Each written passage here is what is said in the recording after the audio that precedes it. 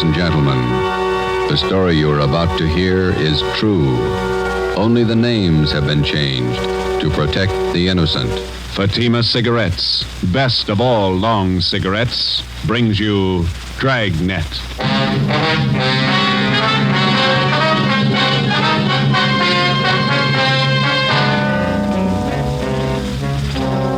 You're a detective sergeant.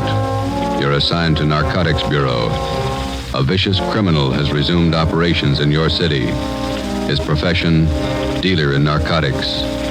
You know his name. You know he's guilty. Your job, prove it. If you want a long cigarette, smoke the best of all long cigarettes. Smoke Fatima. Fatima is the long cigarette which contains the finest Turkish and domestic tobaccos superbly blended to make Fatima extra mild. And that's why Fatima has a much different, much better flavor and aroma than any other long cigarette. That's why Fatima has more than doubled its smokers, coast to coast. So, if you want a long cigarette, smoke the best of all long cigarettes. Smoke Fatima. Dragnet, the documented drama of an actual crime. For the next 30 minutes, in cooperation with the Los Angeles Police Department, you will travel step by step on the side of the law through an actual case from official police files. From beginning to end, from crime to punishment, Dragnet is the story of your police force in action. It was Thursday, January 21st. It was cold in Los Angeles. We were working the night watch out of Narcotics Bureau. My partner's Ben Romero. The boss is Thad Brown, chief of detectives. My name's Friday. I was on the way back into work, and it was 3:49 p.m. when I got to the main lobby of the City Hall, public phone booth.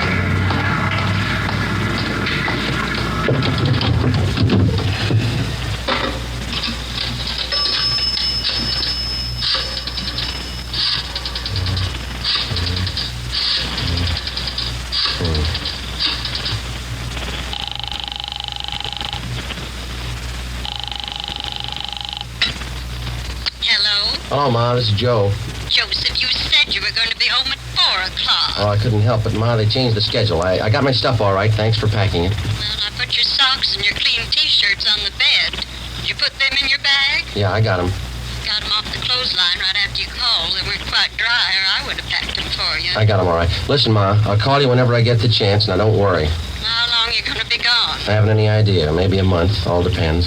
How can I get in touch with you? You can't. Call Ben. He'll get the message to me somehow. Where is it you're going, Joseph? Well, I'm not going anyplace, Ma. I'll be right here in the city, but I just won't be able to come home for a little while. It's a special job. No, like the last time. Yeah. Well, you be careful now.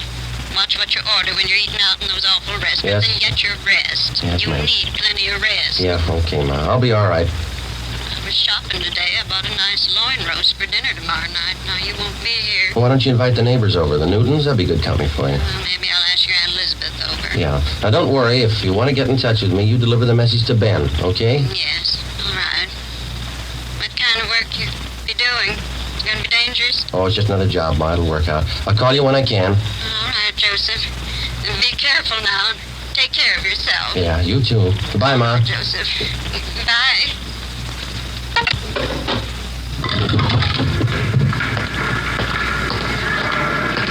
I left the phone booth and started down the corridor. I went up a short flight of stairs and turned left. The afternoon crowd in the City Hall seemed heavier than usual. I walked past the elevators and turned right down another corridor. It was 3:58 p.m. and I got to room 24, Narcotics Bureau. Captain White, Hi, Joe. you want to take these? Yeah, sure. It's my badge. Okay. There's all my identification and my gun. Right. I'll take care of them for you. These clothes look all right? Just a minute. Now, let's see. Yeah.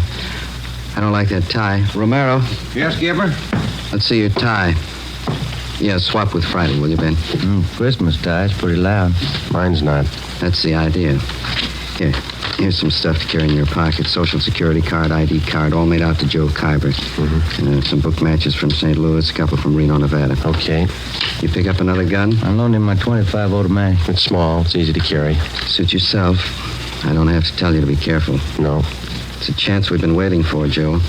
A lot depends on you. I'll do what I can. Just one thing I want to tell you. Take your time.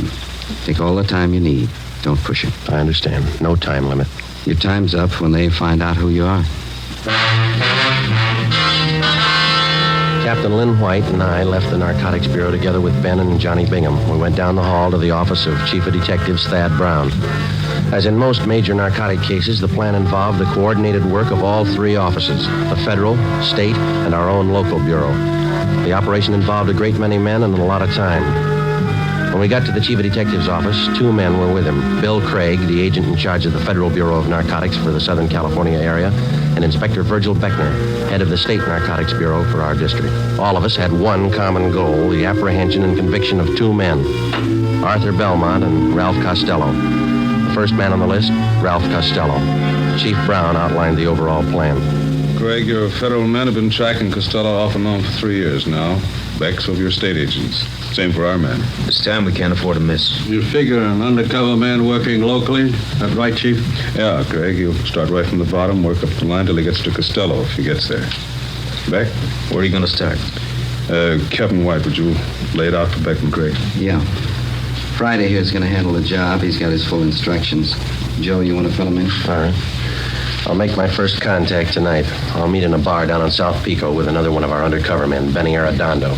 He'll introduce me as Joe Kyber to one of his informants. The informant is supposed to help get me into the Flats gang. The same bunch running on the south end of town? Yeah, small-time peddlers, precurious, a little bit of everything. Go on, Friday. When I get in the gang, I run with them until I find out where and how they make their buys. After you get a contact, you make buys all the way up the line and get as close as you can to the top. Yeah, that's right. You worked out your contact with us? He knows that under no conditions will he be seen around the department here. It's been set up that I have a hotel room lined up down on the east side. Romero here and Captain White will be my only contact with the office. I'll be using the name Joe Kyber. Sounds all right to me. How about you, Craig?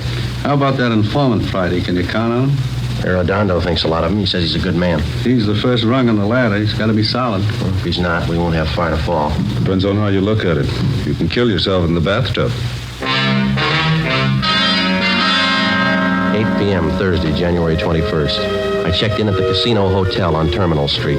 I registered as Joe Kyber, Omaha, Nebraska. I was given the key for room 5. The rent was $7 a week. I unpacked a few things I had in my bag and went down the hall and took a shower. I went down to the lunchroom on the corner. I had an egg sandwich and a cup of coffee. It was 11:18 p.m. when I walked into Blue Wright's Bar and Grill. I ordered a beer and sat down.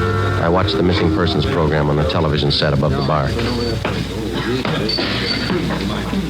Lose somebody, Kyber? Hello, Benny. Been here long? I just got here. Where's your boy? Sitting over there with that fella in the blue suit. Name's Gene. Who is the guy in the blue suit? One of the Flats gang. Gene's lining up your introduction now. Guy's name is Ludwig. They call him Lud. He knows me as Steve. Right. What do we do? Sit tight till Gene gives us the word. The tie of yours looks like it's on fire. Look all right? I wouldn't wear it. Lud would. Get in the hotel okay? Yeah, all set. Room 5. Gene wants us. Let's go. Okay. Hi, Steve. See, your boy got here. Yeah. Gene, meet Joe Kyber. Hi. This is Lud. Joe Kyber, Lud. Sit down.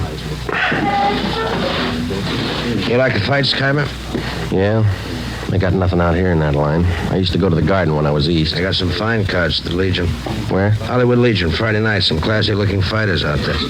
Where's that? Out in Hollywood. Nice little stadium. I'd like to go with you sometime. Tomorrow? I got a date. Maybe next week. Bring her along. A lot of women go. Not this one. Okay. Hey, you guys hungry? I could eat. Yeah. Joe? Sure. How about here? Nobody eats here. Well, steam table over there. The stuff smells pretty good. So does garbage if the wind's blowing the other way. Let's get a French dip sandwich, huh? How about Galbraith's over on Sotelo? Okay. How about you guys? Sure. Well, let's go. All right.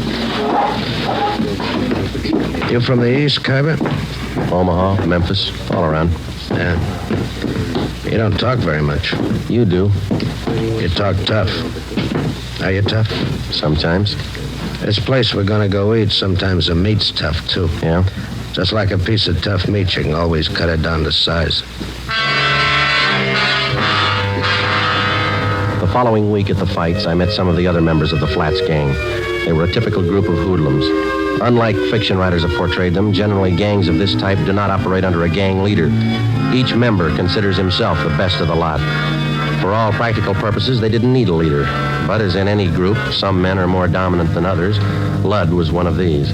Because of his tough manner, I observed that the gang members placed confidence in Lud. It was then that I decided that I had to be tougher than he was if the gang was going to accept me. 5 weeks went by. March 7th. There was still no mention by any of them that they were either using or dealing in narcotics. Come on in, Kyber. Sit down. Lud? Kyber, meet Jerry Phil. Bye. I picked up the tickets for the basketball game tonight. Good seats? Yeah, they look okay. Got an extra, Dokie? Maybe I'd tag along. Yeah, we got 4. You look kind of sad, Kyber.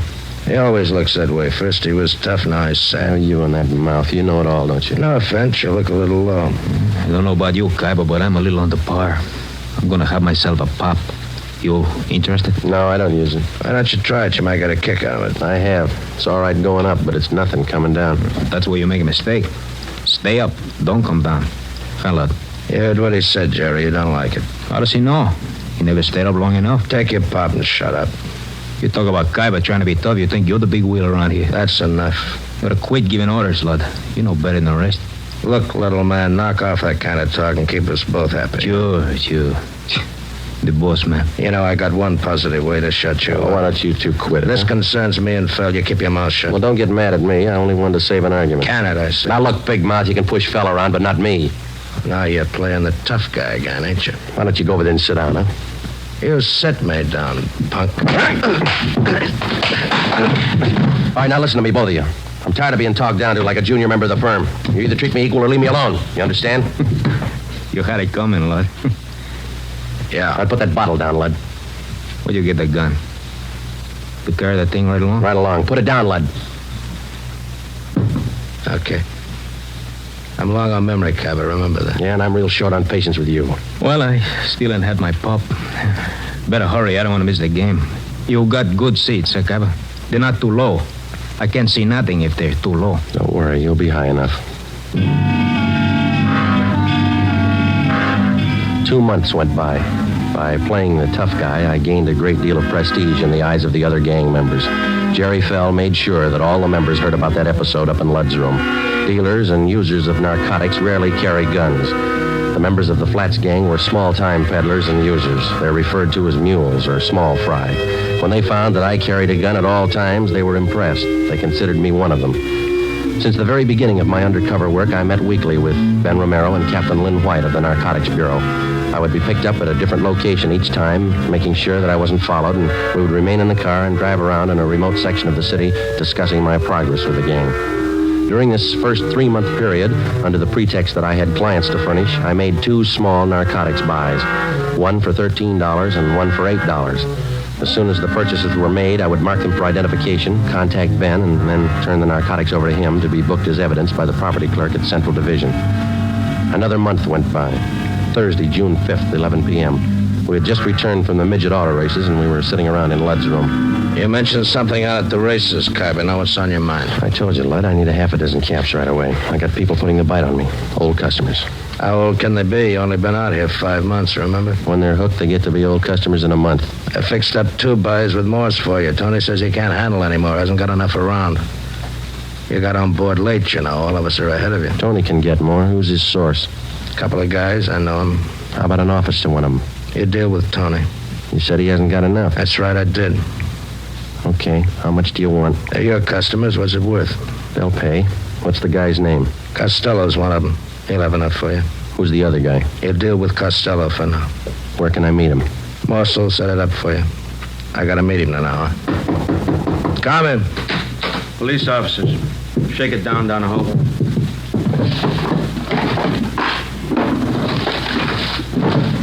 What's the trouble? Checking for a robbery suspect. Find anything, George? Room's clean. We don't know anything about a heist. You'll have to come downtown and answer a few questions. What's the matter with you, fella? You look like we spoiled your party. Yeah, you spoiled it.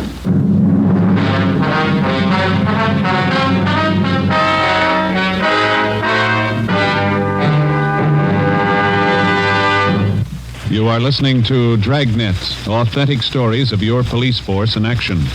Now, here's an authentic report from Fatima Cigarettes. In 1949, Fatima more than doubled its smokers from coast to coast. In 1950, enjoy Fatima yourself. You'll find Fatima extra mild. Because Fatima is the long cigarette which contains the finest Turkish and domestic tobaccos superbly blended to make Fatima extra mild. You'll find Fatima tastes much better. Fatima's superb blend gives you a much different, much better flavor and aroma than any other long cigarette. You'll find Fatima best in cigarette quality. Fatima has always stood for the best in cigarette quality.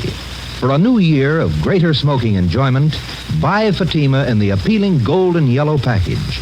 You'll agree, Fatima is the best of all long cigarettes.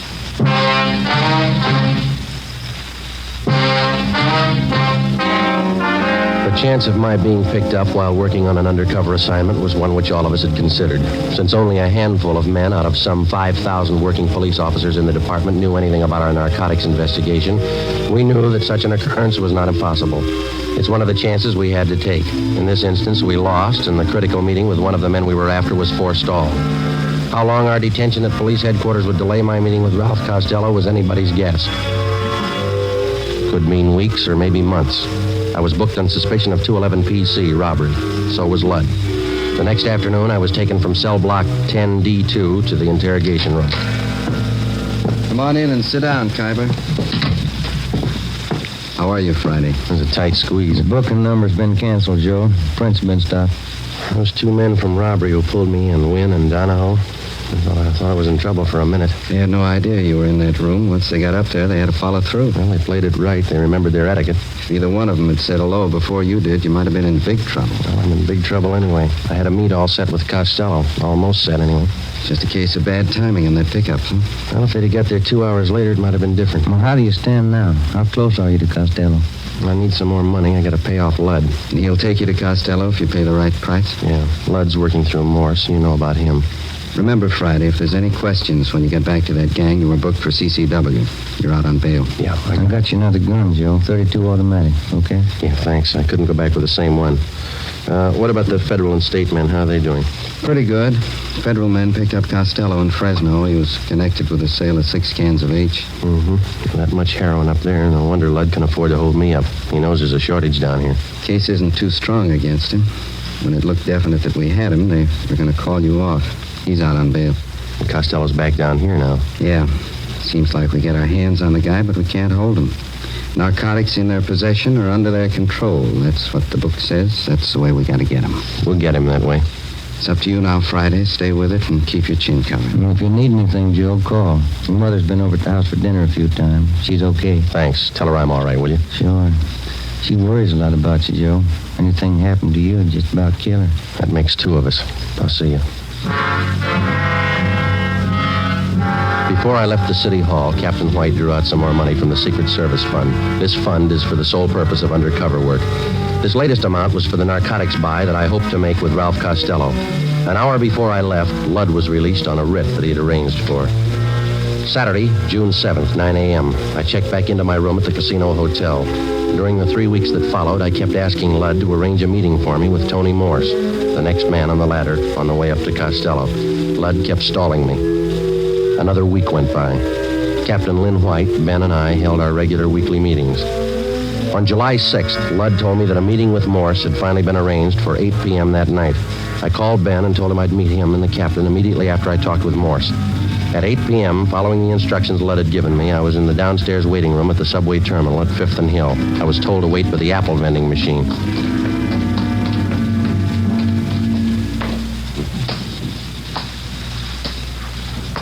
Excuse me, mister. Oh, yeah, sure.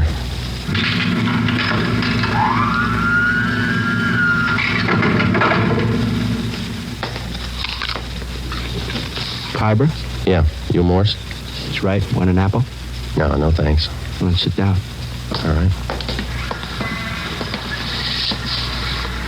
Now, what'd you have in mind? I got a couple of $100 to spend. Can you handle it? Who sent you? You know who sent me. Sure I do. I just want to hear you say it. Ludd. We can handle it. But What'd you have in mind? I said $200 worth. That's 40 caps. We got it. None of that Mexican junk. I want European stuff. You bought before, you'll take what we got. That last buy I made through Lud, the junk was cut to nothing. I can only use so much milk or sugar, you know. By the time it got to you, it was probably cut pretty thin. So was the price you paid for it. I'm not looking for bargains. I push to good people. I want good stuff. You'll do better this time. You're not dealing with Lud. Sure, we cut it. No more than anybody else. Not as much as Lud. When can I get it? You got some sick people? Couple. Have it for you in an hour. Where's the meat? Got a watch? Yeah. What time you got? 12 minutes after 8. Add a minute. Make it 13 after. Okay. An hour from now, 9:13, meet Lud at Macy and Brooklyn on the corner. He'll tell you what to do. Will Lud have it? Meet Lud at 9:13. See you later, Kyber. Oh, wait a minute. How do I know you're leveling? How do we know you are? I went out the front of the subway terminal building. I took a cab down to 7th and Main. I got off and walked into Pop Sherman's bar. I called the office and set up a meeting with Ben and the captain. I ordered a beer, paid for it, left my change in the bar, asked the bartender to watch it, told him I'd be right back. I went out the back way, crossed the alley, and got down to Los Angeles Street. I walked up to 9th and picked up a cab to take me to Fulton and Covina Avenue. I got out and walked 2 blocks. It was 8:41. Joe? Hi. You meet Morse? Yeah. Sure nobody tailed you? I took all the precautions. What's the setup? I'm not sure, and I don't have much time. I'm going to make the buy tonight. When? 9:13. You don't have much time. Kind of rushing it, aren't they? I figured I'd better play along. Who's the meet with? Morse told me to meet Lud at Macy in Brooklyn. Said that he'd carry it from there. Costello in on it? I don't know. You got it all. All right. We'll start picking up the Flats gang. Everyone but Lud. What do you think? Well, the way I got it figured, Morse is Costello's runner. He checked me out, and as far as I could tell, he thinks I'm okay. Yeah. I got a hunch Lud's going to take me to either Morse again or Costello or possibly both. I don't know where the actual meet's going to be. That means a tail job. We'll have to pick you up at Macy in Brooklyn and stick with you until after Lud leaves, if he does, and follow through with you. Figure it wide, Skipper. Don't worry, I know we're close. What time you got, Romero? 10 minutes to 9. Turn down the next block. Right. Pull up here, Ben. Here you go, Friday. Keep your chin covered. Yep. Hey, Hello, Phil. friends of yours in the car? Why? I know them.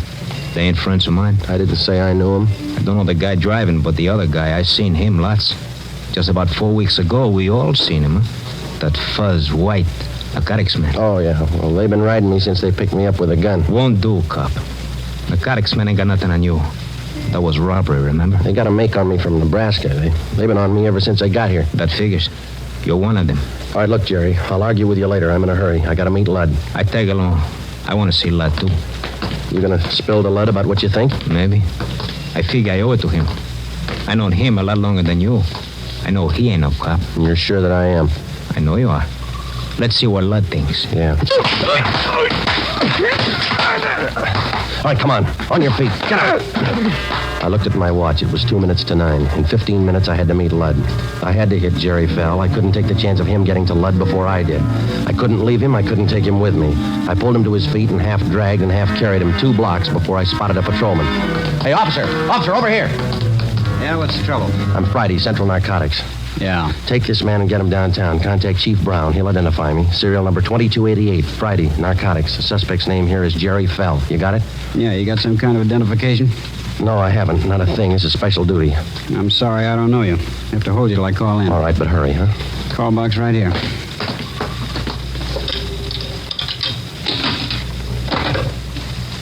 This is Carlson, box 117. Check on a matter with the Chief of Detectives Brown, will you? Yeah, that's right. Have a man here who identifies himself as Friday. What's your first name? Joe Friday. Tell him to hurry. Yeah. Joe Friday, Central Narcotics, serial number 2288. Says he's in a hurry, holding a suspect, Jerry Fell. I'll hold on. Hey, my watch says 5 after 9. What time you got? I got 6 minutes after. It might be a little fast. Any cab stands around here? 4 blocks up the street. Which way? That way? Yeah. Okay, I will. Thank you. Okay, Sergeant. Sorry to hold you up. Need any help? No, you just hang on to this guy. Don't let him go. I started to run. Macy in Brooklyn. 6 blocks away, and I had 8 minutes to make it. A narcotics buy is one date you're not late for. Either you're there at the specified time or there's no deal. The veteran narcotics peddler knows that that's the only safe way for him to operate. A minute, one way or the other, could mean an arrest. I ran. Out of breath, Khyber. Anything wrong? No, the cab broke down. I didn't want to be late. Yeah, you got 40 seconds. That's cutting it pretty thin, but it'll do. Come on. All right. Right here. By this lamppost? That's it, right in front of it. Don't move to the left or right. Stay put. They'll handle the rest. So long.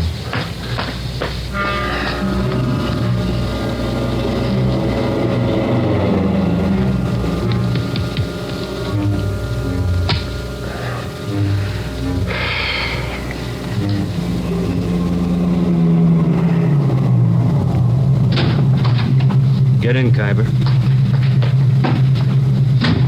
Got the money? Right here.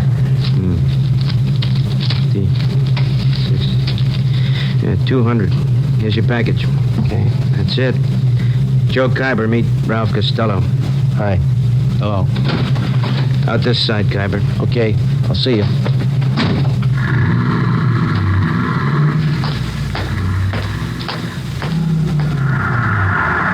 Did you make the buy Friday? Yeah, take him. Hi, Joe. Ben, thought you were with the captain. They don't need me. That intersection's blocked off up there. They're pulling them over right now. See? Yeah. They got him. Costello in the car? Yeah. And that's half of the team. Now what? We go after the big man, Arthur Belmont. Took us 7 months and 4 days to get to Costello. Lots of time. Yeah. Always seems to work out that way, doesn't it? What's that? They always run out of time before we do.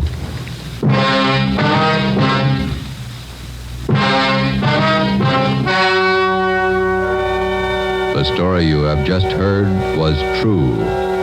Only the names were changed to protect the innocent. On July 6th at 10:45 p.m., Ralph Costello was taken to the Narcotics Bureau, the interrogation room. In a moment, the results of that interrogation. It's amazing how many long cigarette smokers are changing to Fatima. Here is the actual report. From coast to coast, Fatima has more than doubled its smokers. Yes, more and more smokers every day are discovering that Fatima is the best of all long cigarettes. Smokers find Fatima has a much different, much better flavor and aroma than any other long cigarette. They find that Fatima is extra mild because it's the long cigarette which contains the finest Turkish and domestic tobaccos superbly blended to make it extra mild. Enjoy extra mild Fatima yourself. Best of all long cigarettes.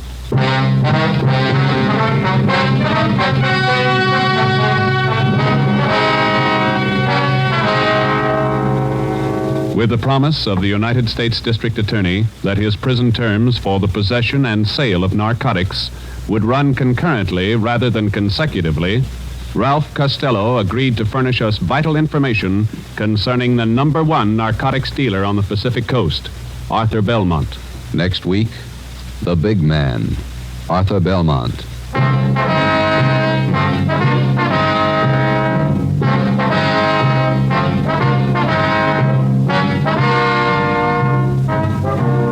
You have just heard Dragnet, a new series of authentic cases from official files.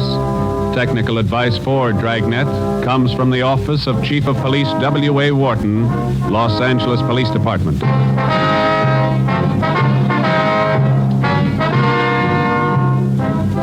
Fatima Cigarettes, best of all long cigarettes, has brought you Dragnet from Los Angeles.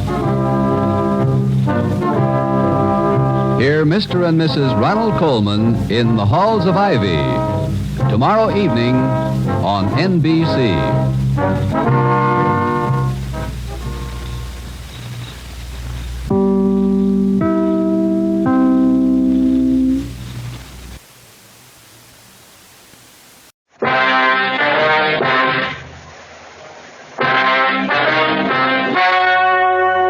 The story you are about to hear is true. Only the names have been changed to protect the innocent. Fatima Cigarettes, best of all long cigarettes, brings you Dragnet.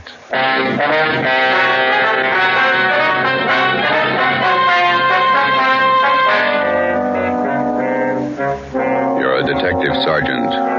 You're assigned to Narcotics Bureau. For 7 months, you've been working with federal and state agents in breaking a narcotics ring. You've apprehended the small fry. Next in the line, the big man. Your job, get him. If you want a long cigarette, smoke the best of all long cigarettes. Smoke Fatima. Fatima is the long cigarette which contains the finest Turkish and domestic tobaccos superbly blended to make Fatima extra mild. And that's why Fatima has a much different, much better flavor and aroma than any other long cigarette. That's why Fatima has more than doubled its smokers coast to coast. So, if you want a long cigarette, smoke the best of all long cigarettes. Smoke Fatima. Dragnet, the documented drama of an actual crime. For the next 30 minutes, in cooperation with the Los Angeles Police Department, you will travel step by step on the side of the law through an actual case from official police files. From beginning to end, from crime to punishment, Dragnet is the story of your police force in action. It was Wednesday, July 9th. It was warm in Los Angeles. We were working the night watch out of Narcotics Bureau. My partner's Ben Romero. The boss is Thad Brown, chief of detectives. My name's Friday. I was on the way into work, and it was 3:58 p.m. when I got to room 24, Narcotics Bureau. Hi, Joe. Feel better? Oh, not quite as tired, Ben. That Costello thing was a long haul. Narcotics Romero. Okay, Bigum. I'll tell him. Meeting's in 5 minutes. Chief Brown's over. Okay, I want to pick up my stuff from the captain first. Hi, Skipper. Come on in.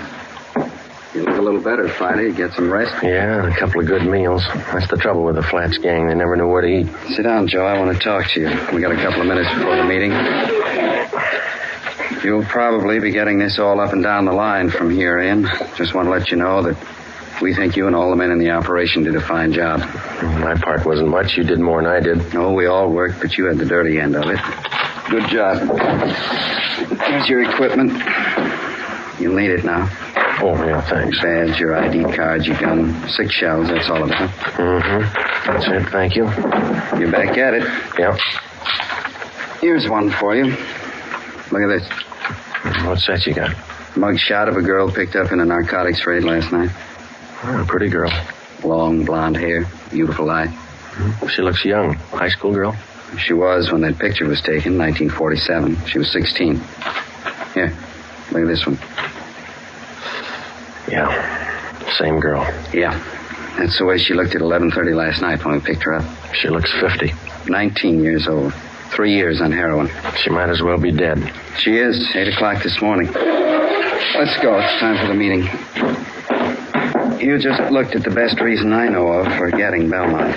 She get her stuff from Belmont? Costello was pushing to her. He got his stuff from Belmont. They all do. Well, let's go. Why would you?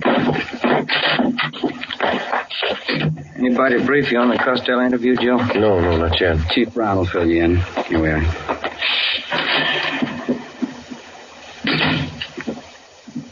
Chief? Gentlemen, come on in. You men all know each other. Sure. Yeah. Hi, Craig. Captain White, I think you and your men know policewoman Caswell. Yes, sir. How are you, Florence? Hello. Miss Caswell, Inspector Virgil Beckman, State Narcotics. How do you do? Oh, yeah. Bill Craig, Agent in Charge, Federal Narcotics. Hello. How do you do? Before we get into the Belmont procedure, let's see how we stand on the Costello case. White, do you want to fill everybody in on information we got from Ralph Costello? Yes, sir. After his arrest Monday night, we interrogated Costello for about 4 hours. We confronted him with the package he sold to Friday here. How'd the stuff test? Crime lab ran it through, about 1/3 of an ounce of heroin, fair quality Mexican stuff.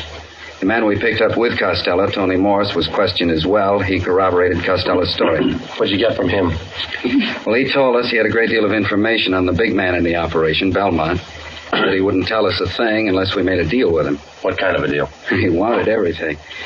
But we finally agreed that the only thing we might possibly work out was his prison term. Mm-hmm. We called in the U.S. District Attorney. We talked another 4 hours. How'd it work out? District Attorney told Costello the only thing he'd do for him was to have his prison terms run concurrently rather than consecutively.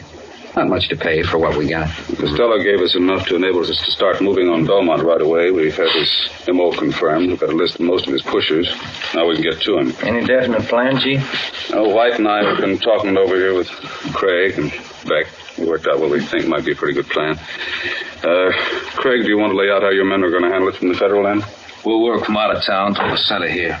We'll check his contacts across the state lines. We've already traced his connections to the east, New York syndicate. We'll keep working that in. Beck, how about your state narcotics men? We'll work inside the state line here. We've already checked out part of his operations. We've located sources in San Francisco, Bakersfield, Fresno, as far south as San Diego, Lower California. We'll draw all those ends up tight. Keep moving. You fellows can both give us a hand if we need assistance. You bet. Yeah, that's right. Fine. White, what are we going to do locally? Oh, it's going to be a case of taking what we know and finding out what we don't know, putting the two together. Seems to me to be a case of watching the man at all times. Belmont shouldn't be able to blow his nose without one of our men knowing it. It's going to be a tremendous undertaking. You all know the tough job it is shadowing narcotics men. They're fidgety, hypersensitive. They recognize anything out of the ordinary at once. And for that reason, it can't be a one-man operation. Everybody's got to work. Our undercover won't work this time. They're no doubt alerted. So we'll work it from another angle. When do we start? We've already started. Belmont lives in Manhattan Beach. His house is under surveillance, has been since yesterday. Well, I can't impress upon all of you the importance of not letting Belmont out of your sight for an instant. A narcotics buy could be made in 30 seconds. If we're not there at the instant, we lose him. Do we have anything at all as to when he might be ready to deal again? Nothing. Nobody seems to know Belmont's exact operating time. Could be any time. And in order to prosecute him, we've got to be there when the narcotics are in his possession or under his control. So we start to live with him and stay as close as we can without being tapped until there's a buy. That's it. Captain White has all the assignments for our local men. Okay. We'll watch him. And stay close to him. If he makes a move, be there. The meeting lasted 4 hours. During that 4 hours, a plan was formulated which we hoped would end in the successful apprehension of the number one man in Pacific Coast narcotics traffic, Arthur Z. Belmont. How do you watch a man, his every move, for 24 hours, day in, day out, without his knowing it? How do you watch a man whose very existence depends upon not being watched, who is expertly schooled in every trick and device of police surveillance, whose method of operation will change with the slightest disturbance of his daily routine, and if that M.O. changes, you've lost him? Thursday, July 10th, in the small Los Angeles suburb of Manhattan Beach, population 10,172, 3 very ordinary events took place. A public nurse began a house-to-house survey. She asked the simple question, have you ever been vaccinated for smallpox? She started canvassing 27 blocks from the home of Belmont. Policewoman Florence Caswell. 2 Japanese gardeners new to the city of Manhattan Beach began soliciting work. They started asking for jobs 38 blocks from the home of Belmont. Sergeant Ten Fujikuni and Patrolman John Kagawa. A team of surveyors driving a station wagon marked with the seal of Los Angeles County began taking linear measurements for the proposed enlargement of storm drains in the area. They started 14 blocks from the home of Belmont. Lieutenant John Bigham, Central Narcotics, Sergeant Ben Romero, and myself. Okay, Ben, bring in the rod. Let's knock off for lunch. What do you want to eat, John? In the wagon. Better take the transfer with us. Kids might pick it up. Okay. I got it. I can't keep the sand out of my shoes. Might as well get used to it. We're a long ways from home. 9 years on the job. It's the first time I ever brought my lunch in a paper sack. Who knows, Joe? This might change your whole way of living. What's that? You want to sit in the front? No, I'm getting back. Fellas, have a look at the local paper. No, why? Manhattan Beach Sentinel, down the bottom of page 1 in the box. Read it. Yeah, let me see. Well, it's good. What is it, Joe? Read it out loud. Well, it says preliminary work on storm drains started. Surveyors. Well, it goes on to say that surveyors have started taking measurements for the new drains. Captain White's idea had the story planted, even got a release from the Planning Commission. It won't hurt us a bit. Well, you said lunchtime. I've got enough here for the whole department. 4 hard-boiled eggs. See what kind of sandwiches I drew. Deviled egg. Look here. See if you can put them on egg bread. I hate eggs. Looks like the captain driving up the street. Yeah, that's him. Driving a city car. Chief engineer. How's it going, Bigham? Fine. Slow. Had your lunch? What do you got? Deviled egg sandwiches. Got plenty. Can't stand them. How about ham and cheese? Yeah, thanks. There you go. How's everybody else doing? Very slow. Takes time. Got to keep taking our time. If we tip it before we got close enough, Belmont's on his way. Mm-hmm. How long are we going to have to keep our distance? Not much longer. We can't take the chance of starting everybody out right on top of Belmont. It might look funny to him. Anybody else would be okay. The average person, your operations might look normal, but we can't afford to try to get it by Belmont that way. With a hop cutter, you never know. It's not so much that we don't know, we just can't take any kind of a chance. That's what I mean. He might have started right on Belmont's front lawn, and he's never got wise. But we wouldn't want to risk it. Belmont been out of his house today? On the go quite a bit. Left his house at 9:13 a.m., went down to the ShopRite market, bought a half-pound of bacon, 2 dozen eggs, loaf of bread, whole wheat. Sergeant Hodges waited on him. He's clerking in the grocery department. Oh, yeah. Then he drove over to his neighborhood gas station, got a full tank of ethyl and 2 quarts of oil, 30 weight, drove home, got back at 9:42. Are you still there? Yeah. About time you guys were back at it, huh? Right. Okay, Ben. You want to grab some of the gear? Yeah. Hey, Joe, give me a leftover bread crust, will you? I'll give him to Seagull. Yeah, sure. Here you go. Well, foot by foot, we're getting closer to Belmont. Hope nobody tips it. Nobody should, unless you don't trust those gulls. We surveyed the city of Manhattan Beach for 5 weeks. Policewoman Caswell, posing as a nurse, continued canvassing. Everybody concerned with the job of standing watch over Arthur Z. Belmont carried out their routine day by day. Daily reports came in from everyone in the operation. These reports would be sifted at Central Narcotics and progress reports compiled for the use of those in the field on the Belmont case. All police cars, as well as city cars, such as we were employing, were equipped with 3-way radio communication. All personnel were in constant contact with one another. Wednesday, August 12th, it was the decision of Captain Lynn White that the idea of our posing as city surveyors had been exhausted. Further use of this could possibly arouse suspicion. Belmont lived at 1227 Ocean Avenue. 2 days before we were called off the surveying job, the city leased the private residence at 1216 Ocean Avenue. A van load of furniture was moved in. Drapes and curtains were hung. Regular deliveries of daily newspapers and milk were made to the house. To all outward appearances, the house was occupied by an average family. Actually, it provided another blind from which we could continue to observe Belmont. Shortwave radio equipment was installed in an upstairs room. Ben and I were assigned the night watch. Another car just stopped in front of Belmont's house. How many does that make? 3 cars. Just a minute. Yeah. A couple of guys getting out. Going up the front door. Where? Let me see, huh? Take a look. Watch curtain. Yeah, Belmont answered the door. He's letting him in. Something's doing. What do you think? I don't know. You called Captain White, didn't you? Oh, an hour ago. Just after the first car pulled up. She'll park in the alley and come up the back way. I better check with everybody again. This portable seemed to warm up slower than our car radio. About the same. Here we go. Unit 140K to Unit 145K. 145K, go ahead. Just checking. Your location the same? That's right, Ocean and Clipper. We got 3 cars to cover now. Stand by. Roger. Unit 140K to 143K. 143K, we got it. Standing by. Location still good? Same. Be talking to you. Stand by. 140K to 149K. 149K, go ahead. Stay put. We got 3 cars now. Yeah, we heard. Still the same spot. Standing by. Roger. Captain just pulled into the alley, Joe. Good. Belmont's porch light just went out. Let's see. 3 guys came in the first car, 2 in the second, 2 in the third. Is that right? Yeah, 7 all told. 8 counting Belmont. Maybe he's running for office. Joe, Ben, any changes since you called me? Another car. Anybody you know? It's too dark to see their faces. Dodge Coupe, gray, black packet sedan, green Chevy. That might be for me. I told the office they could reach me here. White. Yeah, Bigham. You must be wrong. You sure he's not lying? All right, thanks. Yeah. You sure Belmont hasn't left his house since you came on duty? Couldn't possibly. Not without somebody in the detail spotting him. He got out somehow. He made a buy.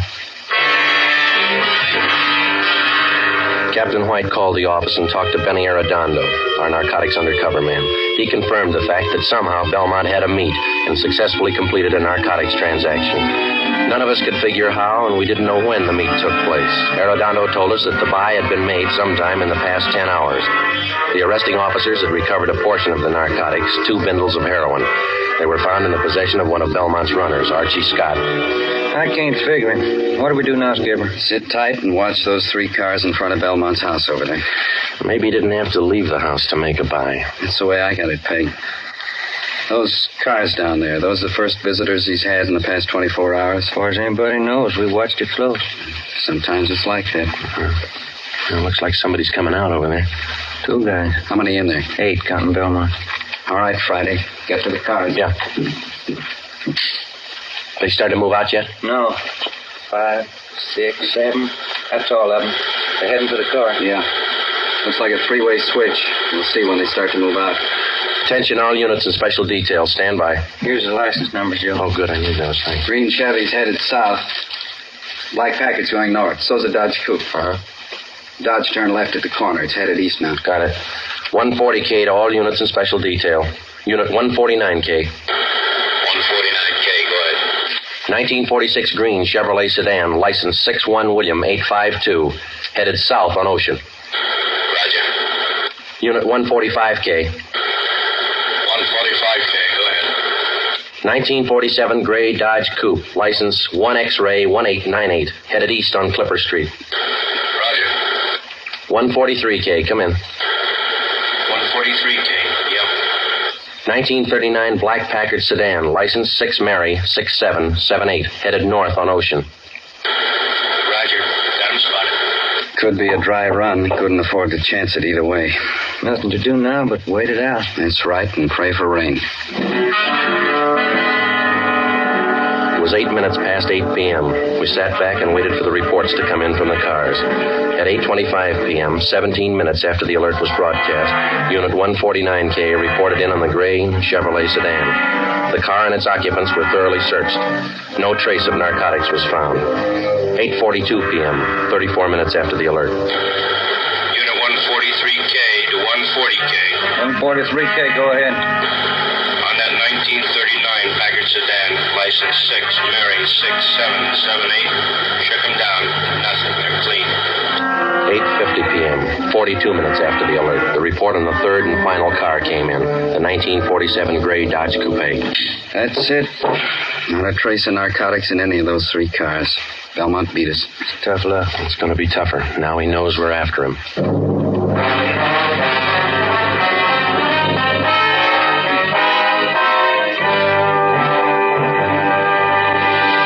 You are listening to Dragnet, authentic stories of your police force in action. Now, here's an authentic report from Fatima Cigarettes. In 1949, Fatima more than doubled its smokers from coast to coast. In 1950, enjoy Fatima yourself. You'll find Fatima extra mild. Because Fatima is the long cigarette which contains the finest Turkish and domestic tobaccos superbly blended to make Fatima extra mild. You'll find Fatima tastes much better. Fatima's superb blend gives you a much different, much better flavor and aroma than any other long cigarette. You'll find Fatima best in cigarette quality. Fatima has always stood for the best in cigarette quality. For a new year of greater smoking enjoyment, buy Fatima in the appealing golden yellow package. You will agree, Fatima is the best of all long cigarettes.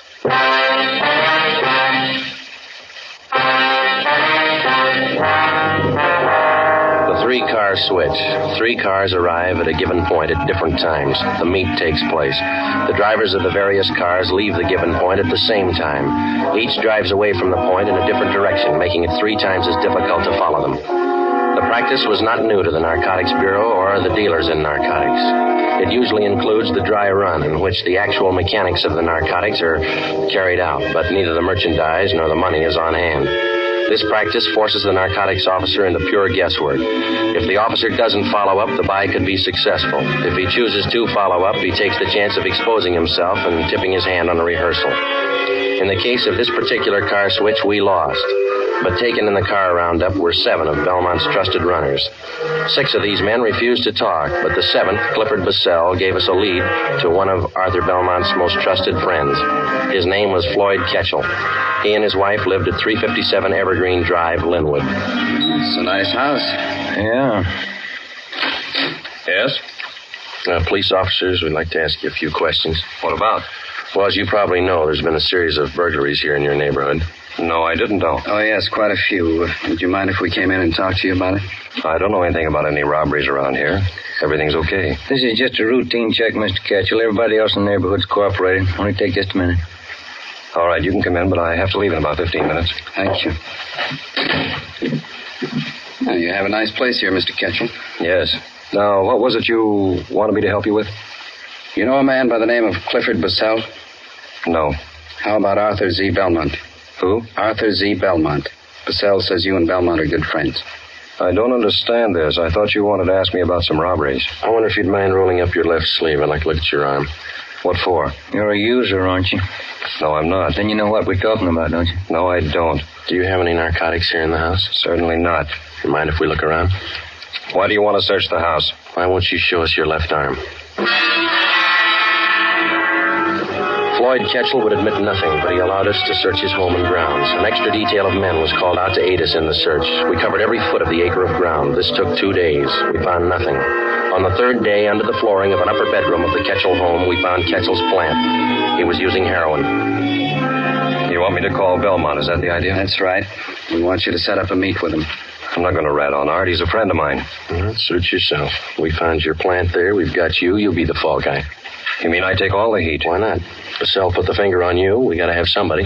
Why pick on me? We just told you. We found the stuff here. Bissell fingered you. You're it. All you have to do is make a phone call. You won't have a clean slate, but it's going to sound a lot better in court. All right. It makes sense. You know what to tell him. We've already been over all that. Call him now. Friday, listen in on the extension. If Ketchel changes his mind in the middle of the conversation, I'll see that he hangs up. Yeah.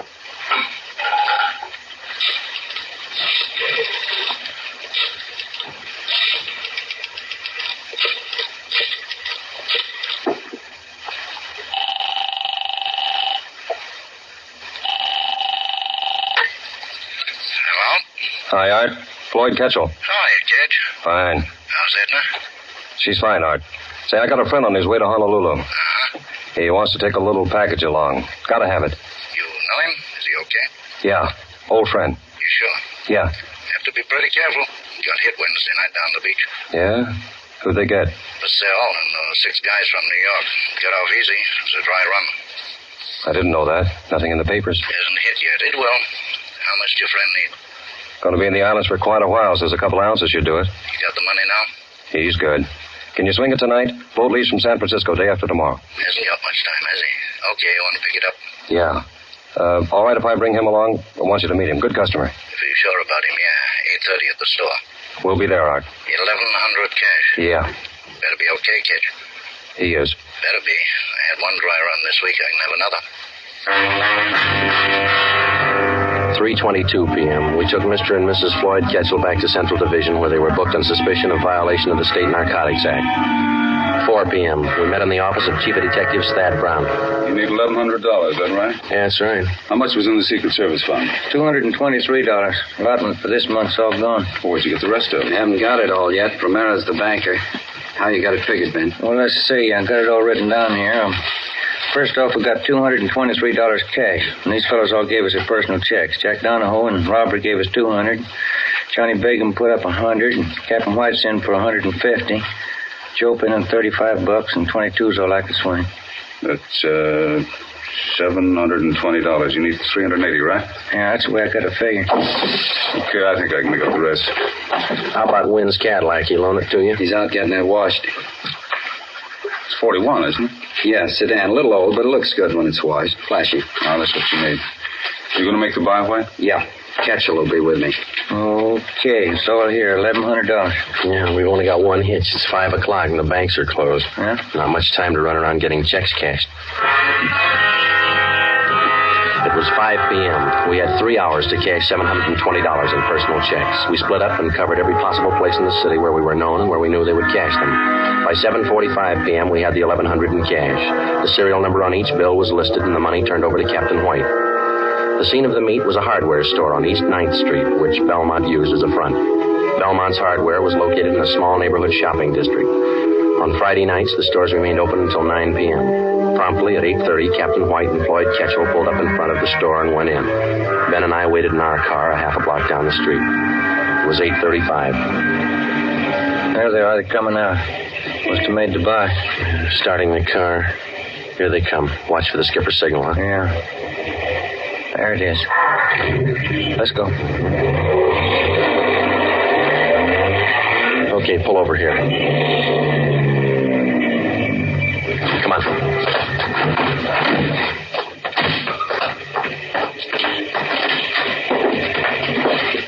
There's a clerk back there. You see Belmont? No. Sir, can I help you? Mr. Belmont around? No, sir. He just stepped out. You sure? Yes, sir. He went out the back door not a minute ago. Bigham and Cassidy are out there, aren't they? Yeah, he won't go for it. Oh, there's Mr. Belmont. Mr. Belmont, these gentlemen want to see you. Running up the stairs to mezzanine. Come on. All right, Belmont. Wait a minute. What's that barrel? Watch it. Look out! Pushing that barrel down the stairs. All right. Let's go. Come on. There he is. He's trying to reach that skylight. Belmont, get down. You'll never make it. Slipping, Joe. Belmont!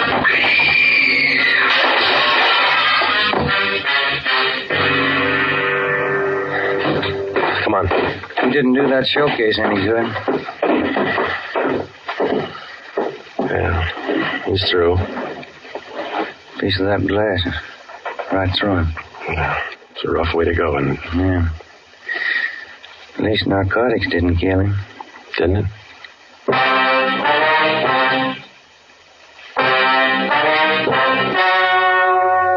The story you have just heard was true. Only the names were changed to protect the innocent. On December 10th, 1948, trial was held in Superior Court, Department 87, City and County of Los Angeles, State of California. In a moment, the results of that trial. It's amazing how many long cigarette smokers are changing to Fatima. Here is the actual report. From coast to coast, Fatima has more than doubled its smokers. Yes, more and more smokers every day are discovering that Fatima is the best of all long cigarettes. Smokers find Fatima has a much different, much better flavor and aroma than any other long cigarette. They find that Fatima is extra mild because it's the long cigarette which contains the finest Turkish and domestic tobaccos superbly blended to make it extra mild. Enjoy extra mild Fatima yourself. Best of all long cigarettes. 12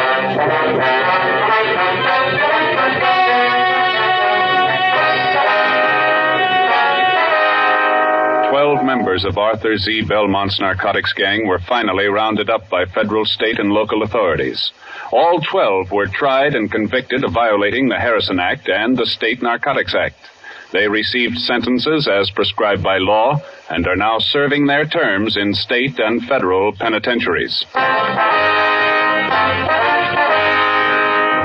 You have just heard Dragnet, a series of authentic cases from official files. Technical advice for Dragnet comes from the Office of Chief of Police W.A. Wharton, Los Angeles Police Department. Fatima Cigarettes, best of all long cigarettes, has brought you Dragnet from Los Angeles. Be sure to hear Mr. and Mrs. Ronald Coleman in Halls of Ivy tomorrow on NBC.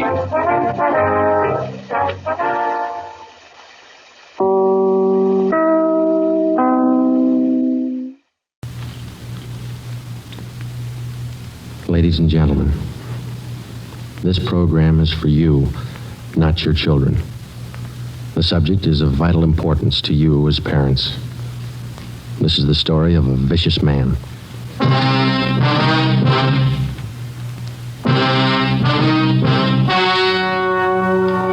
The story you are about to hear is true. Only the names have been changed to protect the innocent. Fatima Cigarettes, best of all long cigarettes, brings you Dragnet.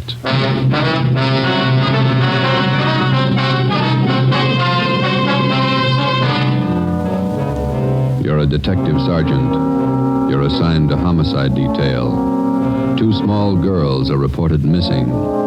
Somewhere between their homes and a neighborhood grocery store, they dropped from sight. Your job, find them. If you want a long cigarette, smoke the best of all long cigarettes. Smoke Fatima.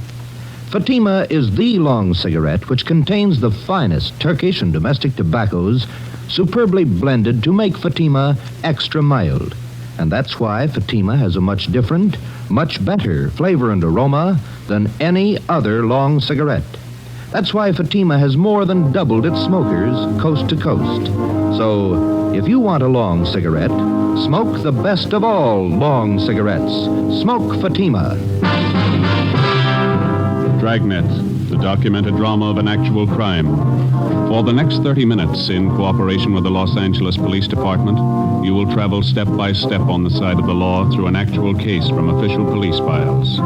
From beginning to end, from crime to punishment, Dragnet is the story of your police force in action. It was Monday, October 27th. It was cloudy in Los Angeles. We were working the night watch out of homicide detail. My partner's Ben Romero. The boss is Thad Brown, chief of detectives. My name's Friday. We were on the way out from Central Division. It was 16 minutes past 8 p.m. when we got to South Peoria Street, number 267. Sure gloomy out. Yeah, it's sultry. Looks like we're in for some rain. Yes, sir? Police officers. Is Lieutenant Barker here? Yes, you want to come in? Thank you. This is Sergeant Romero. I'm Sergeant Friday, Central Homicide. How are you? My name's Claude Jimerson. Lieutenant Barker's in here on the phone now. Hi, Captain. Yeah. I'll let you know. Yeah, Romero, Friday. How's it going, Lieutenant? Not good. You met Mr. Jimerson? Oh, sure. Sit down, gentlemen. Would you like some coffee? I can have the wife make some. No, thank you. We didn't want to bother the girl's parents any more than we had to. Jimerson here is one of the neighbors. He's been nice enough to let us use his phone. The kids disappeared about 4 this afternoon, is that right? At 3:45. Got out a local broadcast on him. Here's a missing report. Thank you, Lieutenant. Thelma Griswold, age 11. Barbara Sperry, 7-year-old. You talked to both families? Yeah. About 3:30 this afternoon, Mrs. Griswold sent her daughter to the grocery store down on Sycamore Avenue. It's about 10 blocks from their home. The Sperry girl, a friend of hers, she went with her. Anybody at the store remember seeing them? According to the grocery clerk, they were there about 3:45. Mother gave the kids a note. They bought a loaf of white bread, a half pound of bacon, a dozen oranges. Yeah. That's right, Sergeant. I hope nothing's happened to the kids. We've been neighbors to the Griswolds for years. Sperry's, too. Did you notice if the little girls were going in the direction of their home? Yes, they were. The last time I saw them, they were about a block away, heading straight for home. Little Sperry girl had her dog with her. Champ, I think they call him. He's a collie. And he's missing, too. That's right, Joe. Not a trace of the kids or the dog. Juvenile officers from 77th Street have been checking the neighborhood for the past 3 hours. Are the girls in the habit of wandering off like this? Parents say no. It's the first time. Mm-hmm. Well, thanks very much, Mr. Jimerson. Oh, not at all, Sergeant. Sure you won't have a cup of coffee? No, thanks. We don't like to bother you, but we may have to check back with you later tonight. Routine questions. If I can help out in any way to find those girls, let me know. Yeah, we'll let you know, Jim. Thanks again. Nice fellow. Yeah, most of the neighbors we've talked to have been the same, anxious to help. Some of them are out with our juvenile officers now trying to dig up a lead on the kids. You checked the movie theater and the playgrounds in the neighborhood? Everything, Joe. Those some of your men from juvenile, Lieutenant? Yeah, looks like it. Yeah, Schwartz and Preston. Lieutenant? Yeah, Preston, what you got? Found the kid's dog, the collie. Where? Just above Sanchez Drive up in the hills. Hope it's no indication. How do you mean? Dog's dead. The collie dog was taken to a veterinarian on Jefferson Boulevard to be examined for cause of death. We put in a call to the office, and a special detail of men was assigned to aid in searching the area where the dog was discovered. We got out an all-points bulletin. The fathers of the missing girls and a dozen neighbors joined in the search. With the aid of flashlights, we started from the end of Sanchez Drive, and as best we could, we covered the ground for almost a full mile back into the Sunset Hills. 10:55 p.m. It started to thunder. The search went on. The hilly terrain and thick patches of scrub oak didn't make the job any easier. 11:15 p.m. It started to rain. Watch your step, Joe. The rocks are slippery. Yeah. I can't figure it. Not a sign. What do you think? I don't know. Wait a minute. Flash your light over here. No, here. See something? I thought I did. Yeah. Scrap of brown paper. Who's this coming? Sergeant, is that you? Oh, Jimerson? Yeah, what's that you got? I found it right down there, just off the path. Paper sack. Look.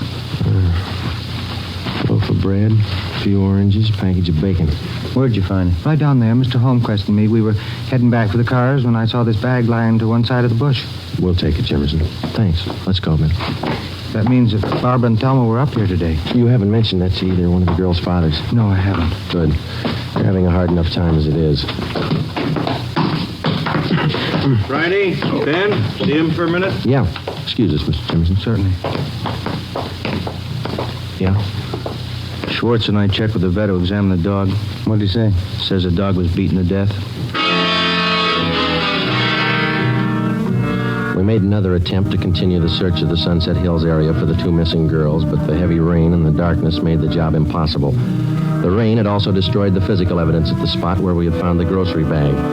We went back to Jimerson's house and called the office again. Another detail of men was assigned to be on hand to help in the search when it resumed at daylight. Chief of Detectives Thad Brown and Captain Harry Elliott of Homicide were notified of late developments. At 25 minutes past midnight, we started to retrace the steps of the two missing girls from the time they left their homes at 3:30 the afternoon before. We covered every foot of ground along the route which the girls reportedly took on their way to the grocery store. We got the grocery clerk out of bed and interviewed him again. We talked with two elderly ladies in the neighborhood who said that they had seen the missing children between 3 and 4 p.m. the previous afternoon. They could add nothing to what Jimerson had already told us. 3:30 a.m. It was still raining hard. We drove back to South Peoria Street and sat in the car. The lights were still burning in the homes of the missing youngsters, the Griswolds and the Sperrys. Jimerson asked us in for coffee again. This time we accepted. We went in and sat around the kitchen table. Glenn Chandler and Stendhal from Homicide, Lieutenant Barker, Ben, and myself. Jimerson's wife made the coffee. There wasn't much talking.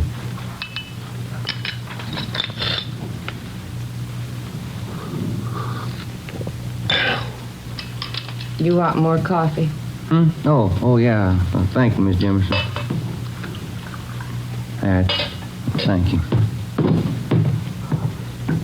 You want some more? No, thanks. It's fine. You want some more coffee? You got enough there? Sure, Lieutenant. Plenty. Go ahead. Thanks. Fill the sugar bowl, will you, Amy? Empty. There isn't any more. You never do things right. I told you to get some at the store today. You told me? Yeah, that's all right, Jimerson. Never use it anyway. Thanks. Never do anything right. All right, Amy, go to bed. She's a little upset. Not feeling too well.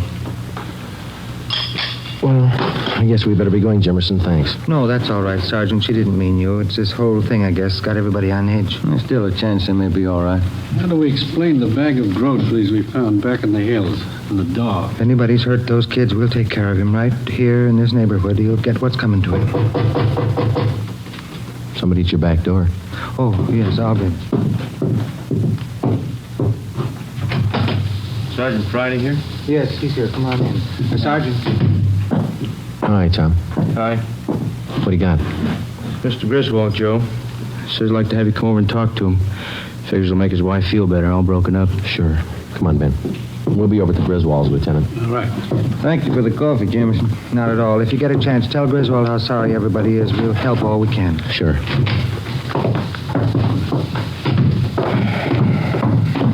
Bad night. Yeah. Did you check by the Sperry's house, Tom? Mm-hmm. Mother's trying to get a little sleep. Father's still sitting up. There he is, by the window. Yeah. This is the Griswold home. Go ahead, Tom. Yeah. They're going to ask questions. What are we going to tell them? I don't know. They could be all right. Kids do funny things sometimes. Maybe, but they don't murder their pet dog. Like a doctor, a lawyer, or an engineer, the police officer comes to realize that there's only so much that can be learned from his books. Time and experience make up the rest. The police manual contains no stock answers for the grieving wife who has just lost a husband in an auto accident. No firm but polite reply to the belligerent motorist handed a traffic tag. No words of reassurance for distraught parents of missing girls, ages 11 and 7. Whether it's trapping criminals or comforting parents, you find the right answer the hard way. There isn't any other way. We sat and talked with the Griswolds for a full hour. We didn't tell them about the dog or the bag of groceries. Until the fate of the two little girls was definitely decided, we figured giving them the information would serve no purpose except to add to their worries. 5 minutes past 5 a.m., almost a full hour until daylight. It was still raining. George, maybe the officers would like some breakfast before they leave. No, thank you kindly, Miss Griswold. We had some sandwiches about an hour ago. You sure I can't fix you something? No trouble. No, sir. Thanks anyway. Thanks. Terrible night. Rain. Now, Helen, just a little while longer. We'll find the girls. It'll be daylight soon. Mrs. Griswold, some of your neighbors tell us that there were two strangers here in the neighborhood this afternoon. Yes, but that was earlier. Mrs. Nelson next door and I were talking about it. One was a gardener looking for work. The other one was selling books. What time were they around, ma'am? Book salesman was here about noon. The gardener about 2 o'clock. Mm-hmm. How is your daughter about strangers? Does she make friends easily? No, not at all. Thelma's very careful about that. She'd never go with a stranger, I'm sure of it. Why do you ask that question, Sergeant? Have you found out something? No, sir. No, we haven't. It's just a routine check, that's all. Can't understand it. The girls. Out in all this rain, something must have happened, I know. Now, Helen, you've been doing fine. Don't let down now. Joe, Chief Brown's car just pulled up outside. Thanks, Tom. Ben? Yeah. Thank you very much, Mr. Griswold, Ms. Griswold. Well, thank you, gentlemen. Here, let me show you the door. We'll meet at the end of Sanchez Drive, Mr. Griswold, about 6 a.m. It should be light enough by then. Oh, all right. Oh, Sergeant, there is a chance, isn't there? The girls are all right. There's a good chance. You try not to worry. Come on, Ben. Practice.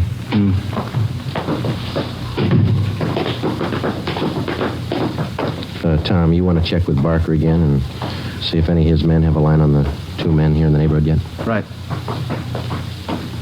If you want us, we'll be in Thad Brown's car. All right, Sergeant. What time you got, Joe? 20 to 6. It's getting light now. Yeah. Let's get out of this rain.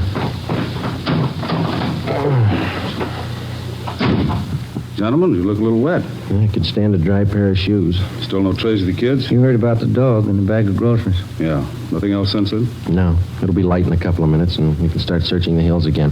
I ordered up another detail of men to help. They're parked up on Sanchez Drive. Captain Elliott's with them. Good. We can use all the help we can get. That's rough terrain. There's a lot of ground to cover up there. Guess you talked to everybody in the neighborhood. Yeah. Parents, too. They help you much?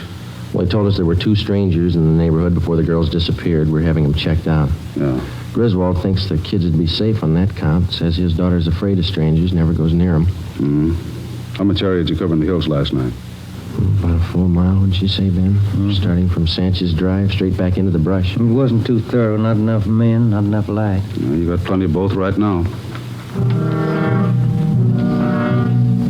10 minutes past 6 a.m., Tuesday, October 28th.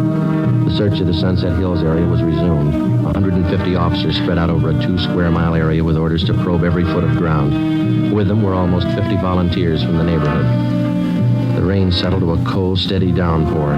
The mud was ankle deep. 8:30 a.m., no sign of the missing youngsters. 10:30, still no sign. The search went on. A neighborhood restaurant owner sent out 5-gallon jugs of hot coffee for members of the searching party. After 6 continuous hours combing the hill, still no results. Chief Brown, Ben, and I went to the car for a cup of coffee and a cigarette. It's got me beat. Those kids wandered off. They had to come in this direction. Well, they couldn't have headed toward town. Somebody would have noticed them, sure. Yeah. No leads at all on that APB you sent out? 2. They both fizzled. And the youngsters up in those hills someplace. Gotta be. Are you two ready? Yeah, let's go. Sure doesn't figure. 2 square miles. We've been over it twice. We'll go over it again. Find them. Thelma Griswold, age 11. Barbara Sperry, age 7. Tuesday, October 28th, 2 p.m. They were still missing. Another detail of men from Metropolitan Division were dispatched to aid in the hunt. The daily newspapers played the story across the front page. Wire services bulletined the news across the country. Radio newscasters covered the story at the scene. On South Peoria Street, the two mothers sat in their homes and waited. The search went on. It stopped raining. Did you cover that patch of underbrush over there, Joe? Yeah. Watch it. Yeah. I'm tired. Oh, yeah. Let's swing up this way. All right. Anything? No, nothing. All right, come on. Almost 2:30. Yeah, too much coffee, sour stomach. Me too. You got a cigarette? I'm out. Oh, here. Thanks. Friday! Romero! Come on down! Rustin, what do you got? What is it? They found him! They found the kid! Come on. Watch it, Ben. Bad spot here. Yeah, it's slippery.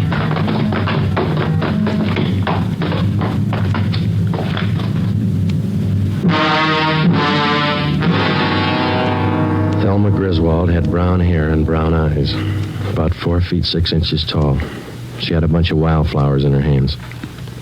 Barbara Sperry had blonde hair and blue eyes. She held a bunch of wildflowers, too. Friday? Chief?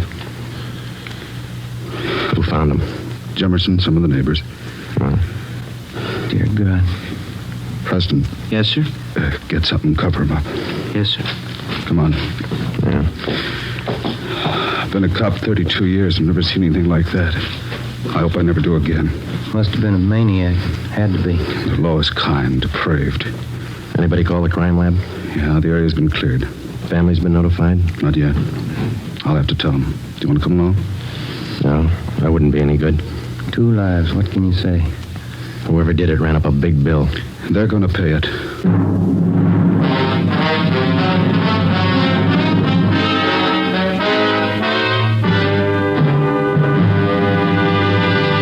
You are listening to Dragnet, authentic stories of your police force in action. Now listen to these authentic reports about Fatima cigarettes. Sales reports show that Fatima has more than doubled its smokers from coast to coast. Smokers' reports give the actual reason for this astonishing gain. Hear what Mr. W.B. Williams of New York has to say about Fatima. I like its even mildness, no irritation. There's something about the taste of Fatima that doesn't seem to be in any other cigarette. In the words of Miss Marie Blacker of Chicago, my friends are switching to Fatima, too. It's much the best of long cigarettes. Listen to this statement by Miss Cecilia Marr of Los Angeles. I like Fatima best. It's so mild and has a wonderful flavor. Yes, from all reports, Fatima is the best of all long cigarettes. Enjoy extra mild Fatima yourself. It's wise to smoke extra mild Fatima.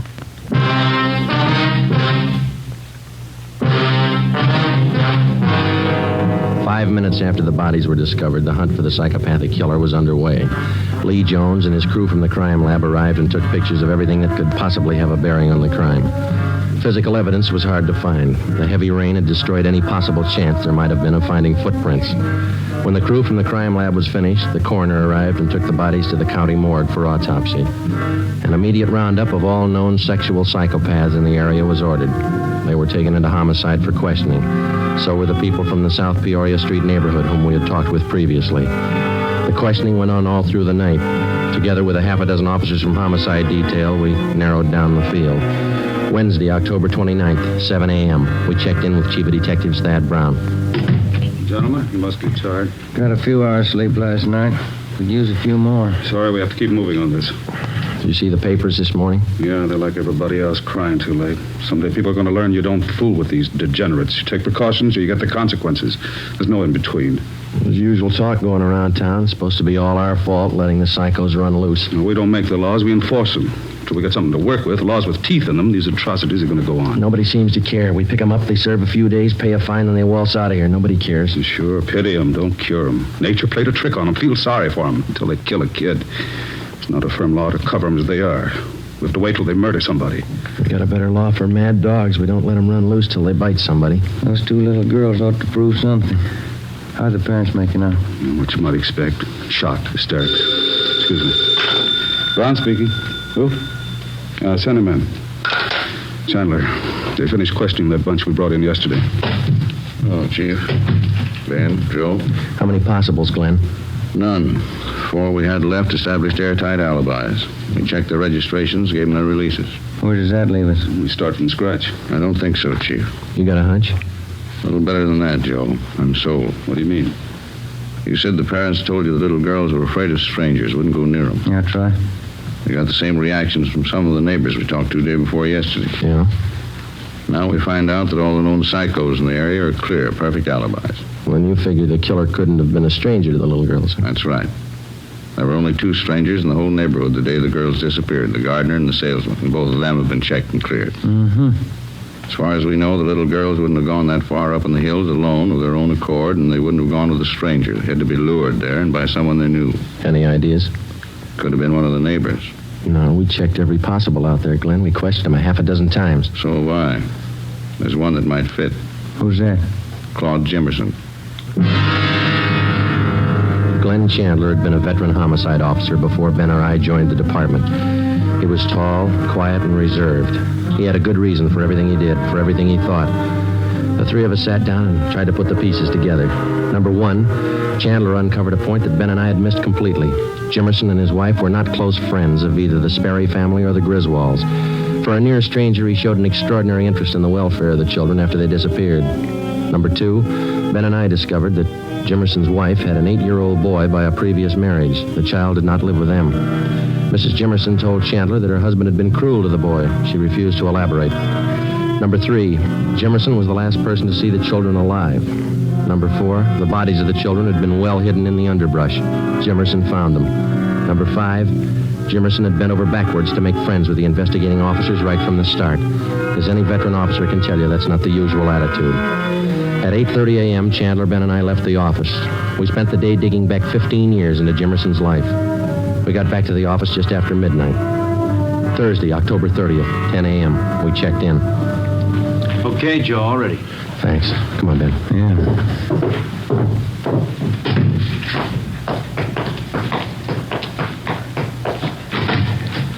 Morning, Mr. Jimerson.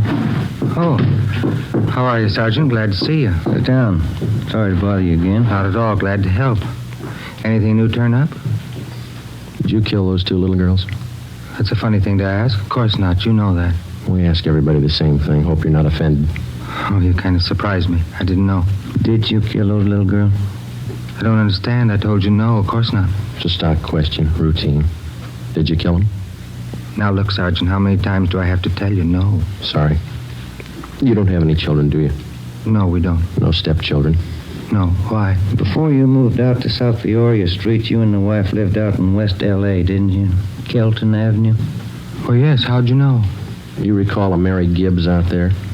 Gibbs? No.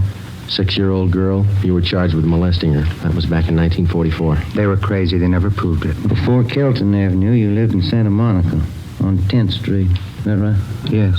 It was an 8-year-old girl. Donna Honrath? That kid lied, too. She asked me to fix her doll buggy. I never went near her. What about your stepson? Why isn't he living with you? Why did your wife send him to live with her sister? Amy's crazy. I never harmed the boy. We didn't get along, that's all. He got on my nerves. You've had 4 jobs in the past 5 years. What were they? I don't know what you're talking about. You were a janitor at a grammar school down the south end of town, then a gardener at a children's playground, then you were a shoe salesman, children's shoes, then you worked at another grammar school. What does all this mean, anyway? What are you getting at? Have you ever been in jail? Once. 6 months. There was some trouble. What kind of trouble? I didn't know what I was doing. I was drinking. I didn't mean to bother the kid. Well? That's all, Jimerson. Routine questioning. You can go now. Oh, thanks. I hope you haven't got the wrong idea about me. I like children, that's all. Sure. Thanks for coming in. Well, not at all, Sergeant. Anything I can do to help. Well, goodbye. Say, Jimerson, I almost forgot. There is one thing. Oh? Since you're the one who found the little girls, we'll have to have you identify the bodies. It won't take long. Morgue's just across the street, up the block. Well, I'd like to help you, but I got an appointment. All you have to do is look at them. Won't take you long. Come on, let's go. I'd like to help, Sergeant, but I don't take these things well. I get sick. We'll make it fast. Out this way.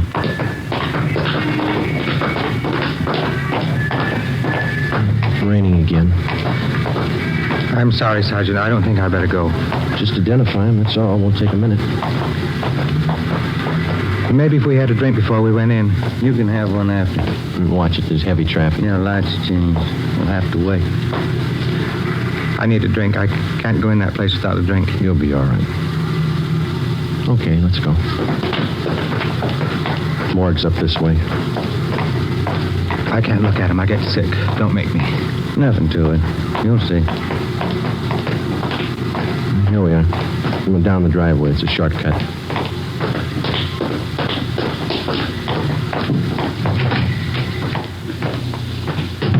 This way.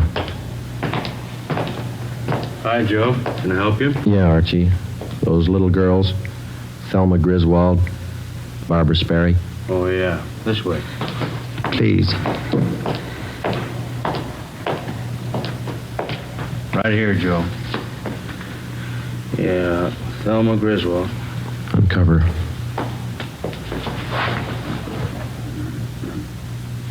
Jimerson? Yeah. Thelma.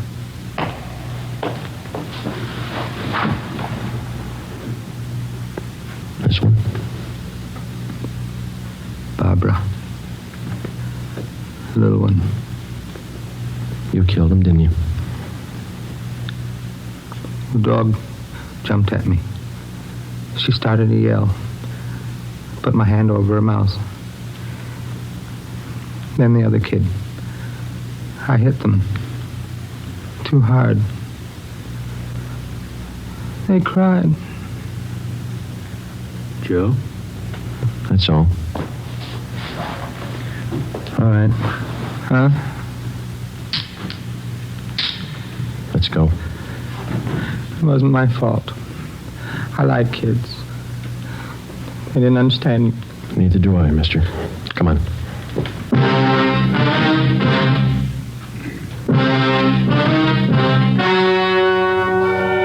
The story you have just heard was true. Only the names were changed to protect the innocent. On March 18th, trial was held in Superior Court, Department 87, City and County of Los Angeles, State of California. In a moment, the results of that trial. It's amazing how many long cigarette smokers are changing to Fatima. Here's the actual report. From coast to coast, Fatima has more than doubled its smokers. Yes, more and more smokers every day are discovering that Fatima is the best of all long cigarettes. Smokers find Fatima has a much different, much better flavor and aroma than any other long cigarette. They find that Fatima is extra mild because it's the long cigarette which contains the finest Turkish and domestic tobaccos superbly blended to make it extra mild. Enjoy extra mild Fatima yourself. Best of all long cigarettes.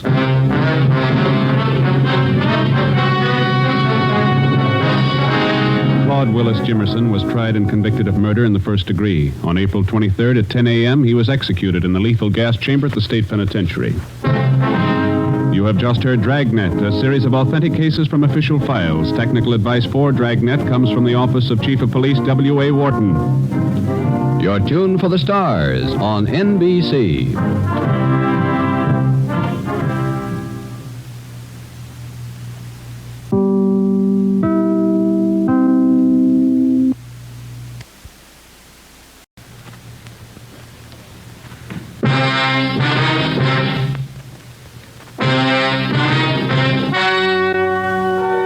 The story you are about to hear is true. Only the names have been changed to protect the innocent. Fatima Cigarettes, best of all long cigarettes, brings you Dragnet.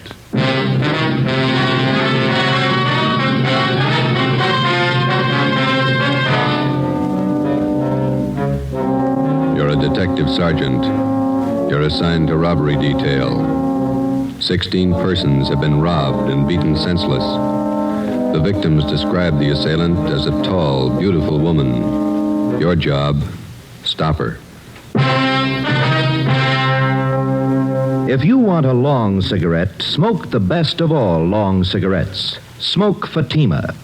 Fatima is the long cigarette which contains the finest Turkish and domestic tobaccos superbly blended to make Fatima extra mild. And that's why Fatima has a much different, much better flavor and aroma than any other long cigarette. That's why Fatima has more than doubled its smokers coast to coast. So, if you want a long cigarette, smoke the best of all long cigarettes. Smoke Fatima. Ladies and gentlemen, next week marks the beginning of National Crime Prevention Week, sponsored by your local police department. These 7 days are set aside to call your attention to the fact that your police officer, to better ensure the safety of your community, relies on the cooperation of the individual citizen. We feel that crime prevention should be observed not 7, but 365 days a year. Dragnet, the documented drama of an actual crime. For the next 30 minutes, in cooperation with the Los Angeles Police Department, you will travel step by step on the side of the law through an actual case from official police files. From beginning to end, from crime to punishment, Dragnet is the story of your police force in action. It was Wednesday, October 3rd. It was warm in Los Angeles. We were working the night watch out of robbery detail. My partner's Ben Romero. The boss is Thad Brown, chief of detectives. My name's Friday. We were on the way over from the city hall, and it was 6:55 p.m. when we got to the county hospital, Ward 9800, room 12. This way, gentlemen. The third bed. Thank you. Here we are. Please try not to excite him, Sergeant. He's had a pretty hard time. Yes, ma'am. Thank you. Make your visit as brief as possible. We will, thanks.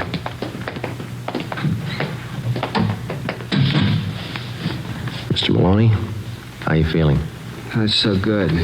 You fellas doctors? No, sir. Police officers. This is Sergeant Romero. My name's Friday. Robbery detail. Oh. Find out anything yet? Still checking, Mr. Maloney. We'd like to have you tell us exactly what happened night before that. Well, she sure had me fooled. That's all I can say. You're not the first one. 15 others ahead of you. Would you tell us what happened? Well, I left the shop a little after midnight, and I started to drive home out Central Avenue. You work at Maloney's Steakhouse down on South Commercial, isn't that right? Yes, sir. My uncle owns the place. His name's J. Brown Maloney. He knows a lot of cops. You know him? We met him this afternoon. Could you tell us what happened after you left work? Well, I started to drive home out Central Avenue. I guess it must have been around 18th Street. Would you push that bill up a little bit? Yes, sir. I'll get it here. How's that? Thanks. I pulled up for the arterial. I saw this gal standing on the corner. She was hitchhiking. Do you remember what she looked like, how she was dressed? Well, you know, kind of flashy, but nice clothes. Good-looking dame. Tall, long blonde hair, beautiful eyes. You're sure about the color of her hair? Yeah, it was blonde. And you offered her a ride? I didn't think there was anything wrong in it. I'm a married man, you know. I didn't think there was anything wrong. What happened then? Well, she got in a car and we drove off. We talked a while and then she pulled a gun on me. Told me to drive up an alley. Where was that? Do you remember? Around 32nd Street, 32nd and Central. And then what? She took my wallet, watch, car keys, everything I had. Mm-hmm. And she made me get out of the car, lay down on the street. I felt her shove that gun again. Can you fix that pillow? Yeah, you bet. Just lie still here. There you are. I felt her shove that gun against me, and then she pulled the trigger, I guess. That's all I remember. You don't recall her slugging you? Must have happened after she shot me. Her face looks pretty bad, huh? You'll be all right, Mr. Maloney. You think you'd recognize the girl if you saw her again? I sure would. Nice looking, you know. Tall, blonde, beautiful shape. Doesn't figure, does it? What's that? She'd make more money on the stage than she would rolling guys like me. Must be crazy. Maybe. Would you look at these mug shots, Mr. Maloney, and see if any of these look like her? Let's see. Here you are. This one? No.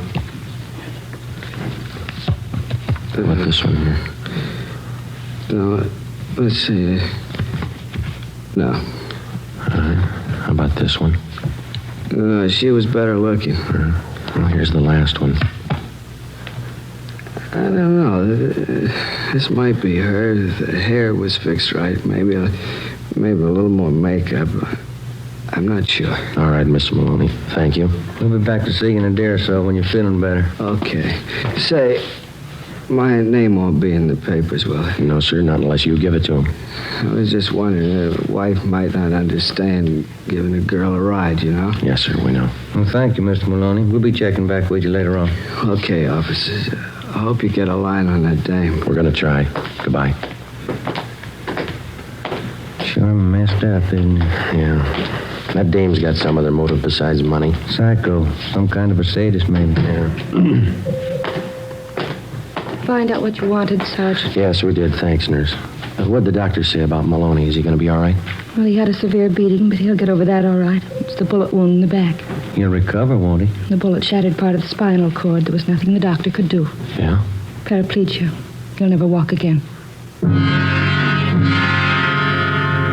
We left the county hospital, went back to the office, and got out a local broadcast for the woman whose mugshot Maloney had partially identified. Her name was Beverly Allen.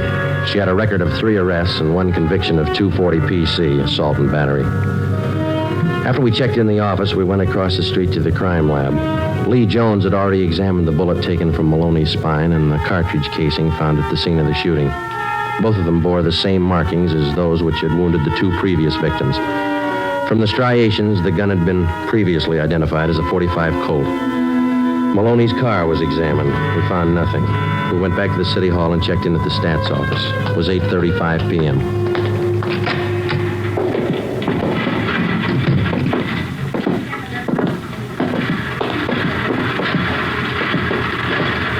Hi, Ethel. Make that run for us yet? Just a minute, Sergeant. How you coming, Ethel? Fine, here. Same old run.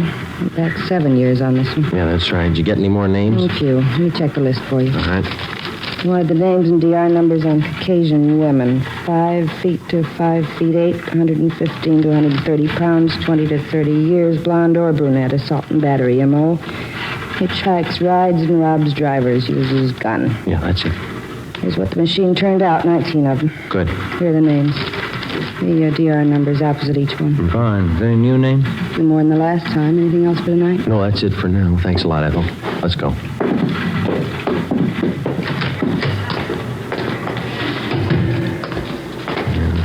Bad start. How's that? 17 of these names we checked and cleared already.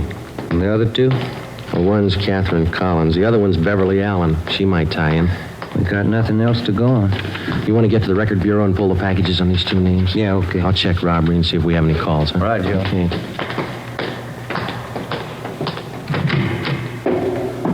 Hi, Captain. Any calls for us? Just one. Thad Brown wants to see you. Oh, bad mood? Kind of. Wants me, too. Let's go.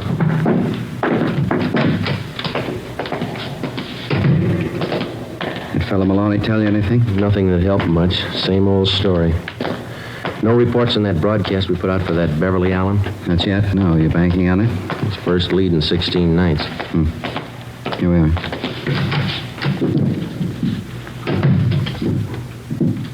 Walker, Friday, come in. How are you, boss? Sit down. Take a look. Woman bandit gets 16th victim. Beautiful hold-up queen robs, shoots restaurant worker. Yeah? It's on the editorial page, too. Something else. Memo from the chief. Here, letter from the Downtown Citizens Committee. Another one, Civic Club. They all want answers. Men are doing all they can, Chief. We got 2 other teams besides Friday and Romero working the case. Special squad from Metropolitan Division. They're on it, too. I don't care what we've done. We got to do more. 16 nights, 16 robberies, and 3 shootings. 3 victims still in the hospital. When did we blow the whistle on her? We've checked out every possible lead, Chief. We got a warrant out on one suspect. We're checking out another one.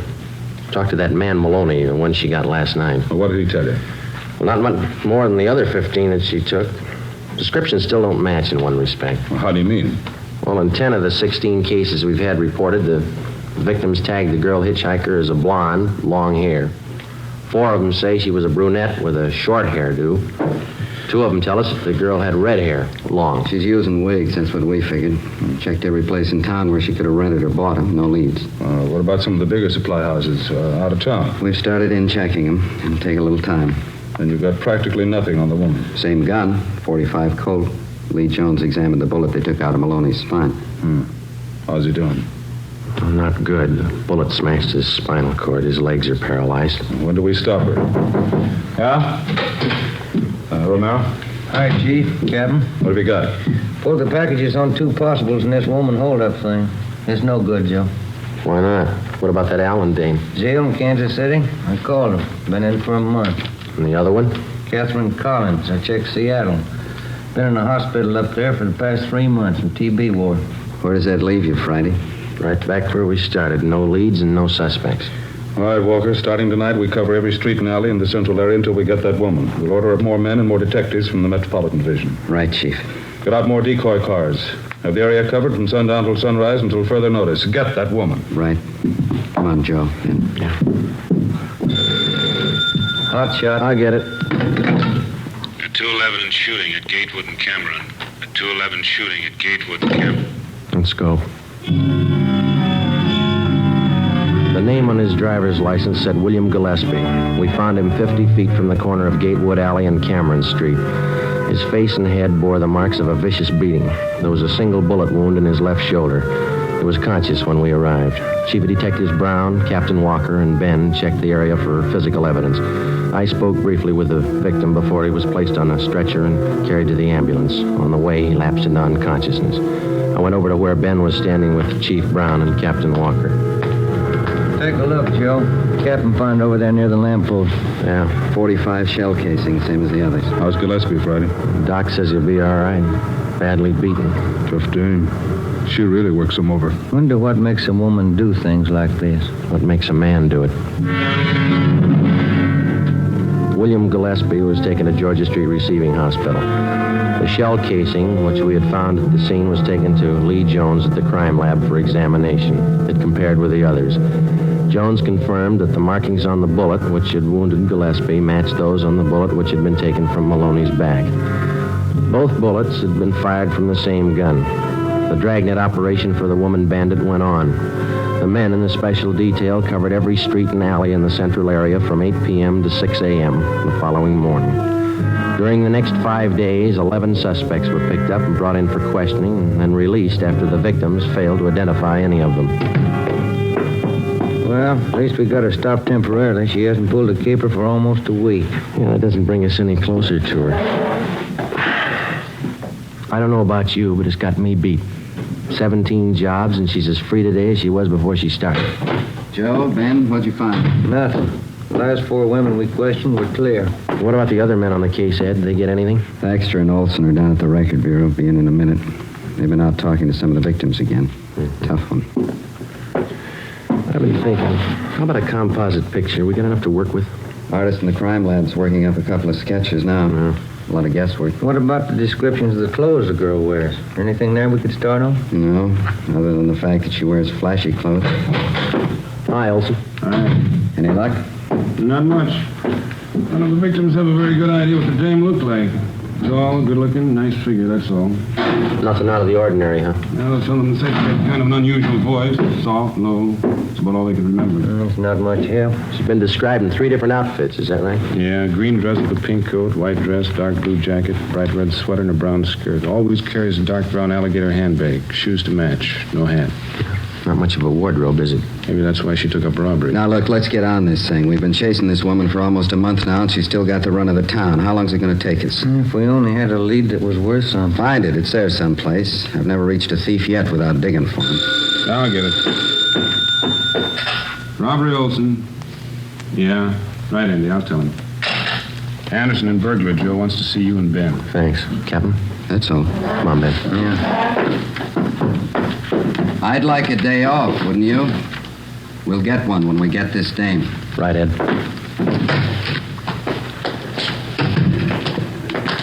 This thing isn't doing much for the skipper. It's not doing much for our time off either, is it? That fire department's got the racket 24 hours on, 24 off. Mm-hmm. Sometimes they get 3 days off in a row. That's what you keep telling me. Here we are. Joe, Ben? Andy, what do you got? Checking back on a job out in Hollywood. Heard you were having troubles. Came across this thing. Thought it might help you out. What's that, Ann? One of the picture studios had a burglary about a month ago. The thief got in the wardrobe department, then next door in the makeup. Mm-hmm. Yeah, let's see. Here's some of the stuff taken. Dress, coat. Oh, here, you can read it. Okay, thanks. Mm-hmm. Red sweater, brown skirt. Hey, look down here, Joe. Where? Right here. Oh, yeah. Took 2 makeup kits and 4 wigs. 2 blondes, 1 redhead, 1 brunette. That's it. Any leads on this job? Not so far, no. We got one thing to go on, a single footprint, size 9. Pretty large size for a woman. I didn't say it was a woman. The print was made by a man's shoe.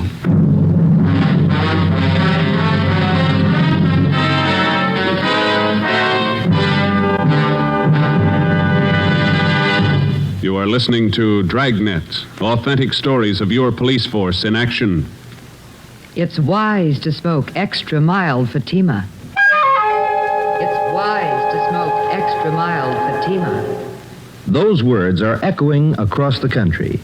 Yes, Fatima has more than doubled its sales because Fatima smokers are telling their friends it's wise to smoke extra mild Fatima. And why? Because Fatima contains the finest Turkish and domestic tobaccos superbly blended to make Fatima extra mild. So, for a much different, much better flavor and aroma, smoke Fatima.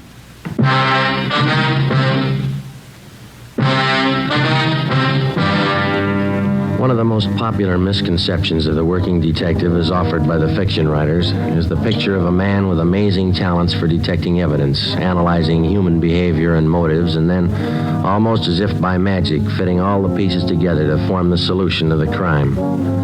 The real-life picture is a little different. The working detective has a job. In a sense, it's a practical and down-to-earth job as baking bread or practicing law. It's his job to protect citizens and apprehend criminals, and that's a job he doesn't do alone. To assist him in collecting and analyzing evidence, he has the aid of the crime laboratory. To help him identify oddities in suspects or possible suspects, he has the record bureau, latent fingerprints, the statistician's office, the ballistics department. A battery of men and machines to aid him in reaching conclusions based on fact.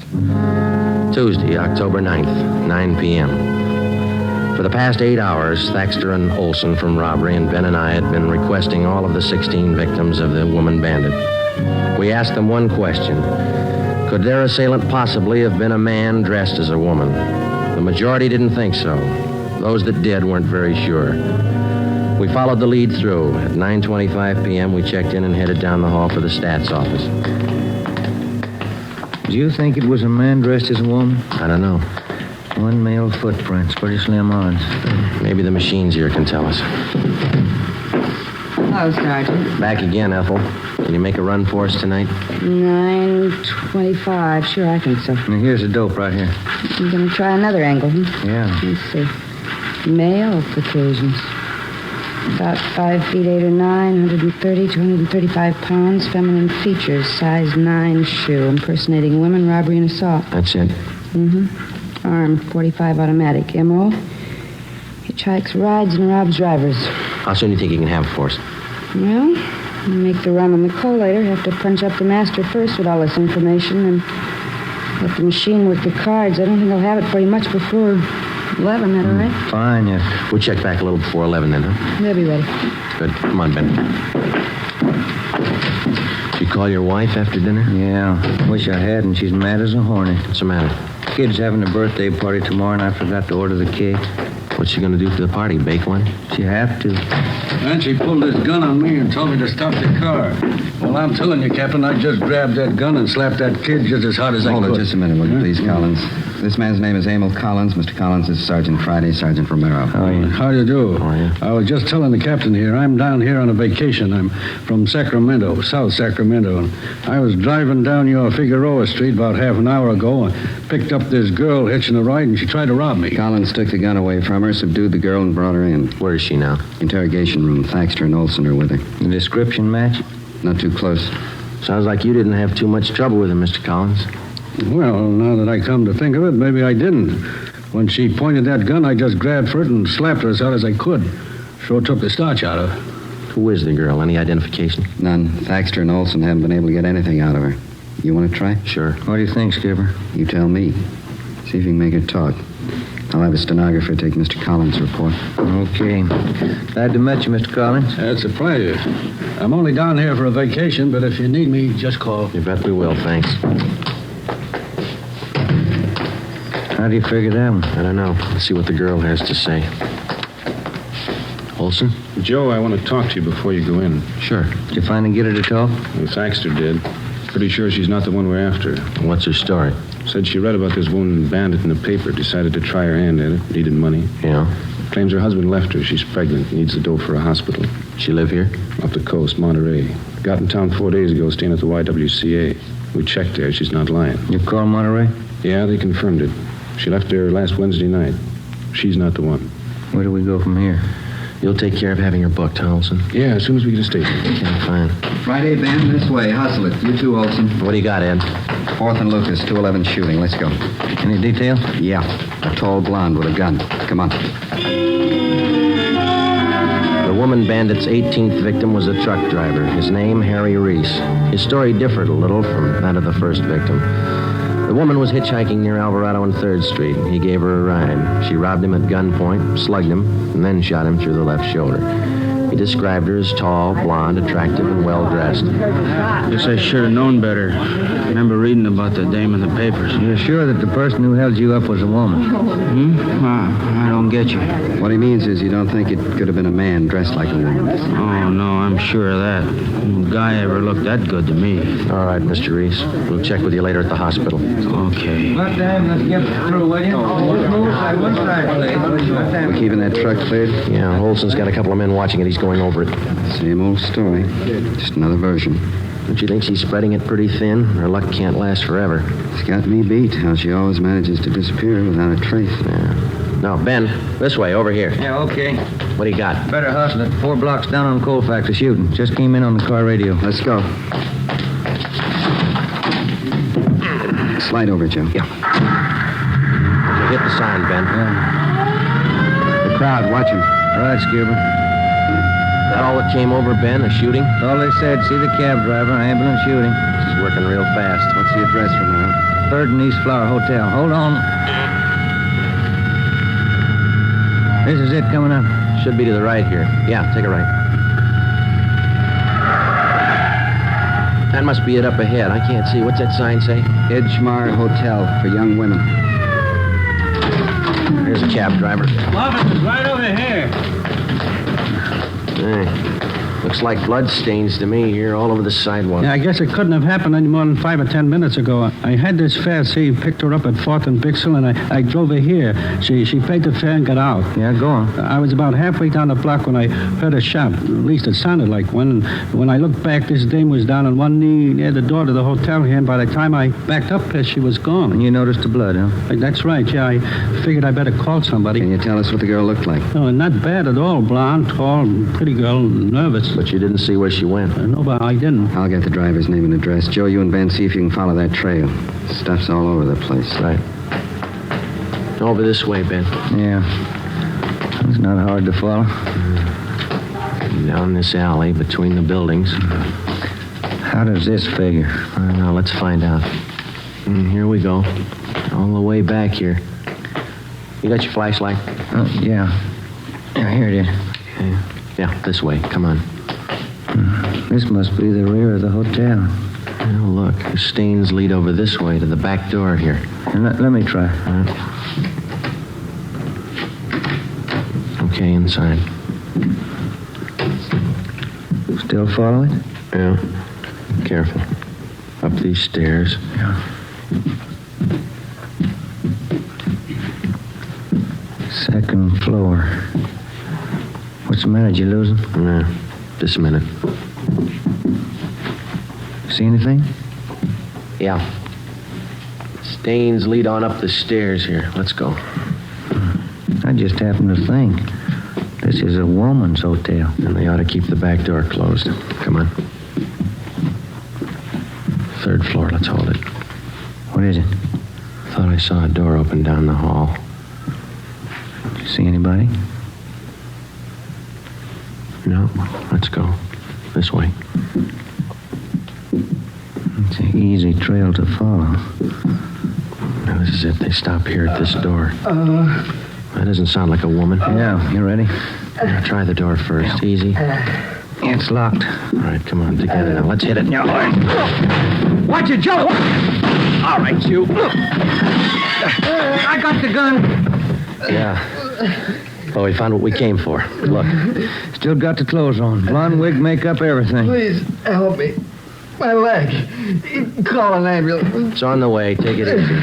Have a look, Joe. The wigs, full makeup kit, clothes, living in a woman's hotel, the works. It was an accident. You never would have got me. I dropped the gun. It went off. You never would have got me. Yeah, that's right, mister. It was an accident. You better get the boss in here. I'll stay with Glamour Boy. Yeah, okay. And Ben. Yeah? Leave the door open, will you? House rules.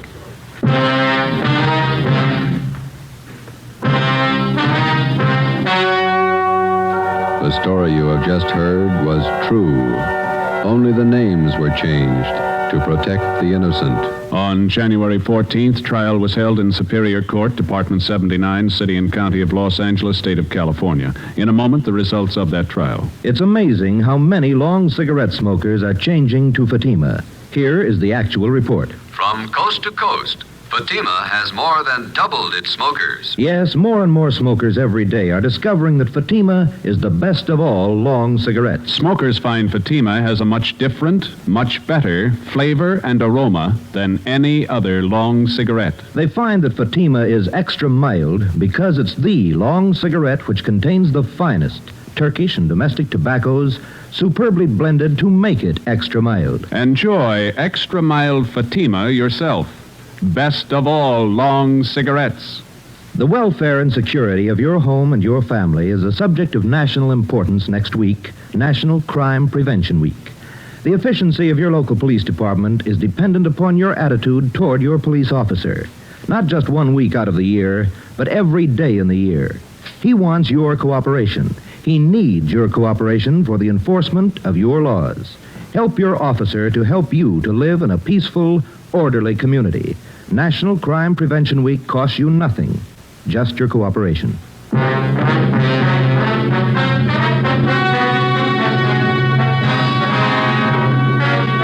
James Harold Sutter, alias the Bandit Queen, was tried and convicted on several counts of assault with attempt to commit murder and robbery of the first degree. He was sentenced to the term prescribed by law. While serving his time in the state penitentiary, he was stabbed to death by another inmate. You have just heard Dragnet, a series of authentic cases from official files. Technical advice for Dragnet comes from the Office of Chief of Police W.A. Wharton, Los Angeles Police Department. Fatima Cigarettes, the best of all long cigarettes, has brought you Dragnet from Los Angeles. Hear Morton Downey tonight on NBC.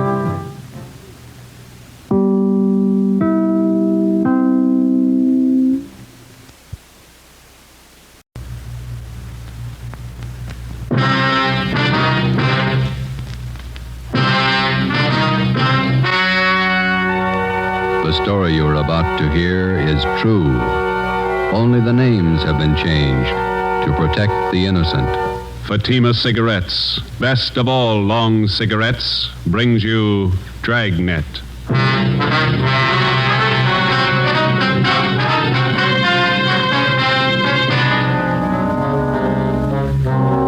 You're a detective sergeant. You're assigned to bunco detail. An expert confidence man has resumed operations in your city. His criminal record dates back 35 years. He's a master in the art of the gentle swindle. Your job, stop him. If you want a long cigarette, smoke the best of all long cigarettes. Smoke Fatima. Fatima is the long cigarette which contains the finest Turkish and domestic tobaccos superbly blended to make Fatima extra mild. And that's why Fatima has a much different, much better flavor and aroma than any other long cigarette. That's why Fatima has more than doubled its smokers coast to coast. So enjoy Fatima, the best of all long cigarettes. It's wise to smoke extra mild Fatima. It's wise to smoke extra mild Fatima.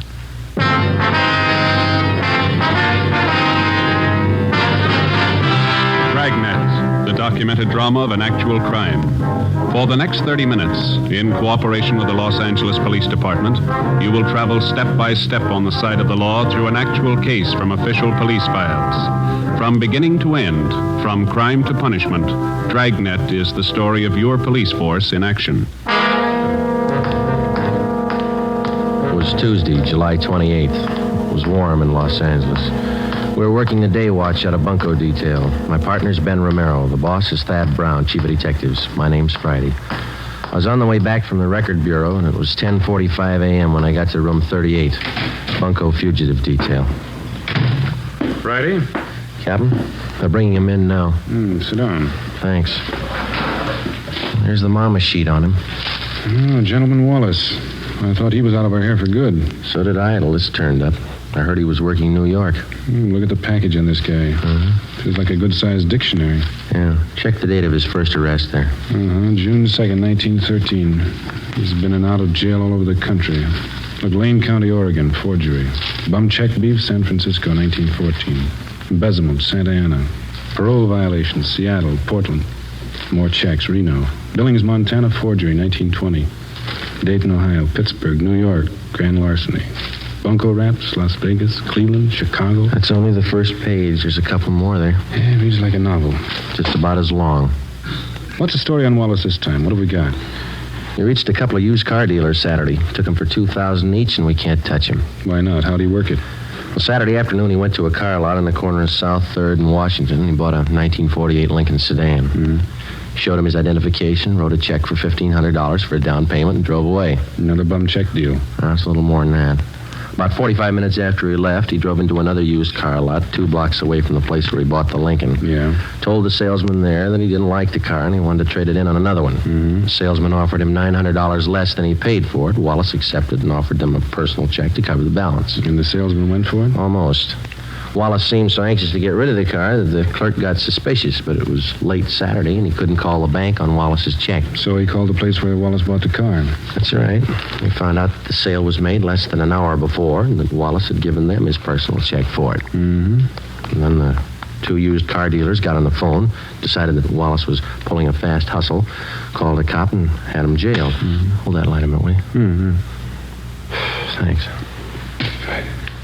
Yeah, then what? Well, when the banks opened Monday morning, they called about Wallace's account. He had enough money in to cover both checks. Wallace got a lawyer and threatened suit against the 2 car dealers. He had both of them cold. They settled out of court for $2,000 apiece. Quick deal. Sounds like a master. He's been grifting for 35 years. Knows the con game any way they want to play it. We can't even book him on a VAG charge. He's got a job. Who's he working for? Plastic outfit out in Pasadena. Salesman. Is he registered under 5238? He is. No, just a minute. Yeah? All right, send him in. Romero, he's got Wallace with him. Captain? Ben? Wallace, this is Captain Bryce. Captain, I'm very happy to know you. I've heard a lot about you. Yeah. Sergeant Friday, how are you? We'd like to talk to you, Wallace. Sit down. Oh, well, thanks. It's warm out today.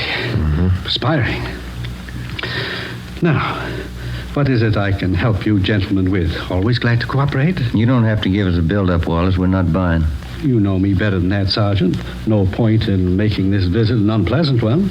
Cordiality, that's a secret. My mother always used to tell me that. She used to say... Look, mister, you're not here to get the keys to the city hall. You're here for investigation. I'm here out of courtesy, Captain. My lawyer informed me I didn't have to come. I don't believe in making enemies, that's all. For a guy that's not trying, you've done pretty well, haven't you? Now, how long do you plan to stay here in town? Los Angeles is my home. It's my place of business. That's fine with us, Wallace, just as long as it's honest. Now, let me hand you a piece of advice. You try copping any more jobs in this town, and we're going to lean on you, understand? I don't think I do understand, Captain. The incident with the used car dealers, I hope that isn't what upset you. You guessed it, and it better be the last caper you try around here for a long time. I had every right to take action against those car dealers. False arrests. They humiliated me. They damaged my reputation. Here's your reputation, Wallace. 35 years of it. 10 jail terms, larceny, bunco, forgery. Have you ever heard of rehabilitation, Sergeant? Oh, yeah. I did my time. I don't owe them a day. I've got an honest job. I've been off the grift for years now. And take a hint, Wallace. Stay off. You'll do better. That's all, Wallace. Just remember, the next time we tag you, you're going to fall hard. You got it straight? Captain, I've been square since I got to town. I'm not switching. Is that it? That's all. Well, that wasn't so bad. Would you gentlemen care to have some lunch with me at the club? Just a snack? No, thanks. Sure, I can't persuade you. Club's just up the street. Fine food. Some other time, Wallace. Goodbye. Well, goodbye, Sergeant. Goodbye to you, Captain. Yeah. Well, we gave him the word. I don't know how much good it's going to do. What do you think, Skipper? Two things about grifters. They never retire and they never change. Watch him. For the next 4 months, Charles Wallace was kept under surveillance. From his daily actions, there was nothing to indicate that he'd returned to his former profession of confidence man. From experience, we knew it was too good to be true. For a man who had worked the con game from every conceivable angle for as long as Wallace had, chances of his going straight amounted to less than 1 in 1,000. Just as a dope addict is a slave to drugs, the full-fledged con man or grifter is obsessed with the idea of swindling for a living. He loves his work and he takes pride in it, just as much as a doctor, a lawyer, or any legitimate professional man. He has a life and a code of ethics all his own, even has his own language. The grifter's victims are wealthy, middle class, and poor, and many more than the average citizen imagines. Wednesday, December 1st, 1 p.m. Ben and I had lunch and checked back in at the office. Food's getting better at the cafeteria, don't you think? Beef stew is pretty good. You got an extra coat hanger in your locker? Oh, yeah. Yeah, here you are. Yeah, thanks. Hi, Conan. Joe, did you see this report the post office detail sent over? You mean that Lonely Hearts ad? No, this is a different one. Real twist. How you mean, Harry? Let me look, huh? Here. Barney Grant, that's the name he uses anyway. A couple of weeks ago, he planted a small want ad in the newspapers around town. Been cleaning up ever since. How'd he work you? Here, take a look at the ad he was running. Remember, tomorrow is the last day to send your dollar to Box 565, Main Post Office, Los Angeles. Was that all? That's all it took. The last couple of days, been getting about 40 letters a day from people in the city. With $1 in each one.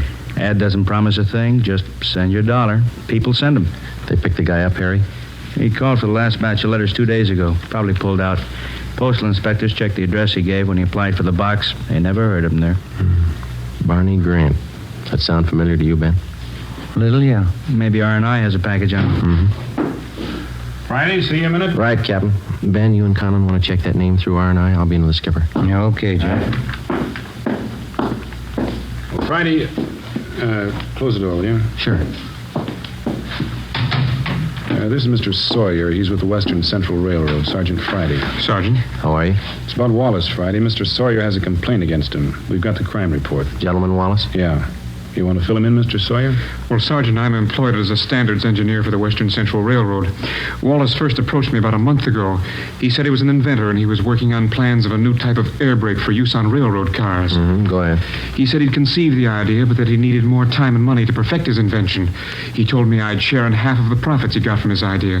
It sounded more than fair. How much money did you give him? All I had in my savings account, $3,000. I talked it over with the wife, and the idea looked real good on paper. Yeah. I didn't expect to make too much money for myself out of this, but I thought that if I could get a hold of this braking system, it would certainly help the company out. He took your money and you haven't heard from him since. Well, I presented the plans to the chief specifications engineer in our eastern office. Yeah? I got an answer yesterday, airmail. Our New York office has been working for 2 years on exactly the same set of brake plans. And how do you get a hold of them? From the Patent Bureau in Washington. Oh, the company has a patent pending on the new device. It's all legal, isn't it? Yes. He simply got the information from them, drew up an exact copy, and submitted them to me. He sold you an invention that your company already owned. Yes, sir. And I'm out $3,000. You know where Wallace might be now? We've checked the boarding house where he was staying. He left there last night. No forwarding address, nothing. We've got an all-out points bulletin on him. Do everything we can. Well, thank you, Captain. Sergeant Friday. You have my card. If there's anything I can do to help, please call. All right, Mr. Sawyer. Goodbye. So long. I don't know what we're looking for, Joe. Oh, let's see. What's that, Romero? On that phony ad the post office detail reported this morning. Check the name Barney Grant through the crime index. That's the name the guy used. Yeah? Oh, this is the package on Gentleman Wallace. That's right. His alias list goes for 3 pages. Read them again. Charles French, Walter Grant, Charles Grant, Barney Grant. That's right. Gentleman Wallace, Barney Grant, same guy. We got out a local broadcast, an APB, and a radiogram on Charles Gentleman Wallace. For a full month, there wasn't a sign of him. Then we received a communication from the Denver, Colorado Police Department. Wallace had cashed worthless checks in that city in the amount of $2,500, and then he'd skipped town. But before he left Denver, he managed another deal.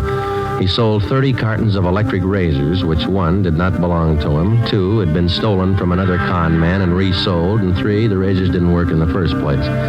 The mechanisms had been taken out and replaced with lead weights. Another 60 days passed before we got the next report on Wallace from Cleveland, Ohio. By means of forged papers, 2 well-versed assistants, or ropers, and a fast line of talk, Wallace had sold a Cleveland hardware concern a shipment of 10-penny nails, much below the market price. He collected $1,200 as partial payment for the shipment, but it was never delivered. 8 a.m. Monday, March 3rd. Ben and I checked in for work after a weekend off and found a message in the book to report to Chief of Detectives Thad Brown.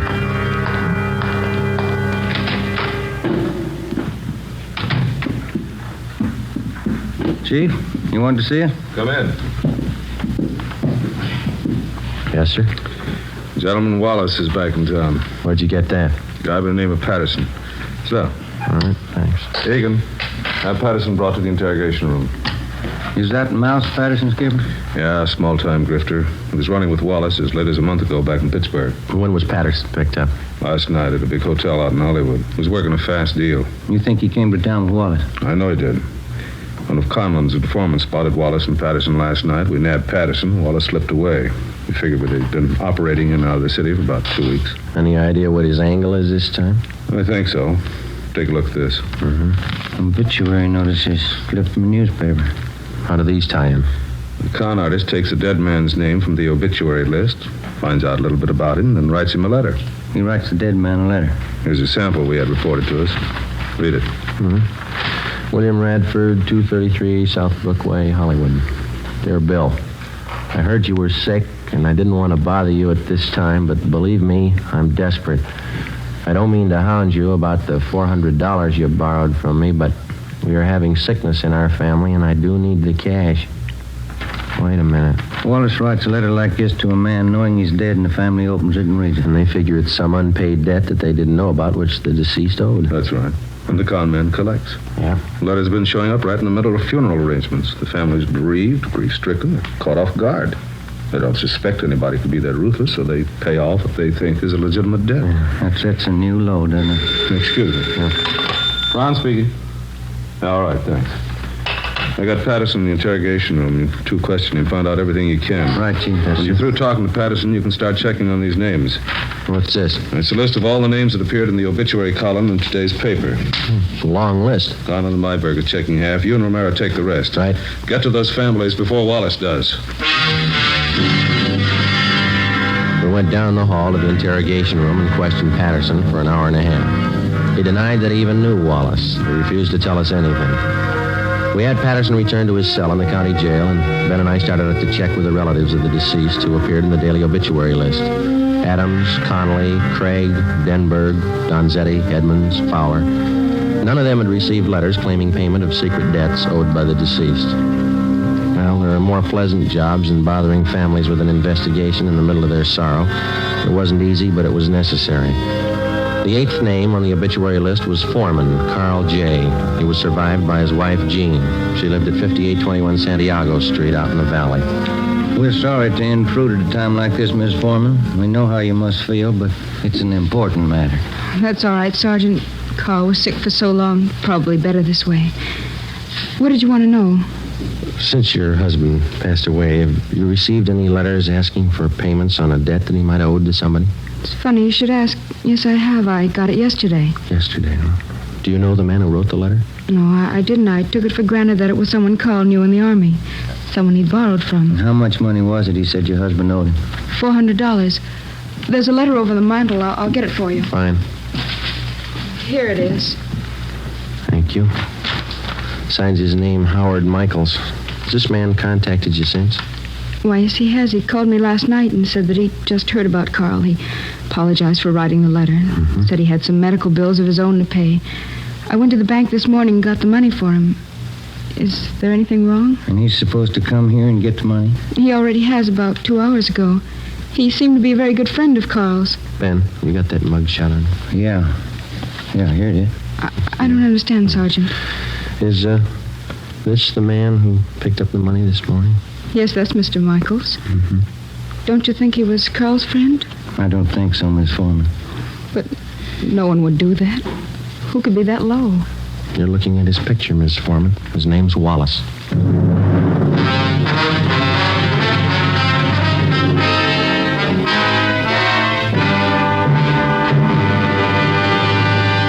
You are listening to Dragnet for the step-by-step solution to an actual police case. Here, step by step, are the reasons why Fatima has more than doubled its smokers from coast to coast. Step 1. The name Fatima has always stood for the best in cigarette quality. Step 2. Long cigarette smokers discover Fatima has a much different, much better flavor and aroma. Step 3. Long cigarette smokers find Fatima extra mild. Fatima is the long cigarette which contains the finest Turkish and domestic tobaccos superbly blended to make Fatima extra mild. And that's why more and more smokers every day agree it's wise to smoke extra mild Fatima. It's wise to smoke extra mild Fatima. Yes, the name Fatima on that golden yellow package is your insurance of an extra mild smoke. So, enjoy Fatima, the best of all long cigarettes.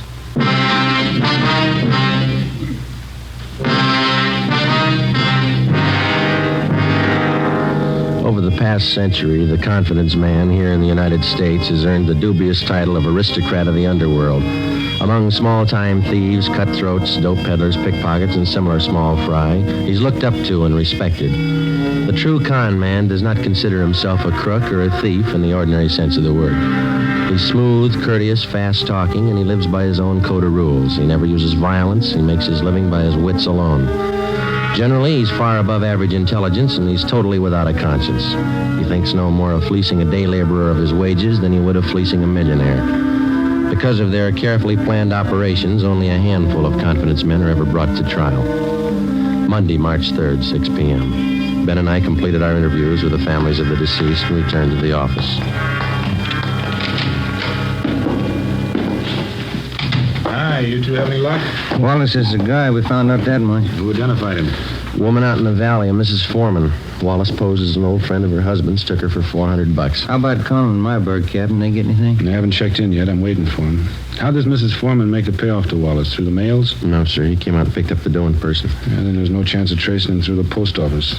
Seems like he comes up with a new MO every day. We checked out the rest of the families of the deceased on the list. The chief gave us no leads. Don Myers in handwriting checked the letter Mrs. Foreman got. The writing matches with the others. It's Wallace. Hi. Yo, Conlon, Myberg with you? Down the hall in handwriting. Checking a couple letters with Myers. You do any good today, Harry? Some. We found 2 families got phony letters through the mail. Same deal, Wallace. They pay off to him yet? Neither one.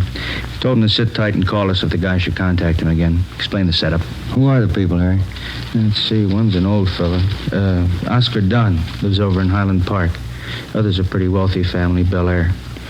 Here it is. Elizabeth Secor. She's the wife.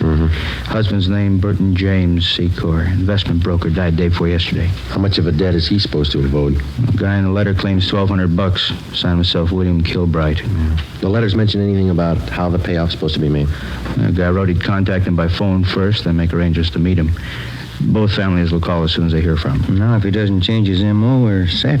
Conlon, you and Myberg stick with the family in Highland Park. Make sure they understand perfectly what the setup is. If Wallach makes a contact, be there. Okay, Cap. Joe, you and Ben cover the family out in Bel Air. Okay, you got Secor's address here? Well, here's a crime report. It's got all the dope. Good. I'll grab it. Bunko, fugitive, Conlon.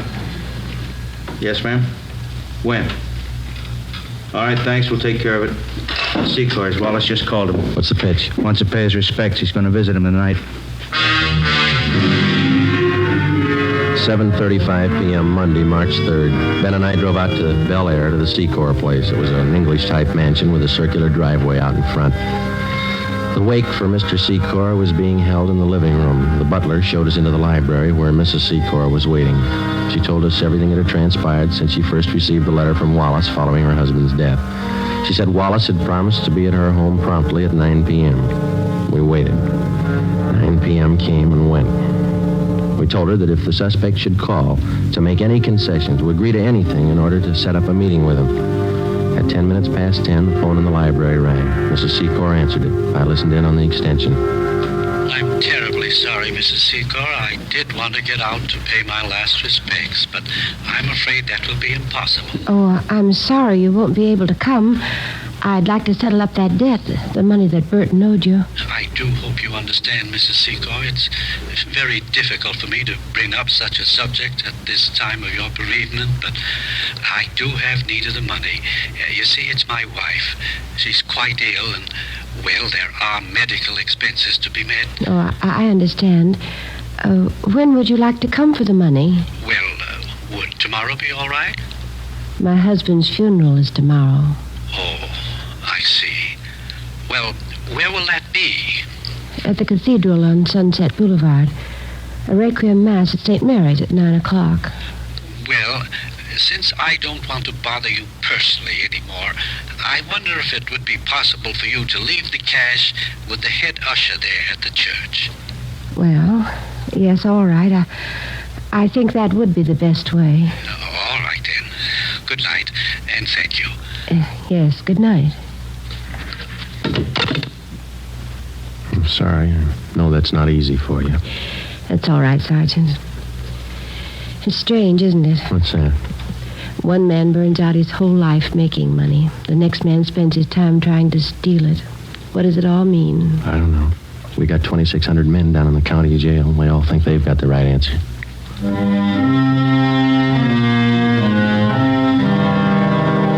Tuesday, March 4th, 9 a.m. In St. Mary's Cathedral on Sunset Boulevard, the final rites, a Requiem High Mass, was being celebrated for Burton James Secor. Ben and I were stationed at the rear of the church. Conlon and Myberg, together with two other men from Bunco Detail, covered the side exits.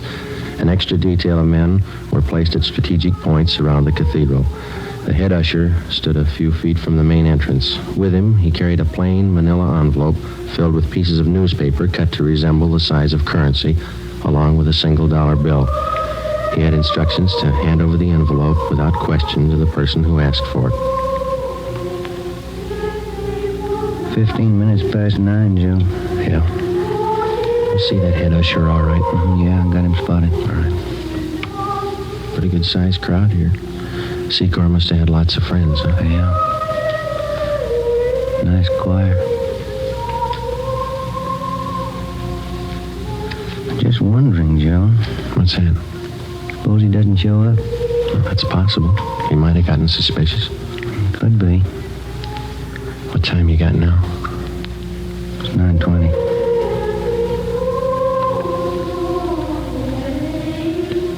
Joe, look. Uniformed messenger just came in the door. Yeah. He's looking around. He's going up to the usher, talking to him. That's it. Usher gave him the envelope. Messenger's leaving. I know. Let's hold it. Give him a lead. All right, let's go.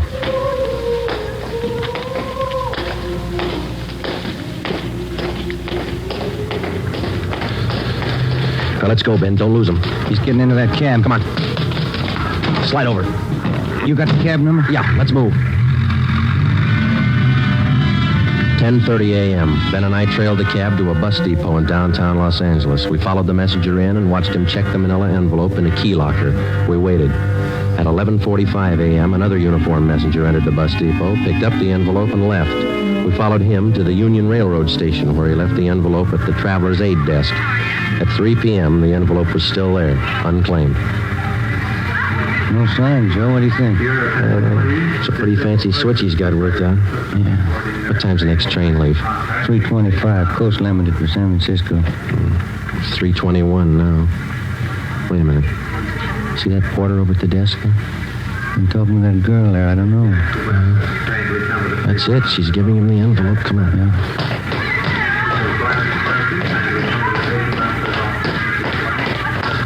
He's heading up the ramp. Yeah, let's hustle. You turn up the left? Yeah, passenger platform, Coast Limited. Not much time. Come on, run. Come on, Ben. Where'd the porter get on? Next car. Come on, run. Let's jump. This way. Through here. That's the same porter? Yeah. He's knocking at the door to that compartment, handing in the envelope. That's it. Let's go. Yeah, it's locked. Knock. Yes? What is it? Conductor. Just a minute. What is this? All right, Ben. Now, look, Sergeant, there's no need for any unpleasantness. Certainly we can sit down and talk this thing over like intelligent human beings. Grab the luggage, will you, Ben? All right, let's go, Wallace. Look, will you wait a minute, please? I'm sure we can come to some agreement. I have plenty of money. Look, right here alone in this envelope, plenty of... There's only $1 here. The rest is newspaper. Yeah. I've been taken. So have a lot of people. Let's go.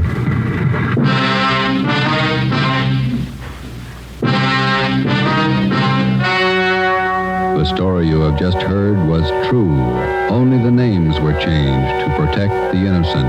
On June 23rd, trial was held in Superior Court, Department 87, City and County of Los Angeles, State of California. In a moment, the results of that trial. It's amazing how many long cigarette smokers are changing to Fatima. Here is the actual report. From coast to coast, Fatima has more than doubled its smokers. Yes, more and more smokers every day are discovering that Fatima is the best of all long cigarettes.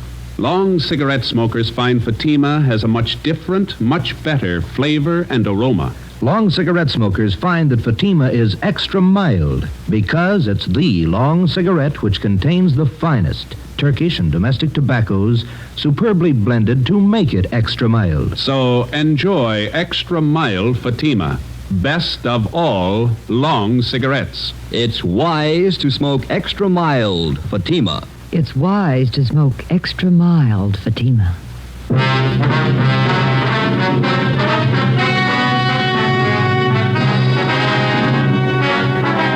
Charles Gentleman Wallace was tried and convicted on 4 counts of grand theft and sentenced to the state penitentiary for the term prescribed by law, with holds being placed on him by 4 other states. You have just heard Dragnet, authentic cases from official files. Technical advice for Dragnet comes from the Office of Chief of Police W.A. Wharton, Los Angeles Police Department. Dragnet wishes to thank the editors of True Detective magazine for their considerate appraisal of this program. For those of you who may be interested, the behind-the-scenes story of Dragnet appears in the March issue of True Detective. Fatima Cigarettes, the best of all long cigarettes, has brought you Dragnet from Los Angeles. Tomorrow, hear the Ronald Colemans in the charming series Halls of Ivy on NBC.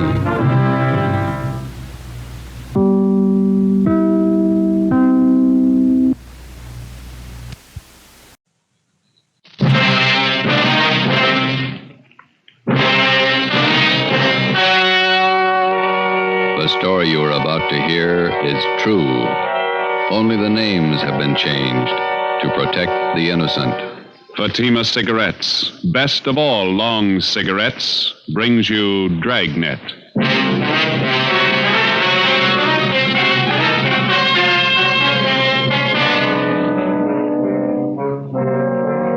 You're a detective sergeant. You're assigned to homicide detail. A police officer is shot down on the front steps of his home. There's no apparent motive for the shooting. The assailant escapes in a blue sedan. Your job, get him. It's amazing how many long cigarette smokers are changing to Fatima. Here is the actual report. From coast to coast, king-size Fatima has more than doubled its smokers. Yes, more and more smokers every day are discovering that Fatima is the best of all long cigarettes. Long cigarette smokers find Fatima has a much different, much better flavor and aroma. Long cigarette smokers find that Fatima is extra mild because it's the long cigarette which contains the finest Turkish and domestic tobaccos superbly blended to make it extra mild. So enjoy extra mild Fatima. Best of all long cigarettes. It's wise to smoke extra mild Fatima.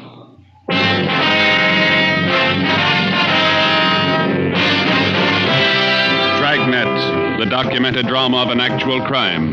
For the next 30 minutes, in cooperation with the Los Angeles Police Department, you will travel step by step on the side of the law through an actual case from official police files. From beginning to end, from crime to punishment, Dragnet is the story of your police force in action. It was Sunday, May 23rd. It was warm in Los Angeles. We were working the day watch out of homicide. My partner's Ben Romero. The boss is Thad Brown, chief of detectives. My name's Friday. I was off duty reporting back in on an emergency call. It was 5 minutes past 3 a.m. when I got to room 42. Homicide. Hi, Joe. Hi. How is he? He's dead. Oh? Went kind of fast. I just got the call a couple of minutes ago. He died in the wet hospital. Friday, Ben, let's go. Thad Brown's office. All right. How did it happen, Skipper? Haven't got all the details. Guy used a shotgun, point blank. Fillmore didn't have a chance. Chief of the detective's office, Egan. Crime lab? Yeah, out there now. Right. Chief Ron Egan? Down the hall with Captain White, intelligence office. He said to have you wait. Okay, we'll be inside. Right. You want to fill us in, Skipper? No, not much to tell. Fillmore was working the day watch out of robbery. He left work at 6 o'clock last night, drove home. Yeah. He had dinner, then he and his wife went to a show. He got home about 11:30, went to bed. Yeah. About 1:30 this morning, the front doorbell rang and Fillmore answered it. His wife said she heard him open the door, and there was a gunshot. She ran to the front door in time to see a guy jump in a car and drive away. Fillmore was lying on the porch, chest ripped open. You say the guy used a shotgun? Yeah. No other information on the car he used? Blue sedan, that's all the wife could tell us. She didn't get the license number. Said it looked like a new model car. No physical evidence. Haven't found anything yet. Here's the boss. Chief? Elliot, you brief Friday and Romero? Told him much as I know. Any idea what the guy's motive was? Revenge. Any leads? Just one. Then White Intelligence came up with it. A guy by the name of Jake Carver. Carver? Not familiar. He got out of Folsom 3 days ago. Served 7 years armed robbery. Yeah. Fulmore was the man who got Carver and sent him up. The time he was sentenced, Carver swore up and down he'd get Fulmore when he got out. Hot-headed punk. Where do we look for Carver? Already checked where he's supposed to be staying. Not there. Mm-hmm. There's a list of guys he used to run with before he went to Folsom. Thanks. Let's see, Joe. Here it is. Ralph Danton, Ernie Travis, Jaime Flores. Carver been seen around town since he got out? Once that we know of, in a bar out on Sunset Boulevard. Flores was with him. Well, how about Travis and Danton? They still around? Let's see. Travis went east 2 years ago. Danton's around. Still runs with Flores. That's where you start. Flores? Yeah. Okay. Any reason? 2. Flores' sister used to go with Carver. Yeah. Flores owns a blue sedan. 3:20 a.m. We checked Jaime Flores' last known address, the old 76 Hotel down on South Alameda. Flores had moved. His forwarding address was his mother's house, 1232 Alabama Street out in Boyle Heights.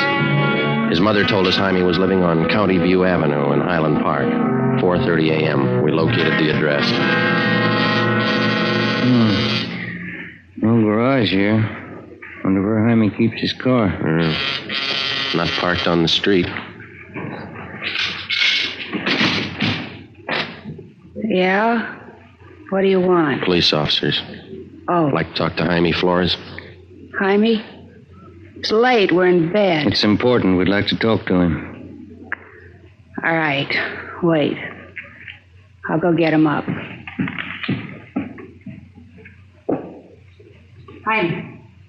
Come on, get up. Come on, Jaime. Cops at the door want to talk to you. What did they say? They want to talk to you. Okay, baby. Yeah, officers. What can I do for you? You Jaime Flores? That's right. We're looking for Jake Carver. You know where he is? Wish I did. I'm through with that guy. Why? What's the matter? He borrowed my car the day before yesterday. Said he'd only be gone a couple hours. I'm still waiting. You own a blue sedan, is that right? Yeah, 48 Chevy. Why, did he crack it up? Couldn't tell you. Do you have any idea where we can look for Carver? If I did, I'd be looking myself. Do you know if Carver's got a gun? Why, that punk pull a job? Does he have a gun? In the trunk of the car. I use it on hunting trips. What kind? Shotgun. 4:45 a.m. We got out a broadcast and an APB on Jake Carver, containing a complete description of the car and its license number. Roadblocks were set up on all main roads leading out of the city, and police details at the airports, bus depots, and the railroad terminals were alerted. All of the people whom Carver was known to have run with before he was sent to Folsom Penitentiary were rounded up and brought in for questioning. While Captain Elliott from Homicide supervised the interrogation, Ben went across the street to check with a coroner at the morgue. I contacted Lee Jones at the crime lab. 6 a.m., we met in Chief of Detectives Thad Brown's office. Crime lab find anything? Single footprint, that's all. Jones found it in one of the flower beds in front of Fillmore's home. Is it tie-in? Size 10. That's Carver's size. That'll help. Is there any indication Carver might still be in the city? No, there was a good 3 hours between the time Fillmore was shot and the roadblocks went up.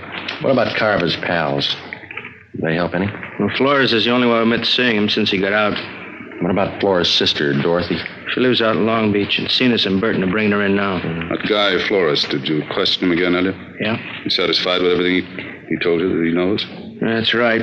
He doesn't seem to be too close to Carver. No record of any correspondence with him while he was in Folsom. How about the coroner's report now? Shotgun, close range, hit him hard. Well, there's mugshots of Carver. Are they out? Photocopy's still working on it. Turning out 2,000. Excuse me. Brown speaking. Albert. Right. They got Dorothy Flores in the interrogation room. You want to talk to her, Elliot? Ben, you and Joe talk to her. Tell Cenas and Burton to check in here. I got another angle I want them to start on. Right, let's go, Joe.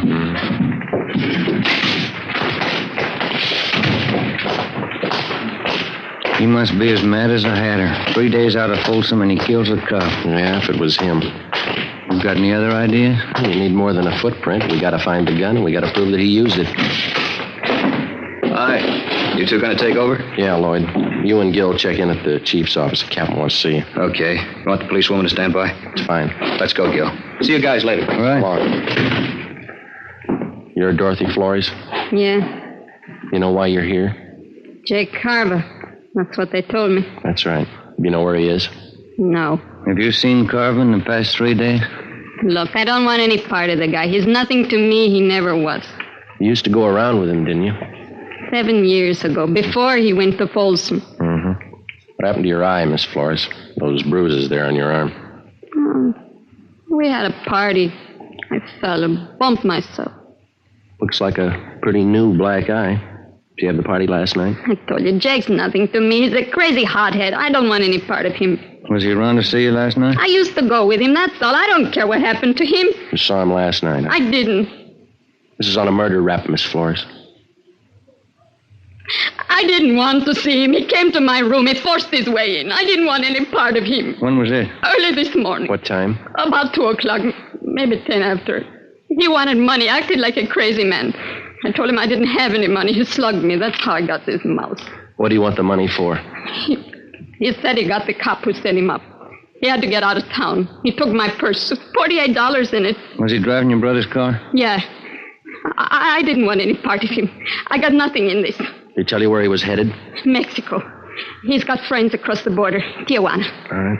Stay with her, Ben. And get a stenographer, too, will you? Yeah.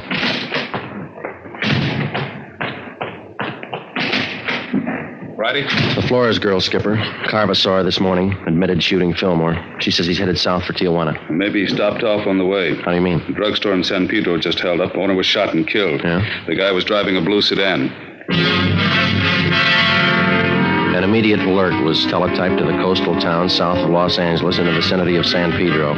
The San Diego police were alerted, as were the Mexican authorities in Tijuana and other designated points of entry along the California-Mexico border. 7:50 a.m., Ben and I, together with Lloyd Barton and Al Chambra of Homicide, drove down to San Pedro and checked in with Lieutenant Maxwell at San Pedro Homicide. What kind of a gun did the guy use, Lieutenant? I checked the body. Looks like it could have been a .45. No chance it might have been a shotgun? No, not that kind of a wound. Who saw the guy make his getaway? My wife did. We live right across the street from the drugstore. Wife heard the shooting, ran to the window. She says it was a blue sedan. She didn't see the license plate? No. I got a look at the car before it disappeared. It looked like a Chevy to me. There's been no sign of it since the roadblocks went up? Not yet. It's pretty hard to understand. How do you mean? Take a look at the map here. Here's Palos Verdes and Clifton to the west.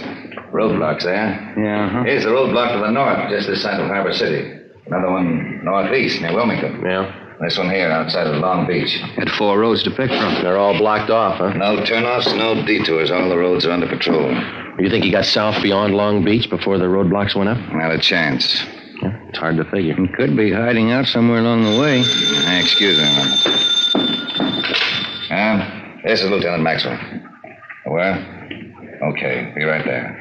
Anything? I found the car off the Coast Highway, blue Chevy sedan. How about Carver? Bloodstains in the front seat. That's all they found.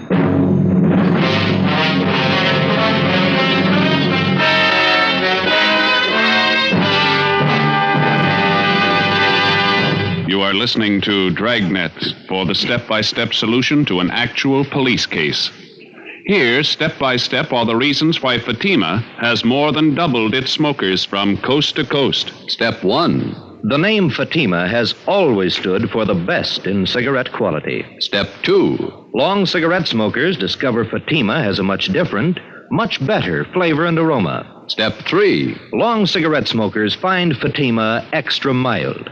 Fatima is the long cigarette which contains the finest Turkish and domestic tobaccos superbly blended to make Fatima extra mild. And that's why more and more smokers every day agree it's wise to smoke extra mild Fatima. It's wise to smoke extra mild Fatima. Yes, the name Fatima on that golden yellow package is your insurance of an extra mild smoke. So enjoy king-size Fatima, the best of all long cigarettes.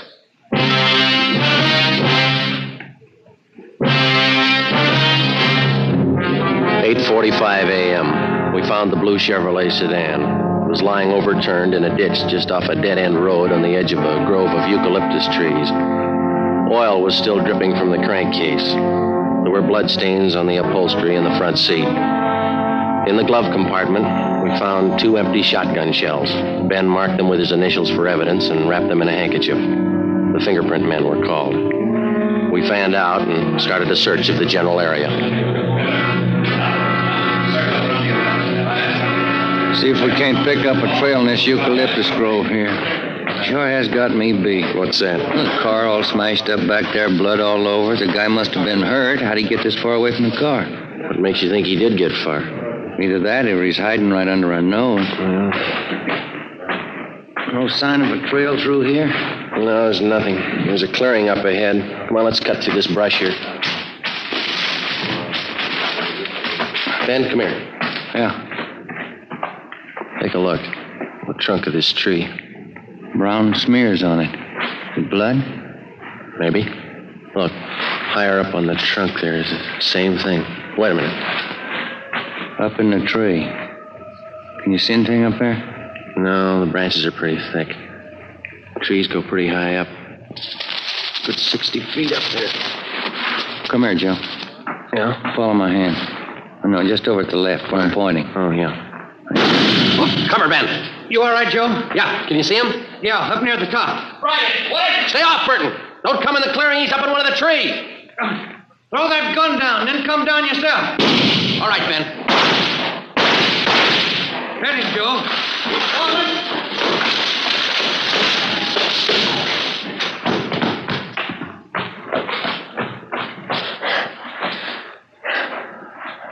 It's Carver. Shotgun's over there. You alive? Yeah. It's a hard tree to climb. Wonder how he got up there. I don't know. But this was the only way to get him down. We called an ambulance and had Jake Carver taken back to Los Angeles to the county hospital, the prison ward. We took the shotgun and the empty shells and booked them as evidence with the property clerk. The wrecked blue sedan was impounded. 2 counts of murder were filed against Carver with the district attorney. There was still one important piece of evidence missing, the .45 pistol used in the robbery and murder of the San Pedro druggist. A month passed.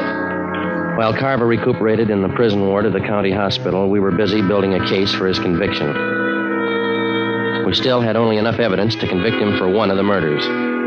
Another 2 months went by. On August 30th, Jake Carver was brought to trial for the shotgun murder of police officer Robert Fillmore. 10 days later, the jury found him guilty of first-degree murder. He was sentenced to a life term in Folsom Penitentiary. Knowing that we didn't have enough evidence to convict his client for the murder of the druggist, Carver's lawyer demanded an immediate trial on the second charge. Wednesday, September 12th, 10 a.m. I was called at the chief of detective's office. Friday? Sit down. Thank you. Elliot and I have been talking about this Jake Carver thing. They set the trial date yet? Starts next Tuesday. Bringing Carver down from Folsom tomorrow. It's bum luck. We're not going to convict him on the evidence we've got. We don't even have the gun. We've got to get a conviction. He beat the death rap for killing Fillmore. If he gets over this one, it means he's still eligible for parole. Yeah. So he serves 10 years, maybe. Good behavior. He gets out and he's ready to start in all over again. Yeah, if we could just sew him up for killing that druggist, we could put him away for good. I don't know how, Skipper. It's a pretty good bet that no jury will convict him unless we find that gun. We got another out. Just one. What's that? If we can get Carver to admit he killed that druggist. It's a neat trick. When you and Ben got him last May, did he see you at all? You think he could recognize you again? Well, couldn't have gotten a very good look from where he was up in that tree. Ben did all the testifying at the trial. I wasn't even there. No, he wouldn't know me. Why? When they bring Carver down from Folsom tomorrow, they'll put him in county jail while he's waiting trial. Yeah? Chief figures if we could plant you in the same cell with him, there's a chance he might talk, if you play it right. No, I don't know. He's no beginner. Well, neither are you. If you carve enough of the right bait at the right time, there's a chance he'll put his foot in it. Maybe. All right, will you set it up with the county jail? Yeah, and remember, he's a killer. Don't take any chances. Suppose he gets wise. Well, then we'll know you tried. The following day at 2 p.m., I was booked at Central Jail as Joe Ramus, a robbery suspect. Ramus was the actual name of an eastern thief whom we knew was not acquainted with Jake Carver. After being mugged and fingerprinted, transportation officers took me to the 12th floor of the Hall of Justice where I was booked into the county jail. After that, I was taken down to a cell block on the 10th floor known as the high power tank, where prisoners charged with major crimes are held. During the day, the individual cells are left open and the prisoners are allowed to visit with one another. I was taken back and shown the cell I was assigned to. Jake Carver was already there. He was playing two-handed poker with another inmate on the lower bunk. Here you are, Ramus. This cell here. You can take the top bunk. All right. How many cards you want? Make it 2, Jake. Hey, move, will you? I want to get in my bunk. Come on, make your bet. Says 2 cigarettes. You're 2, bunk you 6. I said I'd like to get in my bunk. Go on, Sam. Play the game. Okay, we'll see you. Maybe you didn't hear me, Sam. I said I want to get in my bunk. I heard you, Mac. I don't like shoving around like this. All right, now sit down. What's your complaint? Didn't they tell you when you came through the door? They bury you in the hole for beefing in here. Then as long as I'm in here with you, let's get it straight right now. Don't bother me. And while you're at it, keep your rum-dum pals out of here, you understand? I don't think I do. You'll be around quite a while, smart guy. I won't forget this. Oh, yeah. Shout time. Come on, here it is. What are you doing down there, Dobbin? Nothing. I always sit on the floor. Well, get back to your cell. Ciao. Yeah. See you, Jake.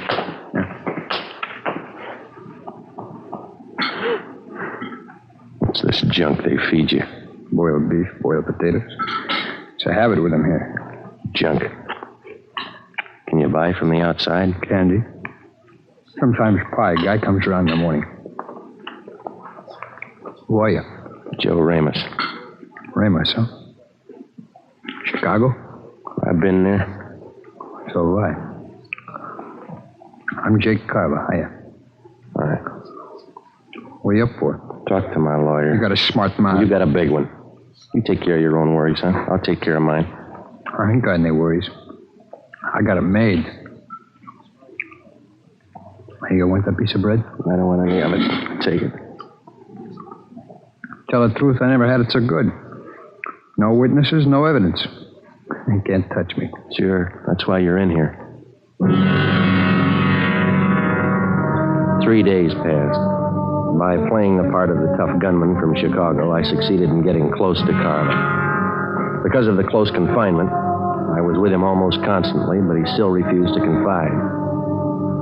In a roundabout way, I pressed him as much as I could for the answer without making him suspicious. No results. 8:55 p.m. Sunday, 2 days before the trial opened. Sam, Jake Carver, and I were playing blackjack in the aisle just outside our cell. All right, Sam, hit me. Here you are. Okay, I'm good. Ramus? I'll stand. 18. Pay 19. That's all for me. Me too. I'm going to hit the sack. Yeah, just when I start to come back. Always crying. Hey, Ramus, seems to me I remember you. Haven't I seen you around City Hall?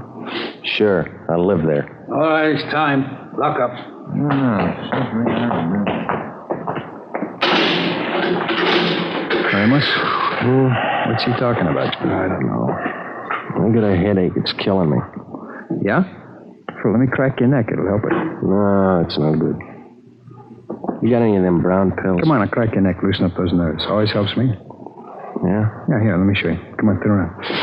Take it easy. Just relax. Let yourself go. Yeah. I'll get my hands around the back of your neck. Come on, relax. Well, this won't hurt you. All right. You got to be careful with this stuff. You could break a guy's neck, you know. Take it easy, huh? What's the matter? Come on, relax. All right. Let me get a better grip on your neck. Take it easy, huh? All right, now. Yeah. All there is to it. How's that? Well, that's not bad. Feels a little better. That works okay. Sure. Hey, I noticed you had a visitor today. One of the boys in the East? No. A friend of mine out here. He just got in town. The coppers are trying to pin a killing on him. No? Who is he? Max Wesley. A good man. Tried to say he pulled a job down in San Pedro. Pedro, huh? What kind of job? Stick up. Drugstore a couple months ago. Yeah? That's what they got me on, you know? It's funny. I think I'll get some shut-eye. What about this job they're trying to hang on him, he tell you? I don't remember. The guy who ran the store was shot up, I think. Died. Max wasn't even in town when it happened. Happened in May? Last May? I don't know. I'll see you in the morning. Yeah. Hard bed. They didn't have nothing on Max, huh? They let him go. Oh, not yet. He's out on bail. No, I mean, no evidence on him. No gun, huh? Yeah, they got a gun. I think that's what Max said. Where'd they find it, he say? I don't know where they found it. Go to sleep, will you? He mentioned anything else about Pedro, like San Pedro Hills? Yeah. Maybe that's where they found it. I think Max said that. No. That couldn't be. All right. That isn't either. Hey, Ramos, it wasn't the Harbor drugstore, was it? What's eating you anyway? Will you go to sleep? Look, Ramos, I gotta know. It's important. What are you talking about? I gotta get some sleep. Will you listen a minute? I ditched a gun down there in the San Pedro Hills. All right, what are you worrying about? They don't send you up for hiding guns? Listen, I'm hot on that job. They got me on one murder rap. If they tag me in another one, it's for keeps. What do you want me to do? Talk to the governor? Are you sure this guy Max said that they found a gun? Now, look, Carver. Max said they found a gun in the San Pedro Hills. Now, you get on down in your bunk and let's talk about it in the morning, huh? What kind? Did he say what kind? I don't know. I don't remember. Was it a 45? Something like that, yeah, 45. I guess that was it. Now, listen. Got that jailer barking down here. Quiet down in there. All right. You go to sleep now? I can't be.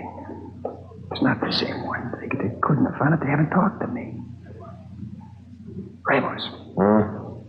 When did they find the gun? Did Max tell you that? When did they find the gun? When? I don't know. He didn't say where? San Pedro Hills. Ramos, I gotta know. Wasn't by a covert, was it? On the hill road? I don't know. I'll ask Max the next time I see him. Is that where you ditched yours? But they couldn't have found it. Nobody could have. This covert, see, back on the road. Yeah.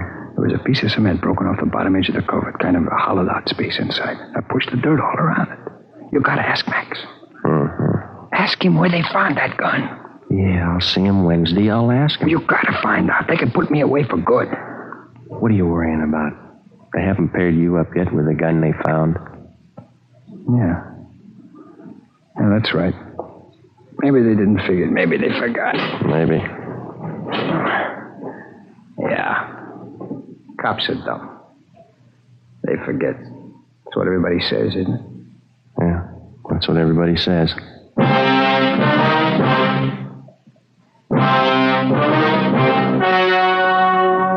The story you have just heard was true.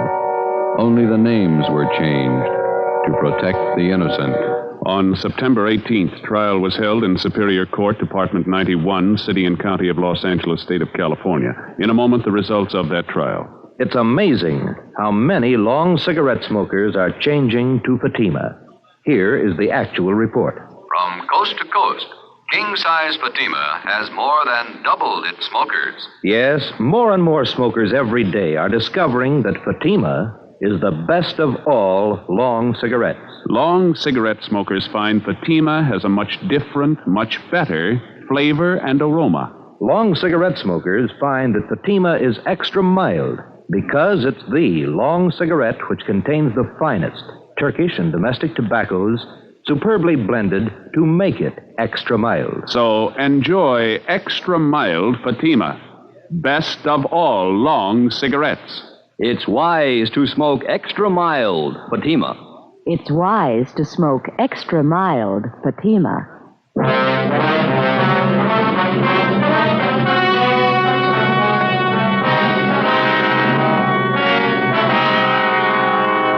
The murder gun, a .45 caliber automatic pistol, was recovered from the San Pedro Hills, and Jacob John Carva was brought to trial. He was tried and convicted of murder in the first degree. The jury again refused to recommend the death penalty. Carva is now serving a life term in the state penitentiary without possibility of parole.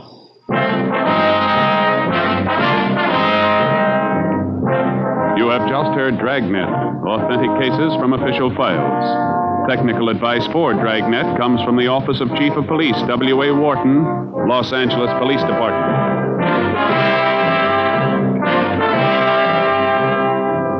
Dragnet wishes to thank the editors of Radio Best magazine for their considerate appraisal of this program. For those of you who may be interested, a novelized version of Dragnet appears in the April issue of Radio Best. Fatima Cigarette, the best of all long cigarettes, has brought you Dragnet from Los Angeles.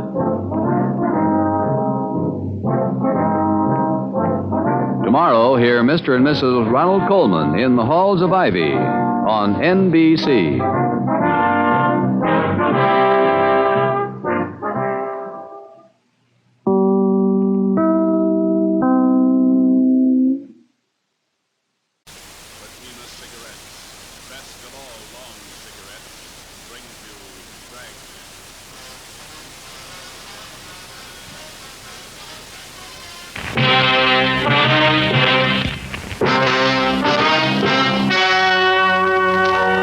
The story you are about to hear is true.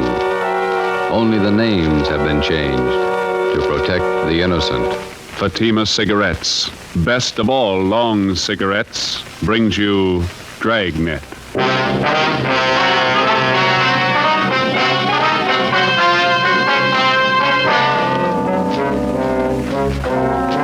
You're a detective sergeant. You're assigned to homicide detail. A confessed murderess is paroled from the state prison for women. After 7 months, the parole office loses contact with her. Your job, find her. If you want a long cigarette, smoke the best of all long cigarettes. Smoke king-size Fatima. Fatima is the long cigarette which contains the finest Turkish and domestic tobaccos superbly blended to make Fatima extra mild.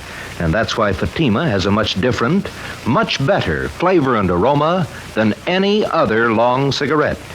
That's why Fatima has more than doubled its smokers coast to coast. So enjoy Fatima, the best of all long cigarettes. It's wise to smoke extra mild Fatima. It's wise to smoke extra mild Fatima.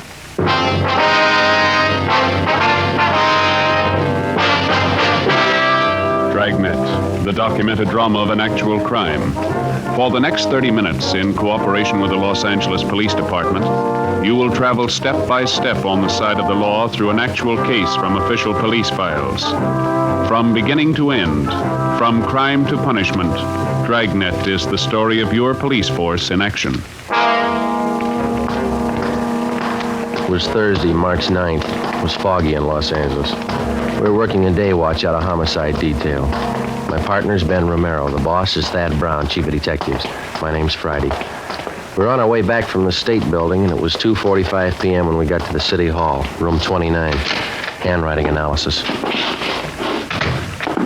Want to have a seat, Fred? Okay, thanks. I'll see if Don's around. Maybe in the back room. All right. Don Meyer. Don, you here? Yeah, come in just a minute. Oh, hi, Ben. Got a quick job for you, Don. Can you spare a few minutes? Think so? Hi, Joe. Didn't see you. I'd like to have you meet Fred Galloway, state parole. Fred, this is Don Myers, our handwriting man. All right. Got a couple of signatures here. I'd like to have you check them now if you can. No, I can try. Let's see what you got. You want to show them, Fred? Yeah. These 3 sheets here, Don, marked November, December, January. I'd like to know if the signatures on them compare with the signatures on these 2 here. They're marked February and March. Let me see. Thanks. Mm-hmm. Yeah, well, it shouldn't take long. Why don't you fellas have a seat, huh? Yeah, okay. How's this thing shape up, Fred? You figure that the Johnson woman's jumped her parole? Got me. I don't know what to think. How long's it been since you got out of prison? Well, let me check you out on the details. I got the dope right here. All right, fine. Annie Marie Johnson. She was sent up for a life term, 1933. Murdered her husband, John. Shot him to death. Started appealing for parole 1940. Finally won it May 14th last year. Paroled into the custody of Mrs. Laura Jean Muller. Mm-hmm. Where does this Mrs. Muller live? Down Wilmington. Old friend of the Johnson woman. She fought for 10 years to get her released from Tehachapi. Have you been in touch with Mrs. Muller lately, Fred? Only by mail. We've been sending her monthly report forms all along. She's the person that Annie Johnson was paroled to, so the form has to be filled out, then signed by Mrs. Muller and mailed back to me. Yeah, I know. And that's where you figured that something was wrong. Well, we got the February and March reports back from her on time, all the usual questions answered properly, and it was the signature. Writing didn't look like Mrs. Muller's at all. You think the Johnson woman is faking the signature? Maybe. Tried to contact the Muller house 6 times the past couple of days. Nobody home. There you go, man. You got it? Yeah. Let me see. These 3 here, November, December, January, they were signed by the same person. Yeah. Signatures on the February and March reports. They're pretty bad imitations. One person signed these 2. Another person signed these. No match at all. Well, then the signatures on the last 2 reports were forged. I'd say so. She went up for murder. That's your department. You want to run it down? Sure. What's it add up to? Could be a lot of things. Could be nothing. Annie Johnson ought to know. Ben and I checked out of the office and drove down to Wilmington. We located the home of Mr. and Mrs. Joseph Muller on Seaboard Drive, just off Anaheim Street. It was an old-fashioned 2-story house set back on a big corner lot along with plenty of shrubbery. It was a faded gray with lots of Victorian gingerbread hung all over it. Fancy carved gables, carriage driveway with hitching posts, and pieces of thick colored glass set in some kind of a design in the window of the front door. Out in the harbor beyond Terminal Island, you could hear the foghorns.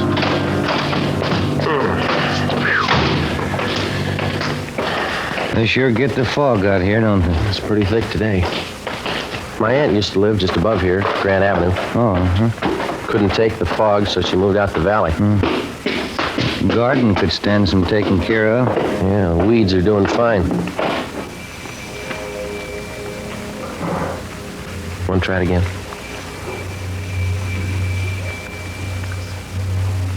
What do you think? Let's try the neighbors, huh? Yeah, all right. That house across the street must be somebody there. I saw a woman shaking a dust mop out the window when we drove up. All right. Kind of a bleak-looking spot up here on the hill, isn't it? Not many houses around. Yeah, and this fog's doing nothing for me. Chills you right down to the bone. What's the name on the mailbox there? Let's see. Miss Flora Carpenter. Well, maybe she can tell us something.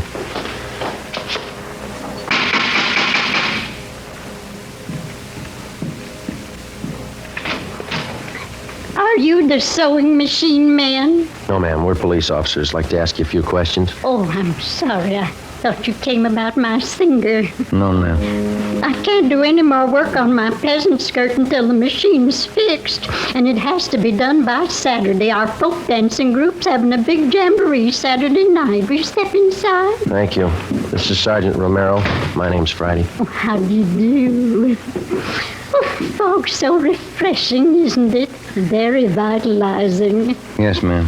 Are you acquainted with Mr. and Mrs. Muller across the street, Miss Carpenter? The Muellers? Yes, I've known them for years. And they have an Annie Johnson living with them? Yes, one of my very good friends. She's employed as a housemaid for the Mullers, is that right? Well, I guess you could call it that. Actually, she's more of a companion to Mrs. Mueller since poor Mr. Mueller got sick. What's his trouble? His mind. Poor man just lost his senses. He's at the state hospital at Norwalk. Mm-hmm. When did they send him there? Let me see. This is March. It must have been last November. Yes, became violent. Do you know where Mrs. Muller is now? In the sanitarium out near Pasadena. Not well at all. And Annie Johnson, is she still living at the Muller's house across the street? Oh, yes. She went downtown to do some shopping today. Did she say when she'd be back? Well, no, she didn't, but we have a meeting of our book appreciation club at 8:30 tonight here at my house, and I certainly don't think she'd miss the meeting. I see. Miss Carpenter, do you happen to know the name of the sanitarium where Miss Muller's staying? Garraway's. That's what Annie told me. Garraway's Rest Home out by Pasadena. Mm-hmm. Have any of the neighbors been out to visit her? Well, no, we haven't. Annie said the doctors there thought it'd be better if Mrs. Mueller didn't have visitors. I see. I wonder if you'd tell us where we could find a public telephone in the neighborhood. Oh, you can use my phone, Sergeant. It's right back there in the hall. Fine, thank you. I'll call him, Joe. All right. I'll have the operator charge it to our office. You sure you can find your way back there, Sergeant? It's right under General Pershing's picture. Yes, ma'am. No trouble. I was just thinking, Sergeant Friday. Yes, ma'am. Would you know anything about repairing sewing machines? No, I'm afraid not. Oh. Well, Fluffy, there you are. This is Annie Johnson's cat, Sergeant. Isn't he simply gorgeous? Look at that fur. Yes, ma'am. It's a nice Genuine Persian. Annie brought him with her when she came to live with the Muellers. Did Mrs. Johnson and Mrs. Muller always seem to get along fairly well together to you? I mean, no arguments? Oh, my, no. Annie's the easiest person in the world to get along with. All us girls in the neighborhood just adore her. Joe. Did you talk to sanitarium? Yeah, I double-checked the name. Yeah? Mrs. Muller's not there. They never heard of her. Ben and I left and interviewed some of the other people in the neighborhood. They all had the same high opinion of Annie Johnson as Miss Carpenter did. They all had the impression that Mrs. Muller was under doctor's care at the Garraway Rest Home in Pasadena. Annie Johnson told them so. We found out that Mrs. Muller had one other living relative besides her husband, a niece, Lorraine Muller. She lived out on Norwich Drive in Beverly Hills. 5:30 p.m., Ben and I drove back to the office and made a spot check of every private rest home and sanitarium listed in the Los Angeles area. Mrs. Muller wasn't at any of them. We called the state hospital at Norwalk, and they informed us that Joseph Muller was there, having been committed the 2nd of November the previous year. He was critically ill. We put in another call to the Muller home. Still no answer. 6:15 p.m., we drove out to Beverly Hills to the home of Mrs. Muller's niece, Lorraine. She was a tall, good-looking girl with blonde hair and a bad cough. I don't think I can help you, Sergeant. I moved out of my aunt's house 3 months ago. I haven't seen her since. Were you staying at the house when Annie Johnson came to live there? I was raised in that house. Mother and Dad died when I was a baby, and Uncle Joe and Aunt Laura took care of me. They're wonderful people. Would you mind telling us why you moved? I don't mind. Everything was fine until Annie Johnson came. I didn't get along with her. We fought all the time. Oh, is that so? I don't know why. I just didn't like her. When Annie moved in, she just took over the whole house. What's the connection between your aunt and Mrs. Johnson? Any blood relationship there? No. Annie was a school chum of Aunt Laura's. When they sent her to prison for killing her husband, she wrote for help. And your aunt helped her? She worked for 11 years at it. I don't know how much money she spent. Lawyers, you know. Yeah. She finally got Annie parole. And then she took Mrs. Johnson on as a housekeeper, is that right? Yeah. She never did any work. She acted like she owned the house. Like my aunt and uncle owed her everything they'd done for her. When's the last time you heard from your aunt? It was a few months ago, around Christmas time. I called her up to wish her a Merry Christmas. You have no idea where Mrs. Muller might be now? Some friends that she could be staying with, maybe? No. Aunt Laura only has a few friends. They all live in the neighborhood. She's not in the habit of going off without telling anyone, is she? No, never anything like that. I don't understand it. Something must be wrong.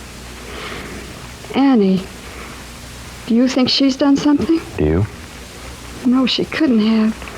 She owes everything to Aunt Laura. Her freedom, a good home, nice clothes, money.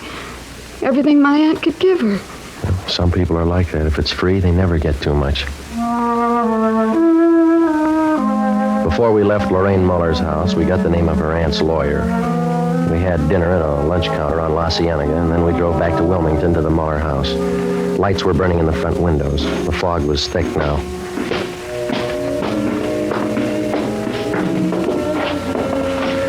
Guess that's her singing. Yeah. You want to ring the bell? Mm-hmm. Can you see in through the curtains, Joe?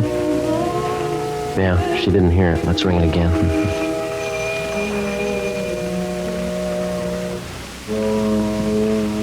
Hey, here she comes. Yes? Are you Mrs. Johnson? Yes, that's right. What is it? Police officers, our identification. Oh, yes. Won't you come in? Thank you, ma'am. Thank you. We'll go in the parlor, shall we? All right. No. We're February and March. Yes? We think the signatures on those two reports are forged. Oh, those. Mm-hmm. Oh, yes. I don't know what to say. I really didn't think it was that serious. I knew the reports had to be sent in. Did you sign Mrs. Muller's name on them? Well, yes, I did. You see, Laura Muller's at a sanitarium now, resting up. Mm-hmm. I didn't want to bother her with all this business, so I signed them and put them in the mail. But forgery, I didn't think it was that serious. Mm-hmm. Which sanitarium is Mrs. Muller staying at? Garraway's. A very nice place. It's near Pasadena. She's been there about 2 months now. Have you been out to visit her yet? No, I haven't. I'm a little ashamed of myself. I've just been too busy keeping up the house here. It's lots of work. Yes, I understand. I suppose you drove Mrs. Muller to the sanitarium. As a matter of fact, I didn't. You see, we don't have a car, so she took a taxi cab. Have you telephoned Mrs. Muller at the sanitarium? Yes, just once the day she went in. She's there for a good rest. I don't feel that anyone should bother her. Not even myself. Does she have any other relatives? Besides her husband, that is. None at all. Poor Mr. Muller. We had to send him away, you know, to Warwick State Hospital. Yes, ma'am. It got out of hand. Just terrible. He almost murdered poor Laura once, and those were awful days. He's much better off where he is. Yeah, it's too bad.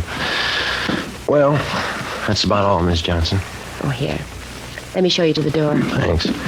You'd better contact your parole officer the first thing in the morning and clear up this matter of the reports. I'll do that. Thank you. Mm-hmm. Good night, Miss Johnson. Thanks again. All right. Good night.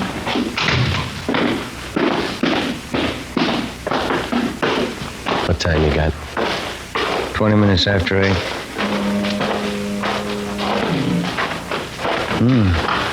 The light just went on in the attic. Yeah. What do you think? We better go take a look around. What do you think we'll find? I don't know. Maybe a reason for some of those lies she told us. 8:35 p.m. Annie Johnson left the house and crossed the street to Miss Carpenter's place. In the Muller house, in a small desk in one of the rear bedrooms on the first floor, we found a file for Mrs. Muller's business papers. In the file, we located 3 of her insurance policies. There was one for $5,000 and 2 for $3,500. Each policy had a rider attached, changing the beneficiary from Joseph Muller, the husband, to Annie Johnson. $12,000 worth of insurance. Yeah, let's get them back in this folder. Did you get the policy numbers? Yeah. What's this? Let's see. Phone bill, light bill. Here's one. Labor bill, $1 an hour, paid to Tom McCrae, charged to Annie Johnson. Let's go. Yeah, I want to get this address here. Tom McCrae, East Jefferson. There's her cat. Yeah, let's go see what we can find upstairs, huh? It's a pretty cat. We went upstairs to the second floor of the house and searched the rooms. We went up another flight of stairs to the attic. For a full half hour, we searched through dozens of corrugated cartons crammed with souvenirs and picture postcards. Joe, come here. Yeah. Take a look. Wrapped in newspaper. 3220 Colt. 3 empty cartridges. We got a gun and we got a suspect. Those insurance policies could be the motive. Let's pray to God there's no victim.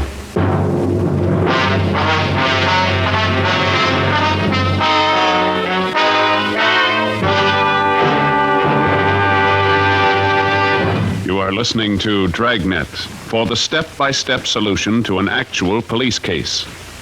Here, step by step, are the reasons why Fatima has more than doubled its smokers from coast to coast. Step 1.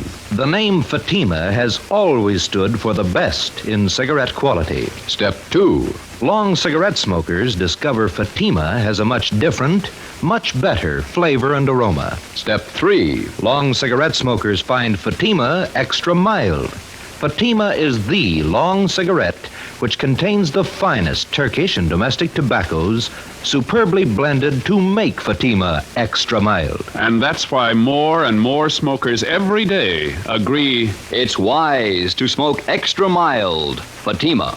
It's wise to smoke extra mild Fatima. Yes, the name Fatima on that golden yellow package is your insurance of an extra mild smoke. So enjoy king-size Fatima, the best of all long cigarettes.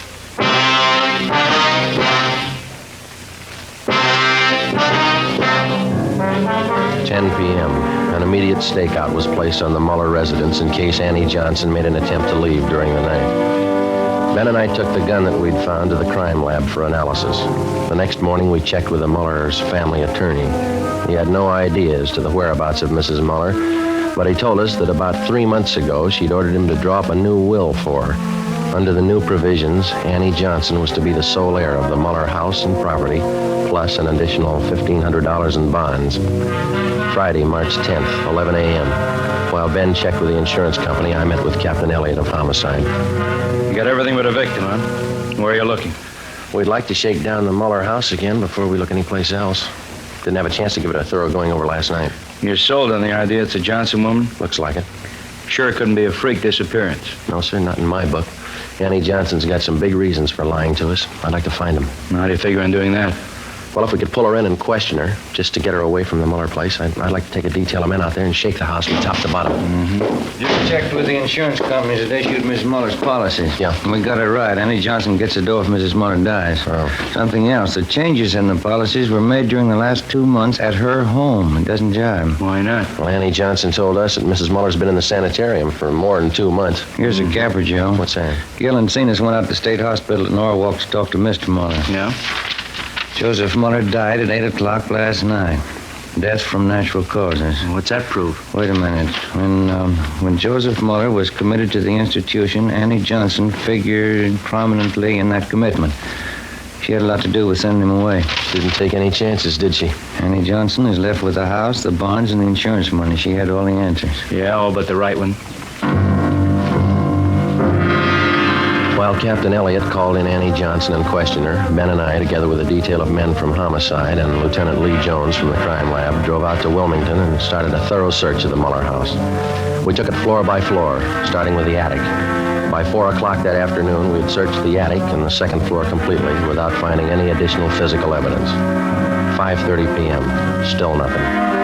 The fog was coming in thick now. Captain Elliott called and said the Johnson woman was on her way home.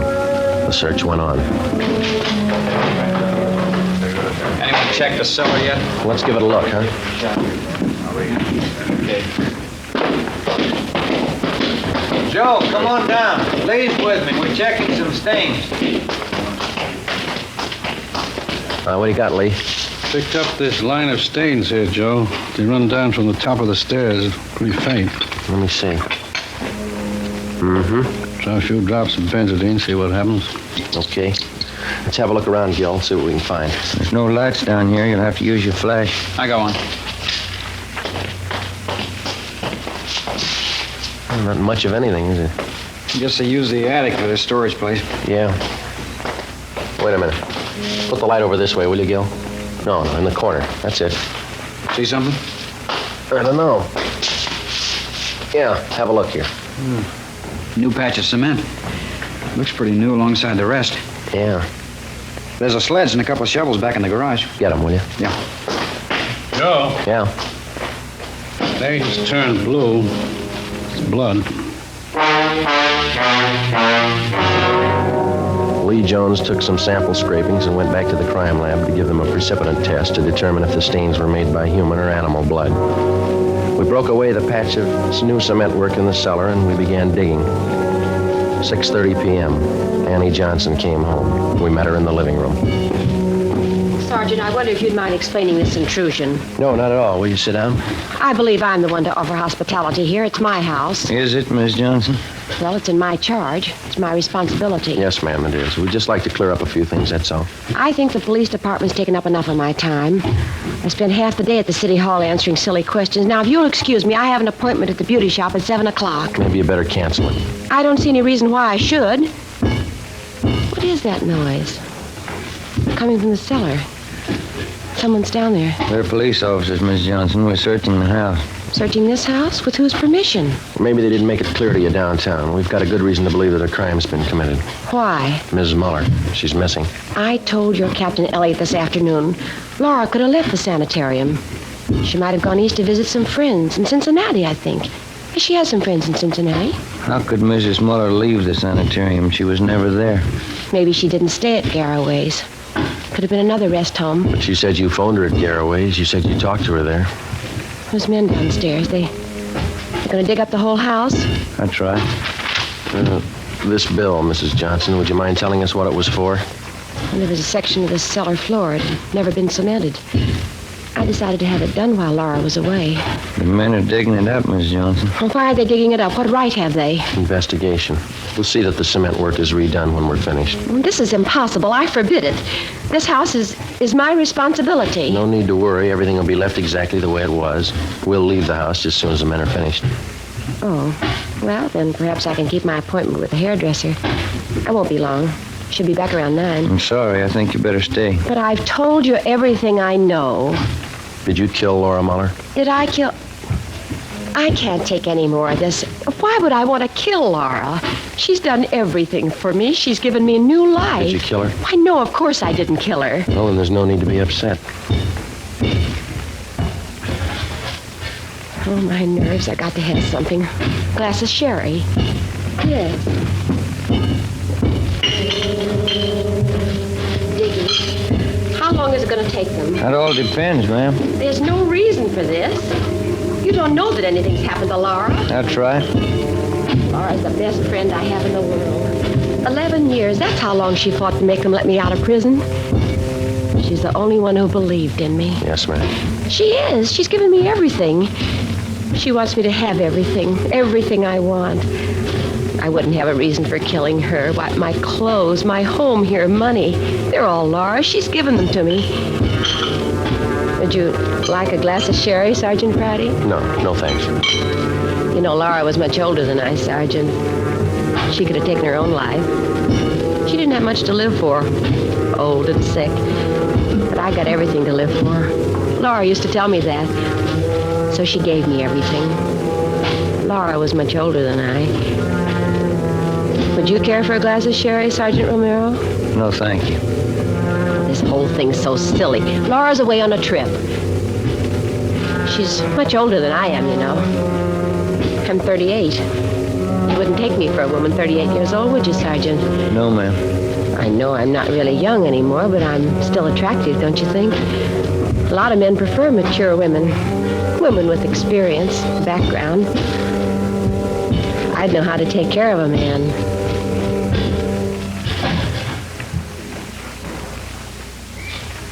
Joe. Yeah.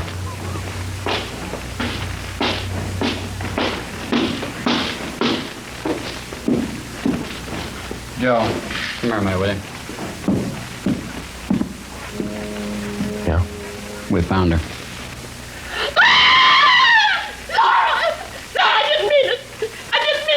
She didn't have anything to live for. She wanted to die. Call the coroner, Gil. Let's go, Miss Johnson. Laura wouldn't want this. She knows I didn't mean it. She's the only one who knows what I went through. Years in prison. Laura understood me. She gave me everything, everything. Yes, she did. Ask anybody. They all know how Laura felt about me. Ask anybody. We can't ask her.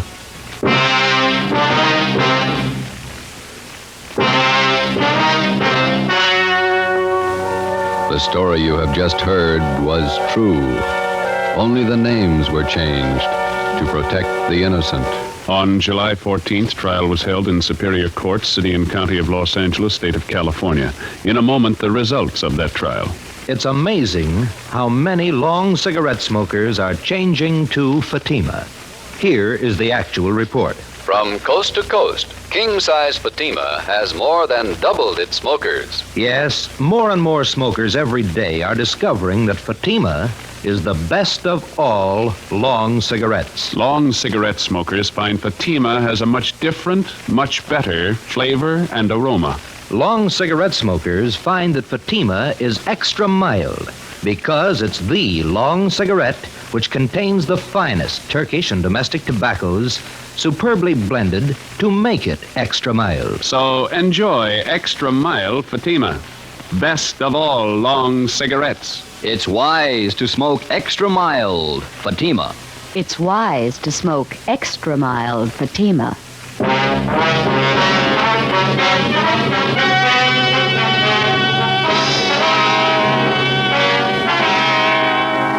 Annie Marie Johnson was tried and convicted of murder in the first degree. She was executed in the lethal gas chamber at the state penitentiary, San Quentin, California.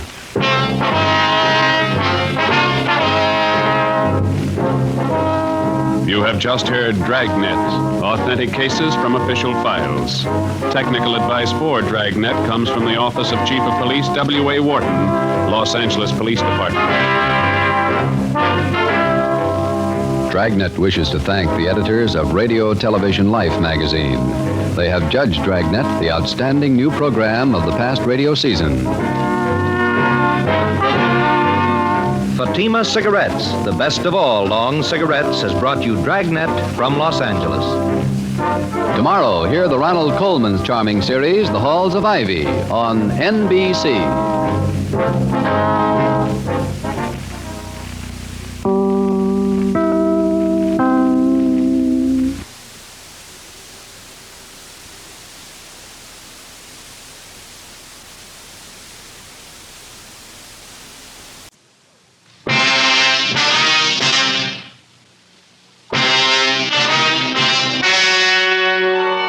The story you are about to hear is true. Only the names have been changed to protect the innocent. Fatima Cigarettes, best of all long cigarettes, brings you Dragnet.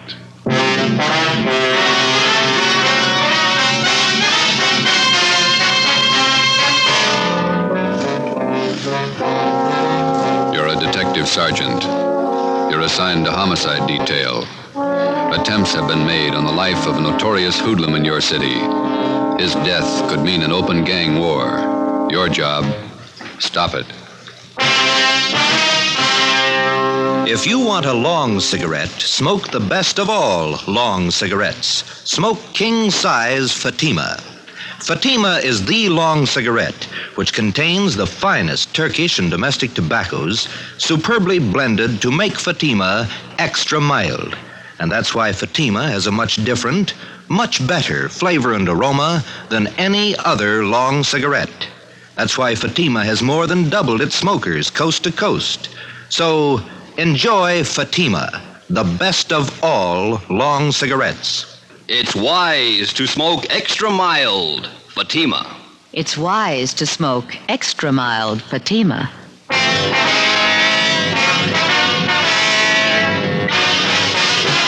Dragnet, the documented drama of an actual crime.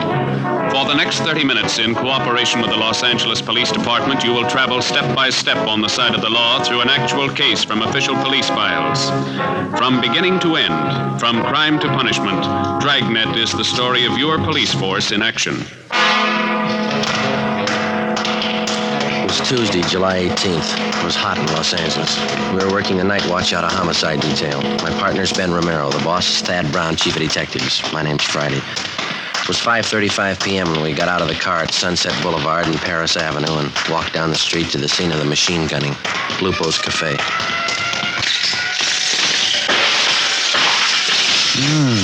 Look at that, Joe. Yeah. Ripped out the whole front of the place. Yeah. Hi. Yes, sir.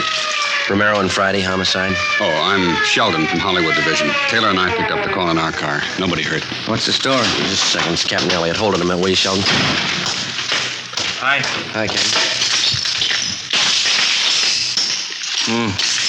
Not much of it left. Sheldon here was in the cruiser car. He'll fill us in. All right. The intended victim was Gus Valentine. He's over there with Taylor, my partner. Yeah. According to Valentine, he stopped in the restaurant here for a drink. He was in there about 15 minutes, came out to hail a cab, and this car came around the corner. Down there, Sunset and Clayton. They whipped by close to the curb and opened up. I've got the laundry there on one side of the place and a dry cleaning joint on the other side. Yes, sir, miracle, but nobody was hit. Did you get anything on the car? Nothing so far. Happened so fast, nobody got a good look at it. How about Valentine? Does he have any ideas? I don't know. Taylor's getting the information. Nobody saw anything? Any witnesses? Yes, sir. A couple. Newsboy Tim Benson, the lady in the dry cleaning place, Agnes Rebard. Neither of them got a license number. Okay. I'd like to talk to Valentine. Sheldon, keep the area clear, will you? Lab men are on their way out. Yes, sir. Come on.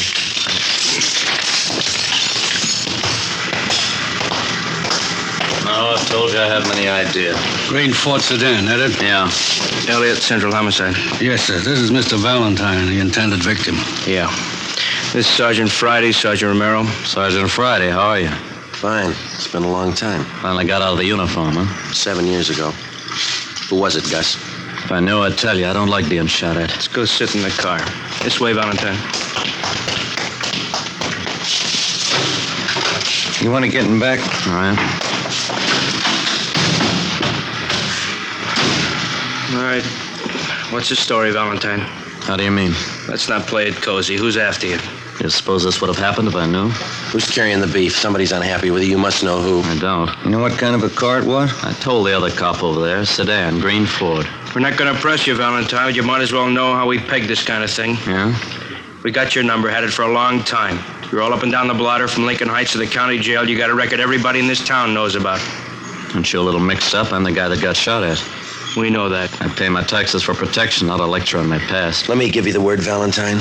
I've known you for a long time, and I've read about you in the newspapers. I've watched your so-called climb from 2-bit penny ante rackets all the way up. Now, you've been told more than once about keeping your nose clean. This is a switch, isn't it? Man gets shot at, cops read riot act, innocent victim. Look, we know you and we know that crowd you run with. If you want to start a war, run a battlefield. Don't pick the streets of Los Angeles to fight it out. I think I asked for it the way you men talk. You did somewhere up and down the line.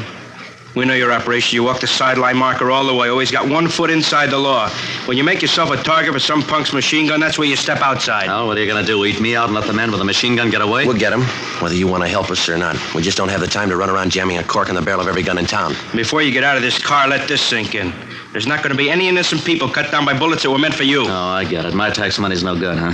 I pay a bigger chunk than most of the clouds in this town. You haven't got a clear title to the city yet, and until you do, don't set up a shooting gallery. Now, what do I do? Dig a foxhole till you get ready to tab whoever's taking pot shots at me? You can tell us who it is. You got all I know. Don't you think I'd want him picked up? I think you're a liar. I think you better square your beef and knock off this gangster stuff. There's not going to be any more of this kind of thing, understand? That's the trouble with civil service. It makes a big man out of you $200 a month. I've never passed an exam, but I keep in step. You missed the first one, from the gutter to the sidewalk. Almost without exception, every city in the United States has its Gus Valentine. These men remain out of custody, not because of any lack of law enforcement, but because of their ability to hide behind the laws which are designed to protect the innocent and use them to their own advantage. They operate allowing only the thinnest margin possible between themselves and the state penitentiary. We drove back to Central Division. At 6:18 p.m., we were called to the chief of detective's office. He wouldn't give you anything, huh? Not a thing. Usual line of smart talk. Who's ever after him meant business. Those storefronts were a mess. Yeah, they won't quit now. Just a minute. What's that intelligence number? 2821. Oh, yeah.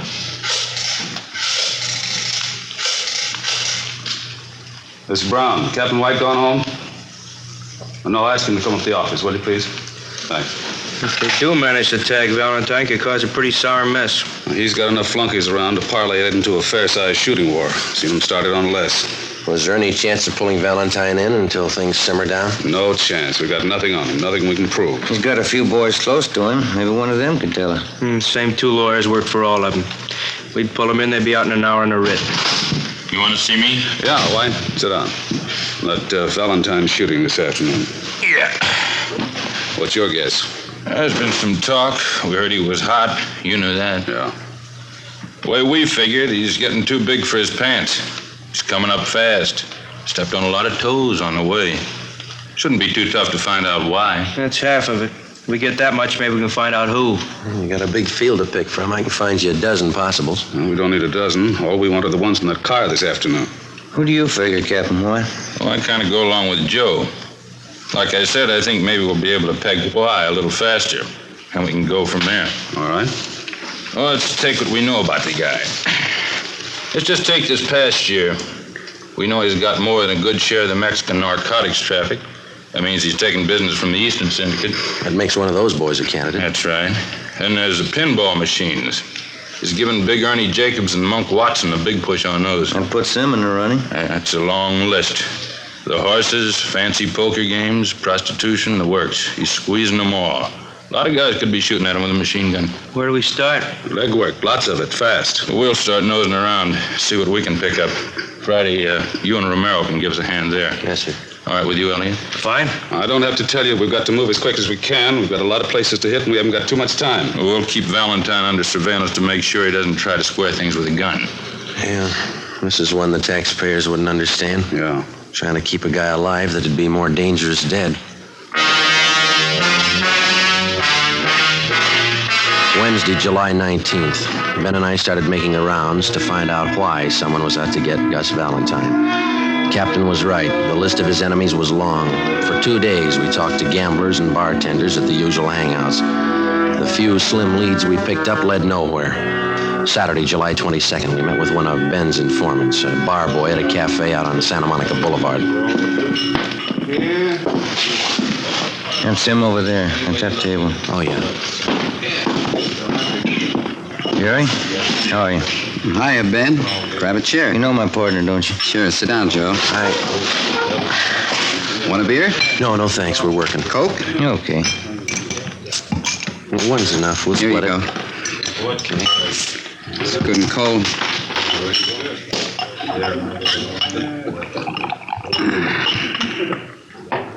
Doctor cut me down 1 beer a day. It's a spot on a hot day, don't it? Yeah. What about Valentine? What about him? You hear anything since I phoned you? A couple of things. Word's getting around he's a welcher. Horses? I don't know. Big money. Hasn't paid off yet. Who does he owe? I can give you the name of one of them. Sal Tapper. I don't know him. Meatpacking business, wholesaler. Got a big plant down at 54th and Commercial. Owns a little neighborhood bar. That's where he spends most of his time. Where's that? Gardena. Calls it the Mile High. And what about this Sal Tapper? What do you mean? How close is he to Valentine? You mean one of his boys? Yeah. Nah. Valentine's his book, that's all. Supposing Valentine owed him a wad of dough, would he push his point? How do you mean? Would he use pressure to collect? Maybe a meat cleaver, not a machine gun. I don't figure him in on that Tuesday caper. Sure you don't want this other Coke? No, thank you. What time you go to work? Plenty of time. One bottle of beer ain't hardly enough. Any rumbles about the shooting? How do you mean? Anything worth repeating? Oh, everybody says the same thing. He's got it coming. Who is everybody? The homeowners, neighborhood Joes. They got it all pegged. What's the popular guess? A dame. Well, that's about it, huh, Jerry? That's about it. What's your guess? Fresh out, I don't know. How come you guys are so worried about Gus Valentine? I didn't think you cared whether he lived or died. Either way, we're in trouble. We left the cafe on Santa Monica Boulevard and drove out to Gardena to the Mile High Bar. It was a typical neighborhood tavern with the windows painted in black except for 2 small ovals in the center of each window. They were filled with beer signs and red neon. A cloth sign advertised shuffleboard and life-size television. Inside, the walls were covered with alpine mountain climbers trying to fight their way up a mountain that looked twice as steep as the Matterhorn. Give me 10 nickels, will you, Lenny? Can you tell us where we can find Sal Tapper? Yeah, I'm him. Thanks, Lynn. What do you want? Police officers, I'd like to talk to you. Sure, what about? Gus Valentine. Yeah? He owes me money. Is that all you've got against him? As much as he owes me, that's enough.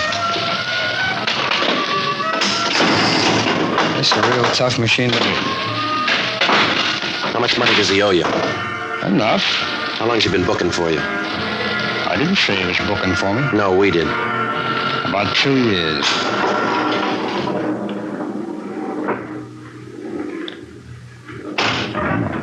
Come on. Hit it. 4,000 on the first ball. I got to do better than that. Where were you Tuesday afternoon? At the packing house. Can you prove it? Would I say it if I couldn't prove it?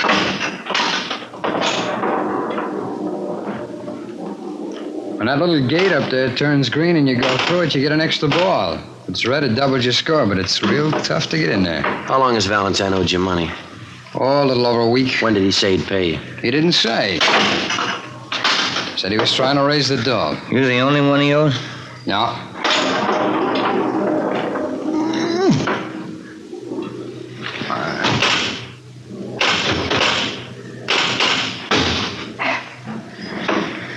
There's a couple of more guys in town. You know who they are? No. How do you know he owes somebody besides you? I heard. Did he say why he hasn't paid up?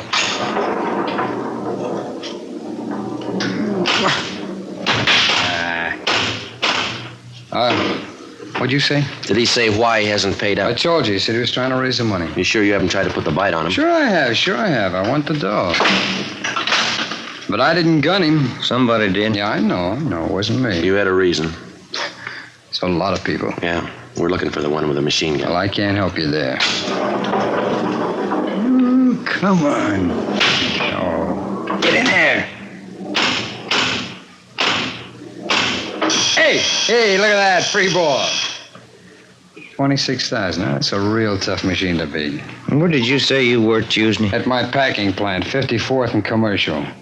Okay. How long have you known Gus Valentine? About 4 years. I met him at a party out in Hollywood. It's the first time I've ever known him to welch. Mm-hmm.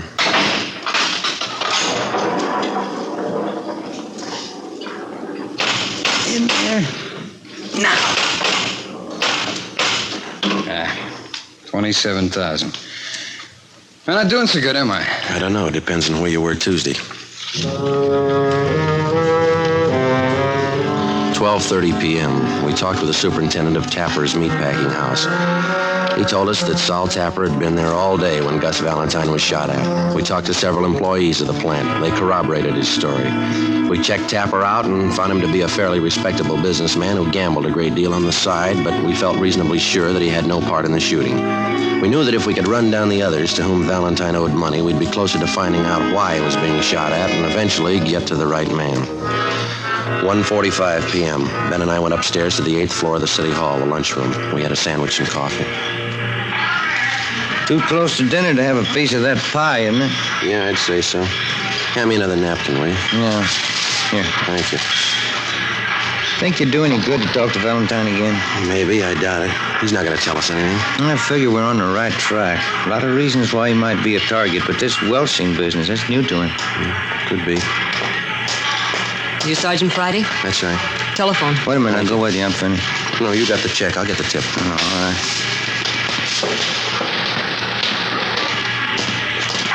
Slide that phone over, will you? Oh, yeah. Thank you. Friday. Elliot, come down to Chief Brown's office right away. Yes, sir. Let's go.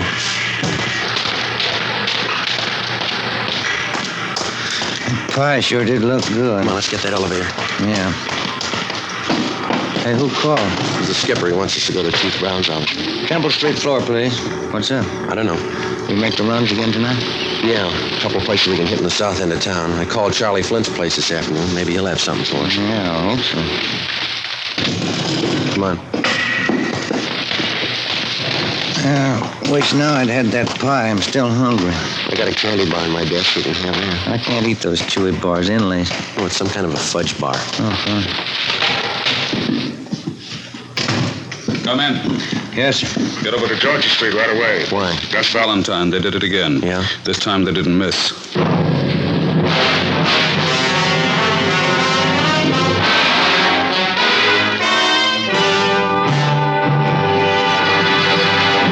Here's step by step all the reasons why Fatima has more than doubled its smokers from coast to coast. Step 1. The name Fatima has always stood for the best in cigarette quality. Step 2. Long cigarette smokers discover Fatima has a much different much better flavor and aroma. Step 3. Long cigarette smokers find Fatima extra mild.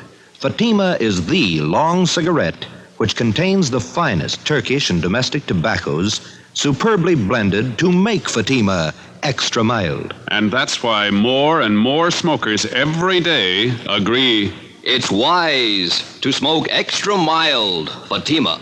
It's wise to smoke extra mild Fatima. Yes, the name Fatima on that golden yellow package is your insurance of an extra mild smoke. So enjoy king-size Fatima, the best of all long cigarettes.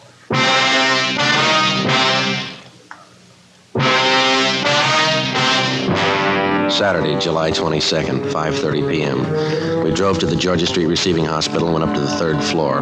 We talked to the doctor in charge, who told us that 2 slugs had been taken from Gus Valentine's right leg and 1 from his right shoulder. They had been marked for identification. He was in fair condition. We talked with the patrolman who made the ambulance follow-up.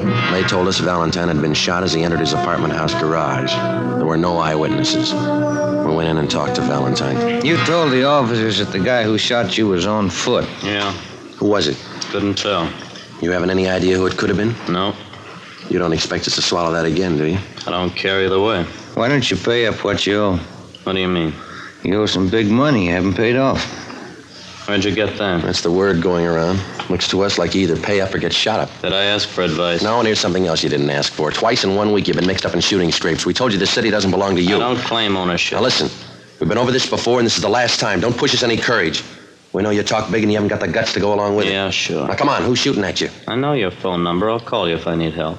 I'll take care of this myself. Valentine, the first time you pull a cap gun, we're going to sit on you. If there's any retaliating, we'll do it. I'm tired of sitting like a duck on a pond. Then tell us who's gunning for you. That's between me and them. I'll meet them when I'm ready. All right. We're through talking.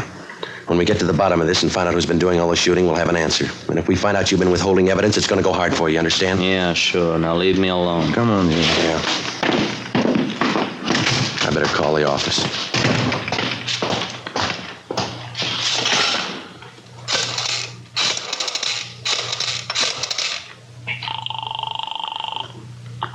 Homicide, Graham. Captain Elliott there? I'll see. Captain, will you take 2? Elliot, This is Friday, checking in on the Valentine thing. what's the story? Couldn't get anything out of him. He isn't hurt bad. Right leg and shoulder. All right. Here's something you can run down. Yeah? Got a tip from White in Intelligence. He's got a man out at Freddy's Fish and Chips on Slauson. Says a couple of guys in there blowing off about Valentine. Who are they? Billy Keel and Tony Farrar. They're not on Valentine's team. That's right. White's man says the party's getting rough out there. You, Romero, better follow up on it. Right? Another thing, if it looks like anything, you better bring him in for questioning. Okay. Check on me when you get in. Right. Let's go. What is it? Keel and Farrar. Skipper wants us to pick him up and bring him in for questioning. What do they know about the shooting? They know enough to talk about it. 7 p.m. We located Freddy's Fish and Chips place on Slauson near Montgomery Street. A dozen or so tables at the back of the restaurant were already taken with the overflow lined up 2 deep at the bar. The man from Intelligence Detail was down at the far end of the steam table nursing a cheese sandwich. He motioned us over and pointed out Billy Keel and Tony Farrar. They were sitting at one of the tables along with 4 other men drinking Boilermakers and eating French fried potatoes. Ben and I made our way through the crowd toward the back tables. Sorry.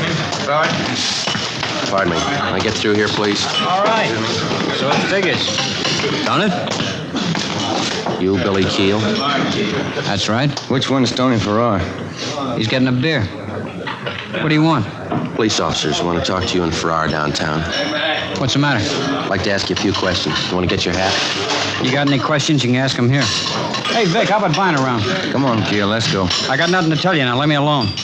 There's 2 ways to go downtown, the hard way and the easy way. Let's take the easy way. All right.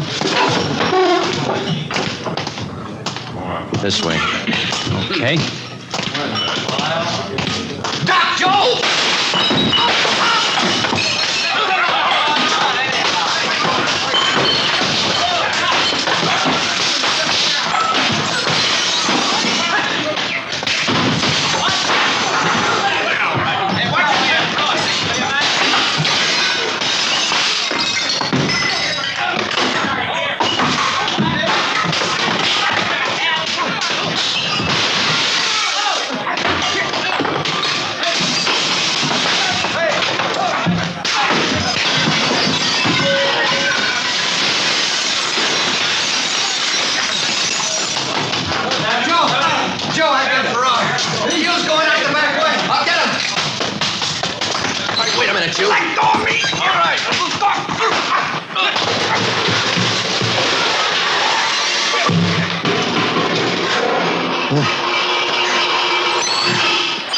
on, Farrar, come on.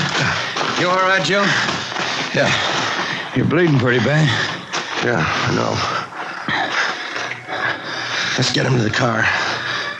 Look at your suit. It's ripped to pieces. My wife's gonna kill me.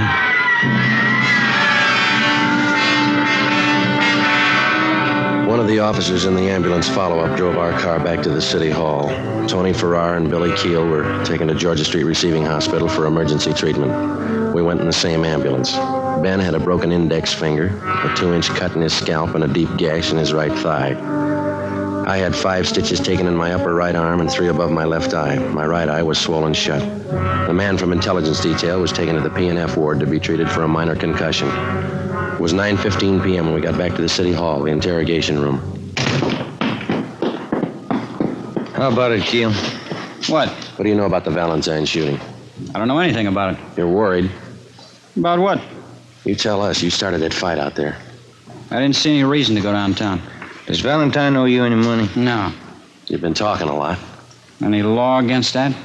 Why'd you shoot Gus Valentine? I didn't shoot him. Can you account for your time Tuesday afternoon? I don't have to answer that. Where were you this afternoon? My lawyer's coming in. Ask him. How much money does Valentine owe you? Keel? Ever see this before? I don't even know what it is. We found that machine gun in your apartment. Doesn't belong to me. We got your car downstairs. Green Ford sedan. Doesn't belong to me. White slip's got your name on it. Here's something else with your name on it. 2 chits for $750 signed by Gus Valentine. Money he owes you on the horses. You shot him, didn't you? I don't see how you can prove it. I'll tell you how. We ran this Tommy gun through the crime lab. We dug the same slugs out of the front of those stores where you tried to kill Valentine. Your prints are all over the gun. How much more do you want? It's not my gun. All we gotta do is find the .45 you used this afternoon and match it up with the slugs we dug out of Valentine's leg, and mister, you'll be away for a long time. All right. We used the Tommy gun. We didn't hit him. Didn't try. Only wanted to scare him. I got tired of waiting for my dough. I got no use for a welcher. What about this afternoon? No, sir. Me and Farrar didn't have nothing to do with that. I'll take the machine gun rap, but it wasn't us this afternoon. Elliot, Friday, step outside a minute. Yeah. Valentine. Yeah? Somebody just blew his hospital room full of holes. It took us 17 minutes with red light and siren to get to the Ferndale Sanitarium where Gus Valentine was recovering from his gunshot wounds. 3 cruiser cars were out front when we pulled up. We went to room 12 in the West Wing. There's the doctor, Joe. Yeah. How is he, Doctor? He was dead when we got in here. He had a private nurse. Shot her, too. Dead. Anyone else hurt? It was visiting hours. Some woman was in there talking to him. She got hit. We're treating her down in the emergency room. Appreciate it, Doctor, if you keep your staff out of the room here until we finish our investigation. Yes, sir. Thank you. Let's have a look inside. Mm-hmm. Look at that. He didn't fool this time. Too bad he wouldn't give us more help. Yeah. We're no worse off than we were. We still have to find out who it was without him. I hope we can get to him before Valentine's crowd starts shooting back. We got to. Anyway, this cancels out his debts. You know his record. Yeah. He owed a lot more than he could ever pay.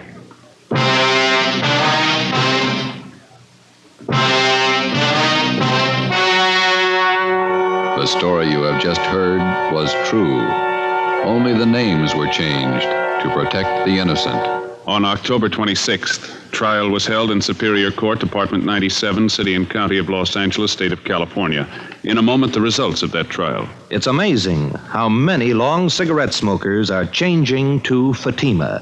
Here is the actual report. From coast to coast, king-size Fatima has more than doubled its smokers. Yes, more and more smokers every day are discovering that Fatima is the best of all long cigarettes. Long cigarette smokers find Fatima has a much different, much better flavor and aroma. Long cigarette smokers find that Fatima is extra mild because it's the long cigarette which contains the finest Turkish and domestic tobaccos superbly blended to make it extra mild. So enjoy extra mild Fatima.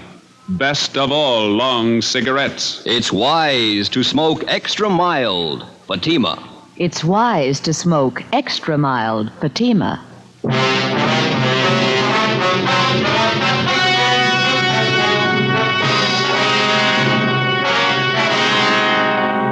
Billy Keel and Tony Farrar were tried and convicted of assault with intent to commit murder. They were filed on by the federal authorities, Bureau of Alcohol and Tax Unit, for the illegal possession of a machine gun and were found guilty in federal court. Because they were both in custody at the time of Gus Valentine's murder, they were cleared of any complicity of the crime. Valentine's killer was still at large. Next week, The Big Gangster, Part 2.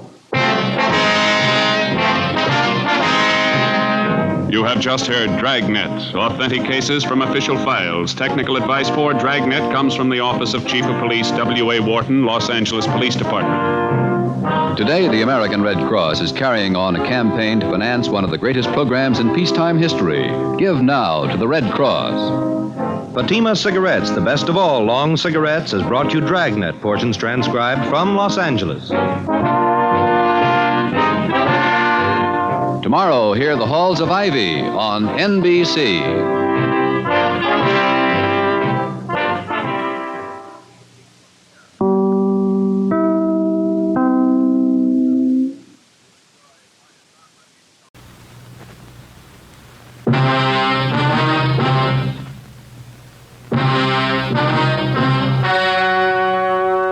The story you're about to hear is true.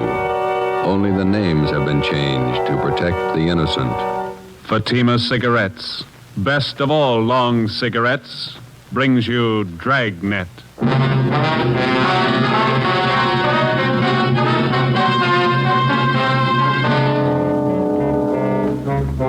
You're a detective sergeant.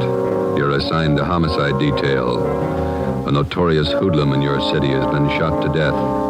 A gang war is threatened if his followers seek revenge. Your job, find the killers.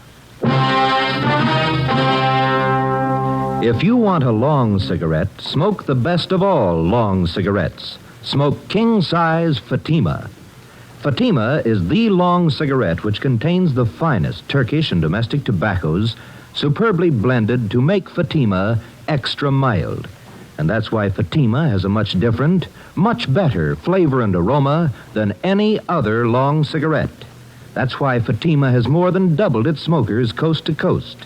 So enjoy Fatima, the best of all long cigarettes. It's wise to smoke extra mild. Fatima. It's wise to smoke extra mild Fatima.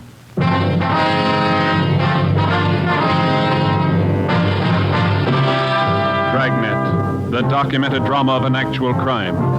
For the next 30 minutes, in cooperation with the Los Angeles Police Department, you will travel step by step on the side of the law through an actual case from official police files. From beginning to end, from crime to punishment, Dragnet is the story of your police force in action. It was Saturday, July 22nd. It was hot in Los Angeles. We were working the night watch out of homicide detail. My partner's Ben Romero. The boss is Thad Brown, chief of detectives. My name's Friday. It was 10 p.m. when we walked out of the murder room at the Ferndale Sanitarium and went down to the end of the hall, the emergency room. I'm sorry. I know this hurts. We have to irrigate the wound. Where are the bullets that were removed from Miss Stalling? Right on the table, Doctor. There they are, Captain Elliott. Thank you. Romero, you want to mark them for evidence? All right. Doctor? Yes, Sergeant.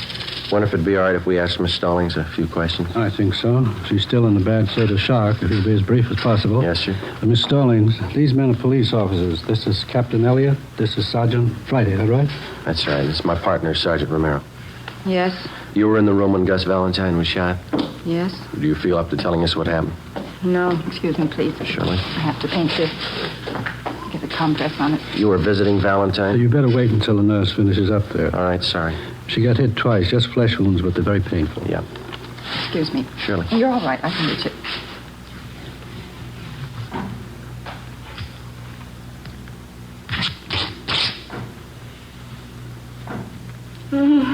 There. All right. You were in the room when Valentine was shot? Yes, I saw it. Did you get a look at the men that did the shooting? I don't remember. Did you describe them? I don't know. You sure you're feeling up to talking now? I don't know. You any idea who the men were? No. Maybe we can talk to you later. I don't care what you do. I don't care what you do. You hear me? You hear me? Nervous shock. I'm sorry. We didn't mean to upset her. You didn't. Thought maybe she might be able to help you a little, but I guess not. Better make it sometime tomorrow morning. She'll be all right then. Okay, thanks. I don't know if I saw him. Let's go. That's too bad. Better have an ambulance move her up to county hospital. I don't think you should try to move her tonight. She needs a rest. All right, we'll have a detail of men stand watch here till she's moved. What time tomorrow could we see her? If you can make it close to noon, it'd be better. Good rest, she'll be all right. Better let me give you a ring. Right. Could you give us her full name and address? Yes, I have it right here. It's Ida Mae Stallings, 837 Downhill Street, Linwood. All right, thank you. Anybody else here in the sanitarium see the shooting? Well, I saw the man. I couldn't describe them, just their backs as they ran down the hall after the shooting. How were they built, do you remember? About average, I'd say. Hard to tell. How are they dressed? Well, one of them was wearing a hat, looked like some kind of summer hat. Straw? No, it was one of those, what am I trying to say? You know the kind. Was it an open weave hat? Oh, well, you know, very common in the summer. You mean a Panama? Panama, sure, that was it. White. What kind of suits did they have on? I couldn't tell you. I was in my office when I heard the shots. I came out in the corridor. They were just making to the back door. Anyone else see it? Sylvia Proctor, the nurse who was in the room at the time. Why'd they kill her? I don't know. Any of the patients? Is it possible one of them might have seen him? Yes, one of them did see something. Bert Anderson. Like to talk with him? Yes, we would. And down this way. He's in room 38, just down the hall from the shooting. I should tell you, Mr. Anderson lost his speech about 9 years ago. He uses a child's slate to write on. Why is he here in the sanitarium? He's old, 73, lives on a pension. Except for losing his speech, he's as sharp as a high school boy. Hello, Bert. Sorry to bother you after all the excitement. Yeah, all right. We won't keep you up long. It's after your bedtime. Would you hand me that box of chalk over there? Oh, yeah. Bert, these men are police officers. I want you to tell them what you know about the shooting tonight. I thought you might have seen it. This is Captain Elliott from the Homicide Department. How you do, Mr. Anderson? And this is Sergeant Friday, is that right? Yes, sir. How are you, sir? And this is Sergeant Romero. How do you do, sir? Where were you at the time of the shooting, Mr. Anderson? Sitting in here with the door open, Did you get a good look at the men? What'd they look like? Question mark. I don't think he understands what you want to know. Yes, that's the trouble. Let's put it this way, Mr. Anderson. How many men were there? Let's take one of these two men. Can you describe one of them? That's the way, Captain. That slate's rather small, and he can only get so much on it at a time. He's like all of us. He wants to talk fast, and this is the only way he knows, so we have to make it easy for him. I understand. Built like the captain. Your bill, Skipper. Same man had a thin mustache. That's all I can tell you about him. How about the other man, Mr. Anderson? Can you describe him? Please. What's that second word? I can't make it out. Understand. They were running very fast. Thanks. Yes, we understand. Did you see the other man at all? Fine. What can you tell us about him? All he could see was... man was wearing a hat. A white Panama hat, Mr. Anderson? He says yes. Was there anything peculiar about the way they walked or ran? Did one of them have a limp, for instance? Didn't notice anything. He says he didn't notice anything. Could you tell us anything about the men's faces? If they passed by so quickly, I was worried about the gunshots. Yes, we can understand that, but do you think you could identify them if you ever saw them again? He says he could try. Could Mr. Anderson come downtown if we ever show up? I don't see why not, but gets around fine. Well, he wants to know why they killed Miss Proctor, the nurse. He says she was one of his best friends. We don't know, Mr. Anderson. Says he wishes he could talk. Maybe he could help you more. It's all right, Bert. You talk loud enough.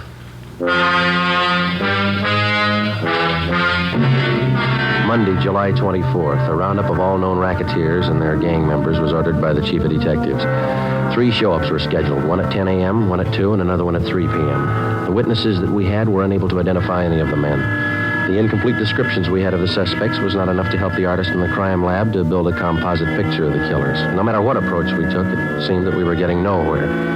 The immediate apprehension of the killers was not only important because of their danger to the private citizen, but because of the ever-present threat of an open shooting war between Gus Valentine's followers and members of the murder gang, whoever they were. 3:15 p.m. I got it. Homicide, Romero. Oh, yeah, they. All right, thanks. Crime lab. They make a run on those slugs you got at the hospital? Yeah, no match. Oh, that's great. How fouled up can it get? Yeah. Hi. Come on, Slow-Mo. I'm with you. Hi, Rambo. Cromwell's messenger to call you why? Well, yeah, I better do it right away. Just so the skipper told Stormy and me to work with you guys on the Valentine thing. We can use all the help we can get. Joe, you slide the phone over? Oh, yeah, here you go.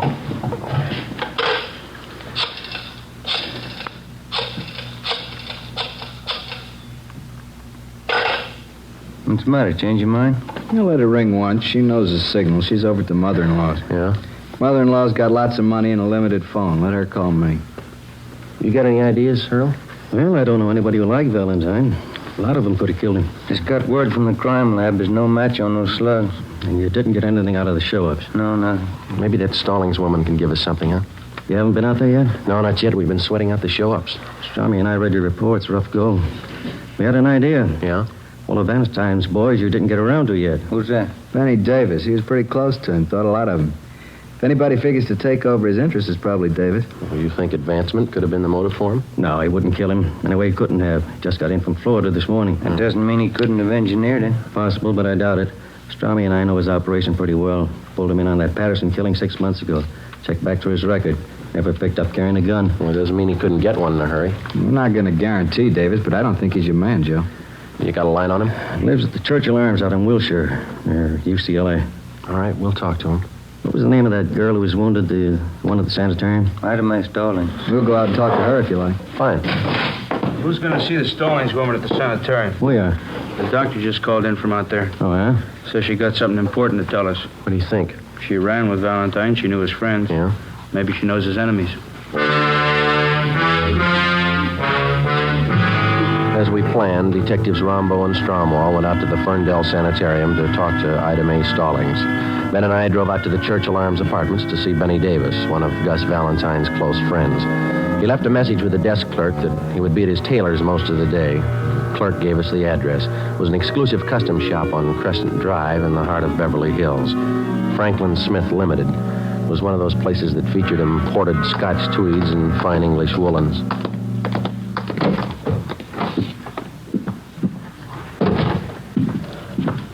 Good afternoon, gentlemen. May I serve you? Could you tell us if Benny Davis is in here? Mr. Davis. Yes, sir. Third fitting room. To the rear, on your left. Thank you. Come on. Look at that brown cloth over there, Joe. Yeah, that's Donegal tweed. That's nice fabric. I had me one of them once. Wears like iron. Oh, yes. This blue pinstripe certainly fits a great deal better than the brown one. You turn round. Yes. Excellent fit. Yeah, looks fine. Yeah, I don't know if I like that right shoulder. Looks a little low, Mr. Davis. Excuse me? Oh, this fitting room's taken, gentlemen. Benny Davis in here. Yeah, what is it? Wonder if we could see you alone. What about? Confidential. No, Cedric, not like that. Pull the shoulder up. More padding, maybe. Oh, do you think so? I don't know if I agree, Mr. Davis. Well, you can see how it slopes off there. I like a good full shoulder. Well, you've got a good full cut here. Of course, too much padding is going to ruin the line of the jacket. I'd like more padding. Yeah, very well. A number 2 pad on the right shoulder and ease the armholes. Number 2 pad, right shoulder, ease armholes. What is it, income tax? What's the secret? We're police officers. Like to talk to you alone for a minute. All right, be finished in a second. That takes care of this one, Mr. Davis. You want 2-inch cuffs in the trousers? Yeah, on all of them. Cedric, be sure to get these sleeves short enough. I'd like lots of linen to show. Oh, yes, surely. Now, if you'll slip on the green tropical. Okay. I'll take your jacket. Thanks. Hey, want to tell me what it's all about? Rather talk to you alone. Here are the trousers. Okay. Good-looking suit, huh? Fine. Yeah, get all my stuff made here. I'll let Smith here make you a suit sometime. Got a fine suit of clothes. Yeah. Thank you, Mr. Davis. Is your jacket, Mr. Davis? Right. That looks fine. Yes, the trousers are just right. A little fullness in the back of the jacket here. Uh-huh. And take in the center seam. Take in center seam. How much? And pinned. Here's the back. Raise the back. Shorten collar. Shorten collar. Looks just fine. That's a nice soft roll of the lapels, isn't it? Yeah, good. All right, Mr. Davis. Now, how about the white Palm Beach? Nice Panama hat. It'd go good with that one. I never wear them. I like a coconut palm with a wide puggree band. Wonder if you could hold off the next fitting for a minute. We won't keep you long. All right. Any place around here where it's private? We can use Smith's office. Okay, Frank? Certainly. Go right ahead, gentlemen. Thank you. Which way? Back here.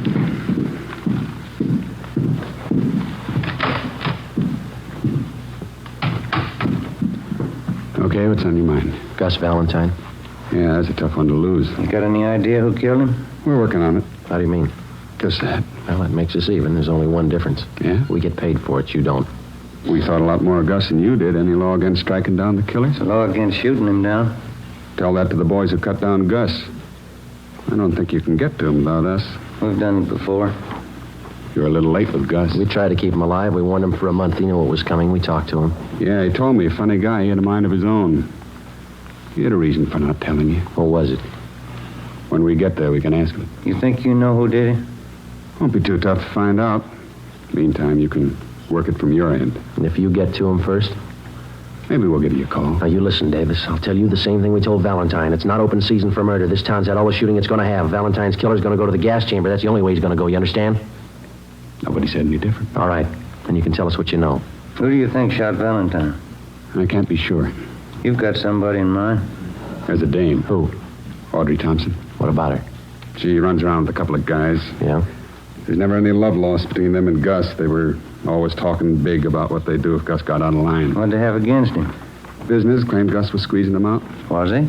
I never knew much about Gus's out-of-town business. That's where these guys are from. They're new in town. Figured Gus was cutting them off out here on the coast. Who are they? Shaker brothers. Bud and Carl. Where can we find them? I don't know. They're in town somewhere. What about this Audrey Thompson? Nice dame. Hard to figure. Husband died a year ago. Real nice woman. Been doing the town with the Shaker boys. Nobody can figure it. You think she's in on it? No, but she could finger him if anybody could. Lives at 8700 North Serrano. All right, Davis, thanks. What's the new wardrobe for? Going east to catch the new Broadway shows leaving Wednesday. Better hold off for a week, huh? All right. Come on, Ben.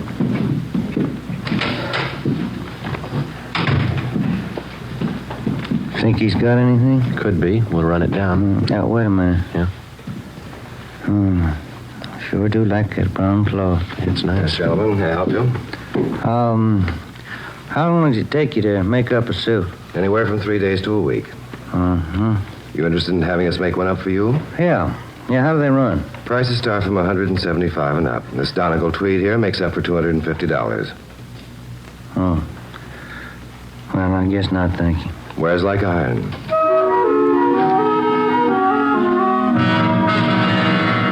$4:30 p.m. We drove out to 8700 North Serrano to the home of Audrey Thompson. There was nobody home.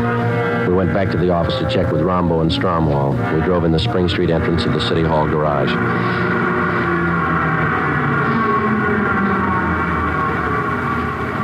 There's Rombo and Strom. They must have just got in. Hey, Rombo. Hi. How'd you make out? Stallings woman tell you anything? Well, we talked to her. Think maybe we got a lead. What's that? Girl around town by the name of Thompson. Audrey Thompson? Yeah, that's right. What'd she say about her? Said if anyone could put the finger on Valentine's killer, the Thompson girl could. Benny Davis told us the same thing. What do you think, Earl? 2 and 2 makes 4. Let's find her.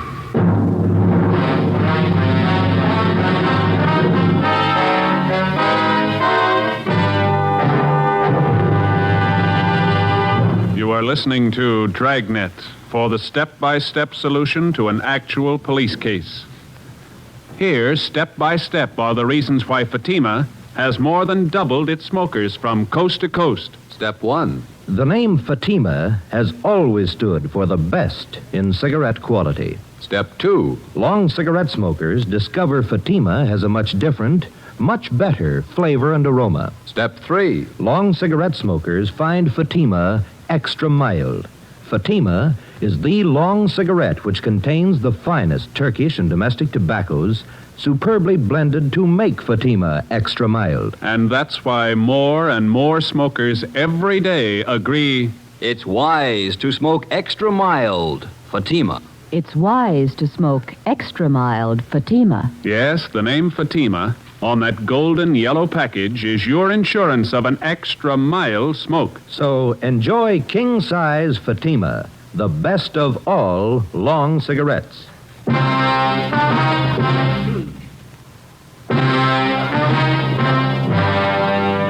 o'clock Monday afternoon. We tried for 3 hours to get in touch with Audrey Thompson. A few minutes after 8 p.m., we contacted her landlady. She told us that the Thompson girl was out of town and would be gone for 2 days. She didn't know where she'd gone, but she told us that she would be back. We checked her apartment and found all of her clothing and personal effects. A stakeout was placed at 8700 North Serrano, and then we went back to the office and got out a local broadcast on Audrey Thompson. Tuesday morning, 8 o'clock. Ben and I met with Captain Elliott, Detectives Rombo and Stromwell. Get a line on the Shaker brothers? Located them at the Eagle Towers apartments. Got them under surveillance. I don't think it'd be a good idea to pull them in yet. See what the Thompson girl has to say, then we can move on them. That's what we figured. Pull the packages on them? Yeah, they both got fair records. Been up on 3 raps, 1 conviction, second-degree robbery in Tulsa. That's where they're from. Couple of tough ones, always ready to use a gun. Apparently got a wad of dough somewhere. They've been throwing a lot of money around town. Pick up any rumbles about them? Well, we've been nosing around. We can't get anything on them for sure. They're not known around here. Shown the mug shots of the Shaker brothers to Mr. Anderson at the sanitarium. The doc, too. Yeah? Looks like the guys to them. Everything hinges on the Thompson girl. Check her out? Yeah, she used to be married to a newspaper man, Blaine Thompson. Died last year in an auto accident. No children. Went to high school here in town, local girl. Reputation's good all the way. Why the sudden switch to tough guys? I don't think she knows. You satisfied Davis is leveling with you? Well, if he's not, he did a good job briefing the Stallings woman. They both came up with the same lead, the Thompson girl. We had him in on the Patterson killing. You remember that, Skipper? He cooperated then. That time it was his skin. This time it's not. Well, I laid it out for him. He's been told. Now, how's it feel to you fellas? Pretty quiet around town? Yeah, seems to be. I wouldn't make book on what might happen if we don't wrap this thing up quick. I think after Joe and Ben gave Davis a word, he passed it down along the line. Anyway, there's an outside chance. They just brought in the Thompson girl. Let's send her in. Right. In here. You just sit there, Miss Thompson. All right. Our detectives Friday, Romero. How do you do? Cromwell, Rombo. How do you do? Guess you're wondering why you've been picked up. Yes, I was rather surprised. I was down at Palm Springs for a few days. I don't often get away. My boss gave me a 2-day holiday. What do you know about the Shaker brothers, Miss Thompson? They're friends of mine. I go out with them. We have reason to believe they might be mixed up in a murder. I don't believe that. What's this all about? The Gus Valentine killing. Do you think they're mixed up in that? How well do you know the Shaker boys? Well, to be truthful, I don't know them at all, really. I met them at a dance. Who introduced you? Nobody. I go to the Brookdale Ballroom every Wednesday night with some of the girls from the office. It's open to the public. Carl Shaker asked me for a dance one night, and that's how I met him. You ought to pick your companions a little more carefully. Both of these men have criminal records. I didn't know that. You've been out with them quite a lot, have you? I've known them a little over a month, yes. They ever said anything that might lead you to believe that they were mixed up in any rackets? No, I never heard anything like that. You're sure you never heard them discuss any business dealings of any kind? Yes, I'm sure. You've been seen in quite a few night spots around Los Angeles with them, is that right? Yes, they always take me to some nice place. You always go alone with them? How do you mean? Which one of them do you go with, Bud or Carl? Well, I never really thought about it. Both of them, I guess. When you go out, they never take another girl along the party? No, just Bud, Carl, and myself. You go to most of the expensive clubs around town, is that right? Yes, like I said, we always go to some nice place. Do you ever wonder where they got the money? Well, they told me they worked for one of the aircraft plants. I thought you told us they didn't discuss their business with you. Well, I didn't consider telling me where they worked was discussing business. Did you consider that an aircraft worker's salary wouldn't even handle the cover charge at most of the places they've been taking you? Well, no, I guess I was having too good a time to question it. You see, Miss Thompson, you could spend a great amount of time with people and not remember things about them. Now, you're sure you've told us everything you know about the Shaker brothers? Yes. All right, that's all. If you find out something you think we should know, we'd appreciate it if you'd give us a call. Well, I won't be knowing anything about them because I'm going to stop seeing them. I didn't know they had criminal records. That's entirely up to you. I think it's only fair to warn you that if you do have any information you're withholding, it liable you to persecution. I understand. And I'm not going out with them anymore. I wouldn't let them know you've talked with us. If they are the men we're looking for, it might put you in danger. I'm not afraid of it. Neither was Gus Valentine. For the next 10 days, Audrey Thompson, along with the Shaker brothers, was kept under close surveillance. It was obvious that she'd either lied to us or changed her mind. She continued going out with them. She was seen in all the important night spots around town. Thursday, August 9th, we met with Captain Elliott. Skipper, maybe we better pull the Thompson girl in again for questioning. Let's hold off for a few more days. I'm afraid if we bring her down here again, the Shaker brothers could get wise. Since she decided to ignore what we told her, they might get rough with her.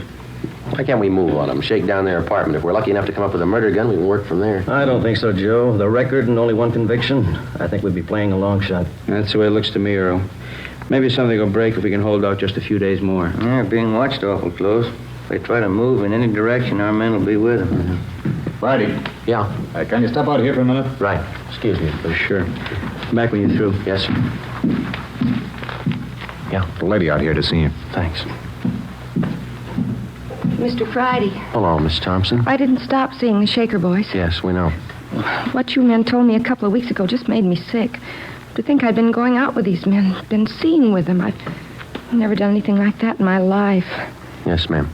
I decided to try and find out what you wanted to know. You didn't ask him any leading questions. Oh, no, I knew better than that. Last night we were out and they had a little too much to drink and they got to talking. Yeah? I didn't say anything. I let them talk and acted interested. Yeah? I confess now, I'm terribly frightened. I spent the night with my sister-in-law. Could I stay here till you get this thing straightened out? Certainly. We'll give you protection, Miss Thompson. Oh, what'd they tell you? First, they got to talking about some girl called Ida May. I didn't catch the last name. Said they wondered if she saw them at the sanitarium. Yeah? Said they wished they'd finished the job that night, whatever that meant. Then Bud said, I don't think she saw us or we'd have heard. Anything else? Yes, Carl said, did you see the look on Gus's face when we opened up? Then what? They laughed. I had a stenographer take Audrey Thompson's statement, and I filled in Captain Elliott, Rombo, Stromwall, and Ben. We checked the stakeout on the Shaker brothers' apartment. The suspects hadn't been seen since early that morning when they'd gone in. Detectives Rombo and Stromwall, together with Ben and I, drove to the Eagle Towers apartments. It was 4:35 p.m.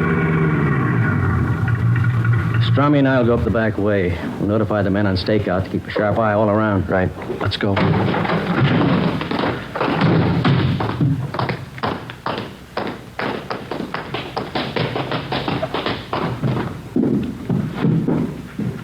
Apartment 410 is the top floor. Yeah, let's take the elevator. Yeah.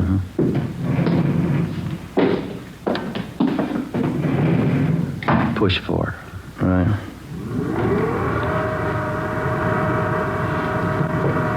Just thinking. Yeah? That Thompson girl, long on nerve. It's this way. Here it is. Cover me. Yeah.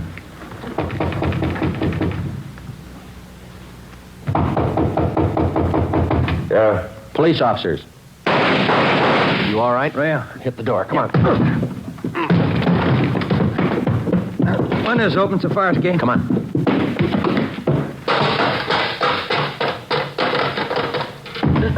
There they go over by the ventilator. Watch it. There's Strommy and Rombo coming out the door under the roof. Rombo, watch it. They're up here. There goes one of them. Come on. All right, hold it right there. I give up. There goes the other one. He's making for that cable house. Stay with this one. I'll get him. All right, Shaker, let's put the gun away. You make a break onto the roof, they'll cut you down. Hold it, Shaker. Ah!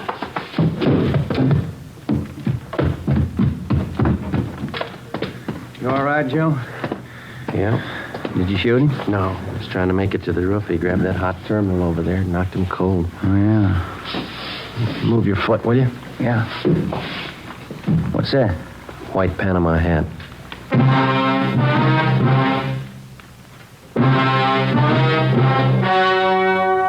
The story you have just heard was true. Only the names were changed to protect the innocent. On November 19th, trial was held in Superior Court, Department 89, City and County of Los Angeles, State of California. In a moment, the results of that trial. It's amazing how many long cigarette smokers are changing to Fatima. Here is the actual report. From coast to coast, king-size Fatima has more than doubled its smokers. Yes, more and more smokers every day are discovering that Fatima is the best of all long cigarettes. Long cigarette smokers find Fatima has a much different, much better flavor and aroma. Long cigarette smokers find that Fatima is extra mild because it's the long cigarette which contains the finest Turkish and domestic tobaccos superbly blended to make it extra mild. So enjoy extra mild Fatima. Best of all long cigarettes. It's wise to smoke extra mild Fatima. It's wise to smoke extra mild Fatima.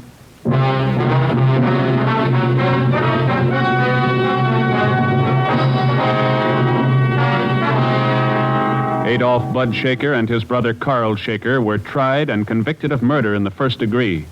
On recommendation of the jury, they received life sentences. They are now serving their terms in the state penitentiary. You have just heard Dragnet, authentic cases from official police files. Technical advice for Dragnet comes from the Office of Chief of Police W.A. Wharton, Los Angeles Police Department. Fatima Cigarettes, best of all long cigarettes, has brought you Dragnet from Los Angeles. Tomorrow, hear the Ronald Colemans in the Halls of Ivy on NBC.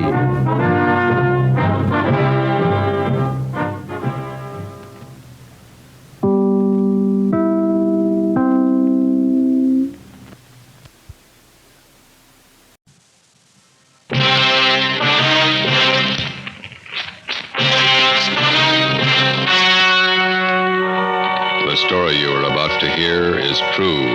Only the names have been changed to protect the innocent. Fatima Cigarettes, best of all long cigarettes, brings you Dragnet.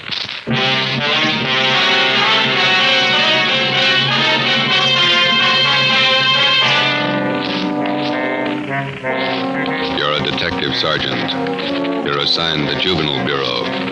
The high schools in your city have been flooded with obscene literature. You stamp out one source, and a dozen more spring up. Your job, stop them.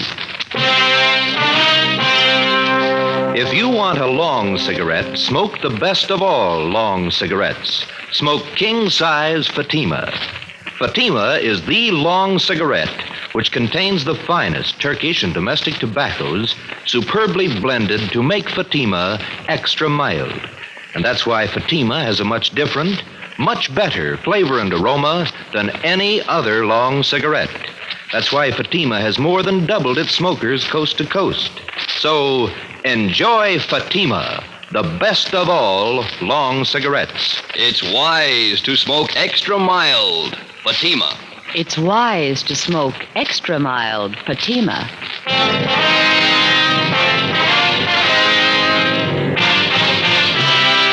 Dragnet, the documented drama of an actual crime. For the next 30 minutes, in cooperation with the Los Angeles Police Department, you will travel step by step on the side of the law through an actual case from official police files. From beginning to end, from crime to punishment, Dragnet is the story of your police force in action. It was Monday, October 21st. It was cool in Los Angeles. We were working the day watch out of Juvenile Bureau. My partner's Ben Romero. The boss is Inspector Lester, commander of the Juvenile Bureau. My name's Friday. It was 10 a.m. when we got to the auditorium of Canfield High School. Stage door. Guess we go right out onto the stage. Yeah, we better wait till we're called, though, huh? You're the men from the police department? Yes, sir. This is Sergeant Romero. My name's Friday. Howdy do. How do you do? I'm Paul Fisher, the principal here. Come right out onto the stage and we'll get the meeting started. Yeah, all right. Yes, sir. Just have a chair there. Thank you. Is the microphone on? Ladies and gentlemen of the Coordinating Council, members of the Parent Teachers Association. As you know, this meeting has been called for the purpose of discussing ways and means to bring about an end to the distribution of the filthy and obscene books and pamphlets that have been littering every high school campus in the city of Los Angeles. We've tried every means at our disposal to clean this matter up, and they all seem to fail. On the advice of the Coordinating Council and Mrs. Randall to the PTA, we've called in the authorities. Here to discuss the matter with us this morning are two officers connected with the Juvenile Bureau of our police department. Sergeant Romero and Sergeant Friday. And now, may I turn the meeting over to Sergeant Friday of the Los Angeles Police Department. Thank you. Ladies and gentlemen, the only way we're going to get to the bottom of this thing and put a stop to it is to get all the information we can on where this lascivious material is coming from. You people, as parents and teachers of the children who are buying and reading this stuff, might be able to give us some help. So, if it's all right with you, Mr. Fisher, I'd like to hear from some of the people sitting out there, if I may. Certainly. Go right ahead. Thank you. Well, if any of you people have anything to say or any information, any questions, why, we'd be glad to listen to you and do our best to answer your questions. Yes, the lady out there, go right ahead. I'm Mrs. Stein. I know of a place in our neighborhood that has dirty books. I feel sure that that's one of the places where the children are getting this trash. Complaints have been made to the police department, but the man who runs the place has never been arrested. Can you tell me why? Well, ma'am, I think I better make it clear now that there's only one way a police officer can arrest anyone for possession of lewd literature. The officer has to prove that the party who possesses this literature does so for the purpose of selling it. Sometimes that's difficult to prove. Well, I told you I can prove it. You mean you can go to this place and buy a book from him? Well, maybe I couldn't. If I were known. Yes, ma'am, that's just the point. Now, I don't know offhand about the one in your neighborhood, but I can assure you that we've cracked down on hundreds of such peddlers in the past few months. And you can see for yourselves that this doesn't put a stop to it. We've got to get to the source. I have a question for you. Yes, sir?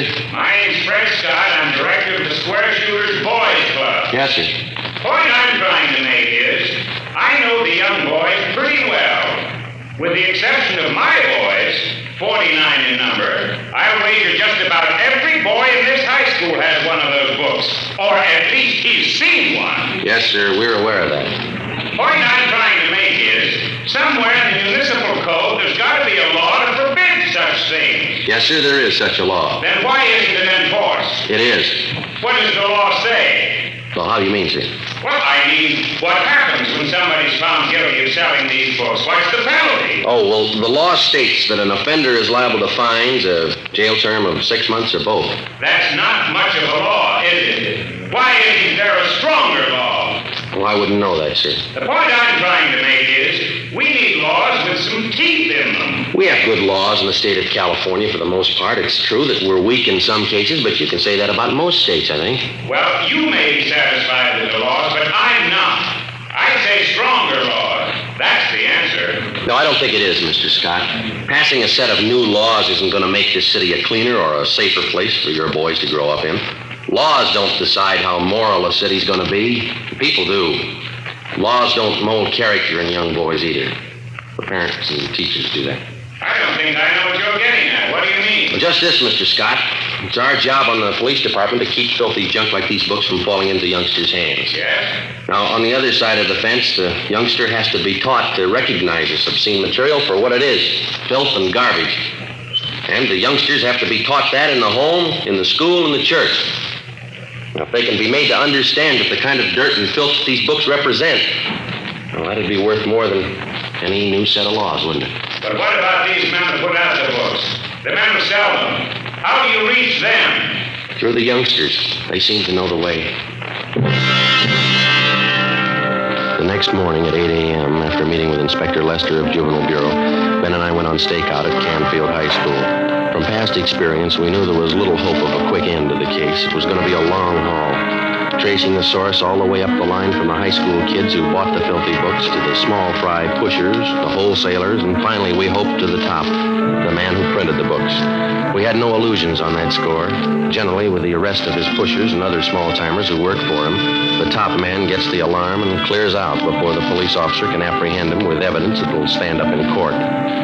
During the first 2 days at Canfield High, Ben and I found out nothing. The obscene literature was being bartered and exchanged between students, but the main source of supply was still a mystery. We had one slim lead to go on. Mr. Fisher, the high school principal, helped run it down. We've been watching that boy down in the yard since yesterday, Miss Fisher. Seems to have quite a bit of spending money, expensive clothes, car of his own. I don't know that boy's family. They could be well-fed. We saw him with a stack of those dirty books in his notebook. He must have had a dozen of them. We were showing him around to his crowd. Travis, are you sure? Joe, take a look down there. Yeah, Travers is showing him something. I can't see what it is. Come over to this side of the window. Yeah. Small books. Mm-hmm. He's giving them to one of the other fellows. They've got their wallets out. They're giving Travers money. Come on, Ben. You better come too, Mr. Fisher. Mm-hmm. This way out to the yard? No, to the left. That's it. Let's hurry, huh? This door, Sergeant. Right here. Travers. Hello, Mr. Fisher. I'd like to talk to you. Yeah? These men here are from the police department. They want to ask you some questions. Can we go inside? Sure. Come on. What's the matter, Mr. Fisher? I haven't done anything. Oh, you see. Come on. What is it? What's it all about? Sergeant? It'll be a lot easier if we have the truth now, son. Did you just sell those boys out there some dirty books? No, I mean, it's only a gag. They're funny books. Have you got any more of them on you? Yes, sir. Can we see them, please? I didn't steal them. Only books. Funny books. Here. Thanks. Almost a dozen. Mm-hmm. You think these are funny books, do you, Travis? Well, some of them. I guess not. It's only a gag, Sergeant. Where'd you get them? I didn't steal them. I bought them off a guy. Who? Why, I can't tell you. Do you have any more of these books? No, sir. Will you show us your locker?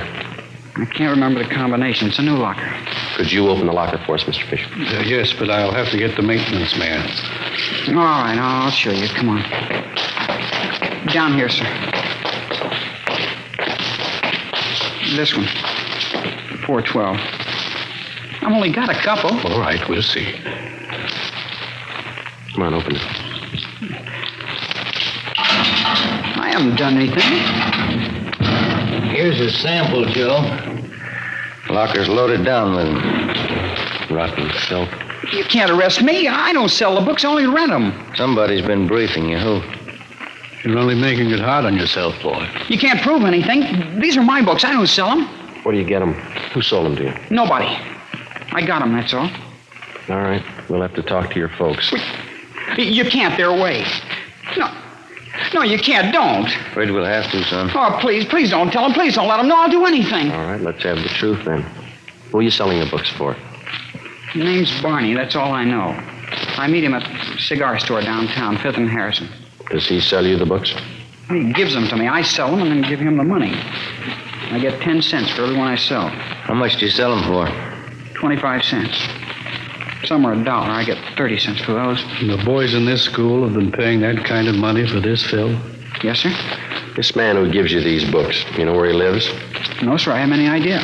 When are you going to see him? Well, this is Wednesday. I was going to meet him downtown this afternoon. The cigar store? Yes, sir. But I don't want to get Barney in trouble. He's been okay to me. Sure. He's done a lot for you. 4 p.m. Wednesday. Ben and I drove downtown with 16-year-old Eddie Travers. We parked the car near the corner of 5th and Harrison and kept an eye on the cigar store. We waited. No sign yet, Travers? No, sir. Barney usually waits by the newsstand there. I haven't seen him yet. How long you been selling for this man, son? About 3 months, maybe 4. Any idea where he gets the books? Well, just a minute, Sergeant. Yeah? I think... Yeah, that's Barney, the one going up to the cigar counter. The man in the gray suit there? Yeah, that's him. He's going into Juanita's Cafe. Is that where you usually go after you meet him? Yes, sir. You better take the boy back to the office, Ben. I'll tail this guy and see what I can find out. Okay, you want me to pick you up later? I'll call you at the office. Oh, you got any matches? No, I'm out. I'll pick some up at the cigar stand. Right. See you later. Yeah.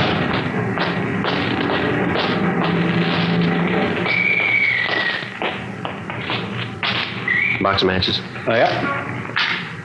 And a pack of spearmint, too. All right, sir.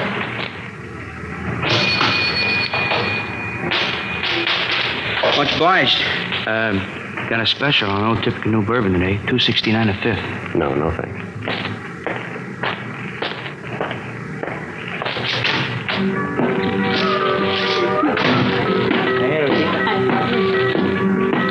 Hey, Rosie. Rosie, another tamale when you get time, huh? All right, Barney, just a minute.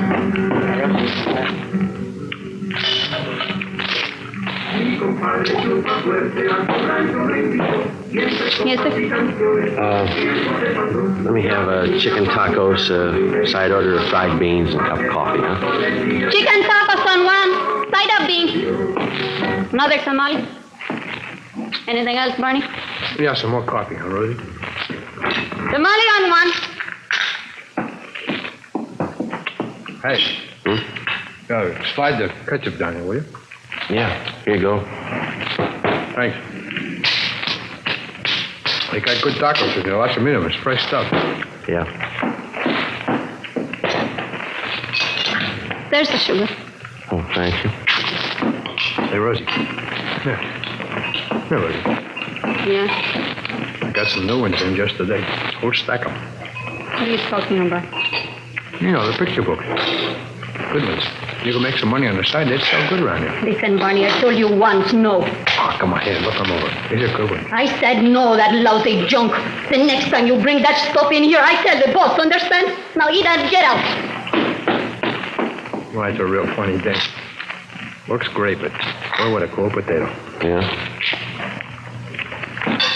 Come on, eat and get out and take that junk with you. Cold potato. I don't like the chow in anyway. Well, coffee's certainly cold. Yeah. Yep. You probably get a big boot out of these. Take a look.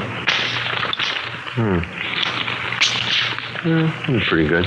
Yeah, it's good quality stuff. Yeah. Give me that little book there. Let me show you one. Wait a minute. Yeah. Wouldn't that kill you? Man. How about selling me one of them? Okay.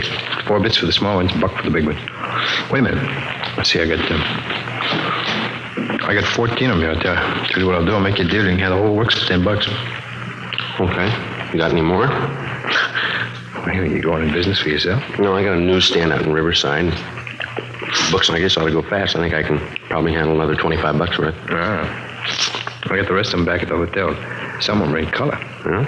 You want to meet me there tonight? Around 7? Where's the hotel?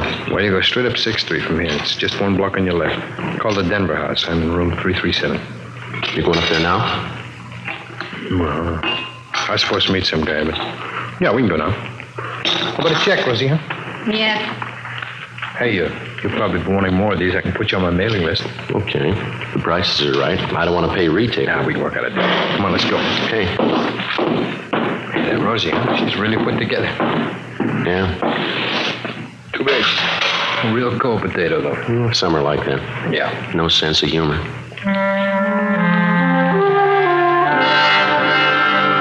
We left Juanita's Cafe and walked up Harrison Street to 6th. We turned left and went down 1 block. It was 5 minutes to 5 when we got to Barney's room in the Denver house, number 337. He dragged out a steamer trunk from under the bed and counted out a stack of books and pamphlets covering the general topic of degenerate filth in stories and photographs. Okay, Mac, there you are. It's $25 worth. Pay the money and the bucks are all yours. Okay. There you go.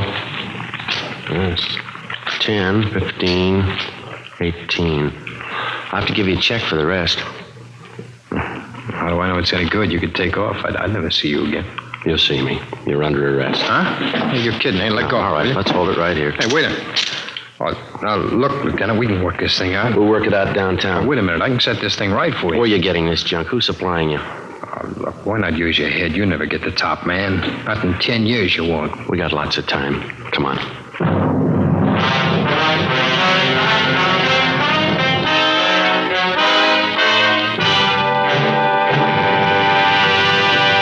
You are listening to Dragnet, the case history of a police investigation presented in the public interest by Fatima Cigarettes. If you smoke a long cigarette, it will be in your interest to listen to a typical case history of a Fatima smoker. It's the case of Mr. Joseph G. Hertzberg, city editor of one of New York's great newspapers, and this is his actual signed statement. I recommend Fatimas to anyone who likes a king-size cigarette.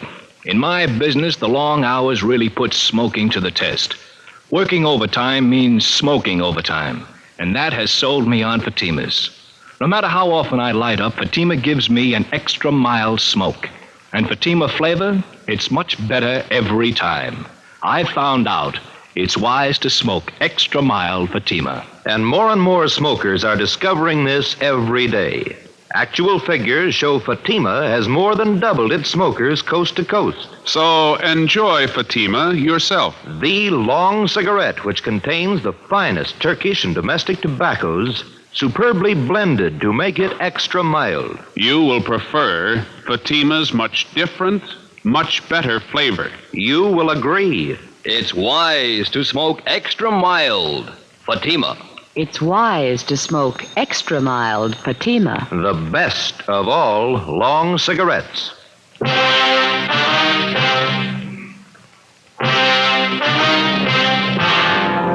filthy literature racket feeds on the curiosity of youngsters and the stupidity and ignorance of adults. It's an all-season business, and in its own quiet way, it has reached a market which the other heavy rackets never hoped to reach.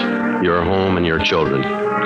6 p.m., Wednesday, October 23rd. We checked the records, and the make sheet showed the book peddler's true name to be Barney W. Timpson, 38 years old. He had a past record of one previous conviction for peddling lewd literature in Dodge City, Iowa in March 1948. We had him brought to the interrogation room. Sit down, Timpson. Okay. Let's make it easy, Barney. Where are you getting the books? I told you, Sergeant, they deliver them to me. Who Different guys. I don't remember them all. I send different guys every time. How often do they make the deliveries to you? Once a month. When?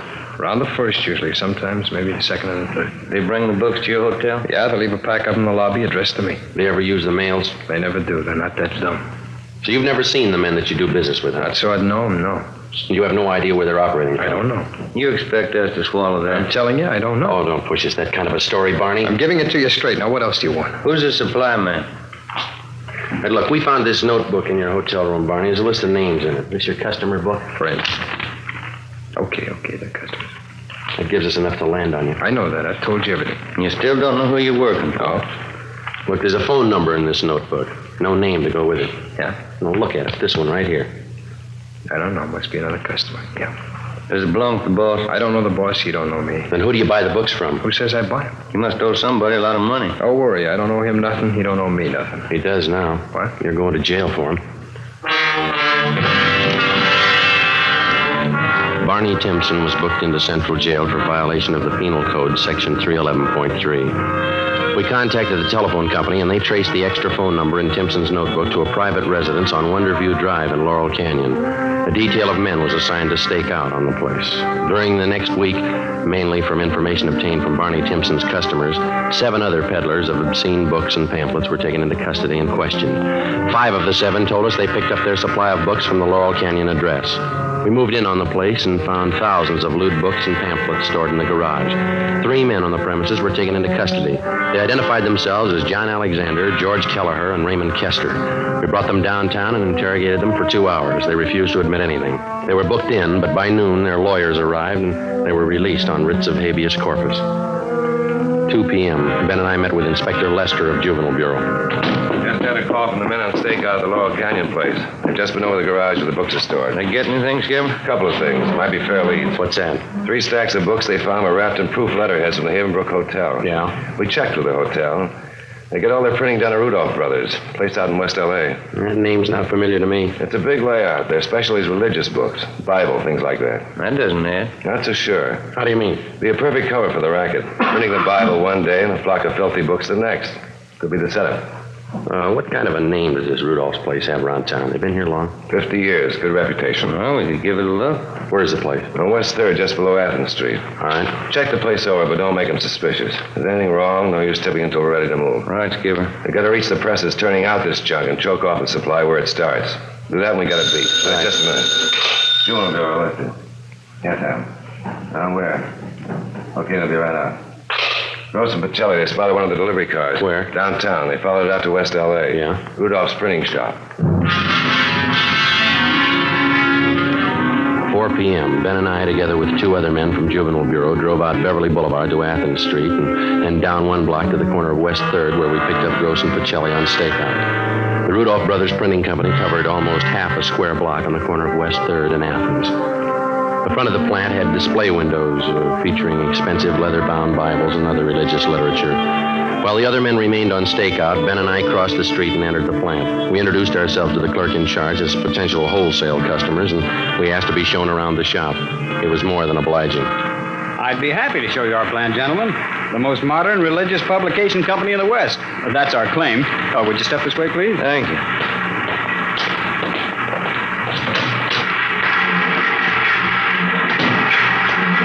On your left there, those are 3 of our new Ludlow machines. Excellent mechanisms, needless to say. Mm-hmm. You must employ quite a few men in here. 65 full-time. Enough to meet any emergency rush jobs you might want done. Now, over here are Bush Emerson hand presses. You handle only religious books then, huh? Nothing else? That's right, sir. We specialize exclusively in that. You don't take in any small contracts, school journals, things like that? No, our steady customers take up all of our time. Here on this stone, you see the pages of a new prayer book we're getting together. Very ultra. Mm-hmm. An entirely different kind of typeface. Oh, is that so? Yes, and back there, along the wall, are new linotypes. The very latest, monotypes. Then the proof presses. Next to them are proof readers. And the flatbed Truslow press beyond that. Seems like lots of activity. Business is pretty good, I guess, huh? Oh, yes, we're kept pretty busy. Quality printing is always in demand. Yeah. Well, thanks very much for showing us around. Not at all, gentlemen. Anytime. Here, this way out. All right. I'll get you one of my cards here. There you are. Oh, thank you. And when you're ready to do business, why, just give me a call. I'd be glad to take care of you. All right, sir, thanks. We'll do that. Good afternoon, gentlemen. Bye. All right. What do you think? You got me, nothing out of place. Yeah, whatever system they're using, they got it down pat. Bibles, prayer books, church announcement, that's all I saw. Hey, Ben, look. That man getting out of that car going into Rudolph's there? Alexander, the guy we picked up this morning out of North Canyon. Yeah. Printing plant continued. 6 p.m. The lights in the display windows went out. The shades were drawn. We watched the employees leave. 6:30 p.m. The lights in the plant were still burning. Gross went down to the corner and picked up some hot dogs and coffee for our dinner. We ate in the car. 7:30 p.m. A black Cadillac convertible pulled up across the street. 2 men got out and let themselves in through the front door. We waited. Between 7:30 and 8 p.m., we counted 21 men entering the plant. That printing press is starting up. Okay, let's move. Hey, Gross, you and Pacelli want to go through the back, and Ben and I will take the front. Right, let's go, Mike. Come on. It's a neat setup. I had it all figured. Yeah, you didn't spot any side entrances, did you? No. Here we are. Can you try the door? Yeah, it's no good. All right.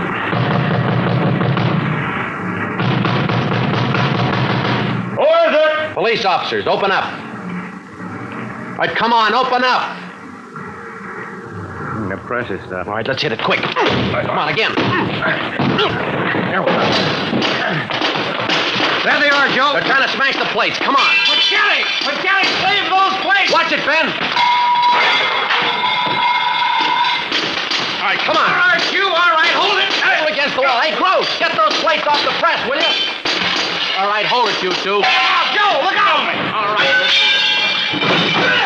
Get the plates, Joe! I round up those men and keep the doors covered. Get away from those tables. Come on over to the wall. That's about most of them, Joe. Those 2 men going out the door. Come on, head them off, will you? Come on, you. Come on, back in. Get out. Wait, get your hands off her. Hold it up, mister. Come on, over there with the rest. You'll pay for this. I'll sue you down your last nickel. Yeah, come on, simmer down. Hey, Joe, we got Rudolph going out the back. Right. Call the office, will you? We're going to need transportation. Okay. Take those 2 with you, huh? Right, come on. Well, we got enough evidence against them. Yeah, we're going to need it. 2 full pages of the junk right here. Yeah. Look. Right next to it. Yeah. Page from the Bible.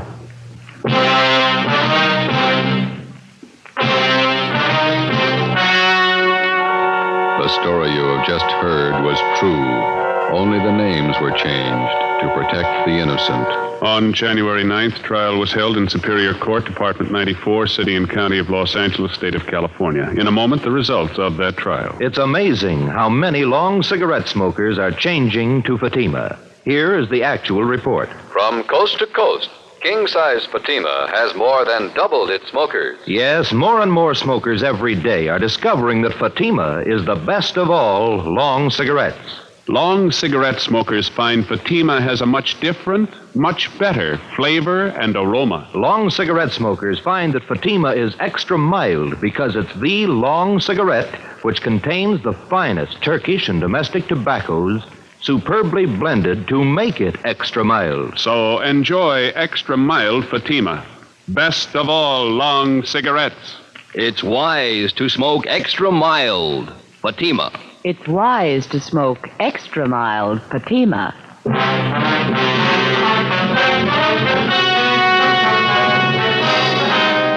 Rudolph and 16 of his accomplices were tried and convicted of possessing lewd and lascivious literature for the purpose of sale. They received sentences as prescribed by law and are now serving their terms in the county jail.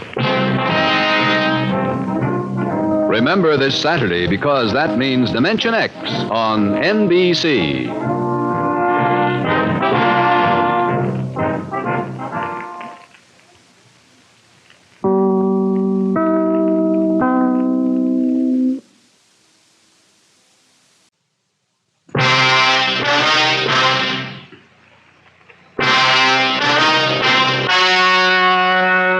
The story you are about to hear is true. Only the names have been changed to protect the innocent. Fatima Cigarettes, best of all long cigarettes, brings you Dragnet.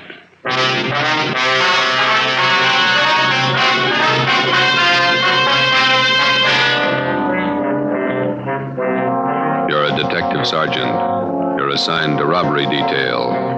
Vicious gunmen have committed assaults, robberies, attempted murders. Their victims, Army officers stationed in your city. Your job, get them. If you want a long cigarette, smoke the best of all long cigarettes. Smoke king-size Fatima. Fatima is the long cigarette which contains the finest Turkish and domestic tobaccos superbly blended to make Fatima extra mild. And that's why Fatima has a much different, much better flavor and aroma than any other long cigarette. That's why Fatima has more than doubled its smokers coast to coast. So enjoy Fatima, the best of all long cigarettes. It's wise to smoke extra mild.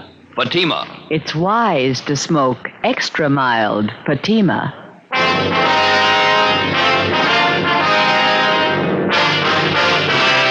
Dragnet, the documented drama of an actual crime. For the next 30 minutes, in cooperation with the Los Angeles Police Department, you will travel step by step on the side of the law through an actual case from official police files. From beginning to end, from crime to punishment, Dragnet is the story of your police force in action. It was Wednesday, February 3rd. It was cold in Los Angeles. We were working the night watch out of robbery detail. My partner's Ben Romero. The boss is Thad Brown, chief of detectives. My name's Friday. It was 1:45 a.m. when we got to Highland Park Division. Booking desk. Hi, Shepard. Oh, hi, Friday, Ben. Hi. Brings you out here. We got one to book, Shep. You want to do the honor? Okay. Just a minute. Well, I sharpen this pencil. Right. All right, Jackson. Take it easy. Yeah. Relax, huh? Jerks. Okay. Yeah, let me get a new form in the machine. All right, what's your name? Roy Jackson. Address? 414 Alabama Street. Age? 23.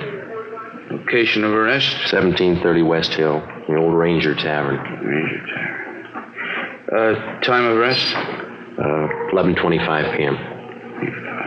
Charge? Suspicion 211 PC. PC. Come on, let's get this over with. You got lots of time. Let's check your property. All right, Jackson, everything out of your pockets. Put them on the desk.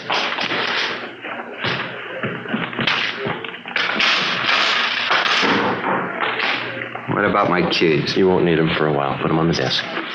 There. You forgot your watch. Take it off. All right.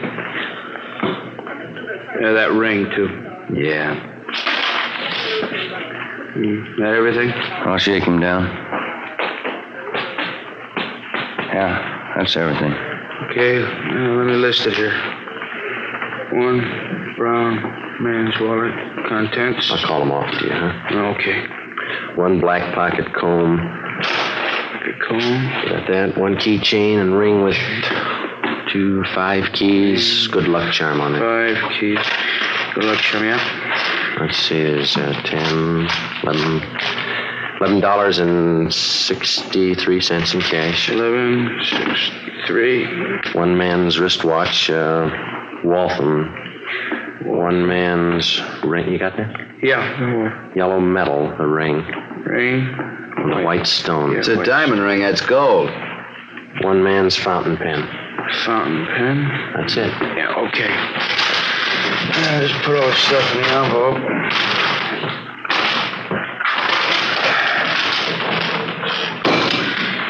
Okay.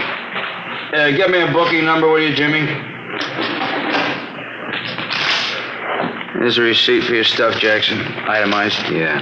And here's your copy, fellas. Thank you, Shep. Murdoch, Yes, Sergeant? got one for you. You got a slip on? Yeah, here. Thanks. Let's go. Wait just a minute. You got nothing else to say, huh, Jackson? Been yapping at me for 2 hours. I told you all I'm going to tell you. 6 robberies, 6 assaults, 3 attempted murders. It's a tough rap to stand alone. What about your pals? You got my story. Okay, take them. Stubborn. Yeah. We better get the arrest on the teletype. All right. What? 2 a.m. It's a long day. It's Thad Brown coming in the door. Yeah. Hi, Chief. Hi. What are you doing out here this time of the morning? On my way home, thought I'd drop by and call the office. Forgot something. About Jackson. Do any good? Not much. He's got a story. He's sticking to it. Where'd you pick him up? Bar on Hill Street. We booked him here. It's out of the way. Jackson finger any of the gang? No, questioned him 2 hours. You think you got a smoke? No. Yeah. Here you go. Well, let's go in this office. Sit down a minute. It's a good idea. My feet are killing me.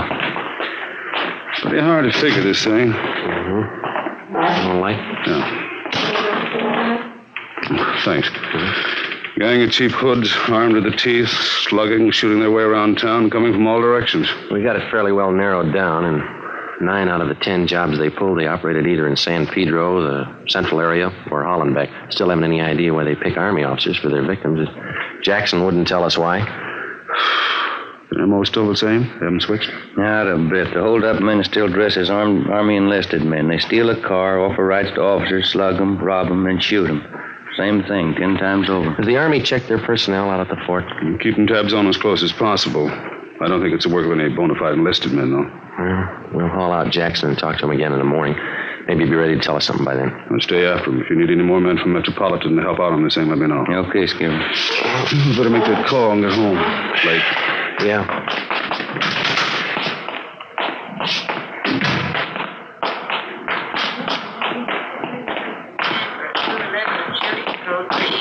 Attention, all units, code 3. What was it, code 3, Shep? 31st and Stafford, 211 and shooting.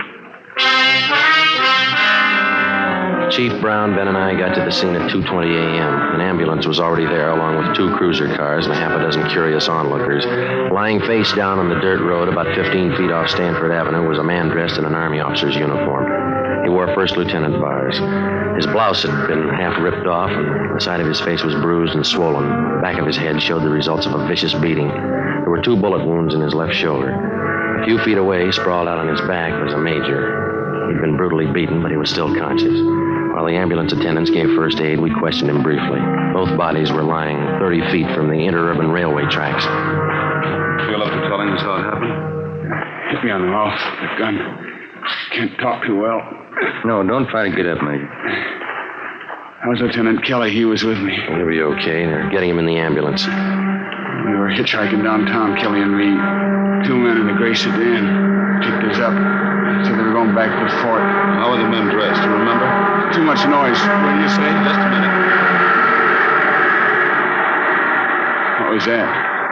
The PE train going by. Now, can you tell us about it? Enlisted men. One is a tech sergeant, and I'm private. He said they'd drive us back to the fort in a gray sedan Pontiac. Excuse me, Sergeant. Oh, yeah, sure. I'll have to take care of those face wounds. You can go ahead. Okay. Did you see the license number on their car? Too dark now. Gray sedan.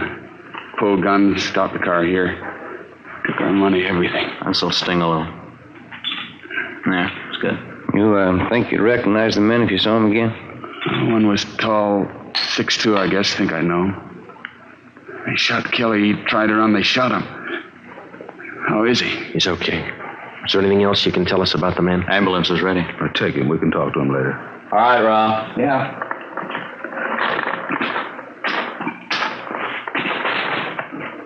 Easy.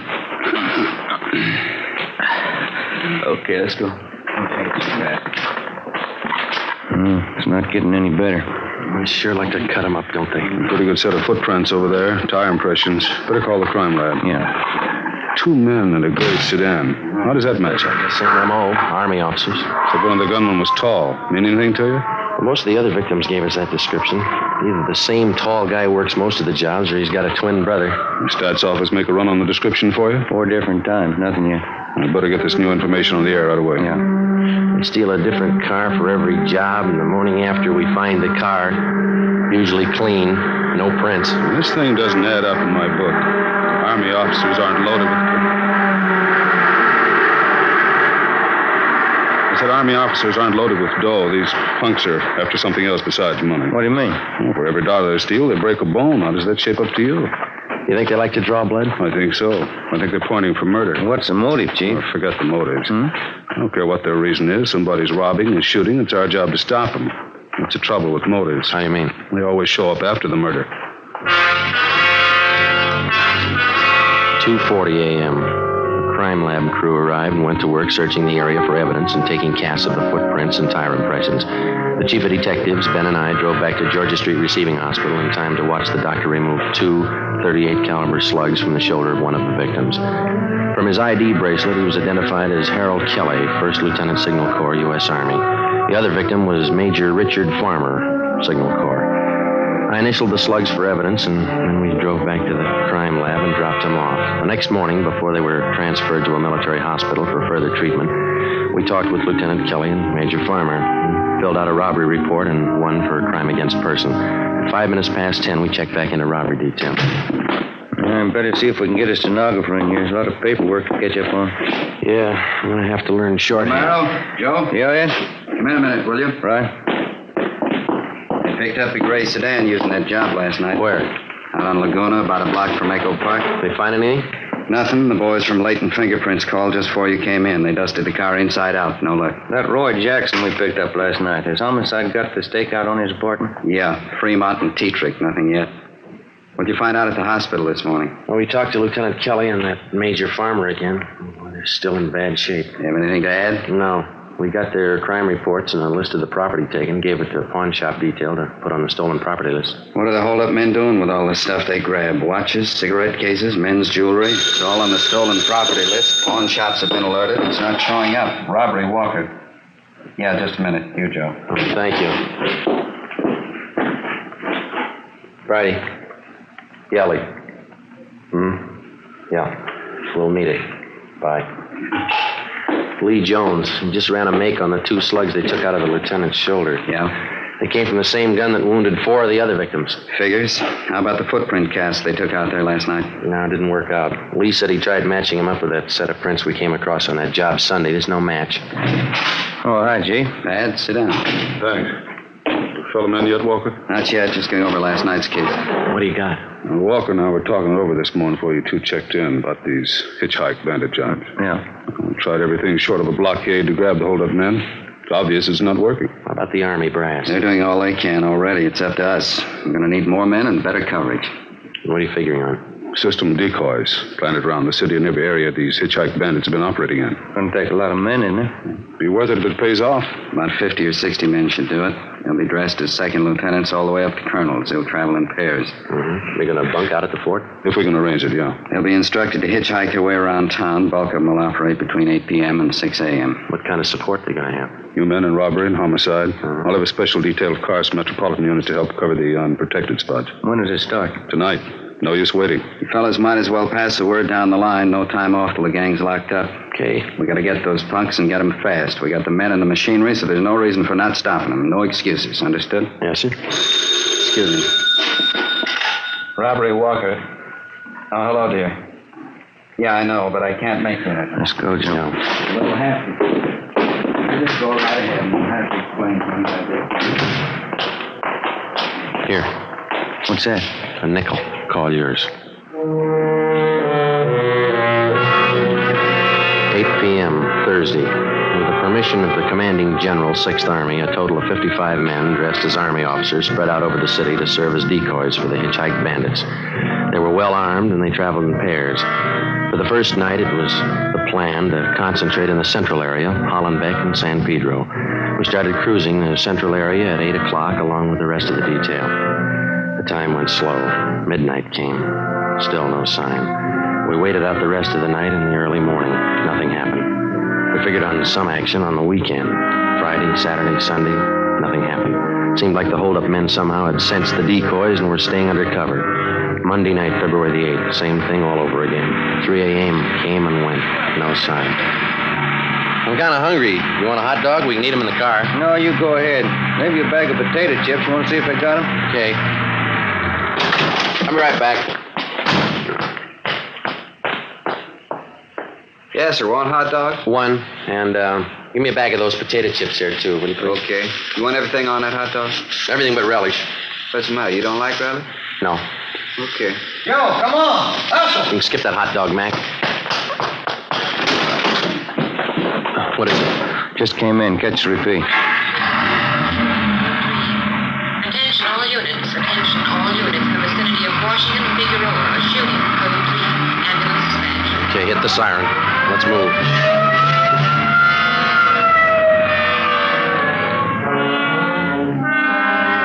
When we got to the scene, neither of the two victims were identified as police decoys.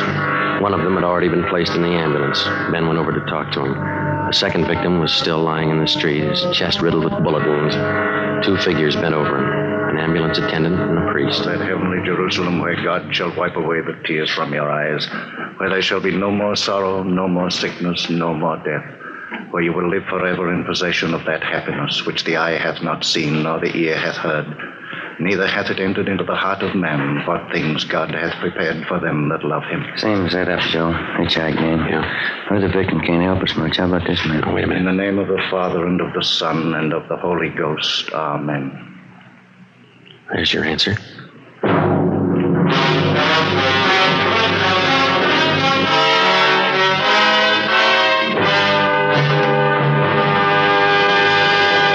You are listening to Dragnet, the case history of a police investigation presented in the public interest by Fatima Cigarettes. If you smoke a long cigarette, it will be in your interest to listen to a typical case history of a Fatima smoker. It's the case of Miss Shirley Gelman, trained nurse in the city of Los Angeles, California, and this is her actual signed statement.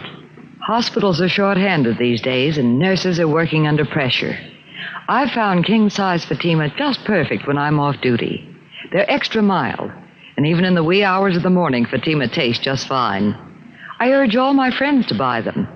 I agree, it's wise to smoke extra mild Fatima. And more smokers are discovering this every day. Actual figures show Fatima has more than doubled its smokers coast to coast. So enjoy Fatima yourself. The long cigarette, which contains the finest Turkish and domestic tobaccos, superbly blended to make it extra mild. You will prefer Fatima's much different, much better flavor. You will agree.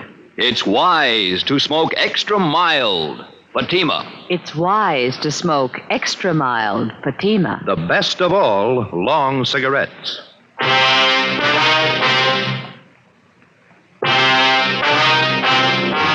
Wednesday, February 10th. At the inquest, the murder victim was identified as Marine Corps Lieutenant Robert Paul Lawrence, age 24. The bullets removed from the body at autopsy were taken to the crime lab where the ballistics men ran them through. They were fired from the same gun used in the previous hold-up shootings by the hitchhike bandits. The companion of the victim at the time of his murder could add little to what we already knew as far as the descriptions of the gunmen were concerned. The following morning, Ben and I drove out to the home of the murdered man to interview his father, a colonel, Marine Corps, retired. Black wreath on the door. Yeah. It's a big house, isn't it? Mm-hmm. Yes, sir? Police officer, sir. This is Sergeant Friday. I'm Sergeant Romero. Oh, yes. I saw you the other day at the inquest. Yes, sir. We hate to bother you again, but we'd like to ask you a few questions. Yes. All right. Will you step in? Thank you. This way. He was a small man, well-built, with thick snow-white hair combed straight back and a neat white mustache well-trimmed. He walked deliberately with his shoulders thrown back as he showed us into a large living room richly furnished. The picture of the Battle of Belleau Woods hung over the large fireplace. The rest of the pictures in the room were of famous Marine Corps officers. Now, gentlemen, how can I help you? It's about your son, Robert. We didn't want to bother you at the inquest. Yes.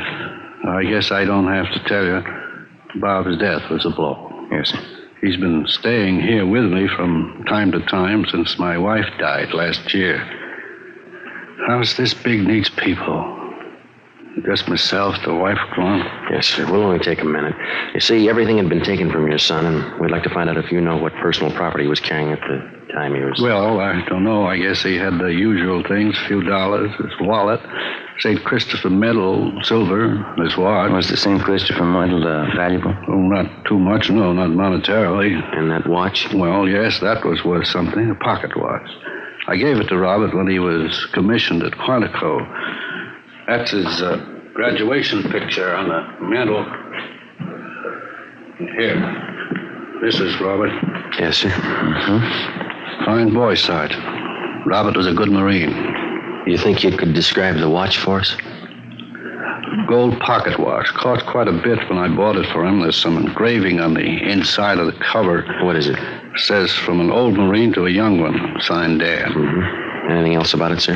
Very fine jeweler friend of mine made the watch. It has small chimes inside, and when you push the lever on the side, it chimes the hour and nearest quarter hour. Very clever. Yes, sir, I see. And as far as you know, then, those are all the valuables he had with him. Yeah. All right, Colonel Lawrence. Thanks very much. Oh, you don't have to rush off. Can I fix you a cup of coffee? Stay a while, won't you? I'm sorry, Colonel. We have to get back to the office. Oh, well, let me show you to the door. I hope I've been of some help to you. You're not feeling so well. You've helped a lot, sir. Thank you. Thank you. Goodbye.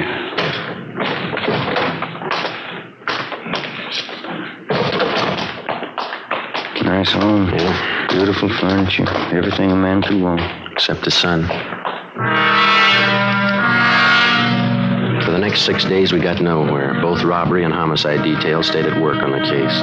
The citywide decoy plan continued along with the extra night patrol of cruiser cars from the Metropolitan Division. Dozens of leads were received and tracked down. None of them paid off. We stayed on it, but despite all our work, in 1 week, the hitchhike bandits were credited with 16 car thefts, 8 actual holdups, and 3 more assaults with intent to commit murder. February 18th, 2 p.m. Ben and I were called to Captain Walker's office. Close the door, will you, Ben? Oh, yeah. What is it, Ed? Both of you know Burdick here, theft detail? Oh, yeah. Sure. You want to tell him what you just told me, Burdick? Yeah, I was just telling the captain. I was on night watch last night with Resnick, and we picked up this guy for grand theft auto. We got him out in a bowling alley on Vermont. Yeah. Well, Resnick and I didn't think too much about it. We took him into Central and had him booked. Gave his name as Clyde Black. Mm-hmm. As I say, I didn't think too much about it. But on the way into work, I got to thinking. This fella comes pretty close to the description of one of your hitchhike bandits. Yeah? Yeah, he's pretty tall, 6'2", dark hair, dark eyes. Pretty tough. He's still in jail? Still there. Anybody else talk to him besides you? Resnick and me, that's all. Here's the mug shot we got on him last night. Take a look. Let me see. Mm-hmm. It seems pretty close. You got a home address on him? Yeah, a place out on South Flower. Here's the number. Thanks. Oh, yeah, there was something else. Struck me kind of funny. What's that? When we booked the guy in last night, yeah, in his back pocket, he had a St. Christopher medal. Ben, Ed, Burdick, and I drove out to the address on South Flower Street, which the prisoner Clyde Black had listed as his home address. It was a rooming house, and the landlord remembered Black, but he hadn't lived there for 2 months. He gave us Black's forwarding address, an apartment on MacArthur Drive. There, the manager told us he hadn't lived in the building for at least a month. He had moved and left no forwarding address. We put tracers through on him with DMV, our business office, and with local merchants in the neighborhoods where he had lived. By 6:30 p.m., we had an answer. An apartment on Pico Boulevard, just east of Alvarado. At 7 o'clock, we were on our way up in the elevator to the 3rd floor of the apartment house.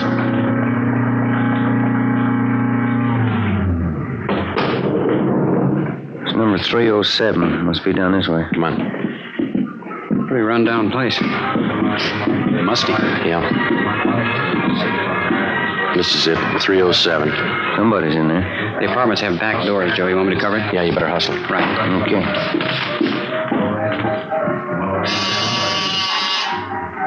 Stop talking. Yeah, what is it? Mailman, registered letter. Okay. Give me. Police officers. Move, you guys. Stop. Stop, Joe. Hey, they're going out the back, Ben. Watch it. Verdict's got him stopped out back. All right, you now cut it. Let me go. I said, let me go.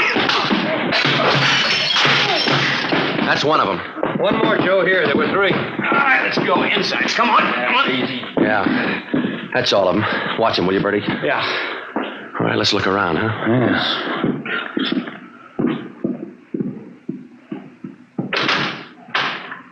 Take a look. Yeah, enough uniforms for an army. Before we left the apartment, we searched it thoroughly and found dozens of personal valuables, watches, rings, and wallets. There was also a .38 caliber Colt. We took the 3 men downtown and booked them at Central Jail. And we dropped off the gun that we found at the crime lab for a ballistics check. 8:35 p.m., we brought suspect Clyde Black to the interrogation room. Captain Walker, Ben, and I confronted him with the evidence. Here you are, Black. Take a look at these.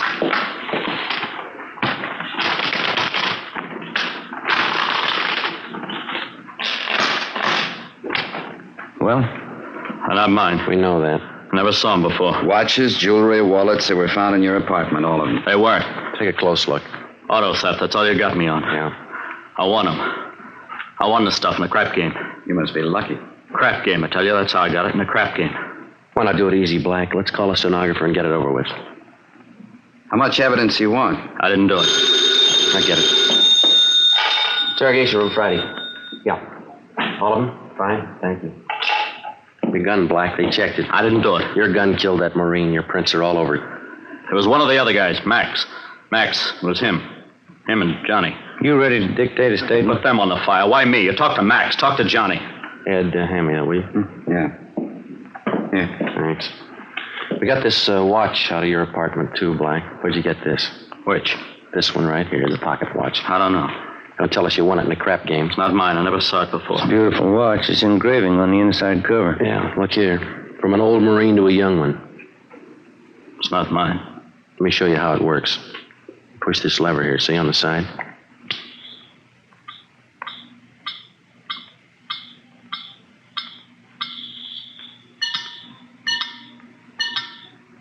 Now, how about it?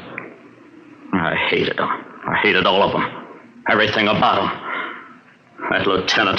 I had to kill him. He was going to get away. I had to kill him. I had to. Why'd you pick on officers? They had it coming.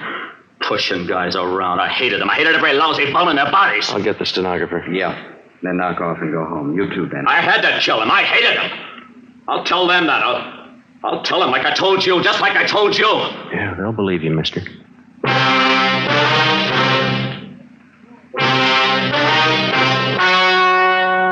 The story you have just heard was true.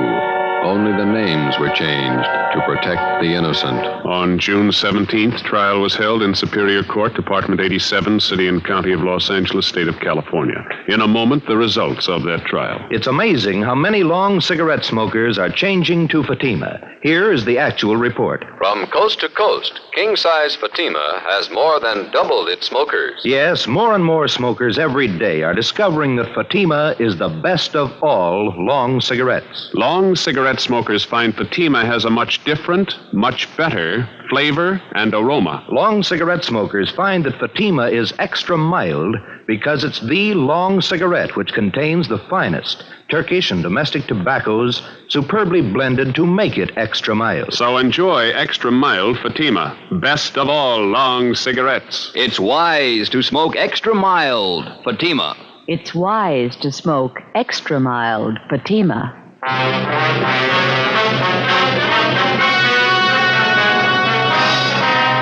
Clyde Black and the other 4 members of the Hitchhike Bandit gang were tried and convicted in Superior Court on 1 count of murder and several counts of robbery and assault with intent to commit murder. All 5 are now serving life terms in the state penitentiary. You have just heard Dragnet, a series of authentic cases from official files. Technical advice for Dragnet comes from the Office of Chief of Police W.A. Wharton, Los Angeles Police Department. Fatima Cigarettes, the best of all long cigarettes, has brought you Dragnet from Los Angeles. You're tuned for the stars on NBC.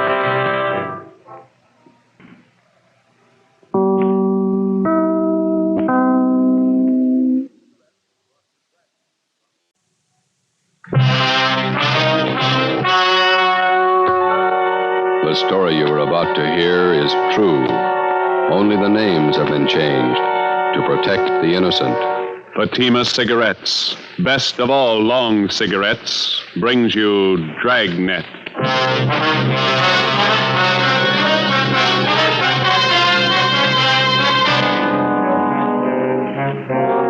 You're a detective sergeant. You're assigned to accident investigation, felony detail. In the early hours of the morning, a woman pedestrian is struck down by a hit-and-run driver. Your job, find him. If you want a long cigarette, smoke the best of all long cigarettes. Smoke king-size Fatima. Fatima is the long cigarette which contains the finest Turkish and domestic tobaccos superbly blended to make Fatima extra mild. And that's why Fatima has a much different, much better flavor and aroma than any other long cigarette. That's why Fatima has more than doubled its smokers coast to coast. So enjoy Fatima, the best of all long cigarettes. It's wise to smoke extra mild Fatima. It's wise to smoke extra mild Fatima.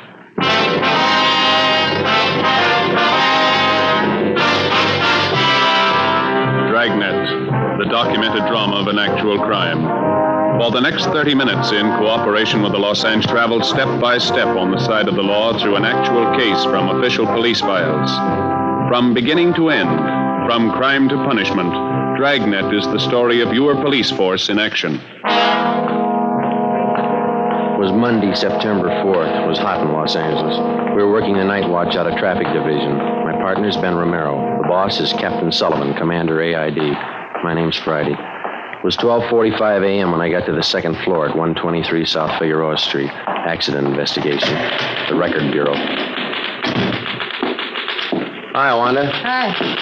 Sergeant Romero come back with you? I got a phone message for him. So he's over at Georgia Street. He'll be back in a couple of minutes. You got time to take a 15-7? Sure. I got some additional information on a hit-and-run felony. All right. Whew. Pretty warm up here, isn't it? Mm-hmm. Coffee over there if you want it. No, thanks.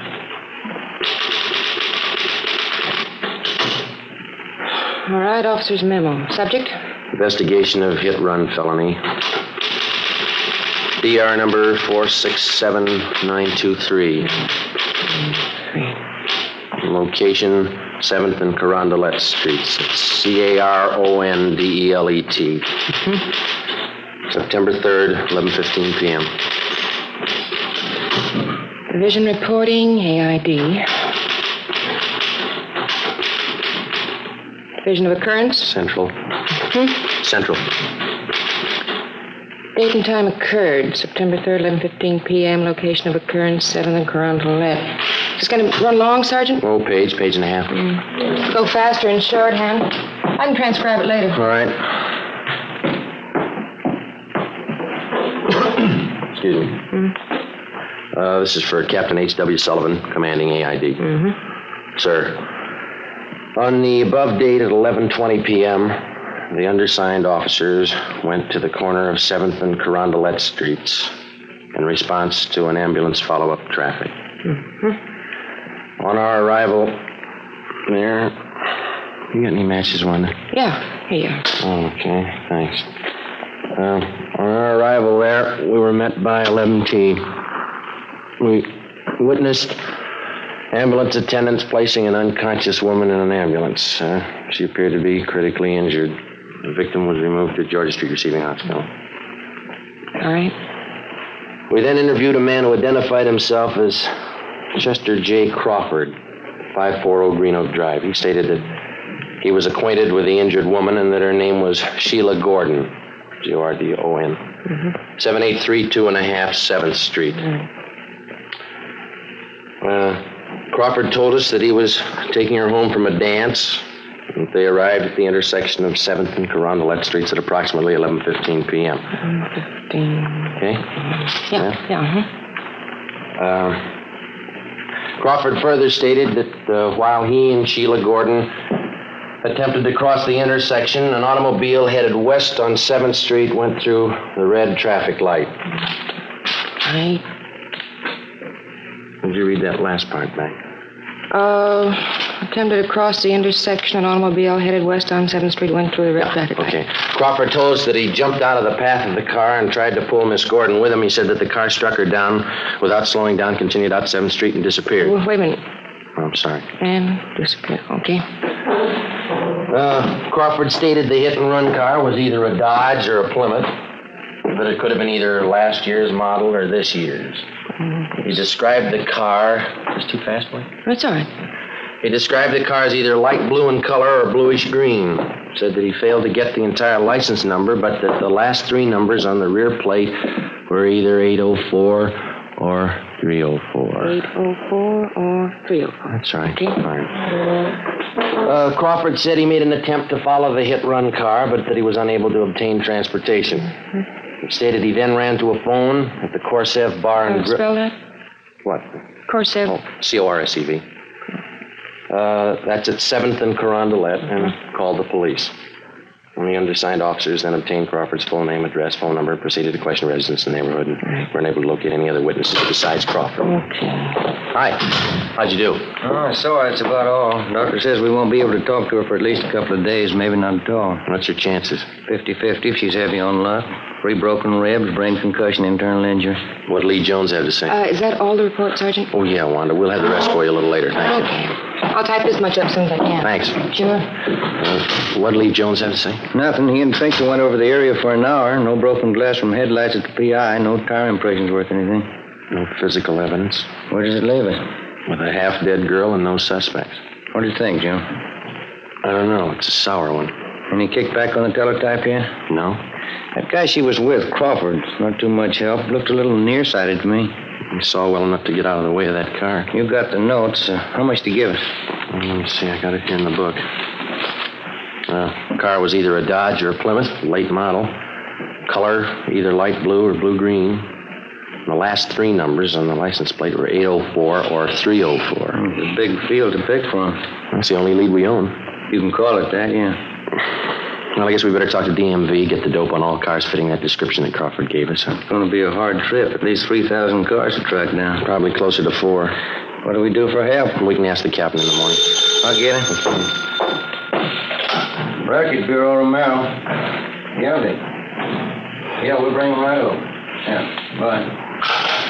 It's Lee Jones again. Yeah. Says he wants the clothes Sheila Gordon was wearing at the time of the accident. He figures when she got hit, her clothes must have left fabric marks on the front of the car.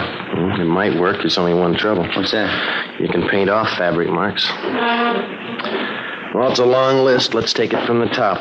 Yeah, find the car.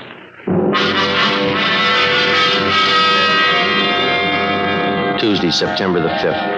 We called Mark Benson at DMV and asked for full information on all vehicles fitting the general description of the hit-run car. We went back and talked to the only witness to the hit-and-run, the victim's boyfriend, Chester Crawford. He could add nothing to what he had already told us. There was no response to the local teletype and the all points that were sent out the night before. Garages, auto repair, and paint shops throughout the city were also alerted. Meantime, at General Hospital, the victim, Sheila Gordon, was still close to death. The search for the hit-run car went on. 2 days passed. Thursday, September 7th. The information we requested from DMV was being checked out and compiled. Ben and I met with Captain Sullivan. That's the last of them, Skipper. All the cars in this area that fit the general description of the one we're after. You just get it? Yeah. How many cars did they list? 4,620. Even more than you expected, eh? Yeah. No chance at all of narrowing it down? None that we can see, no. Terrific order. Well, we tried to figure it from every angle. Now we can do it 2 ways. Yeah? We keep the alert on for the hit-run car around the divisions, all the garages in town, the auto repair shops. In other words, we can wait it out. Maybe we'll get the guy, maybe not. Yeah? Or we can check out every one of the cars on this list and the registered owners. Well, the first way isn't going to do the job. We know that. 4,600 cars. How much help will you need? About 30, 40 men. How long? A couple of weeks, maybe more. All right. I think I can get them from Metro Division. When do you want to start? First thing tomorrow. Okay, I'll set it up. All right, Skipper. Thank you. Excuse me, Joe. There's a lady out here to see you. Okay, thanks. We'll check you in the morning, Skipper. All right. That's her over there. Thank you. My name's Friday, ma'am. This is Sergeant Romero. How do you do? I'm Dora Lytell, Sergeant. I'm Sheila Gordon's landlady, the girl in the accident. Yes, ma'am. Well, Mr. Crawford, he was with Sheila that night. He told me about you, and he said he thought you might be able to help. How do you mean? Well, it's a long story. You see, when Sheila Gordon first came to live at my rooming house, she was a good girl like the rest. Lately, well, her being sick now and all, I don't like to say it. Yeah? Well, frankly, last few months before the accident, Sheila just went bad completely. I don't think I follow you, ma'am. Oh, you know, carousing, all kinds of men, visitors, had a different man in her apartment every night. Well, we're investigating a hit-run case, ma'am. Sheila gets out of the hospital. Hate to talk about her when she's sick like this, but when she's all right, I don't want her back in my rooming house. I'm afraid that's none of our business either, ma'am. But if you could talk to Sheila, persuade her to move from my house, I don't want any wrangle with the rental board again. Couldn't you talk to her? I'm sorry, there's nothing we can do, ma'am. You better talk to her yourself. It'll just be another row like the last time. Shameless woman. I don't want Sheila Gordon back in my house. I'll go to that hospital myself and tell her. She's a pretty sick girl. It's not my fault. Go right over to that hospital and tell her what I think of her. She's hurt pretty bad. So am I. She's hurt me. What's the difference? You haven't been run over by a car.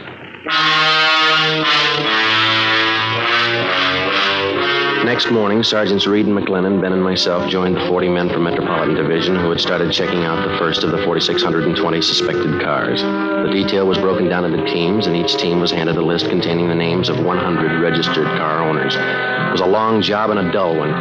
Dozens of people weren't at home when we called. We had to rig up a system of checkbacks for each one of these. Some cars had changed hands 2 and 3 times. That meant more checking. By the end of the second week, we'd gone through more than half of the 4,600 names on the list. By the end of the fourth week, we had less than 1,000 to go. At the General Hospital, the victim, Sheila Gordon, was pronounced out of danger and recovering.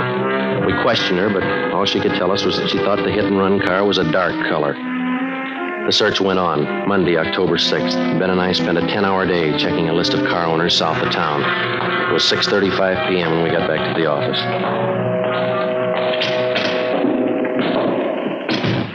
Hi. Hi, Reed. How'd you do today? Fair. Looks like we got one. What do you mean? Guy's name is Ralph Angelo. Let's see. 8690 Backerley Road. Checked him out early this morning. First call. What'd you get? One's a late model Plymouth, light blue. License number, there it is, 17 Arthur 2804. Wasn't home. Talked to his wife. Yeah? She said the car's been sitting home in the garage for the past month. Husband won't drive it. What's the story? Told her there was something wrong with it. He was going to trade it in. McLennan and I tried it. Car's in first-class shape. What about the front end of the car? Pretty clean. One of the bars in the radiator grill slightly bent. Soft crease on the hood, another one in the right fender. Did you bring the car in? Yeah. Crown has been working on it since lunch down the garage. Anything else? Found a gas receipt in the glove compartment, dated September 3rd, the night of the accident. Where's Angelo now? Santa Barbara, business trip. Due home tonight about 10. McLennan and I'll pick him up then. See what he's got to say. Sounds good. How many possibilities does that make, Joe? Well, let me see. Out of 3,700 we've checked, about 4 good ones. I'll get that. Accident investigation, Friday. Hi, Joe. This is Lee Jones. Yeah, Lee. Just finished checking the Plymouth Reed and McLennan brought in. Did you find anything? Fabric prints on front bumper on the hood. Yeah? Indentation of soft object on hood and right front fender. Something else on that fender. What's that? Set of lip impressions. What's it mean? We found the car. Only one job left. Yeah? Find the driver.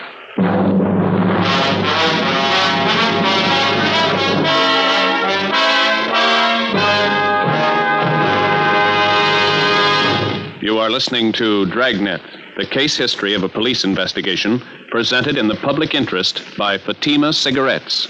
If you smoke a long cigarette, it will be in your interest to listen to a typical case history of a Fatima smoker. It's the case of attorney R. Michael Charters, member of the New York Bar, and this is his actual signed statement. Lawyers are always working against time. Long hours mean smoking more, and that's why I prefer extra mild Fatimas. I recommend them to anyone who likes a king-size cigarette.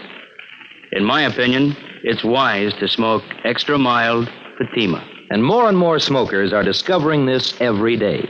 Actual figures show Fatima has more than doubled its smokers coast to coast. So enjoy Fatima yourself. The long cigarette, which contains the finest Turkish and domestic tobaccos, superbly blended to make it extra mild. You will prefer Fatima's much different, much better flavor. You will agree. It's wise to smoke extra mild Fatima. It's wise to smoke extra mild Fatima. The best of all long cigarettes.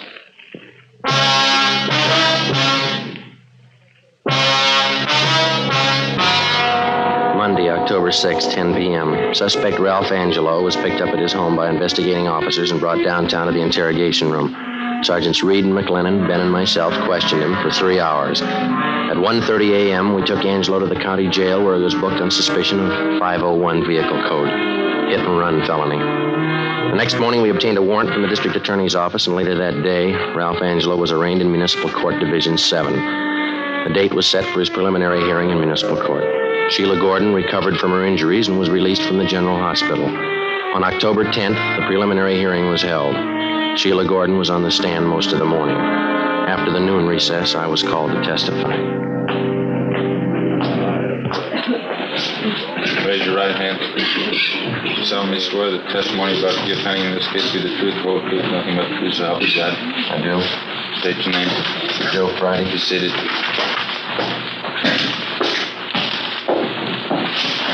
State your name, please. Joe Friday. Your address? 4656 Collis Avenue. Your occupation? I'm a police officer in and for the city of Los Angeles. Are you one of the investigating officers assigned to this case? I am. Did you have a conversation with the defendant regarding this case? I did. Where? In the traffic division at 123 South Figueroa Street. Who's present?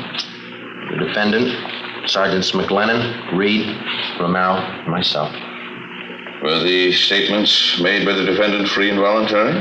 They were. Was there any promise of immunity or reward or the use of force or violence to induce him to make a statement? No, there was none.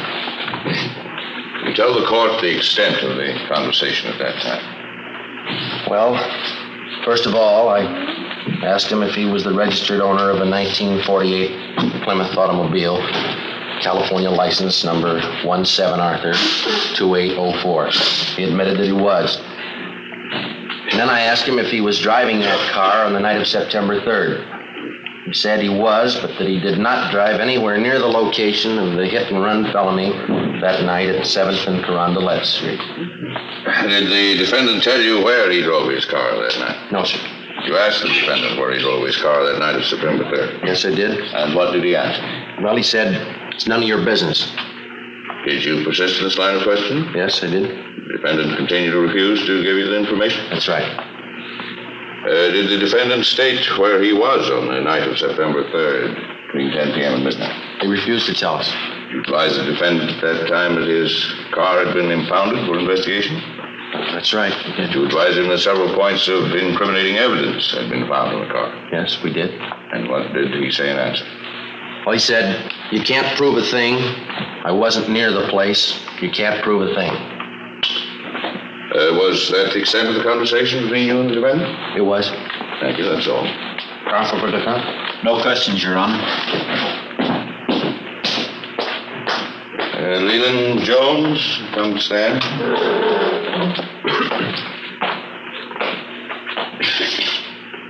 Raise your right hand. You solemnly swear the testimony about to give pending in this case be the truth, whole truth, nothing but the truth, so help you God. I do. State your name. Lee Jones. Be seated. Your occupation? I'm a police officer in and for the city of Los Angeles. What particular detail are you assigned to? I'm a lieutenant in charge of the police crime laboratory. Well, counsel for defense stipulate the witness is a qualified forensic chemist? So stipulated. Mr. Jones, you are the commander in charge of the police department's scientific investigation division, is that correct? Yes, it is. Jones, I will show you a photograph of an automobile. California license number 1782804 to be marked People's Exhibit C. Have you ever seen this car before? I have. Where and when did you see it, please? I saw it at the traffic division garage, 123 South Figueroa Street, Monday, October 6th this year. Did you make an examination of this car at that time? I did. What did the examination consist of? And what were your findings? I made a systematic examination of the car using oblique lighting from a 500-watt photo flood lamp and a bell-type reflector. I found the following evidence. On the front bumper of the car, I found fabric marks consisting of 51 threads to the inch. I then took a perpendicular photograph of those marks with a copy camera. Here is a photograph of that portion of the bumper containing those marks. Now, I wish this photograph be marked People's Exhibit D for identification. Let it be so. You proceed, please, Mr. Jones. What else did you find in your examination of the defendant's car? I found fabric marks on the cowling of the car. extending back under the hood. These marks were made by fabric having a weave of 38 ribs to the inch. I have here a photograph of those marks. Thank you. I'm going to ask this photograph to mark people's exhibits E. So, Mark? What else did you find in your examination of the car, Mr. Jones? I also noted an indentation in the right portion of the car's hood. It had the appearance of having been made by a soft object enclosed in fabric striking the car. Would a human body struck by a car make such an indentation? Yes, it would. Here's a photograph I took of that indentation on the defendant's car. I'm going to ask this photograph to mark as people's exhibits F. So marked. All right, continue, Mr. Jones. On the top of the right-hand fender of the car, I found a lip imprint in red lipstick. I lifted that print with a piece of cellophane tape, then placed the tape on a plain white card, which I have right here with me. Thank you. Ask this card to mark people's exhibit G. So marked. Now, Mr. Jones, these pieces of evidence which you found on the defendant's car, did you compare them with other objects? I did. Will you please state what comparisons you made and your findings? Well, in the first place, I find that the fabric marks in People's Exhibit C, taken from the bumper of the car, has the same count per inch as the stockings worn by the victim, Sheila Gordon. Secondly, I found the fabric marks shown in People's Exhibit D from the cowling hood of the car to be the same count per inch as the coat worn by the defendant. I further made a comparison between the lip imprint found on the right fender, as shown in People's Exhibit G, and various exemplars of the victim's lips.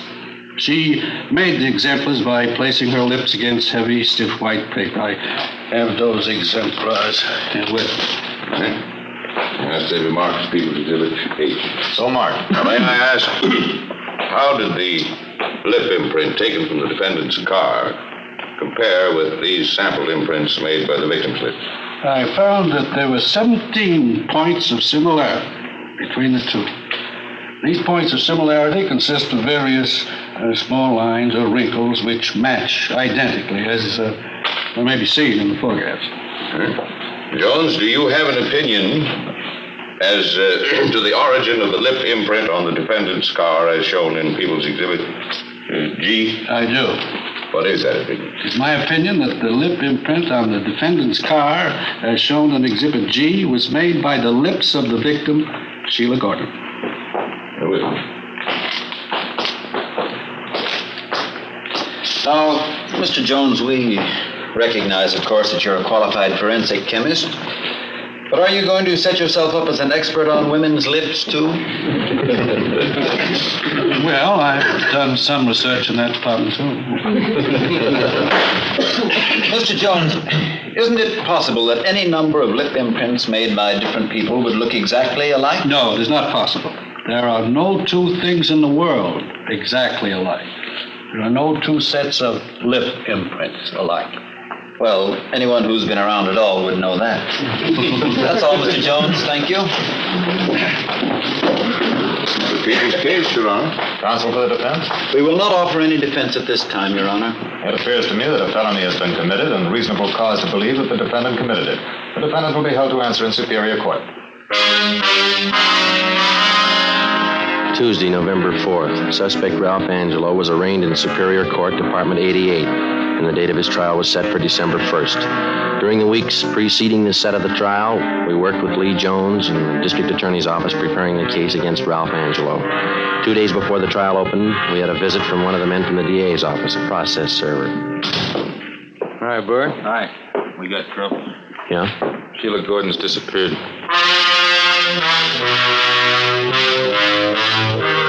Wednesday, December 1st, Ralph Angelo's trial opened and Sheila Gordon was called to the stand. She failed to appear. We checked her few known friends in the city. They couldn't help. She had disappeared from her new address and taken everything with her. A bench warrant was issued by Superior Court for Sheila Gordon. The deputy district attorney succeeded in having the court grant a delay in order to find the missing girl, in this case, the complaining witness. Meantime, we got out a local broadcast and an APB. We got missing persons detail to help out in the search. Still no sign. Ralph Angelo's lawyer asked the court for dismissal of the hit-and-run felony case because of Sheila Gordon's failure to appear. On December the 8th, the court ruled on the motion. Regarding the motion by the defense for dismissal of hit-and-run felony charges against Ralph C. Angelo, because of the prosecution's failure to produce the complaining witness, to wit, Sheila R. Gordon, the court feels it would not serve the interests of justice to continue the case. Case dismissed. The search for Sheila Gordon went on. Behind us, we had logged 3 solid months of police work, checking and running down more than 4,000 cars. Hours of labor in the crime lab. More hours pounding the pavement, questioning people, checking, rechecking. Without a trial and a conviction, it didn't mean a thing. 3 days before Christmas, we received information that the missing girl was living in a small town south of Los Angeles. Ben and I checked the address. What was the apartment number? 7A, wasn't it? Oh, yeah. Mm-hmm. Again.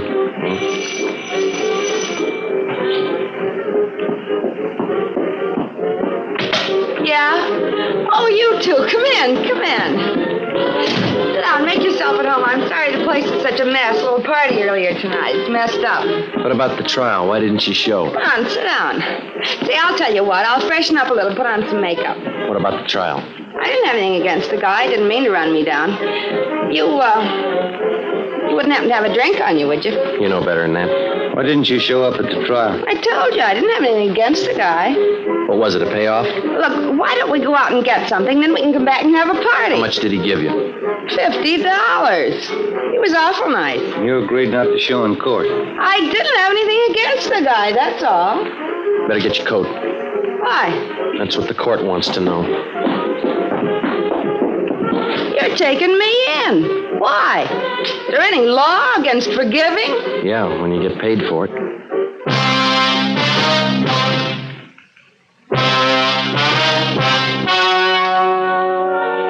The story you have just heard was true.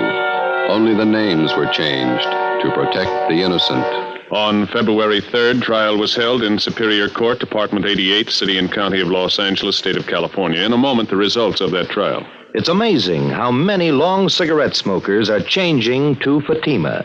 Here is the actual report. From coast to coast, king-size Fatima has more than doubled its smokers. Yes, more and more smokers every day are discovering that Fatima is the best of all long cigarettes. Long cigarette smokers find Fatima has a much different, much better flavor and aroma. Long cigarette smokers find that Fatima is extra mild because it's the long cigarette which contains the finest Turkish and domestic tobaccos superbly blended to make it extra mild. So enjoy extra mild Fatima, best of all long cigarettes. It's wise to smoke extra mild Fatima. It's wise to smoke extra mild Fatima.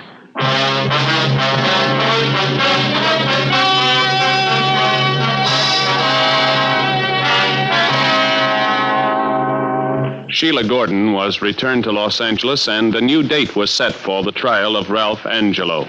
Subsequently, he was tried and found guilty as charged. Angelo was also tried, along with Sheila Gordon, for compounding a felony. They were both convicted and received the sentence as prescribed by law. They are now serving their terms in the state penitentiary. You have just heard Dragnet, a series of authentic cases from official files. Technical advice for Dragnet comes from the Office of Chief of Police W.A. Wharton, Los Angeles Police Department. Fatima Cigarettes, the best of all long cigarettes, has brought you Dragnet from Los Angeles. The Halls of Ivy is especially pleasant listening tomorrow on NBC.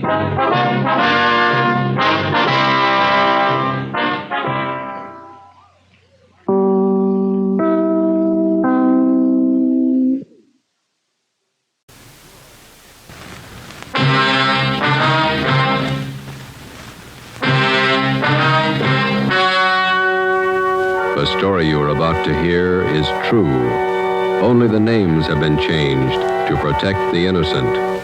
Fatima Cigarettes, best of all long cigarettes, brings you Dragnet.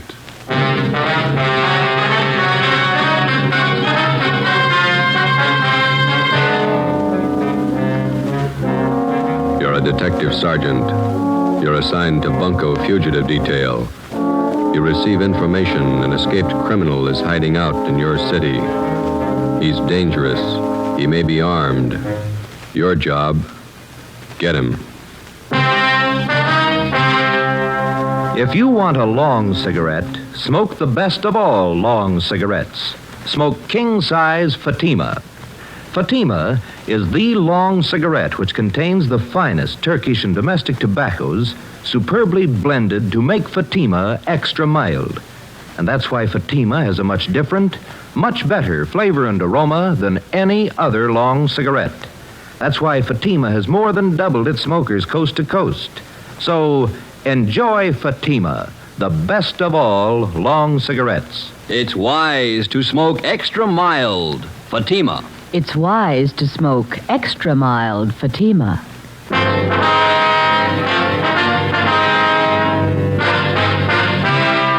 Dragnet, the documented drama of an actual crime.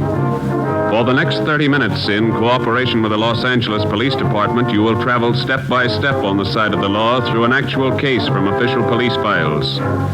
From beginning to end, from crime to punishment, Dragnet is the story of your police force in action. It was Thursday, April 27th. It was warm in Los Angeles. We were working the night watch out of Bunko Fugitive Detail. My partner is Ben Romero. The boss is Blaine Steed, captain of Bunko Fugitive. My name's Friday. I was on the way back from communications, and it was 6:45 p.m. when I got to room 38, squad room. Hi. Hiya. How about some dinner? Well, we got one to check out first. Here's the teletype. Skipper just brought it in. Thanks. From San Rafael, huh? Pick up and hold for this department one Alfred Garvey. Wanted for suspicion, forgery, robbery. This man poses as a fingerprint expert from San Rafael Police Department. Here's his mug pulled from the Record Bureau. Mm-hmm. We're informed Garvey is registered at the Fair Deal Hotel, your city. Where's that? Over near First and Broadway. Yeah. Please advise us on his arrest, and officers will arrive with warrant signed. Chief Police Frank Kelly, San Rafael, California. Shouldn't take long to pick him up. All right, we can eat later, I guess. Hi. Hi, Max. What are you doing around? I thought you took off on vacation. I am. Just came back to pick up some stuff from my locker. Soft touch. Sure. Listen, the wife's got the car there. Are you guys going anywhere near North Main and Daly? Yeah, but we're going to leave right now. Oh, okay. Let me grab my coat. All right. You live out near Highland Park, don't you, Max? Yeah. Well, I took the kids shopping in the car this afternoon. Had to get them shoes for our vacation. Kids sure scuff up the toes in a hurry. All right, you all set? Let's go. Where are you going on your vacation? Big Bear. Gonna stay the whole 3 weeks. The in-laws own a cabin up there. They even pay the utilities for us. It's pretty nice. Only one trouble. What's that? They're coming with us. Oh. Where'd you park? In the captain's stall. All right.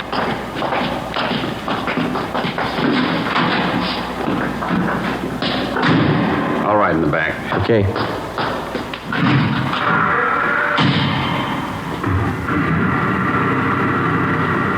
You two still working on that Valley case? No, we washed it up Monday. What's this one? Teletype from San Rafael. I want some guy picked up. Here's a mugshot. Who's Richards going to work with while he's gone, Mac? I don't know. What's the crowd up ahead? Oh, yeah. Shriners Convention. I forgot they were having a parade tonight. You better stay over to one side. I think we can get through all right. Watch those kids there. Yeah, there we go. That's the place up ahead, isn't it? Fair deal, yeah. We got to stop by this hotel a minute, Max. You want to wait here? I'll come in.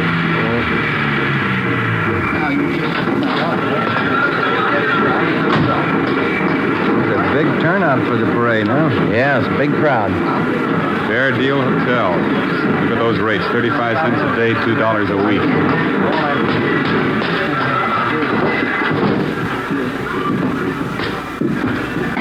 Yes, sir. Can I help you? Police officers, would you look at this picture, please? All right. Maybe registered as Alfred Garvey. Garvey sure came in yesterday. The picture makes him look old. Is he in now? Well, let's see. Garvey, room 307. The key's gone. He must be in. Thank you. Yes, sir. Elevator's down there at the end of the hall. Okay. The elevator's in use. Let's take the stairs. I'll wait for you here. I want to see the parade. Okay, Max. I've never seen it to fail. Stairs. Every time my arches hurt, we get a thief to check who lives upstairs. Just one more flight. Yeah.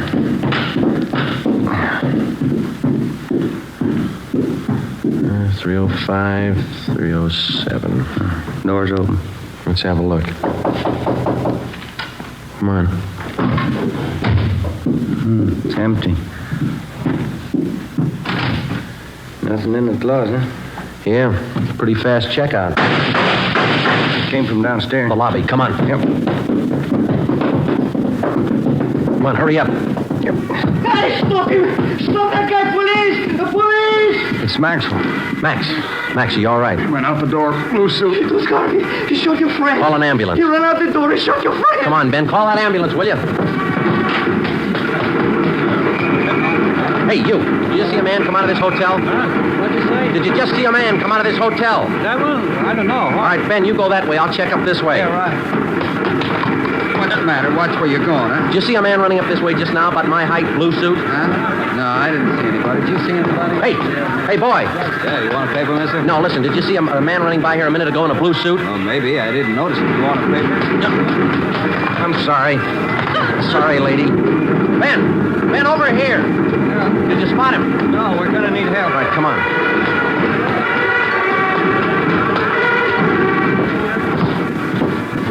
Call the ambulance. You better help your friend. He's bleeding. I don't know what to do. Ben, get a hold of communications. Get some help out here. Right. The guy came down to the elevator. It was Garvey, your friend, trying to stop him. Garvey shot him right in the face. All right, stop yelling, He was terrible. Now, look, he's bleeding. You better do something. Will you shut up? Max, how is it? Chest hurts. Yeah, all right, easy, huh? Garvey came out of the elevator fast with a gun. All right, take it easy now. Joe, I got communications there blocking off the area. That's fine. Watch that front door. Will you keep those people out of here? Yeah. Chest. I'll be here in a minute, boy.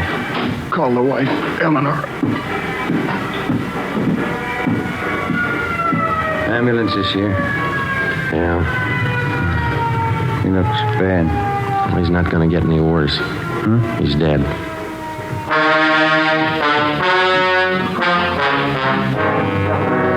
The name on the personnel report said John Warren Maxwell, Sergeant, Los Angeles Police Department, badge number 10377. Nearest living relative, wife, Eleanor Jean Maxwell. Dependents, John Maxwell Jr., 6 years. Deborah Lee Maxwell, 2 years. Death in line of duty, April 27th, 7:15 p.m.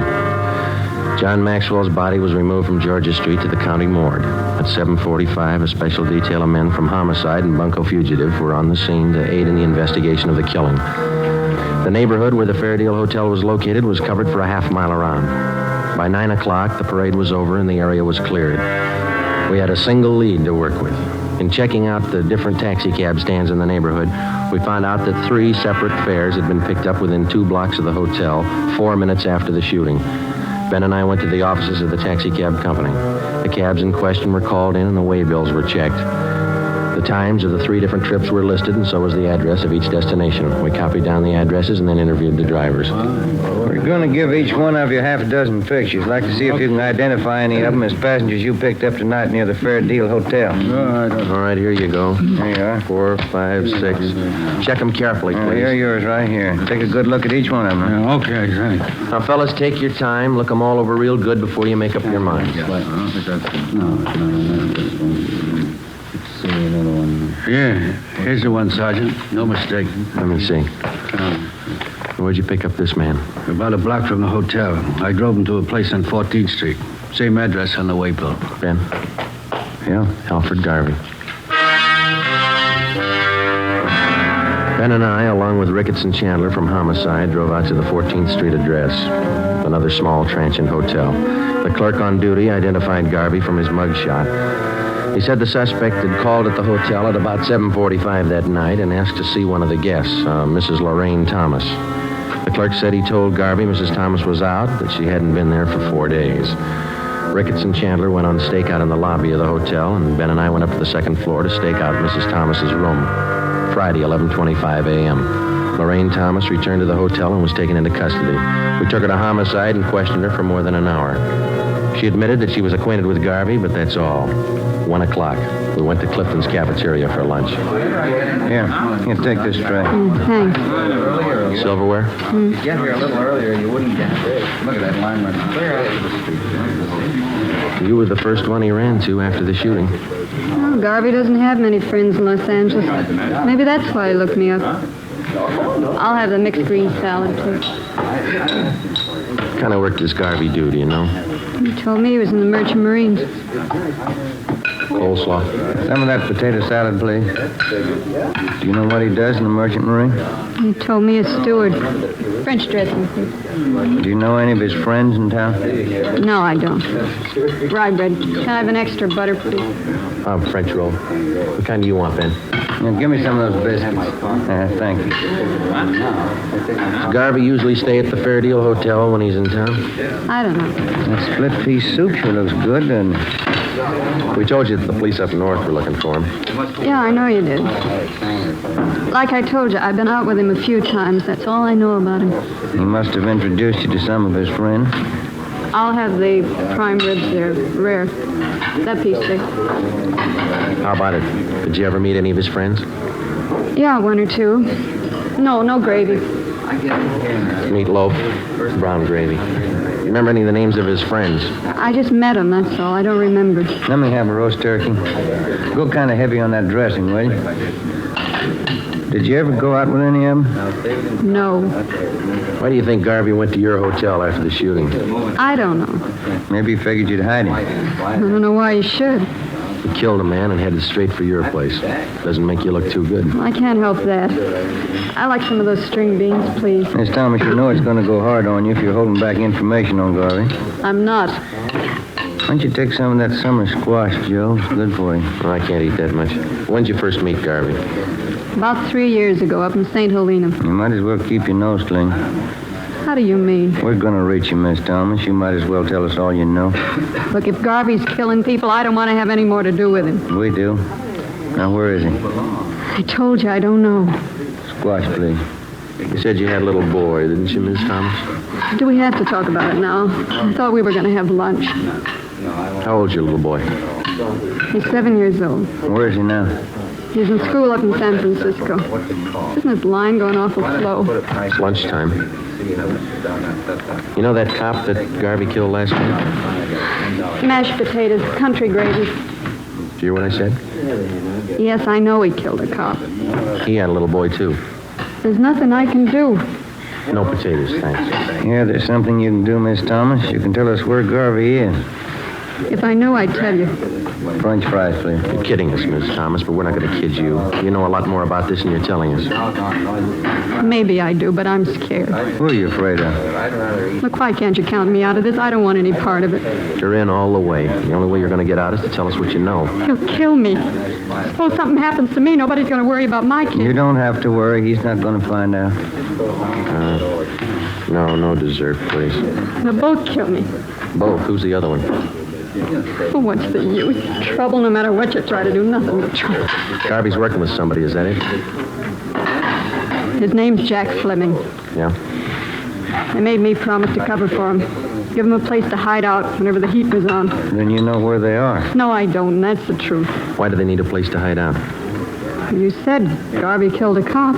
What about Fleming? Hey, Joe, you better move along. Oh, I'm sorry. What about Fleming? We're going to pull some jobs. All right, we can skip the dessert. Come on. I'll take a check for all of them. Let's go. What kind of jobs? Where? Hold up. Tomorrow night.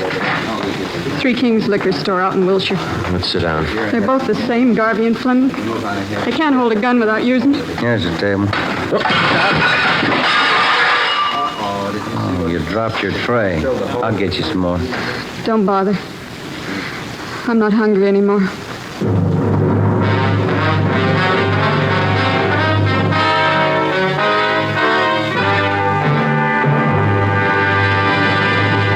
are listening to Dragnet, the case history of a police investigation, presented in the public interest by Fatima Cigarettes. If you smoke a long cigarette, it will be in your interest to listen to a typical case history of a Fatima smoker. It's the case of Lee Silver, general assignment reporter on one of New York's greatest newspapers. This is his actual signed statement. When you have to meet a news deadline, you work at a fast pace, smoke at a fast pace. That's why I smoke Fatima. They're extra mild. In my opinion, it's wise to smoke extra mild Fatima. And more smokers are discovering this every day. Actual figures show Fatima has more than doubled its smokers coast to coast. So enjoy Fatima yourself. The long cigarette, which contains the finest Turkish and domestic tobaccos, superbly blended to make it extra mild. You will prefer Fatima's much different, much better flavor. You will agree. It's wise to smoke extra mild Fatima. It's wise to smoke extra mild Fatima.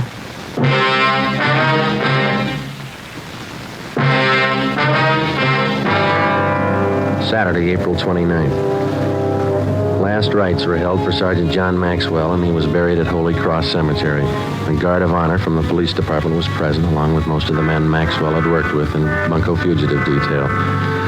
The chief of detectives delivered a short eulogy, and then one of the men from the department band sounded taps over the grave. We got back to the office at noon, checked in at the record bureau. The photocopy room had taken negatives of Garvey's and Fleming's coming out mugs and made duplicates that were distributed to all officers. The stakeouts continued at the Fair Deal and the 14th Street Hotel where Lorraine Thomas was staying. She was put under protective custody. Ben and I, Ricketts and Chandler, went on stakeout at the Three Kings Liquor Store on Wilshire Boulevard. It was a large, modern place, and it did a volume business, especially on Saturday night. Ricketts and Chandler covered the store from the outside. Ben and I were stationed in the supply room at the rear of the place, where we had the main counter and most of the store in full view. We set up a prearranged signal with the clerk on duty, and if and when Garvey and Fleming showed up, the clerk was to accidentally knock an empty bottle off the counter. We waited until midnight. Nothing happened. It's the first customer in half an hour. It's kind of slow. Yeah. Wait a minute. Here comes another one. No sale. It's a woman. The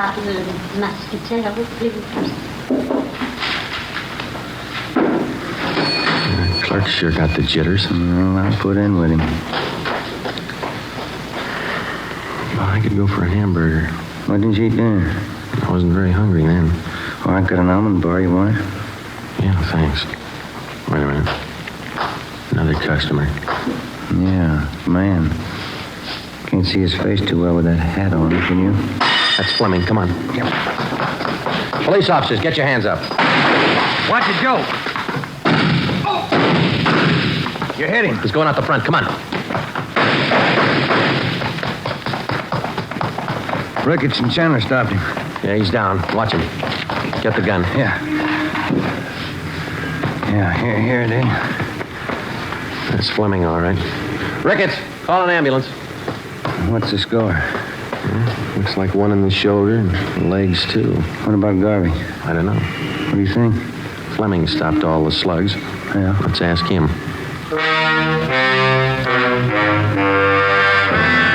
The wounded suspect was treated at Georgia Street Receiving Hospital and then booked into the prison ward at the General Hospital. At 11 a.m. the next day, we questioned him, but he refused to admit that he even knew Alfred Garvey.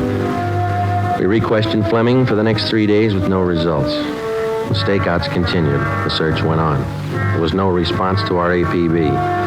Garvey was still at large. As far as we were concerned, there was only one way to get directly to Garvey, and that was through Fleming. We called on Lorraine Thomas again and asked her that if she'd try to get some information on Fleming, try to get him to talk and to tell her where Garvey was. I'm not even sure if he knows where Garvey's hiding. He must have a good idea. Even if he has, he's not going to tell me. He wouldn't trust me that far. He'll go further with you than he will with us. He won't even give us his name. I'm afraid it's up to you, Miss Thomas. Why can't you let me out of this? Hey, look, figure it this way. You knew about Fleming and Garvey. You knew they were in town. You knew what they were up to. You didn't break your back to save that dead cop's life. Garvey shot him. I didn't. You knew he was a killer. You knew he had a gun. What do you want me to do?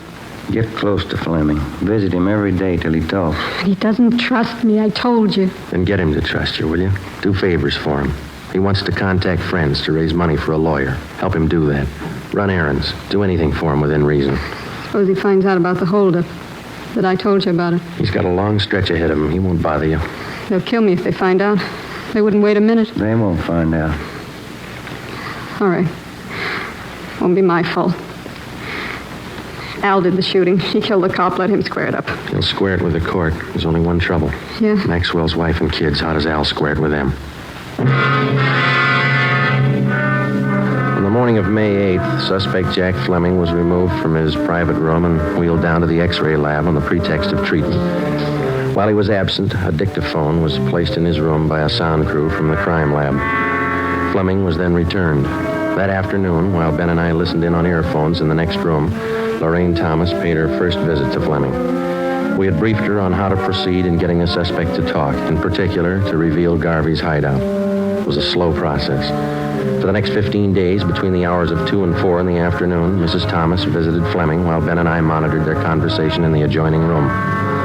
For 15 days, despite all her shows of confidence, Fleming refused to confide. He was sullen and close-mouthed. Some afternoons, he would hardly speak to her.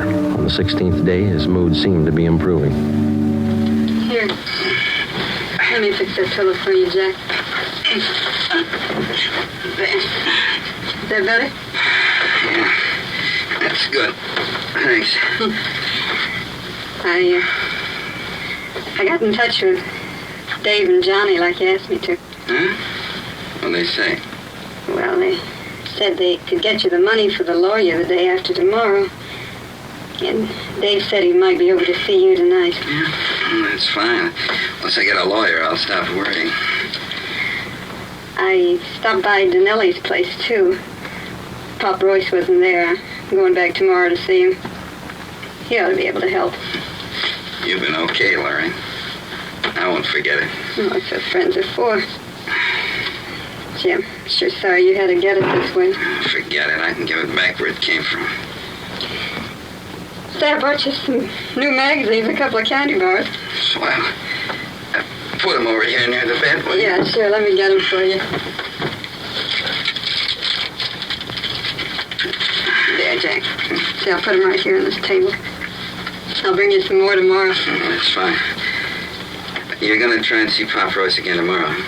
Yeah, they told me he'd be in around noon for sure. If I don't see him then, I'll keep trying till I do. Yeah, that's it. Oh, listen. There's something else. Sure, Jack. Come here. I don't want to talk loud. The cops might have bugged this room. Yeah. All right. A little closer. Okay. Tonight, I want you to go to George's joint, the Blue Moon, down on South Flower. Yeah? And ask for George at the bar. He's usually around from 11 on. Tell George you've seen me. He'll know it. Then tell him to take you to Al. To take me to Al? Yeah, Al Garvey. George knows the place. Yeah. Okay, Jack. And keep your mouth shut. Don't talk to anybody but George. He knows the place. All right, Jack. They'll help you out. Well, Yeah. it's a long wait.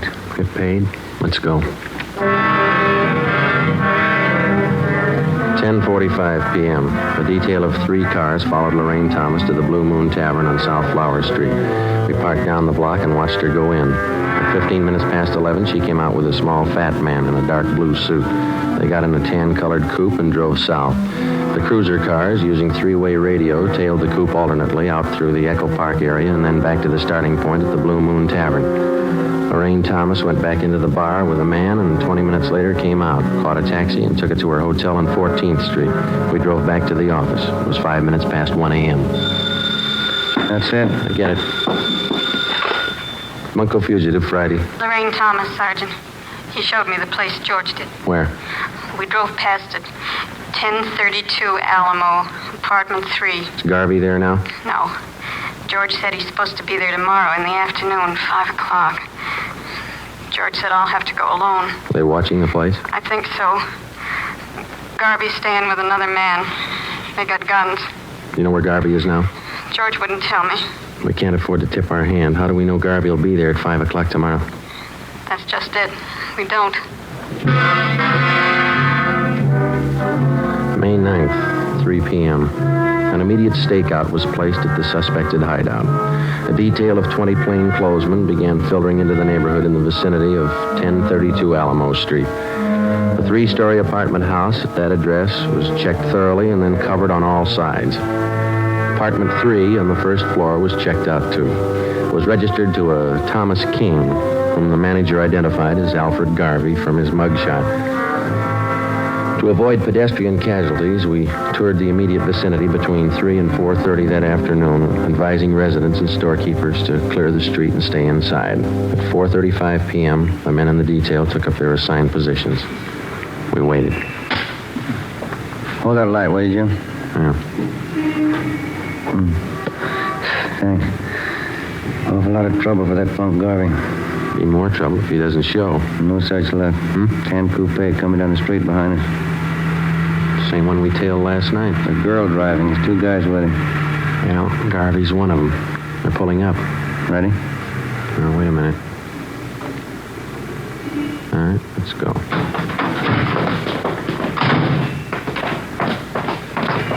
Police officers, hold it right there. Al, cops! Don't get out. Right behind the car. Throw him in, Garvey. You haven't got a chance. Al, break for the house! All right, hold it, Ben. That's it. Both of them. Come on.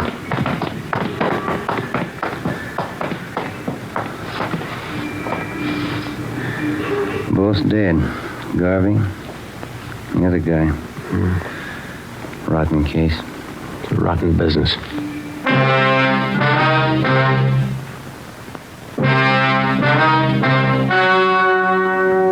The story you have just heard was true. Only the names were changed to protect the innocent. On August 2nd, trial was held in Superior Court, Department 93, City and County of Los Angeles, State of California. In a moment, the results of that trial. It's amazing how many long cigarette smokers are changing to Fatima.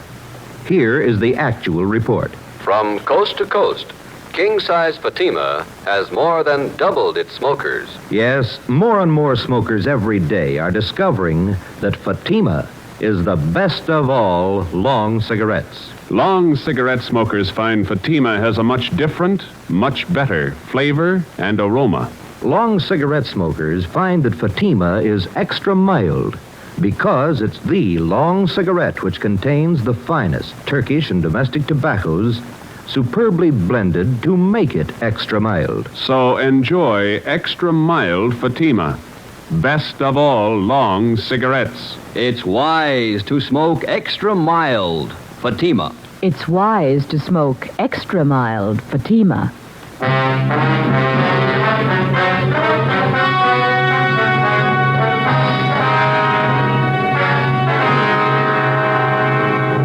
Jack Fleming, the only survivor of the hold-up gang, was found guilty of several counts of armed robbery.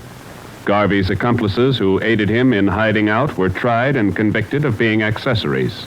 They are serving prison terms as prescribed by law.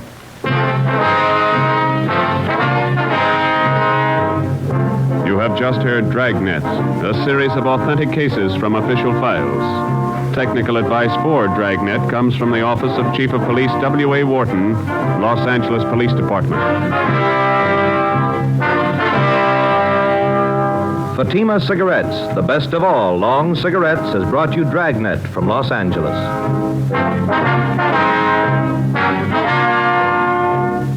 The Halls of Ivy is pleasant listening tomorrow on NBC.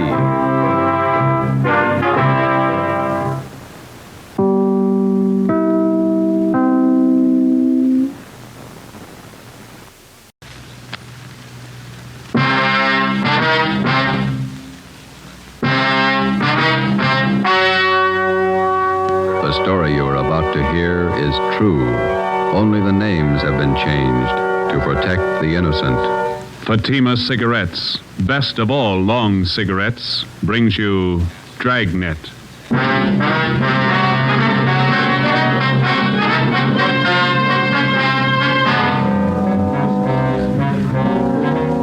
You're a detective sergeant.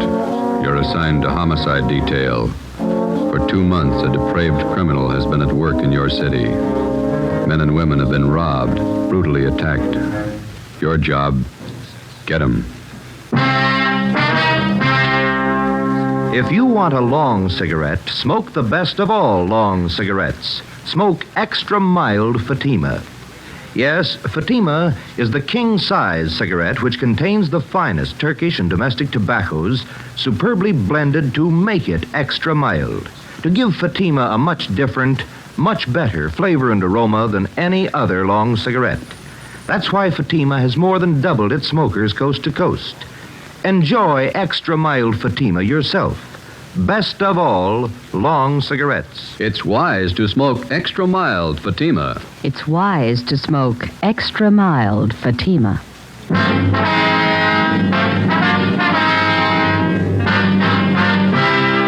Dragnet, the documented drama of an actual crime.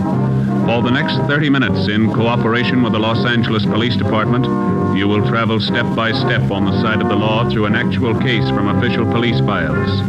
From beginning to end, from crime to punishment, Dragnet is the story of your police force in action. It was Wednesday, March 7th. It was cloudy in Los Angeles. We were working the night watch out of homicide. My partner's Ben Romero. The boss is Thad Brown, chief of detectives. My name's Friday. I was on the way home from the office, and it was 2:25 a.m. when I got to Collis Avenue, number 4656. Joseph, is that you? Yeah, Ma. Did I wake you? Well, what time is it? A little after 2. Oh, you can't keep this up. You've got to have your rest. Don't worry, I'm okay. You got any cold meat in the icebox? There's some pressed ham, a few slices of bologna. Didn't you have any dinner? A couple of hamburgers and a piece of pie. I got hungry again. Well, I had some nice beef stew for dinner. There's some left in the icebox. I'll come down and warm it for you. No, all I want's a sandwich, Ma. You go on back to sleep.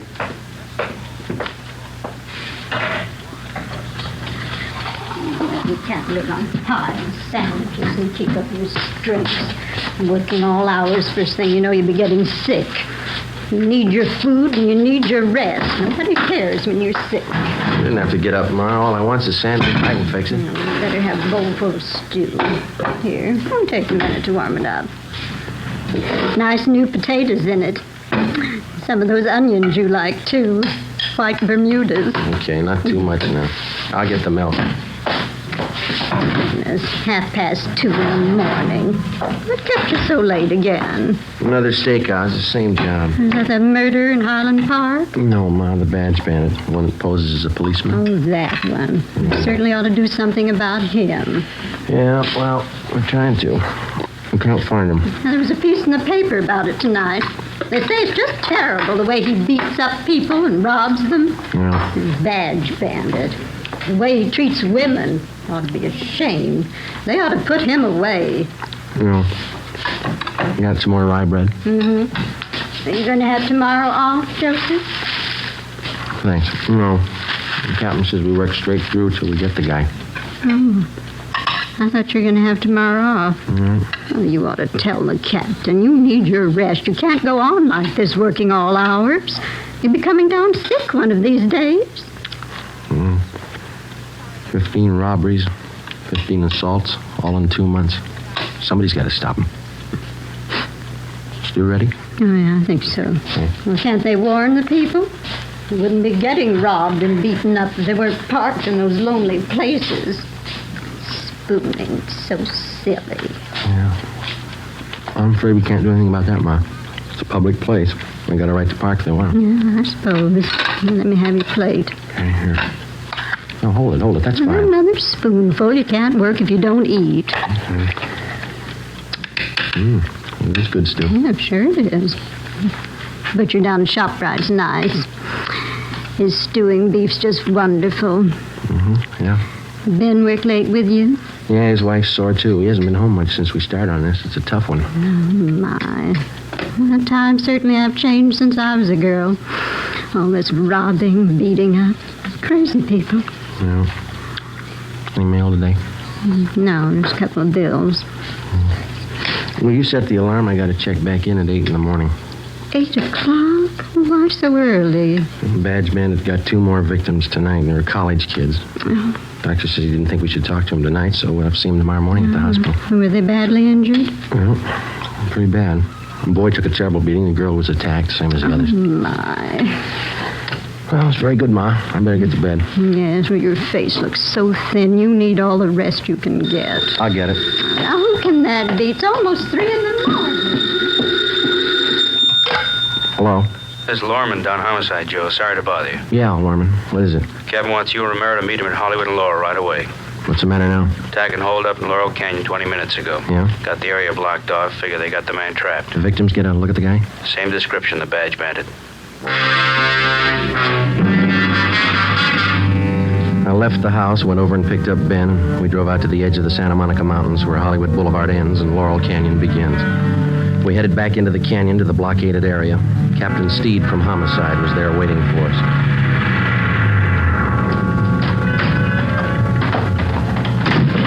Hi, Skip. Yeah, just a minute. Taylor, call communications again. Have them tell the men out on Ventura to start moving in. Right, Captain. Sorry to call you back. Couldn't be helped. Okay. How's it shaping Control up? 3, Wait a Commander minute. of Search Detail in vicinity of Laurel Canyon. Unit 62K reports that they are at Mulholland Drive and Oakstone Avenue. Nothing further to report. Okay, no what did you say, Joe? So how's it shaping up?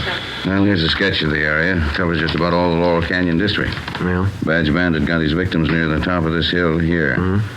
Old man in the neighborhood heard a woman scream and phoned in. How sure are we the guy didn't get away? Well, the man who called in said the bandit had trouble starting his car. Finally, he left it and took off into the brush. He was headed west down this road here. Captain, I just had a call from communications. The crew from Leighton Prince are on their way. All right, any report from the detail up on Canyon Road? Nothing yet. I'll stand by the radio. Okay. How much area we got to cover? Now, from the mouth of the canyon here, all the way back to Ventura Boulevard. On the west here, from Lookout Mountain Avenue over to Crestview Drive on the east. How much have we got to go on? Crowley talked to the victims for a minute before they took them to Georgia Street. Yeah? The guy's description's the same. Heavy set, blonde hair, chubby face, horn-rimmed glasses. Mm-hmm. Well, if he's on foot, there's plenty of underbrush around here to hide him.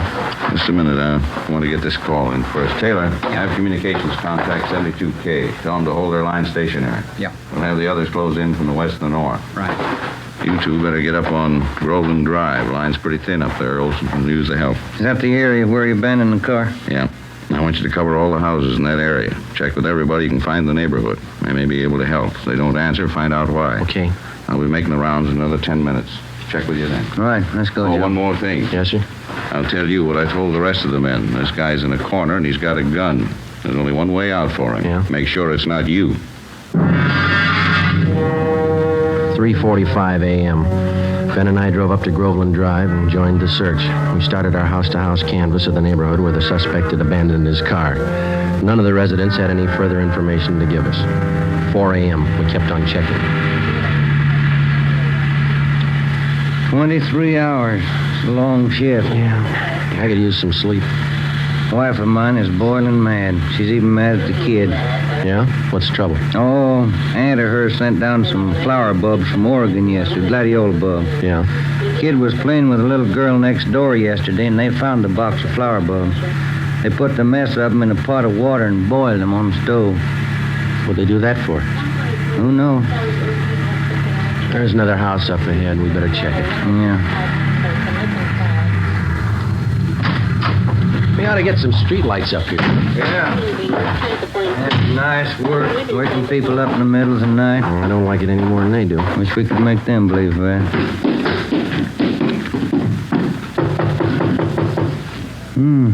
Nice neighborhood up here. Wonder what the price is on these lots. Well, it shouldn't be too high. They say real estate's coming down. Yeah, what is it? Police officers. Sorry to disturb you. We'd like to talk to you a minute. Oh, all right. Let me get the door open. What's been going on in the neighborhood tonight? Some kind of trouble? Cars racing up and down the hill? What's the trouble? Have you noticed any strangers in the neighborhood last hour? No, I just got to bed 20 minutes ago. I work out at Paramount. We're shooting nights. What's all the commotion anyway? We're looking for a suspect. He's supposed to be around this area. Well, I haven't seen anybody. I thought I heard somebody out by the garage a few minutes ago. Went out and looked around, but I didn't see anything. Did you check to see if your car is still in the garage? No, I left it in the driveway. No, sir. There's no car in your driveway. Sure there is. Let me show you. Hey, it's gone. Can we use your phone? Yeah. Yeah, but I saw it just a few minutes ago. The car was right there in the driveway. You think that guy took my car? Yes, sir. It's a pretty good bet.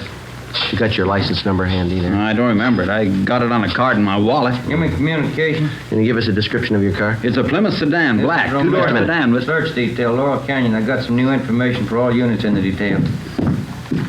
Here's the license number. Thanks. Will you broadcast this information to all units in the search detail? What was the make and model of your car? 46 black Plymouth, a two-door sedan. 1946 black Plymouth, two-door sedan, license number, let me see. 7 X-ray 2569. This car's just been stolen from 10211 Groveland Drive. Any identifying marks on the car? Well, I left my keys in it. No, sir. I mean, any special markings on the car? Maybe a dent in one of the fenders? Well, Yeah, George, hold on. We're getting it. The right headlight went out on me last night. I haven't had it fixed yet. The right headlight on the car is out. Notify all units in the search detail that we believe suspect is now in possession of this car. Right, thank you. Let's go. It must have happened in the last 15 minutes. I heard that noise and I went out to check. The car was there then. Well, here's our card. We'll be checking with you later. Yeah, I sure hope you find it. I don't know how I can get to work tomorrow without my car. Yeah, we'll notify you. Yeah, gee, I sure hope you find it. Thanks for your help. Come on, Ben.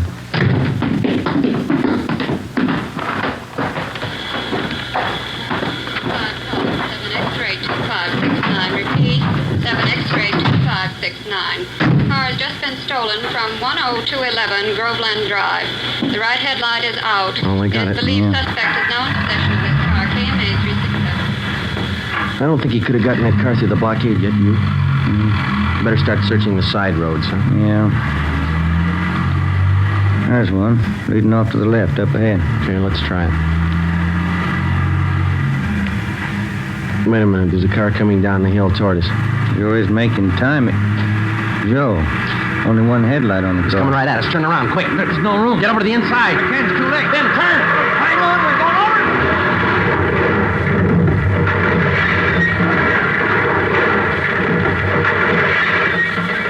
Attention all units. Special attention all units in search detail vicinity of Laurel Canyon. ADK reports theft Ben? of a 1946 You all right? Plymouth two-door sedan. Ben. License in the 5 column.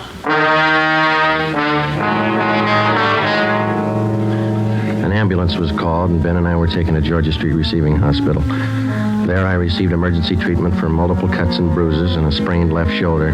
Ben didn't do so well. He had a possible concussion, 2 broken ribs, and a half a dozen severe cuts about the face and arms. We were then taken to the P&F ward. The next afternoon, we had a visit from Captain Steed and Chief of Detectives Thad Brown.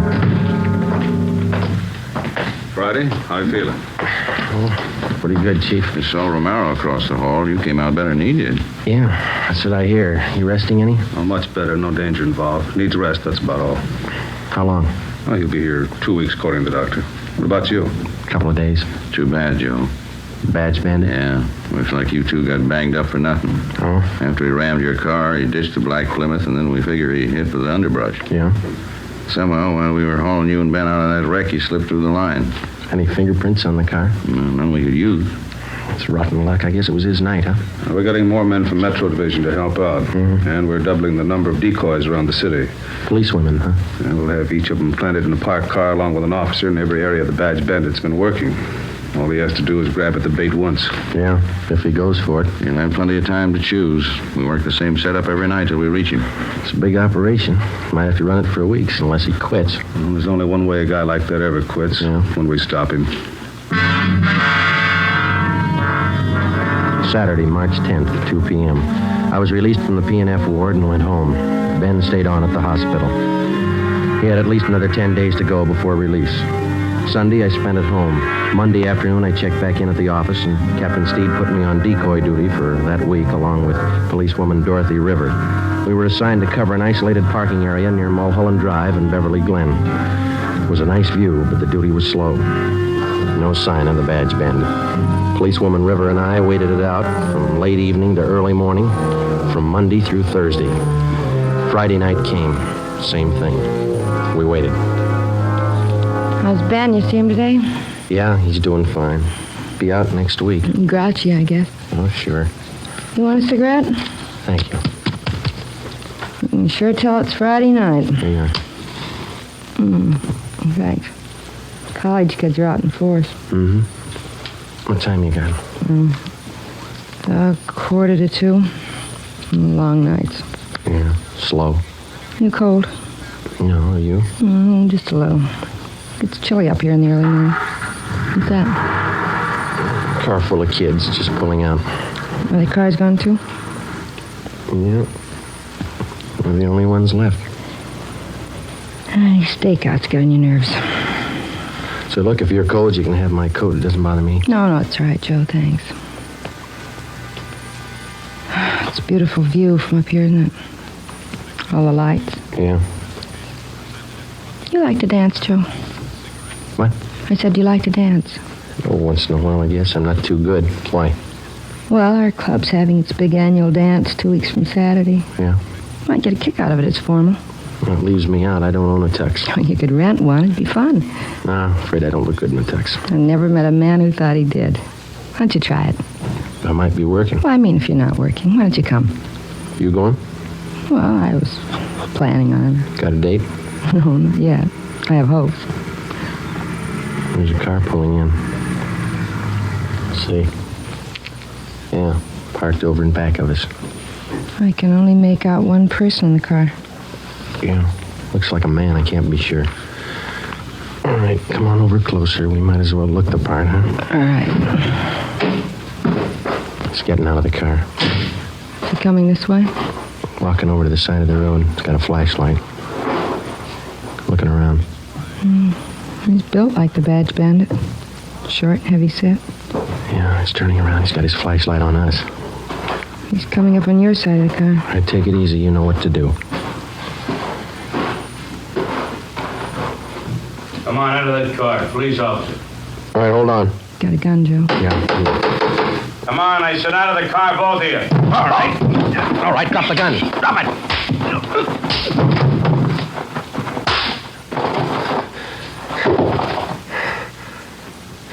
That's him. Yeah. Now I'll get the cuffs on him. Thanks. I didn't think I hit him that hard. You didn't, I did.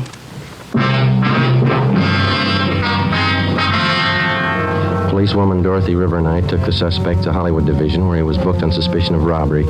He gave his name as Charles Leon Kirby, age 46. Monday, March 19th, Ben was released from the hospital and checked back in for work. A special show-up was held at which 10 of the 17 victims definitely identified Kirby as the Badge Bandit.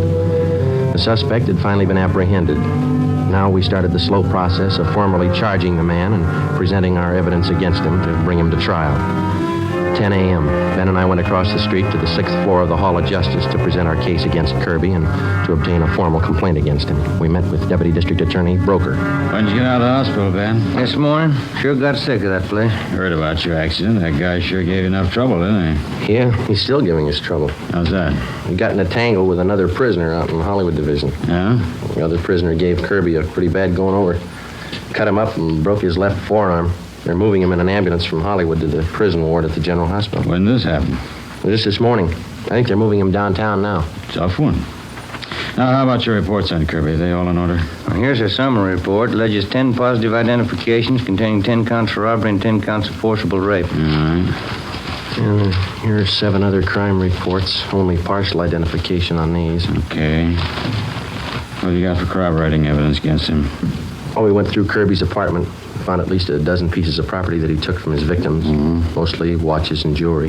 The victims identified every piece we found. Okay, let me get the details down here. No, excuse me a minute. Sure. Broker speaking. Yes, a minute. You, Friday. Thank you.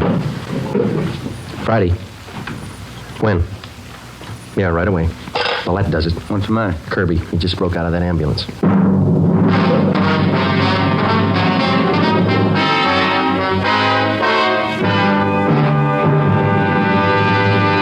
You are listening to Dragnet, the case history of a police investigation presented in the public interest by Fatima Cigarettes. If you smoke a long cigarette, it will be in your interest to listen to a typical case history of a Fatima smoker. It's the case of Mr. Richard Watts, Jr., drama critic of one of New York's great newspapers. This is his actual signed statement. My working day starts when most people are going to bed. When the curtain closes on the last act, I've got a newspaper deadline to make. Working more means smoking more. And that's when Fatima quality really tells. I agree. It's wise to smoke extra mild Fatima. And so do more and more smokers every day. Actual figures show extra mild Fatima has more than doubled its smokers coast to coast. So enjoy extra mild Fatima yourself. The king-size cigarette, which contains the finest Turkish and domestic tobaccos, superbly blended to make it extra mild. You will prefer Fatima's much different, much better flavor. You will agree. It's wise to smoke extra mild Fatima. It's wise to smoke extra mild Fatima. The best of all long cigarettes.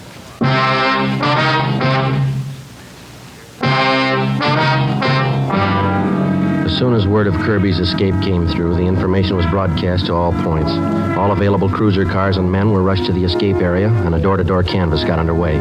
All of the men were given mug shots of Kirby together with his description. 11 a.m., Ben and I got back to the office. We found a message from Captain Steed to meet him in the chief of detective's office. No man in that area until further notice. Check the bus depots and the Union Station. Right. What's the story, Chief? That's what I'm trying to find out. Where do you make the break? Near 4th and Main. Couldn't have picked a better spot. The ambulance had just crossed 3rd and Main when Kirby slugged the guard. The driver was too busy dodging traffic to notice what was going on in back. That's a lousy break. Kirby jumped out of the back end of the ambulance and disappeared in the crowd. No sign of him since. Well, that's fine. Takes us almost 3 months to reach the guy, and he breaks away on a cheap fluke like that. Well, he doesn't have many friends in town. He's only got one we know of. Yeah? A brother. Kirby stays with him pretty often from what we could gather. The brother lives in a rooming house down on Alameda. Anybody checked that yet? We've got it staked out. And the brother works at a box factory in the south end of town. That's covered, too. And he's not going far with a broken arm. What have you got? Pawn shop hold up 6th Street. Happened a few minutes ago. Yeah? Here's the description of the hold up, man. Stocky build, blonde hair, horn-rimmed glasses, chubby face. You were wrong about that broken arm. Come on. 11:20 a.m. Ben and I pulled up at the East Asia pawn shop on 6th Street. Inside, we found the proprietor, Morris Brubaker, lying propped up against one of the showcases. He was an elderly man. His face and head showed the marks of a savage beating. His wounds were hemorrhaging badly, and ambulance attendants were giving him first aid. We showed him Charles Kirby's mugshot. That's the man. I wouldn't make a mistake. That's him. Was he alone, Mr. Brubaker? Yes, by himself. He has to look at a watch, and when I turned to get it, he kicked me. I fell against the showcase and cut myself. He pulled me in the back room. I didn't even know him. He kept beating me. Easy, Mr. Brubaker. Let me get this compress on. How much did he get away with, do you know? I'm not sure. A blue suit, blue overcoat, wraparound, and navy blue both. He kept hitting me. All right, sir, just take it easy. They'll have you out of here in a minute. He kept hitting me like a crazy man. This is antiseptic. Might sting a little. Okay. What else did he take, Mr. Brubaker? Can you remember? Yes, from the cash register, he took money. How much? $13, $40, I can't be sure. When he left your store, did you see which way he was going? No, he dragged me in the back room. He locked me in. Ready to move now, Sergeant? Okay. I don't know. I saw him going through the shelves there and the back of the counter. I don't know. What'd you keep there? My account books and my gun, a box of shells, too. You want to take a look, Ben? Well, my head. Yes, sir. Just take it easy. It's only going to be a minute now. the account books are still there. Yeah? He got the gun. 4 p.m. Kirby, alias the Badge Bandit, was still at large. As far as we were concerned, the case was almost back to where it started from 11 weeks before. The suspect was still loose. He was well armed. He was still free to rob, assault, or murder.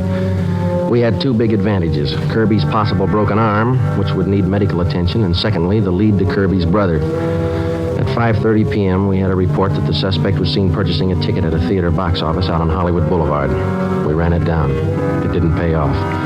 At 6:15, a taxi driver thought he spotted Kirby boarding an outbound streetcar at Figueroa and Pico. It was checked out. No results. At 7 o'clock, Ben and I got something to eat at a drive-in, and we relieved the men on stakeout at the rooming house on Alameda Street where Kirby's brother was staying. 10 p.m. Midnight. No sign of Kirby. We waited. At 3 a.m., Hanson and Cummings of Homicide relieved us, and Ben drove me home. It was 3:45 when he dropped me off at Collis Avenue, number 4656.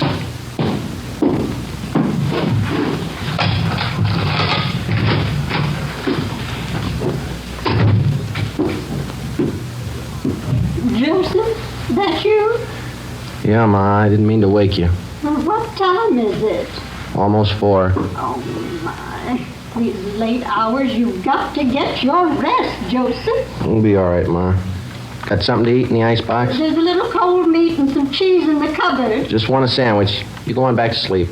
I had some nice meatballs and spaghetti for dinner. I can warm some for you. My, kind sandwiches working all hours. You just get sick, Joseph, and you'll see nobody cares about you when you're sick. I wish you wouldn't get up, Ma. I can fix something. Well, warm up the meatballs and spaghetti. You need something substantial. I get it. 4 a.m. I hope it's not that office calling you then. Hello? Lorman down homicide. Yeah, Lorman. Thought you'd like to know they just got Kirby. Where? At his brother's place about 15 minutes ago. Hanson and Cummings grabbed him. Any trouble? No, grabbed him before he got to his gun. We just locked him up. Thought you'd like to know. Yeah. Thanks, Lorman. Night. All right. Well, what was it, Joseph? The office, Ma. They got Kirby, the badge bandit. Oh, did they? Well, that's nice. Maybe you'll have some time off now. Yeah. Never fails, does it? You work on a case for 3 months. Leave it for 30 minutes and it's all over. Well, the food's warm. Is there anything else you want? No, that's fine, Ma. You go on to bed. Well, all right, Joseph. Now, don't stay up too long. All right. Good night. Good night. Hey, Ma. Yes, Joseph? Have I still got that old tuxedo around?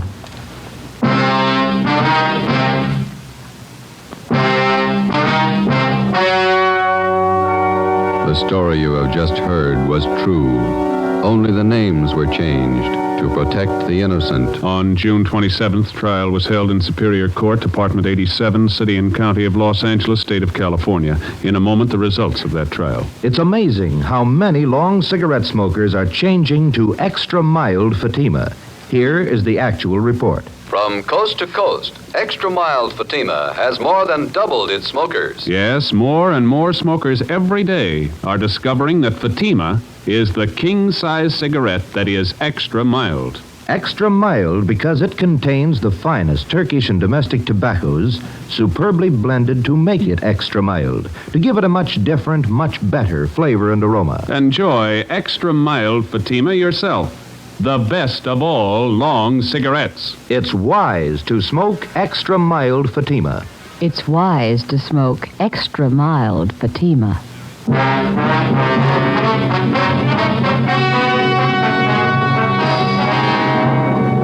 Charles Leon Kirby, alias the Badge Bandit, was tried and convicted in Superior Court on several counts of armed robbery, rape, and assault with intent to commit murder. He was sentenced to life imprisonment. After serving 1 year in the state penitentiary, he was judged insane and committed to the state mental hospital at Mendocino. After 2 months there, he escaped. Charles Kirby, alias the Badge Bandit, is still at large. You have just heard Dragnet, a series of authentic cases from official files. Technical advice for Dragnet comes from the Office of Chief of Police, W.A. Wharton. This is NBC, the national broadcasting company.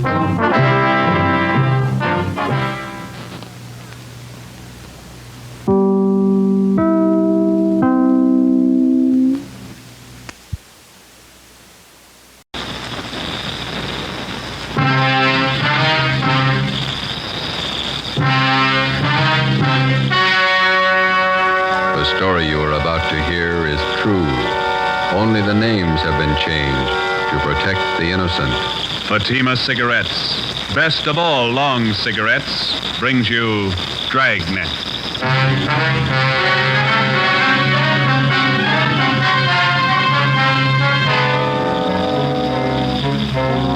You're a detective sergeant. You're assigned to Juvenile Bureau. A potential killer roams the halls of one of the high schools in your city.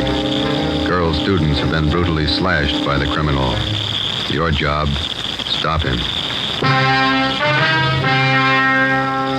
If you want a long cigarette, smoke the best of all long cigarettes. Smoke extra mild Fatima. Yes, Fatima is the king-size cigarette which contains the finest Turkish and domestic tobaccos, superbly blended to make it extra mild, to give Fatima a much different, much better flavor and aroma than any other long cigarette. That's why Fatima has more than doubled its smokers coast to coast. Enjoy extra mild Fatima yourself. Best of all, long cigarettes. It's wise to smoke extra mild Fatima. It's wise to smoke extra mild Fatima.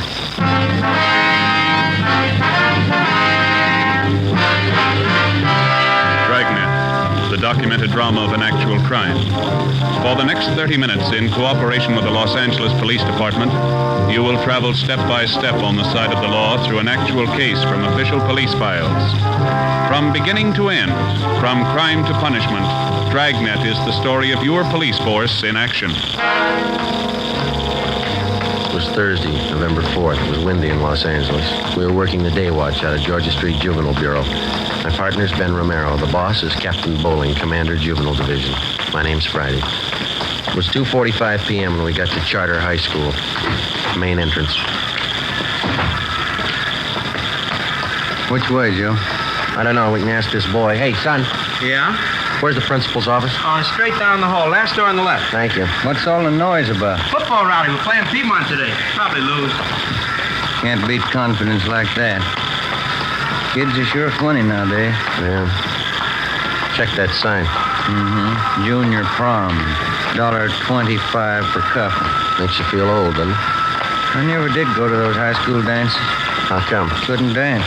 Wife says I still can.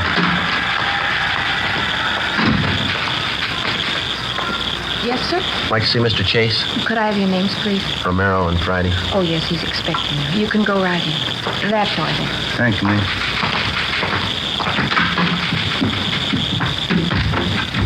Mr. Chase? Yes? My name's Friday. I talked to you on the phone. Oh, yes, certainly, Sergeant. Have a chair. Thank you. This is my partner, Ben Romero. How do you do, sir? How are you, Mr. Chase? Sit down. Certainly glad to see you, gentlemen. I'm at the end of my rope. Would you mind briefing us, Mr. Chase? How did all this trouble start? I don't know how it started. I don't know why. But here's the result, Sergeant. This dress, bloodstains on it. Mm-hmm. What's the story? A woman stormed in here and said her daughter came home from school yesterday wearing this dress. She told her mother she'd been knifed here at the school. Mm-hmm. How many cases like this have you had? 21 in the past 3 weeks. Why didn't you notify us? Believe me, Sergeant, I didn't know which way to turn. When I first learned about these knifings, I wanted to call in the police, but some of the girls who'd been cut, the parents didn't want it reported. The publicity, the notoriety, they didn't want it. Hope you realize, Mr. Chase, that it's a pretty serious business. Believe me, I did realize. What could I do? The knifings had to be stopped. The parents didn't want them reported. I've tried everything humanly possible to find out who's responsible. What have you tried, Mr. Chase? Well, I called on some of the older students from the Boys' Council. I placed them all over the grounds of the buildings and told them to keep an eye out. No results, huh? The knifings have gone right on. This past week, they've even gotten worse. Oh, that reminds me. Just a moment, please. Yes, Mr. Chase? Doris, would you get Jim Travers, please? Have him come to my office right away. Yes, Mr. Chase. Travers is head of the Boys' Council. He helped organize the system of guards. He might be able to give you some information. You said a minute ago that the situation has been worse this past week. You mean the knifings have gotten more frequent? More frequent and more serious. One girl was cut very badly this morning. She had to be sent home. Are most of these girls cut in pretty much the same manner? The school nurse treated some of them. She says it looked to her as though the girls had been slashed with a very sharp knife, probably a razor. Is there any definite time pattern to these knifings? All of them happen between periods when the students change classes. The corridors are pretty well crowded, and that's why it's so difficult to pin it down to any one person. I see. How about the victims themselves, Mr. Chase? Is there any set pattern there? That's what has me frightened. How do you mean? Most of the victims are rather pretty girls. Whoever's doing this seems to have a preference for them. It's frightening when you think of what kind of mind a person must have. It's a little more than frightening, Mr. Chase. Huh? A person with a knife must be a mental case, probably a dangerous one. I don't think he's going to be satisfied with just knifing the girls. Killing? Possible if we let it go much longer. You wanted to see me, Mr. Chase? Come in, Jim. I would have come sooner. I was tied up with a rally committee. Jim, this is Sergeant Friday and Sergeant Romero, police officers. Right, Jim. They're here to investigate the knifings. I thought maybe you'd be able to help out with some information. Well, I still have the fellows on the council watching the corridors. We haven't seen anything yet. Well, do you have any time after the rally, Jim? We'd like to have you show us around. Okay, Sergeant. Is the school nurse still in her office? I'd like to talk to her, too. I think so. Jim, when does Miss Wesley go home? 3:30 on Thursday, Mr. Chase. I'll tell her to stay on a few minutes. That's fine. We'll meet you outside the office here. Huh? Okay, I'll see you later then. Right. The school out for the day? Yes, it is. Guess we'll have to wait till morning to interview the victims. The first class is at 8 o'clock. I'll have the girls assemble in the classroom next to my office. All right, Mr. Chase. Thank you. I'll be right back, Doris. See you gentlemen out. Looks like the rally's just breaking up, huh? 3 o'clock now. The game's at 3:30. The kids certainly jam up the corridor. Come on, come on. Let us through here. Let us through, please. All right. The rest of you go about your business. Go on now. What's the matter, young lady? What's the trouble? Patty Larson just fainted. What's the matter with her? Look at her dress. It's covered with blood. An ambulance was called, and the injured girl was taken to Georgia Street Receiving Hospital, where she was treated for a cut on her right forearm and a deep slash across her hips. She was not in serious condition. It was the doctor's opinion that the wounds had been inflicted either by a very sharp knife or more probably a razor. A detail of plainclothesmen were dispatched to Charter High School to keep the grounds and quarters under strict surveillance until further notice. At 7:30 the next morning, policewoman Lorraine Jensen, Ben and I met at the high school with Principal Chase and Jim Travers, the head of the Boys' Council. By 9 a.m., all of the 21 knifing victims were assembled in one of the empty classrooms. Policewoman Jensen outlined our plan of questioning. May I have your attention, please? This isn't going to take very long, girls, but I will have to ask you to cooperate with us. Try to remember every detail of the time and the place that the knifings occurred. Do you all have a report form to write on? Yeah, they're all set. We'd like to have you write 3 things. First, exactly where you were when you were injured. After that, write the date and the time. Make that just as close as you can remember. I don't remember, do you? I don't know what to write. At the bottom of the page, write the name of the person you suspect might have cut you. Your answer will be kept confidential. Please don't compare notes with the girl next to you. We want your version, not your neighbor's. Sergeant. Yep, Driver? 5-minute warning bell. Yeah, okay. All right. Yeah, Joe. There's a recess coming up. We want to check the quarters. Can you make out alone for a little while? Sure, you two go ahead. We can check the slips when you get back. Right, let's go, Ben. Yeah.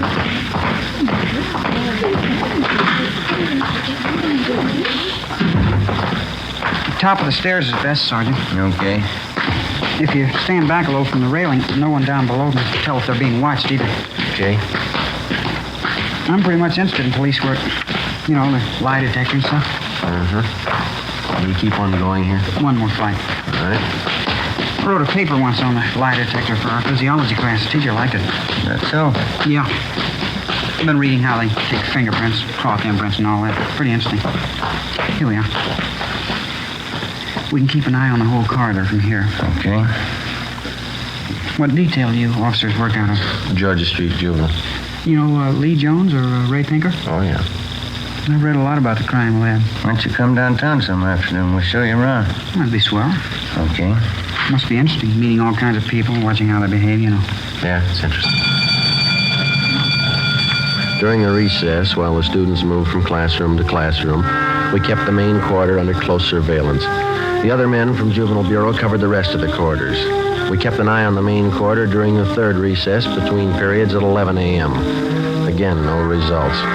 At 11:30, Travers went to check with the members of the Boys' Council to set up the noontime watch. Ben and I went back to the classroom on the main floor to check with policewoman Jensen. We helped her tally the results of the questioning of the girl victims that morning.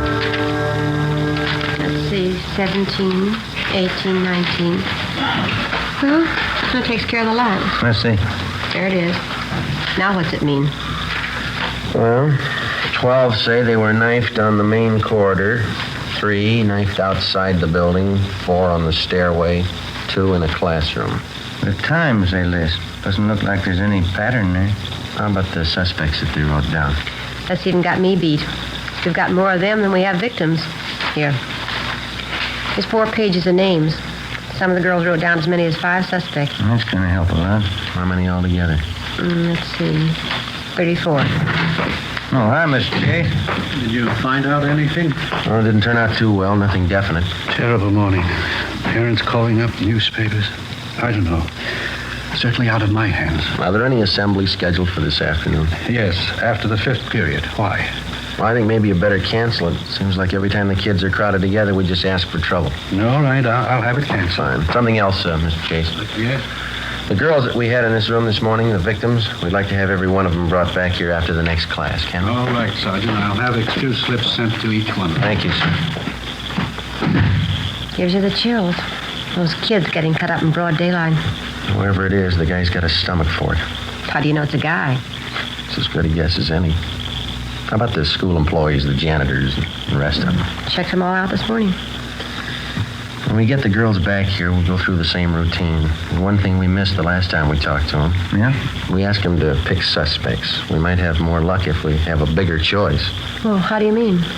Well, instead of asking them to pick out somebody, we'll tell them to list the names of every person who was around them or near them when they were cut. It might work if we can spot a couple of repeats on the list. Sergeant, they want you downstairs. Hurry. Come on, Ben.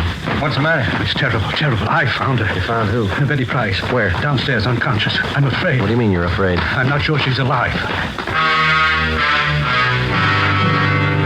We located the unconscious girl in a corner of the basement near the rear entrance to the girls' locker room. She'd been cut severely about the face and arms. At Georgia Street Receiving Hospital, she was given an immediate blood transfusion. In addition to her wounds, she was also treated for shock. We questioned the victim. She stated that she did not see the person who attacked her. Later that afternoon, she was removed to her own home upon the advice of her family physician. 1:35 p.m. Ben and I got back to the high school and checked in with policewoman Lorraine Jensen. How'd the last station turn out, Lorraine? Really, a lot better. It was a good idea, Joe. Yeah? How'd we come out? Pretty good. Yeah, the list they made out. 21 of them. Uh-huh. Each girl listed an average of 8 persons around her at the time she was knifed. Yeah? There's one name that occurs on 19 of these 21 lists. Here, Joe. Jim Travers.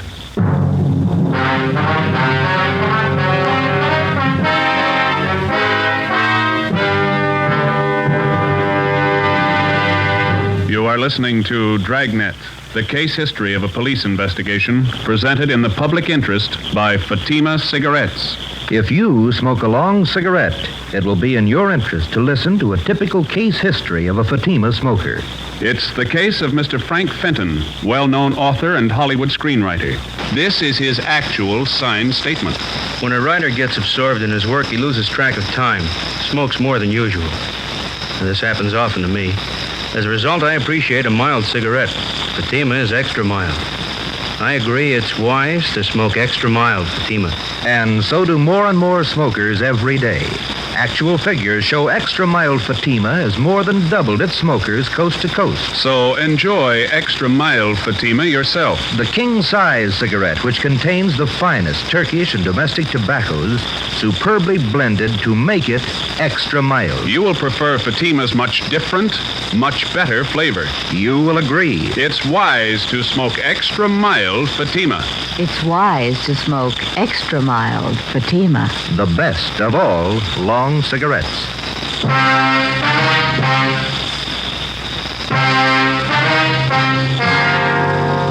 Friday, November 5th, 1:45 p.m. Ben and I started checking on Jim Travers. In the registrar's files, he was listed as James Kirkland Travers, 17 years old. He was a well-known, popular student. He was a fine athlete. He was from a well-to-do family. His father was the head of an engineering firm. His mother was from one of the oldest families in the city. During his 3.5 years at Charter High, Jim Travers had maintained close to an A average in his studies. He'd been president of his class since freshman year, and he'd held numerous other class offices. We interviewed his teachers. They had nothing but praise for Travers. They tabbed him as a brilliant young man with an excellent future. We asked about Travers' friends, who he palled around with. We picked up a small lead. We were told that he had very few, if any, close personal friends among the students, but he did have one girl at the high school he was especially fond of. Her name was Barbara Ferris, a tall, dark-haired girl, exceptionally pretty. Her scholastic record was almost as high as Travers. 2 p.m. Policewoman Lorraine Jensen and I interviewed the girl in a small room off the principal's office. We're now singling you out, Barbara. We're interviewing most of the girls in the upper classes. You mean about what's been happening around school? Yes, that's right. Well, I don't know much about it. I was talking to Jim Travers last night. He's a friend of mine. He told me why you were here. How long have you known Jim Travers, Barbara? Oh, since freshman year, I guess. Mm-hmm. Do you go steady with him? Well, we don't like to call it that, but I guess so. We go to the dances together. Sometimes we go to the show on weekends. Do you go out with him very often? No, not very often. Jim's usually pretty busy. He studies a lot. Does he go out with other girls, do you know? Well, no, I don't. Once he went out with Betty Fisher. He said he didn't like her much. Betty's kind of a party girl. Jim likes to talk about things. You know, physiology, books, stuff like that. Do you get along with him pretty well? We get along fine. Sometimes he's moody, but I guess I am too. Could you tell us a little more about Jim? What's he like? Well, what do you want to know that for? Is there anything wrong? No, it's just routine questioning, Barbara. We have to check on everybody. Oh, I see. Well, Jim's certainly all right. He's like the rest of the fellas at school, I guess. Only he's smarter than most of them. Well, is there anything maybe that's odd about him that you noticed? Anything very different? No, not that I've noticed. He's always been pretty bashful, up until this last year anyway. He's still that way sometimes when we go out on dates. How do you mean? How is he bashful? You know, about girls and things. He's always nice, though. He's not always thinking about necking and stuff like most of them. You mean he's not the romantic type? Well, he can be romantic when he wants to. Once we parked outside my house after a dance. He's always nice. It was just this one time. What was that? Well, he kissed me, and then he twisted my arm behind my back. He kept twisting it for no reason. Yeah? I told him it hurt me, but he wouldn't let go. He kept twisting my arm. What did he say? That's what was so funny. He said, I like you better than any girl I know. Yeah? Then he said, that's why I'm hurting you. After talking with Barbara Ferris, we had a pretty good idea that Jim Travers was the suspect we wanted. But because of his fine background and his record, we realized that we'd have to prove beyond any question of a doubt that he was the guilty person.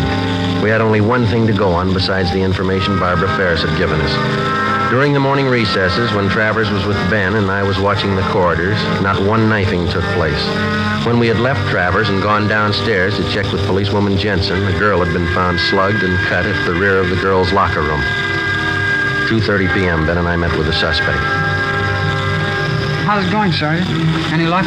Not much, Jim. What's that, another rally? No, band practice. Junior prom's tonight, isn't it? Yeah. You talked to the girl who was knifed downstairs, huh? Find out anything? No, not much. You want to stick with us this afternoon? I think you might be able to help us out. Sure. I've got the fellows on the council standing by if you want them. Fine. Let's go outside, huh? Got something to tell you. Sure, okay. We can go out this way.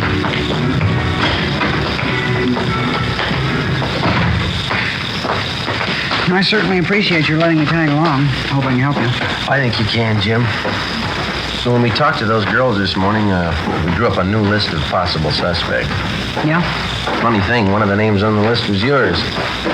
Well, I've got nothing to hide. Well, we'll make a systematic check of each name on the list and start with yours. Well, will we have to go on the lie detector?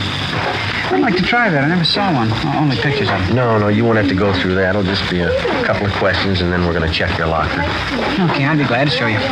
Does this take us to the locker room? Yeah, we can cut through here. Say, when we were questioning those girls this morning, some of them said that they saw you in different parts of the building when the knifings took place. What do you mean? Well, your location didn't exactly jibe with your classroom schedule. In other words, your class was on the 3rd floor, but you were seen down in the main corridor. Now, how do you account for that? Well, you see, I usually take walks between periods.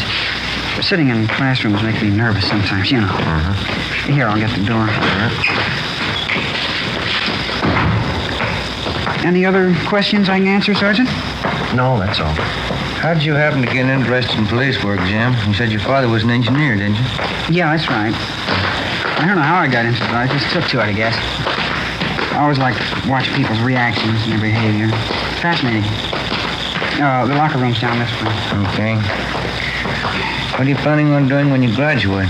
College? Yeah, I guess so. Dad wants to send me to MIT. It's a good school. Yeah. Say, if you ever have the time, I'd sure like to see some of the ballistics equipment down at the police crime lab. I've read up on ballistics quite a bit, too. Oh, is that so? Yeah. The polygraph lie detector. That's my favorite, though. Wonderful machine. Mm-hmm. Imagine charting positive and negative reactions like that. It's marvelous. Yeah, it is. Say, have either one of you ever read Dawson's treatise? I think it's called The Psychology of the Criminal Mind. You ever read it? I think we had that in training, didn't we, Ben? Something like that, yeah. How about Criminal Behavior and Its Basis, Maxwell's book? Did you ever read that one? No, I don't think I did. It's a great book. I got quite a few textbooks on crime. There's one on sex crimes I just got. It's very good. Mm-hmm. Is this the locker room? Yeah, I almost went past it. My lock is down this way. How do you shave, Jim? You use an electric razor or a safety razor? Me? Electric razor. They're the best. Yeah, they're a lot easier to use. Here it is. I'll open it for you. All right. Ben, you got those envelopes? Oh, yeah. Yeah, here they are. Okay, would you step aside there, Jim? Yeah, sure. All right, we'll get some dust scrapings from the shelf here.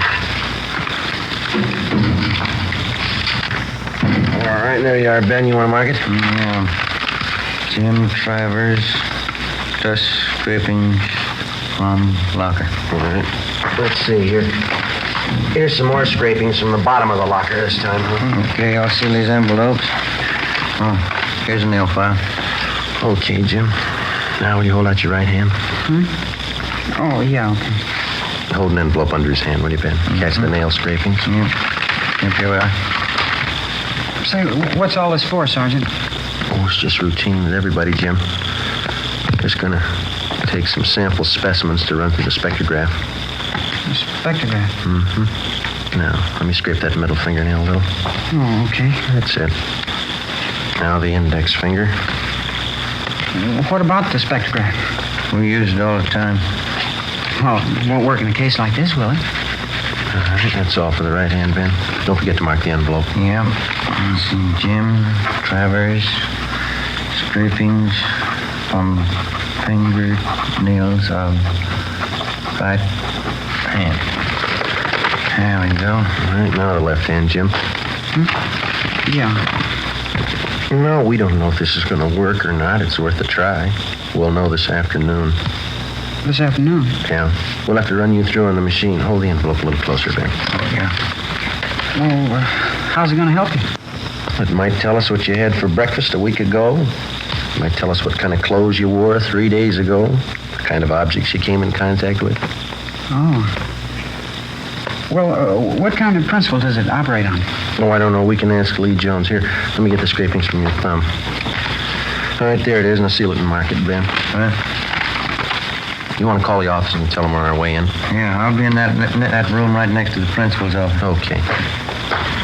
You can close your locker, Jim. That's all. Yeah, all right.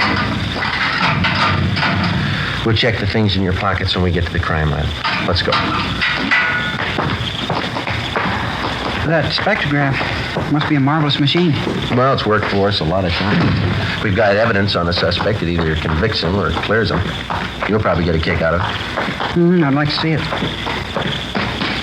You say it tells you everything a person's come in contact with, huh? Yeah, that's right. Could it tell you how I shave? Well, how do you mean? I mean, with an electric razor or a safety razor. Oh, yeah, sure. That's one of the primary things. I don't know exactly how it works, but it does the job. We'll get Lee Jones to explain it to us. Out this door. We can cut across the courtyard. Oh, these are sure nice grounds. Will they keep me long downtown, Sergeant? What do you think, Jim? You know, the strange part about these knifings out here. What's that? Whoever's responsible probably doesn't even realize what he's doing. Yeah. Mentally, he's sick. He's very sick. Best thing for him would be a doctor. Mm-hmm. Just like any other sickness, it's not going to get better by itself. Yeah. The only trouble is he's just getting his appetite up with these knifings. Now, if he goes much longer. How about that spectrograph, Sergeant? Say, for instance, well, if I happen to hold a knife in my hand or maybe a razor. Oh, yeah, that'd show on the machine. We go in here? Yeah.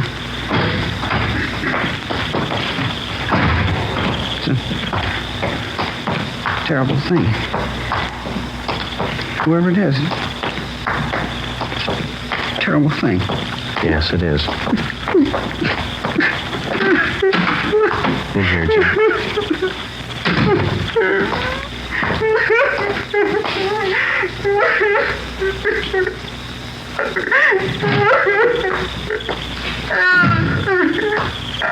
Joe, how's it going? I think he's ready to tell us. Hope so. I expect a guy for him. All right, son, you want to tell us about it now? I couldn't help myself. I had to do it. I had to. I couldn't sleep. I couldn't study unless I did it. I couldn't help myself. You're responsible for all the knifings, are you?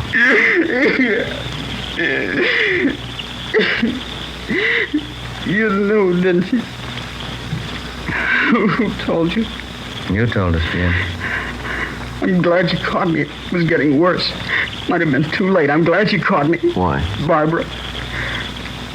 After the prom tonight, yeah, I was going to kill her.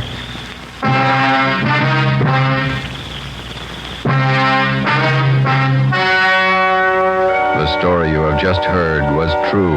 Only the names were changed to protect the innocent.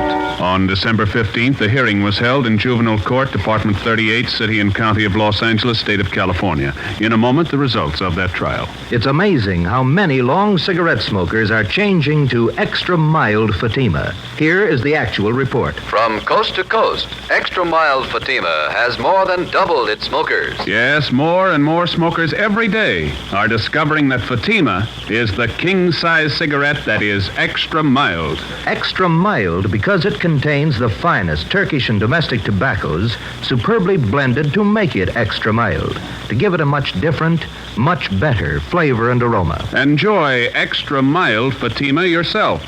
Best of all long cigarettes. It's wise to smoke extra mild Fatima. It's wise to smoke extra mild Fatima.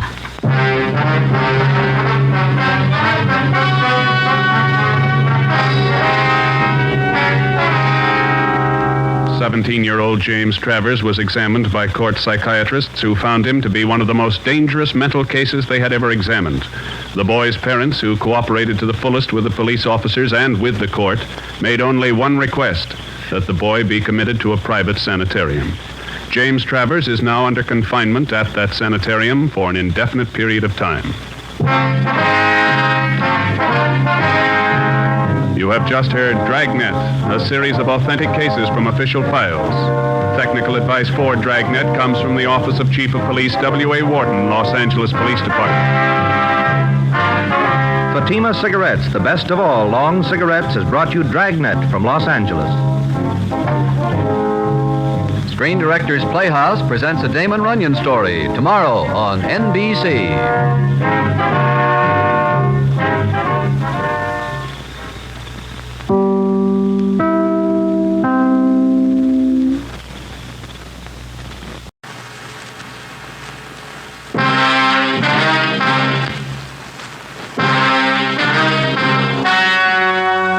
The story you're about to hear is true.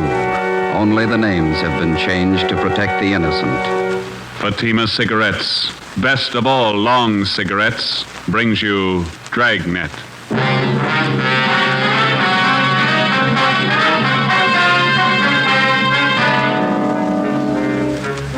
You're a detective sergeant. You're assigned to robbery detail.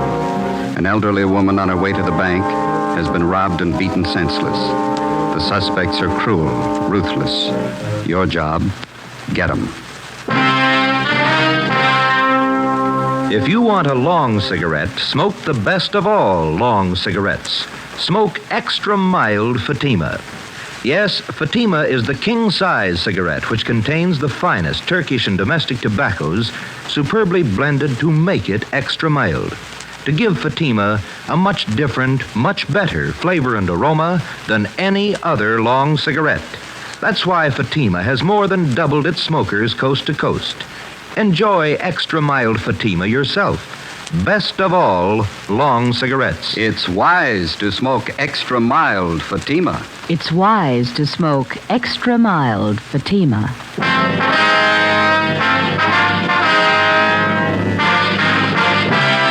Dragnet, the documented drama of an actual crime.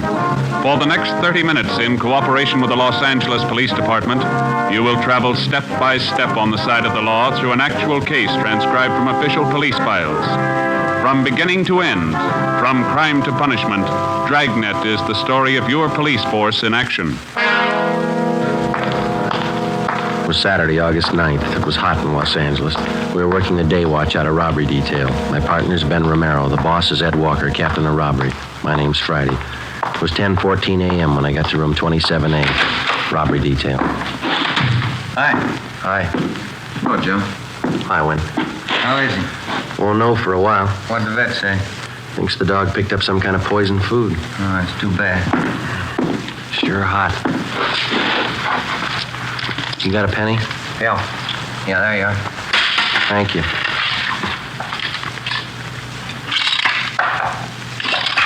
Somebody poisoned, huh? Yeah.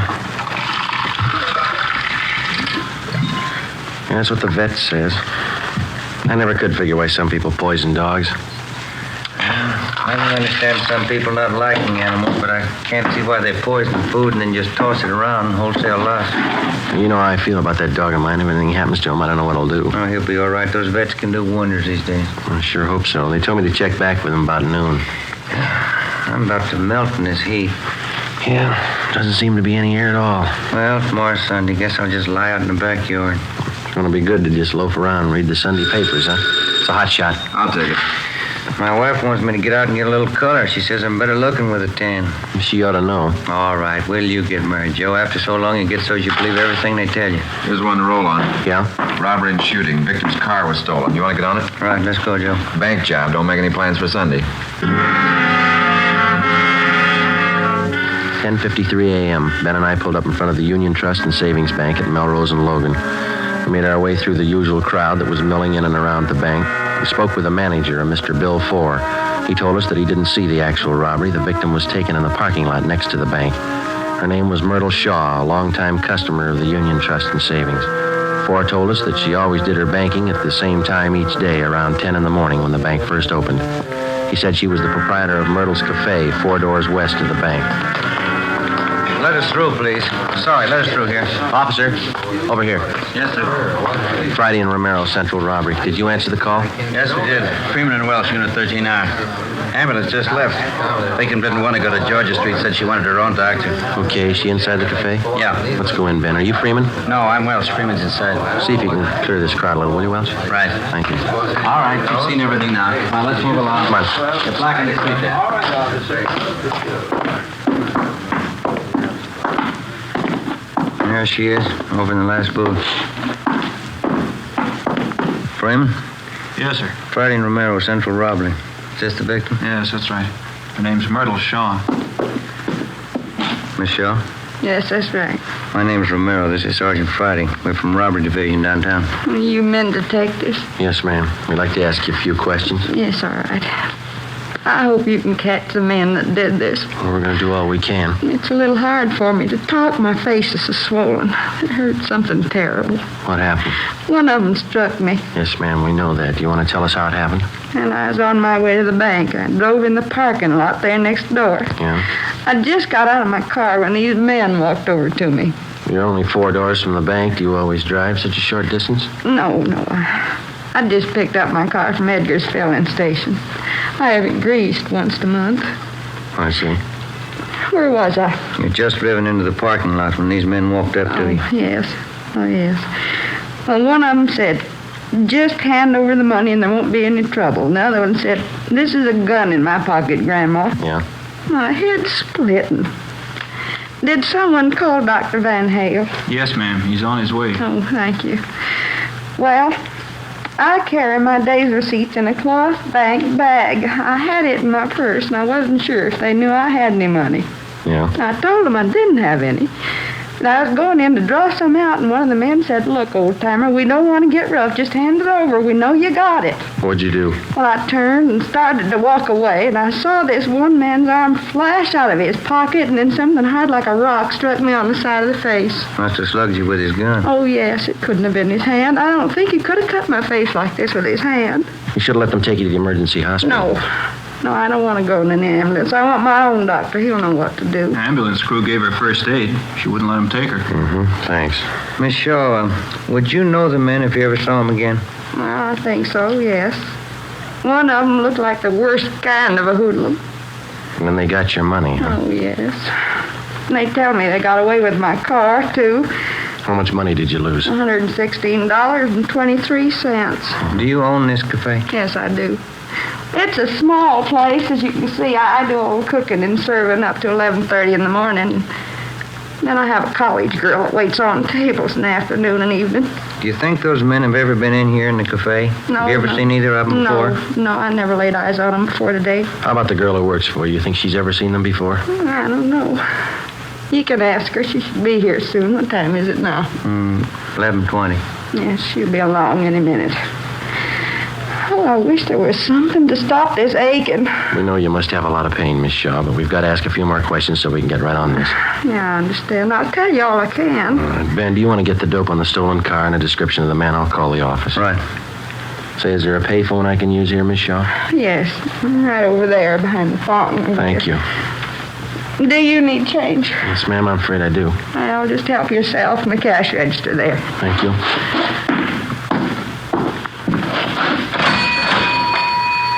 I put in a dime, taking out 2 nickels. Oh, well, now that wasn't necessary, young man. You didn't have to tell me. Well, I know, but we don't like to open other people's cash registers. You're a police officer, aren't you? Yes, ma'am. I trust you. That seems to be the reason a lot of people don't. I called the office, and as fast as Ben repeated the information, I phoned it in. The detailed information was broadcast to all units. The stolen car was a 1946 green Ford sedan, license number 1X-ray 1898. All units were instructed to be on the lookout for the car, and if found abandoned, to notify robbery detail immediately and keep the car under surveillance until we arrived. I called in a description of the suspects and the fact that the money was taken in a cloth bag stamped Union Trust and Savings. Myrtle Shaw's doctor arrived, and she was ordered to bed for rest and treatment. Ben and I interrogated all the possible witnesses in the parking lot, and we found only one man who saw the actual robbery. His story compared to that of Miss Shaw's, but he could add nothing more. We talked with a young college student who worked in the restaurant. She didn't think she'd ever seen the men in question. We drove back to the city hall and went to the stats office. They made a run for us on the descriptions and M.O. that we had, and we pulled the packages of all possible suspects that the machine sorted out. We narrowed and sifted the 24 possibles down to 12. We took the mug shots out and showed them to the victim and the one witness. They could not identify any of them as the 2 men in the holdup. 2:35 p.m. Saturday, we started to canvass the neighborhood, door to door. That takes care of Logan Street for 1 block, both sides. Want to start here on Melrose? Okay. Let's try this drugstore. I'm on fire. Paper says it's supposed to hit 99 today. I believe it. Come on. Yes, sir? Police officers. We're looking for a couple of men. Here's the descriptions. I wonder if you'd read this and tell us if you've ever seen them. Yes, sir. We got time to have a coat. No, we better not. It's getting late. No, I'm afraid I've never seen anybody who answers either one of these descriptions. You sure? Yeah, quite sure. Well, thank you. I'll have to have that back. Oh. Let's go.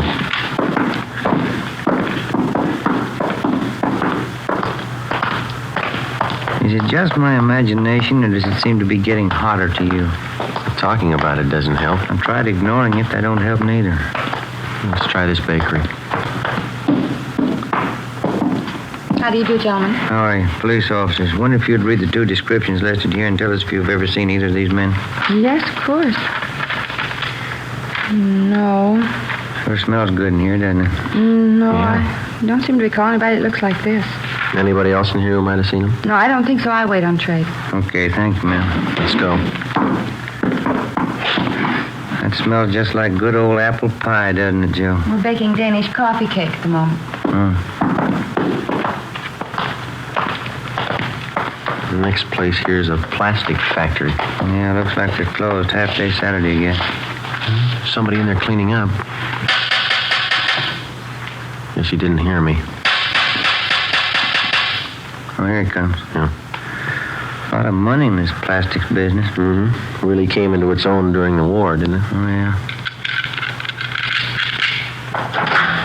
The plant's closed Saturday afternoon. Police officers. Wonder if you'd look this paper over and tell us if you may have seen two men answering these descriptions. All right. I have to put my glasses on. Yes, sir. There now. I don't need them for sweeping, just reading. All right, here you are. Mm-hmm. What do you think? What was that? I said, what do you think? Have you seen him? I don't know. How do you mean? I'm not sure yet. I'm not sure. I may have seen one of them. How about the other one? That's what I mean. Yeah? I don't know about the other one. But you do remember seeing one of them? I might have seen both of them. But you're not sure? I don't know. Well, do you want to tell us what you remember about the one you did see? Oh, don't you want to know about the other one, too? Well, yes, sir, we do, but I understood you to say that you didn't know about the other one. No, I don't. Well, you just tell us what you know, then. Then you want me to just forget about the other fella? No, sir, but if you don't know, it's all right. I might know. Yeah? I haven't read about him yet. Oh. You asked me a question just as I finished reading about the first one. I was just starting on the second one at that time. Yes, sir, sorry. What was that you asked me? It wasn't important. Then I'll read about the second one. Yes, sir, thank you. Mm-hmm. Yeah, I seen them 2 or 3 days ago, both of them. In this neighborhood? Yes, sir, right around back in the parking lot. They work here? No, sir, they don't. Seems to me I've seen them a couple of times. What were they doing? I don't recall. I just remember I've seen them. You sure? Yes, I'm positive. One of them had on a brown suit, the other gray, just like it says here. The descriptions fit all right. You have any idea where these men might be now? No, sir. We're investigating a robbery. We want these men for questioning. I wish I could help you more. I do know I've seen them, but that's about all. I don't know their names. All right, sir. What's your name? Seth Williamson. We'll leave you one of our cards, Mr. Williamson. If you see him again, appreciate you letting us know. Yes, sir. Sure will. Let's go, then. Wish we had something more definite to go on. If we just had a picture of the guys. Yeah, it'd help. There's a vacant lot in the corner. Finishes out this block. All right. Let's double back on the other side of the street. Right. Sure hot. 4:30 p.m. We continued knocking on doors, checking every place that was still open or showed any activity Saturday afternoon. We talked with hotel managers, janitors, and cleanup men at the different factories or business establishments. We checked grocery stores, private homes, everywhere that we could find anybody to show the descriptions to. By 6:15 p.m., the only person who showed any sign of recognition of the two hold-up men was still Seth Williamson, the janitor at the plastics plant. Before we took time out for a sandwich and a cup of coffee, we drove back to the city hall to check the office.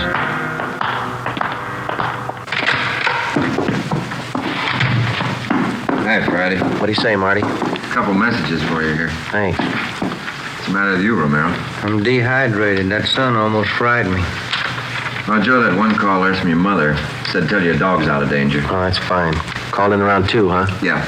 That other one's from some guy who says he wants to talk to you right away. Been calling in since about 3 this afternoon. Seth Williamson, eh? Called 4 times. Yeah. Said tell you he'd wait at that number there. They heard from you. I'll call him right now. Been hot downtown, Marty? Pretty warm, yeah. Any kickback on that stolen car? No, not yet. Benson Plastics. This is Sergeant Friday, Police Department. Oh, yes. I'm glad you called me back. I think I've got a little more information for you. Yeah? Those 2 fellas you were looking for, did you find them? No, not yet. Well, I just remembered what they were doing out back there in the parking lot. Yeah? They were taking pictures. Of what? Of the 2 girls that was with them. I remember now. There were 2 young women with them. One was a blonde and the other I don't recall. How were they dressed? The blonde had on a white shirt of some kind and a black dress. That's all I can tell you for sure. Who was taking the pictures? Well, first the fellas took the girls' picture and then the girls took snapshots of the fellas. Thank you very much, Mr. Williamson. I hope it'll help you. Yes, sir, it will. Goodbye. Goodbye. What do you got? They've had their pictures taken. Yeah? Let's find the prints.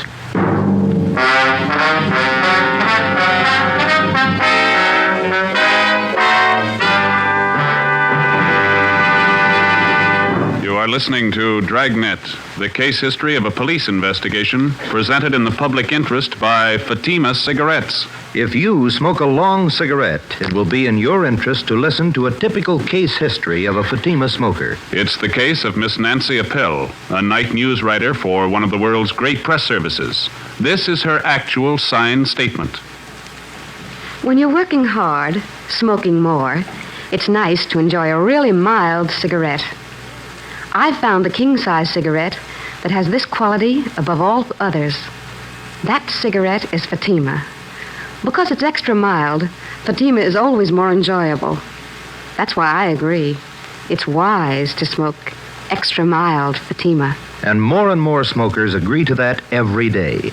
Actual figures show Fatima has more than doubled its smokers coast to coast. So enjoy extra mild Fatima yourself. The long cigarette, which contains the finest Turkish and domestic tobaccos, superbly blended to make it extra mild. You will prefer Fatima's much different, much better flavor. You will agree. It's wise to smoke extra mild Fatima. It's wise to smoke extra mild Fatima. The best of all long cigarettes.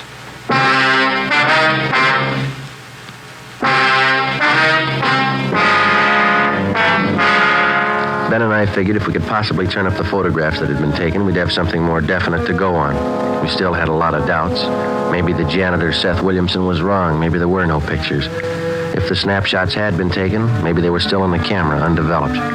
With any kind of fast service and processing, the photos could have been picked up by now. We figured it was worth the chance and the time involved to check the lead out. All we had was the victim's scant description of the two hold-up men, and if we could possibly turn up pictures, it'd help a great deal. If Williamson was right, we'd have another lead, the two girls. 6:40 p.m., we started checking drugstores, going through all prints that had not yet been picked up by the customers. We'd made the rounds of all the drugstores in the neighborhood earlier in the day, but we double-checked the descriptions of the two men with the personnel in each store. By 9 p.m., we'd checked out 10 drugstores and found nothing. We were going on the hunch that the photos would most likely be dropped off for processing somewhere in the immediate neighborhood. It was only a hunch, and we were running out of drugstores. Police business. We'd like to go through your photos that have been left for developing. Yes, sir. Here's the box right here. Oh, thank you. I'll take half. Not very many this time, huh? Oh, don't forget to check the negatives, too. Sometimes they don't print them if they're bad. Yeah, I know. No, nothing in this one. People sure take a lot of pictures of babies, don't they? Yeah. Nothing. These are sure fuzzy. Pictures of the zoo. Pictures of Yellowstone.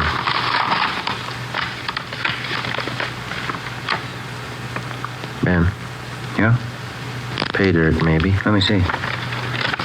Two guys. Two girls. One's a blonde, white blouse, dark skirt. Look close. Now, let's see. Left by a Marion Lang, 223 East Bixel. Well, Claire. Yes, sir? You want to double check us on this envelope? Yes, sir. This date and time right here, 3:30 p.m., August 6th. Yes, that's correct. That's when the films were left for processing. 3 days before the robbery. Did you ever see this woman in the picture before? Let me see. This one? Oh, yes. Yeah, she comes in here quite often. Miss Lang is her name. How about these men or this other girl here? No, I've never seen them. When were these prints supposed to be picked up? I waited on her. She told me she'd pick them up yesterday. Well, we'll have to take these photos along with us. They'll be returned. All right, sir. How will I explain this to Miss Lang? If this is the right address, you won't have to. Before we left, we called the office and had a stakeout placed in the drugstore in case Marion Lang tried to pick up the photos. We checked the address she gave on the envelope, 223 East Bixel. It was a small apartment building near the corner. The manager told us that Marion Lang had moved out the morning of August 9th, the day of the robbery. She left no forwarding address. The manager knew nothing of the other girl or the men in the photos. We checked with Myrtle Shaw, the victim.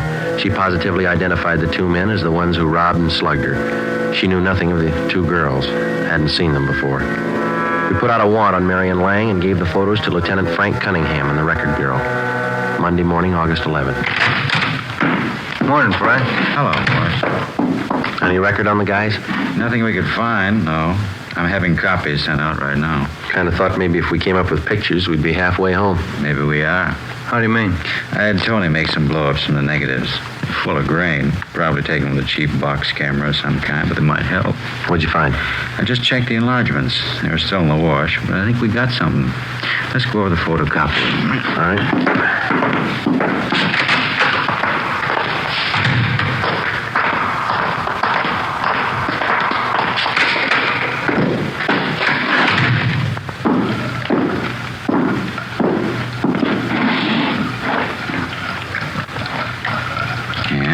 Good and clear now. Clear as it'll ever be, anyway. Here we go. I had 16 by 20 enlargements made. This will show you what I found. Yeah?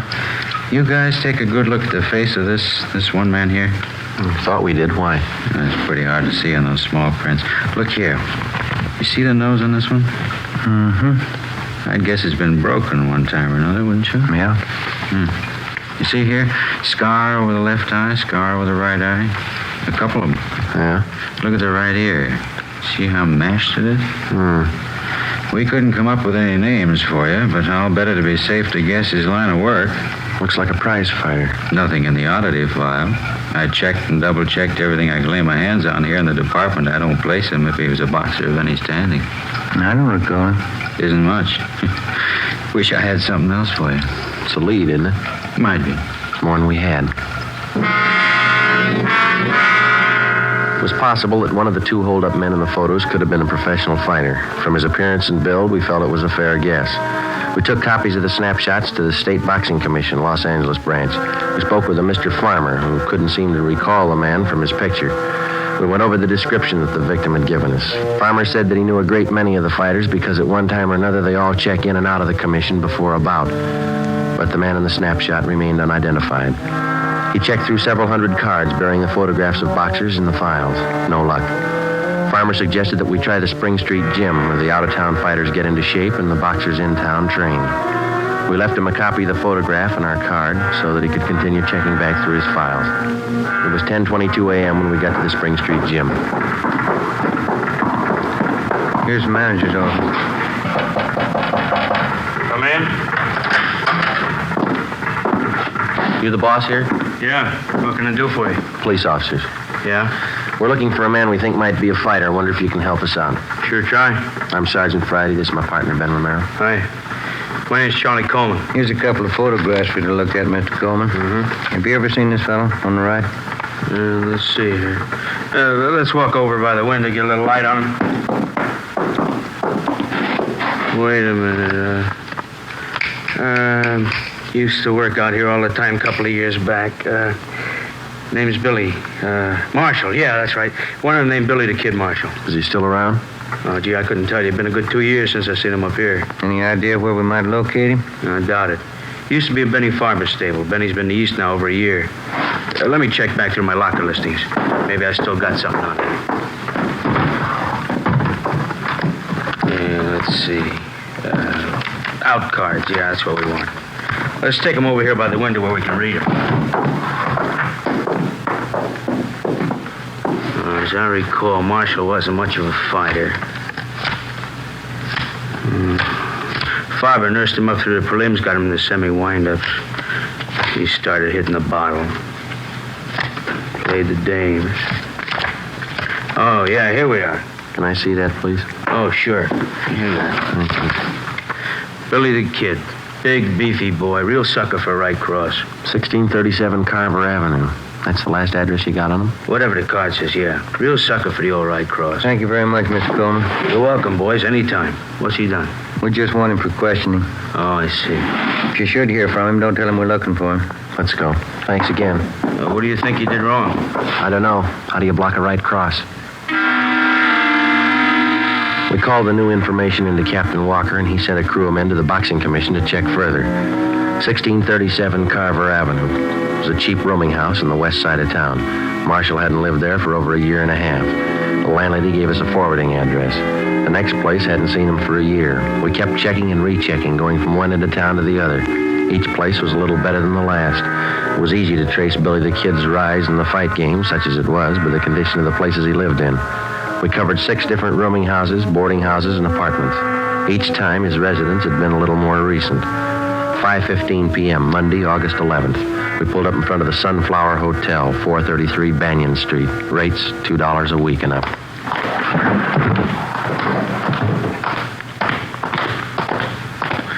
Nobody at the desk. I'll ring the bell.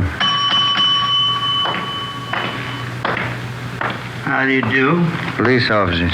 Have you got a Billy Marshall registered here? No, no one by that name here. You take a look at this picture. Either one of these men live here?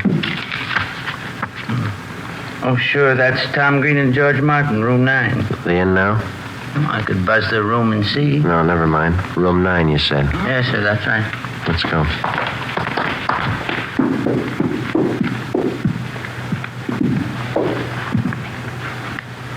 Room 9. Cover me. Right. Yeah? Special delivery letter.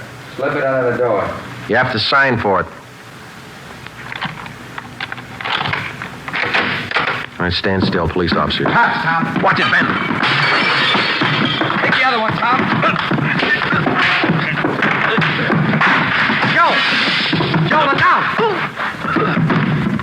All right, hold it right there, Marshal. Get over there against the wall. You, get up. Go over there with him. Move. Give me a hand, Joe. I'll help you up. You all right? Yeah, I'm okay. There he is, Joe. Looks like his picture. Fits the description.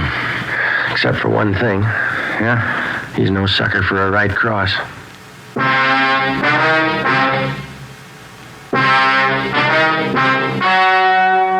story you have just heard was true. Only the names were changed to protect the innocent. On March 27th, 1947, trial was held in Superior Court, Department 81, City and County of Los Angeles, State of California. In a moment, the results of that trial. It's amazing how many long cigarette smokers are changing to extra mild Fatima. Here is the actual report. From coast to coast, extra mild Fatima has more than doubled its smokers. Yes, more and more smokers every day are discovering that Fatima is the king-size cigarette that is extra mild. Extra mild because it contains the finest Turkish and domestic tobaccos superbly blended to make it extra mild, to give it a much different, much better flavor and aroma. Enjoy extra mild Fatima yourself. Best of all long cigarettes. It's wise to smoke extra mild Fatima. It's wise to smoke extra mild Fatima.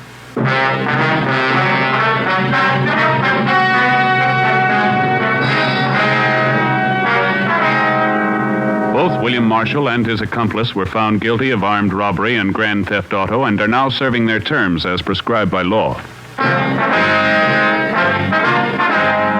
You have just heard Dragnet, a series of authentic cases from official files. Technical advice for Dragnet comes from the Office of Chief of Police W.A. Wharton, Los Angeles Police Department. Fatima Cigarettes, the best of all long cigarettes, has brought you Dragnet transcribed from Los Angeles. Screen Directors presents Lucille Ball as Miss Grant tomorrow on NBC.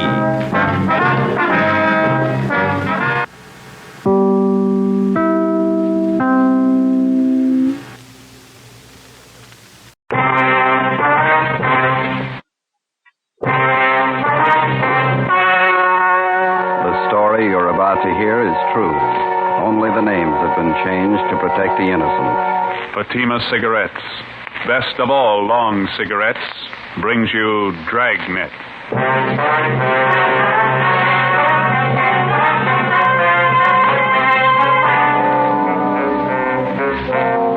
You're a detective sergeant. You're assigned to homicide detail. A woman has been murdered, her identity unknown. The body shows the marks of a savage attack. Your job, find the killer. If you want a long cigarette, smoke the best of all long cigarettes. Smoke extra mild Fatima. Yes, Fatima is the king-size cigarette which contains the finest Turkish and domestic tobaccos superbly blended to make it extra mild, to give Fatima a much different, much better flavor and aroma than any other long cigarette. That's why Fatima has more than doubled its smokers coast to coast. Enjoy extra mild Fatima yourself. Best of all, long cigarettes. It's wise to smoke extra mild Fatima. It's wise to smoke extra mild Fatima.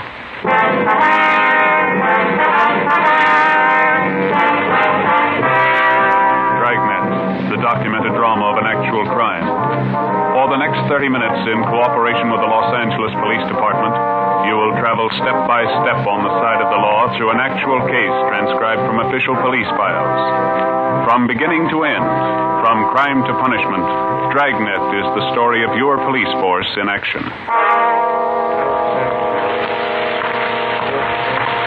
It was Sunday, December 25th. It was raining in Los Angeles.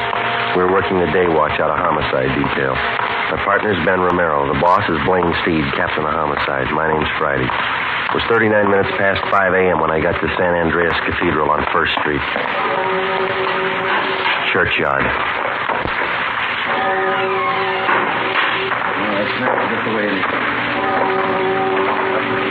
Hi, Dave. Hi, Joe. Body's over here. All right. Merry Christmas, huh? Yeah. Section from the church found it about an hour ago. Have a look. Pretty brutal. Yeah. Okay. Who is she? No identification. The coroner checked the body yet? Yeah. How long she been dead? When it started raining. About midnight, didn't it? Yeah. The ground's dry under the body. Oh, been dead 5 or 6 hours, I'd say. Ben get here yet? Yeah, he's helping Claudio check the area. This park here, is this all a part of the church grounds? I think so. I was stuck out of this rain for a minute. There's an alcove over there by the church. Yeah, look. How much we got to go on, Dave? Not much. Motive looks like robbery. Found a woman's purse near the body.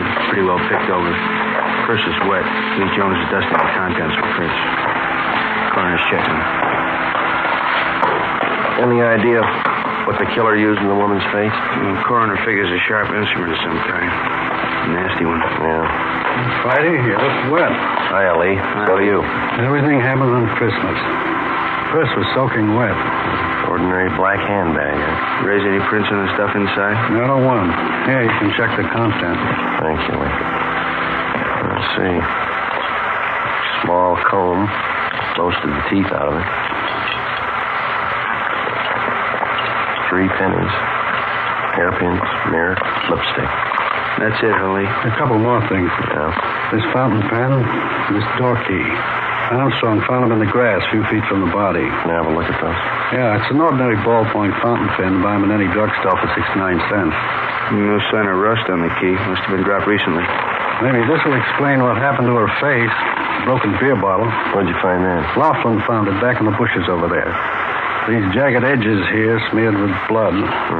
Too much rain. Can't do anything about prints till it dries. Can you get enough from these smears to run a precipitant? Think so. Lee, got a minute? Yeah, Ben, what is it? Oh, hi, Joe. Hi. Claudio found a set of footprints over by that clump of shrubbery. Rain hasn't spoiled them yet. Did you cover them?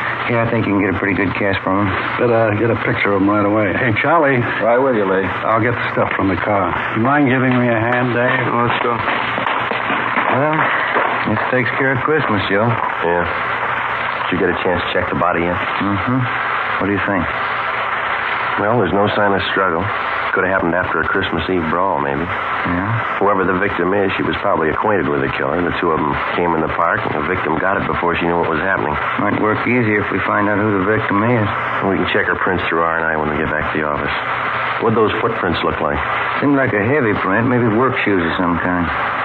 Want to see how Lee's making out? Yeah, let's go.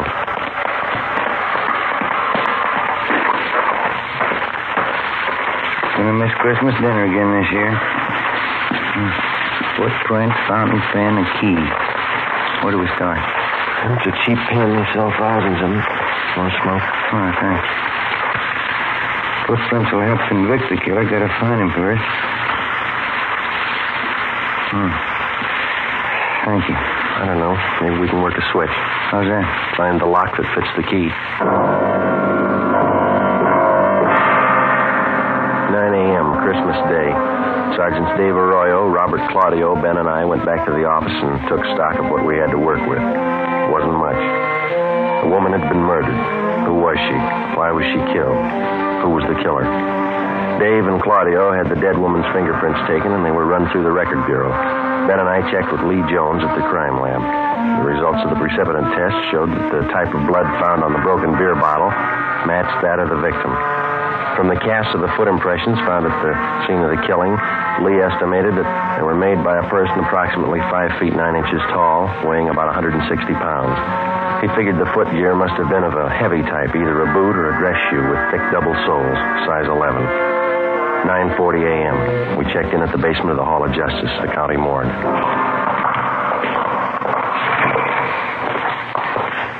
Doc, how's it going? All there, Joe. Death caused by multiple fracture to the skull. Flashing in the face was a contributing cause. I sent her close to Lee Jones. Yeah, we know. No laundry mark. Well, I got two things. Maybe they'll help, maybe they won't. Yeah? The chemist's report here on the blood analysis shows the victim was drinking. She was definitely under the influence at the time she was murdered. 0.00% alcohol in the blood. Mm-hmm. How about the murder weapon, Doc? We gonna rule out that beer bottle? I'm just coming to that. Step over here. Yeah? This mark here on the side of her face, brown smudge. Well, Jones says that that's shoe polish. He analyzed a few of the particles. Ties in. The cause of death was brought about by severe blows in the head and face. Heavy shoe, huh? That's my guess. Probably a boot or a work shoe. That doesn't add, Joe. How do you mean? If they were heavy work shoes the killer was wearing, why would they polish? How many people polish their work shoes? Could be waterproofing. No, Jones says it was a brown paste polish. And it doesn't figure. Unless the killer was wearing some kind of dress boots. Cycle boots, maybe. Hundreds of kids on motorcycles wear them. Yeah. That's going to be about as helpful as a key or a cheap fountain pen. Huh? Excuse me. County morgue, Tyson speaking. Yeah, all right, Frank. I'll tell him. Cunningham at R&I wants to see you right away. What's up? They made the victim's prints. During the war years, a complete file of pictures and fingerprints had been kept on all persons employed at local defense plants. Out of this file came our first major lead. The victim's fingerprints matched those of one Maria Camacho, 38 years old, formerly employed at Universal Aircraft. Her address in 1945 was listed as 9230 Sheridan Avenue. Ben and I went over to the crime lab, picked up the key and the fountain pen found near the body, and drove to the Sheridan Avenue address. The house was 3 blocks from the churchyard where the body was found. A young woman with a baby in her arms answered the door. She identified herself as Elena Gomez. She told us Maria Camacho was her aunt. They were expecting her for Christmas dinner late that afternoon. We told her what happened. When she recovered from the shock, we questioned her and her husband, a furniture worker. So hard for me to believe. Why anyone would do this to me? When's the last time you saw her, Mr. Gomez? She was around last night, Sergeant. She brought the presents for the kids. Always brought them presents on Christmas. Did she live here? Was this her permanent address? No. She stayed with us during the war when Ray was overseas. When he came back, she took a room down the street. I can give you the address. All right. What time did Maria leave the house last night? Well, let's see. Must have been around 10 o'clock. Not much later. Don't you think, Elena? About 10 o'clock? Yeah, that's right. Go see what those kids are doing, huh, Ray? Yeah, all right, honey. Did Maria have anything to drink here last night, Miss Gomez? Yes, we had a glass of sherry together, that's all. Could you tell if she'd been drinking before she came here? Oh, it was Christmas Eve. I guess she'd had a few. Why? Was she a pretty heavy drinker? Not usually, no. Maybe on the holidays, though. We like to get out and have fun, living alone and all that. Poor Maria. Oh, did she drink at home, or was there some particular place she liked to go? A cantina down on Soda Street. She used to go there. Any others? There's a couple of bars on Brooklyn Avenue. I don't know the names. What did Maria do for a living, Miss Gomez? She took in some dressmaking. It was for herself. She wasn't poor, wasn't rich. Her landlady could tell you about her friends. Kids are hungry, Lena. Dinner's getting cold. Sorry that we had to break in on you like this. Well, it's all right, Sergeant. It's just the kids. Ask the officers if they want some mince pie, Ray. Cup of coffee. No, that's all right, Miss Gomez, thank you. Just one more thing. Would you look at these, please? This pen. Sure, that's Maria's. Look, Ray, Maria's pen. Mm-hmm. Now, how about this key? No, I never saw that before. Neither did I. Well, thanks very much, both of you. Sorry to hold up your dinner. Oh, that's all right. I'm not hungry. Hey, maybe I could fix you a turkey sandwich. No, thank you. Just the same, we have to be going. We'll contact you later on. Here's our card. All right. I can't think of a reason, Sergeant. kill her? Why would they kill Maria? Poor Maria. Come on, Jenny. Come on. Nice kid. Seemed to be having a good Christmas. Too bad we had to spoil it. We drove down the street to the rooming house where Maria Camacho stayed. We talked to the landlady and the rest of the tenants, but failed to come up with a lead. They told us Maria Camacho drank a little, but she was always pleasant, easy to get along with. We checked her room. We went through stacks of Spanish-language newspapers and magazines. We went through her bills, photographs, her letters. We found nothing. There wasn't an item in the small apartment that could help us. We went through the entire rooming house, trying each door with a key that we'd found for the body. It didn't fit any of them, not even the door to the victim's room. 5 p.m., there was a lull in the rain. We picked up Dave and Claudio and started to explore the only lead we had. The victim had been drinking a few hours before she'd been murdered, probably at a neighborhood tavern.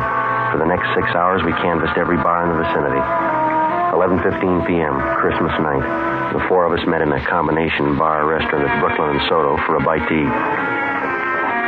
You had as much luck as we did, huh? Nothing, Dave. Everybody we talked to knew the woman. Nobody saw her Christmas Eve. We picked up the names of a dozen friends of hers from the bartenders. Checked them out. They couldn't tell us anything. Well, we still got another dozen bars to cover at least. She must have been in one of them last night. Wish we'd find it. My wife's sure mad. You got company, so's mine. All right, gentlemen. Who had the grilled ham sandwich? I did. All right. And the 3 hamburgers? Yep. There we go. Hot plate. You got some ketchup, please? Sure. Say you wouldn't like a little eggnog to go with that. It's good. I make the batter myself. No. Thank you very much. There is something you can do for us. Yes, sir? Would you look at this picture? All right. See if you can identify this woman. Sure looks like Maria. Yeah, that's her. You know her? Was she in here last night, do you know? Yeah, she was. What time was she in? Oh, about 11:30. Why? Was she with somebody? Oh, half a dozen of them at least. Maria, another woman, and 4 or 5 men. Were they drinking?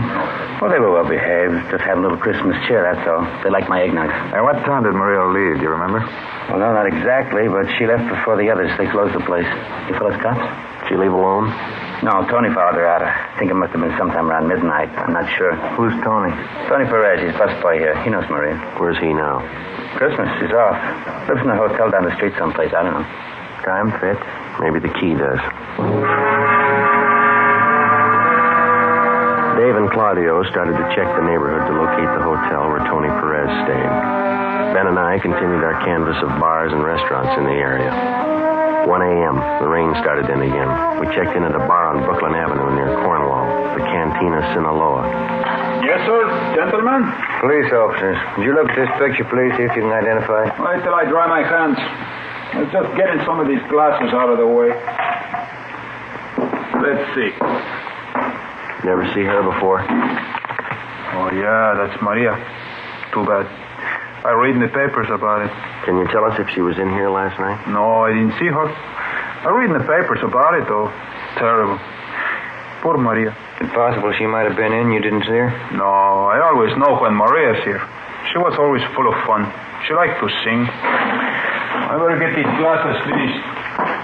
Ben, you want to call the office? Yeah, okay. How about a drink, Sergeant? You don't look so good. You got any coffee? It's not very fresh. It's been standing there a couple of hours. Well, that's all right. Okay. Here.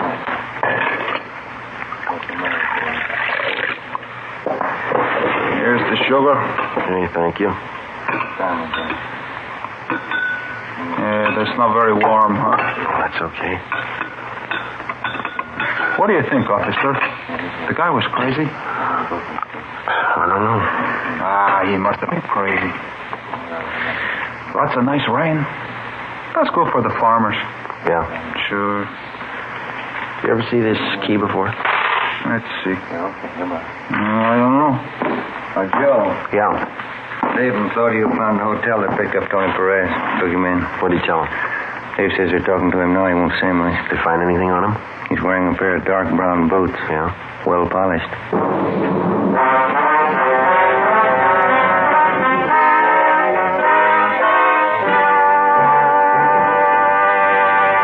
You are listening to Dragnet, the case history of a police investigation presented in the public interest by Fatima Cigarettes.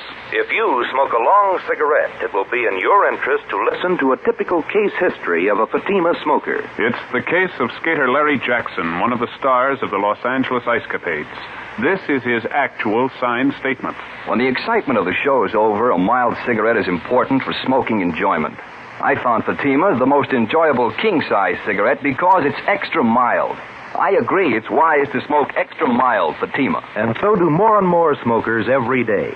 Actual figures show extra mild Fatima has more than doubled its smokers coast to coast. So enjoy extra mild Fatima yourself. The king-size cigarette, which contains the finest Turkish and domestic tobaccos, superbly blended to make it extra mild. You will prefer Fatima's much different, much better flavor. You will agree. It's wise to smoke extra mild Fatima. It's wise to smoke extra mild Fatima. The best of all long cigarettes.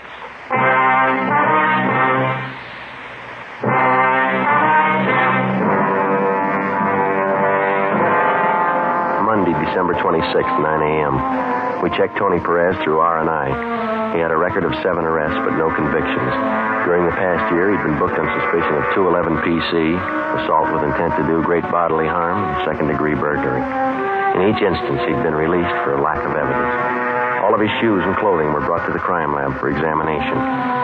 9:25 a.m. We brought Perez back to the interrogation room. He admitted that he had been with Maria Camacho Christmas Eve, but he denied having anything to do with her killing. He told us that after he had left Maria, he'd gone to a party at some friend's house. Dave and Claudio went out to check his story. I gave them the key found near the body and asked them to try it on the door to Perez's hotel room. Ben and I continued to question the suspect. How well did you know Maria Camacho, Tony? I told you already. She was just some old crow who used to hang around the bars, that's all. I used to talk to her once in a while.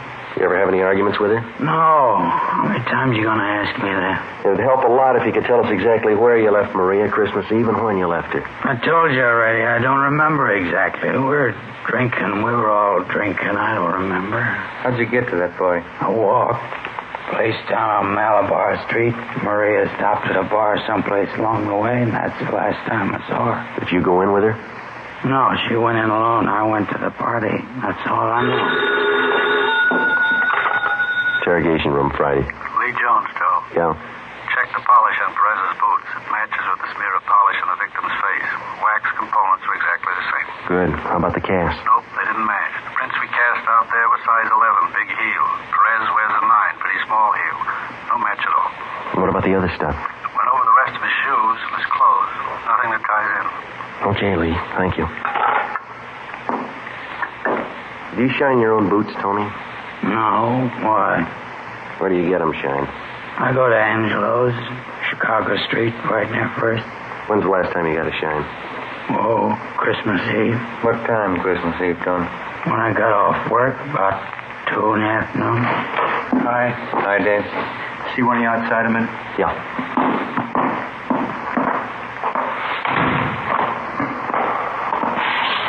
Perez telling the truth about the party.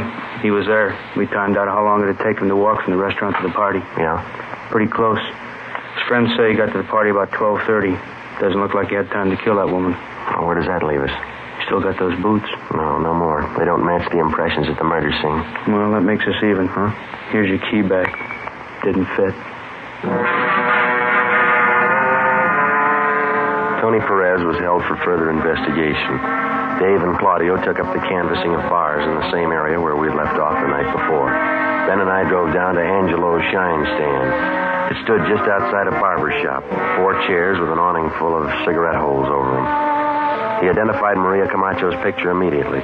We questioned him while he polished her shoes. Maria, I used to tell her, Sergeant, running around like that, she had too many friends. Too many. Did you see Maria on Christmas Eve, Angelo? Christmas Eve? Let me see. No, last time was 2 days before Christmas. Angelo, do you know a man by the name of Tony Perez? Tony? Sure. Tony Perez. Tall fella, big shoulders. Was he one of your customers? Yeah, all the time he comes to see me. Was he here on Christmas Eve, Angelo? Yeah, he was here. I gave him a shine. Good customer. You remember what kind of shoes he had on? Sure. Boots. He always wears boots. What color were they, do you know? Brown. Always wears brown boots. Well, what's the matter? Tony in trouble? What kind of polish do you use on his boots, Angelo? Well, I got the can down here. Yeah, this one here. High-grade polish. You got boots, I can fix them up. Do you use the same polish on all the boots you shine, Angelo? Oh, only the brown boots. That's brown polish. You fellas ask too many questions. You make me go too slow. Well, there's no rush, Angelo. Can you tell me this? Yeah? Besides Tony Perez, was there anybody else with brown boots who got a shine from you Christmas Eve? Well, I don't know. Lots of people get shine. Christmas Eve is pretty busy. Just the people with brown boots, Angelo. Can you remember? No, I don't think so. Tony was the only one with the brown boots. There's no others. And how about heavy brown shoes? Huh? You remember the people with heavy brown shoes that came in for a shine? No, I don't know. Look, please, just let me shine your shoes, huh? That can of brown polish, Angelo, you say that's the kind you use on Tony Perez's boots? Yeah, that's the kind. This kind right here. Well, can you remember how many times you used that polish on Christmas Eve? Well, I opened this can that morning and see how much is gone.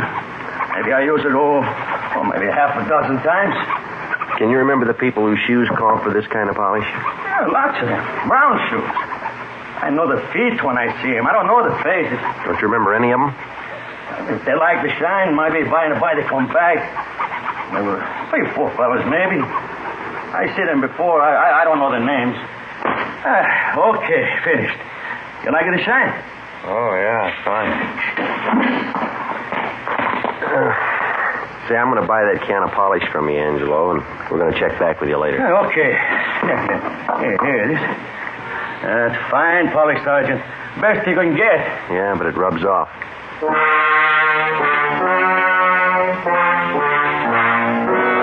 December 26th, 5 p.m. We drove back to the crime lab and had Lee Jones analyze the can of shoe polish.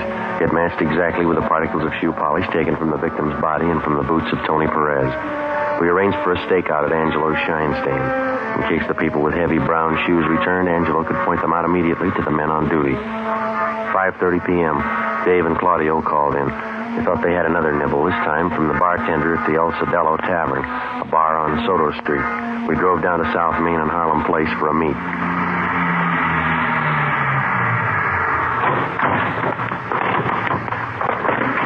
Hi, Dave. Hi. Figured we better move on this tonight. What's the pitch? Bartender on Soto tipped me that Maria Camacho was in his place Christmas Eve. Said it was a little after midnight. Yeah?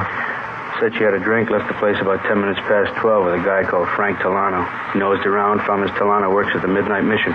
Over there. All right, let's go. This it, Dave? Yeah. Good Friends Mission. Come in for a nice, warm, spiritual bath. Coffee and soup free. Watch your stairs. Yeah. Now, brothers, I only hope that our little meeting here has brought you closer and made your souls to glow with the great and glorious light of the Spirit. And yes, brothers, if we be not born again of that light, as the book says, we'll be damned, brothers. Damned. Amen.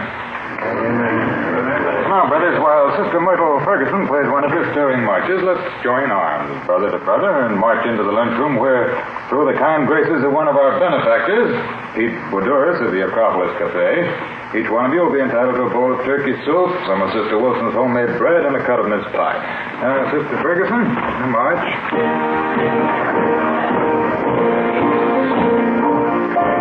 Guess that's the man to see. Yeah, let's go. Sure pack him in, don't they? That soup smells real good. Excuse me, sir? Yes, brother? What is it? Police officers. Do you have a Frank Tolano working here? Well, what's the trouble? Does he work here? Well, yes, he's a very good man, Frank. Anything wrong? Is he here now? No, he isn't. Where can we find him? Well, I'd like to know what the trouble is. We'd like to talk to him, mister, that's all.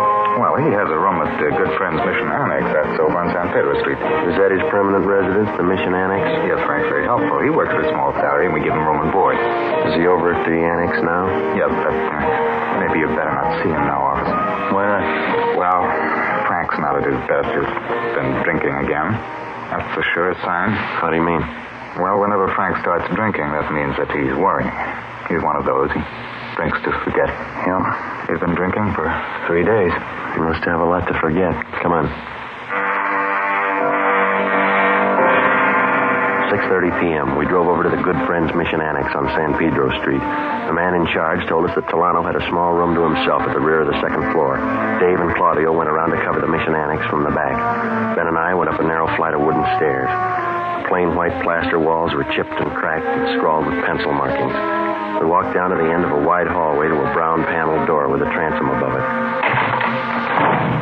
There was a man in soiled work clothes sitting on the bed. On the table next to him, there were 3-quart wine bottles. 2 of them were empty. Get out of here.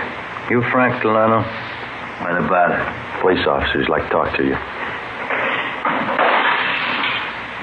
Get out of here. You're not taking me. I'll cut you to pieces. Drop the bottle, Delano.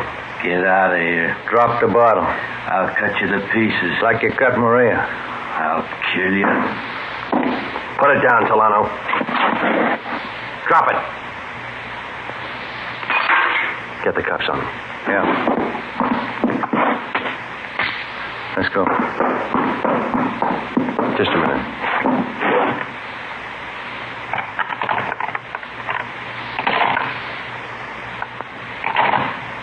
Yeah, it fits.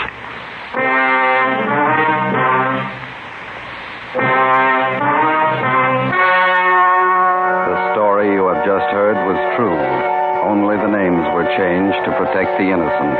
On March 7th, trial was held in Superior Court, Department 94, City and County of Los Angeles, State of California. In a moment, the results of that trial. It's amazing how many long cigarette smokers are changing to extra mild Fatima. Here is the actual report. From coast to coast, extra mild Fatima has more than doubled its smokers. Yes, more and more smokers every day are discovering that Fatima is the king-size cigarette that is extra mild. Extra mild because it contains the finest Turkish and domestic tobaccos superbly blended to make it extra mild, to give it a much different, much better flavor and aroma. Enjoy extra mild Fatima yourself.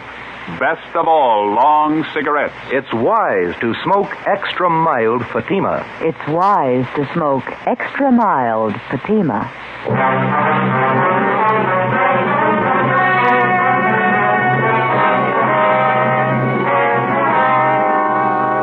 Frank Dominic Tolano was tried and convicted of first-degree murder and sentenced to life imprisonment. He is now serving his term in the state penitentiary. You have just heard Dragnet, a series of authentic cases from official files. Technical advice for Dragnet comes from the Office of Chief of Police W.A. Wharton, Los Angeles Police Department. Fatima Cigarettes, the best of all long cigarettes, has brought you Dragnet, transcribed from Los Angeles. Patty Page visits Jack Birch tomorrow morning on NBC.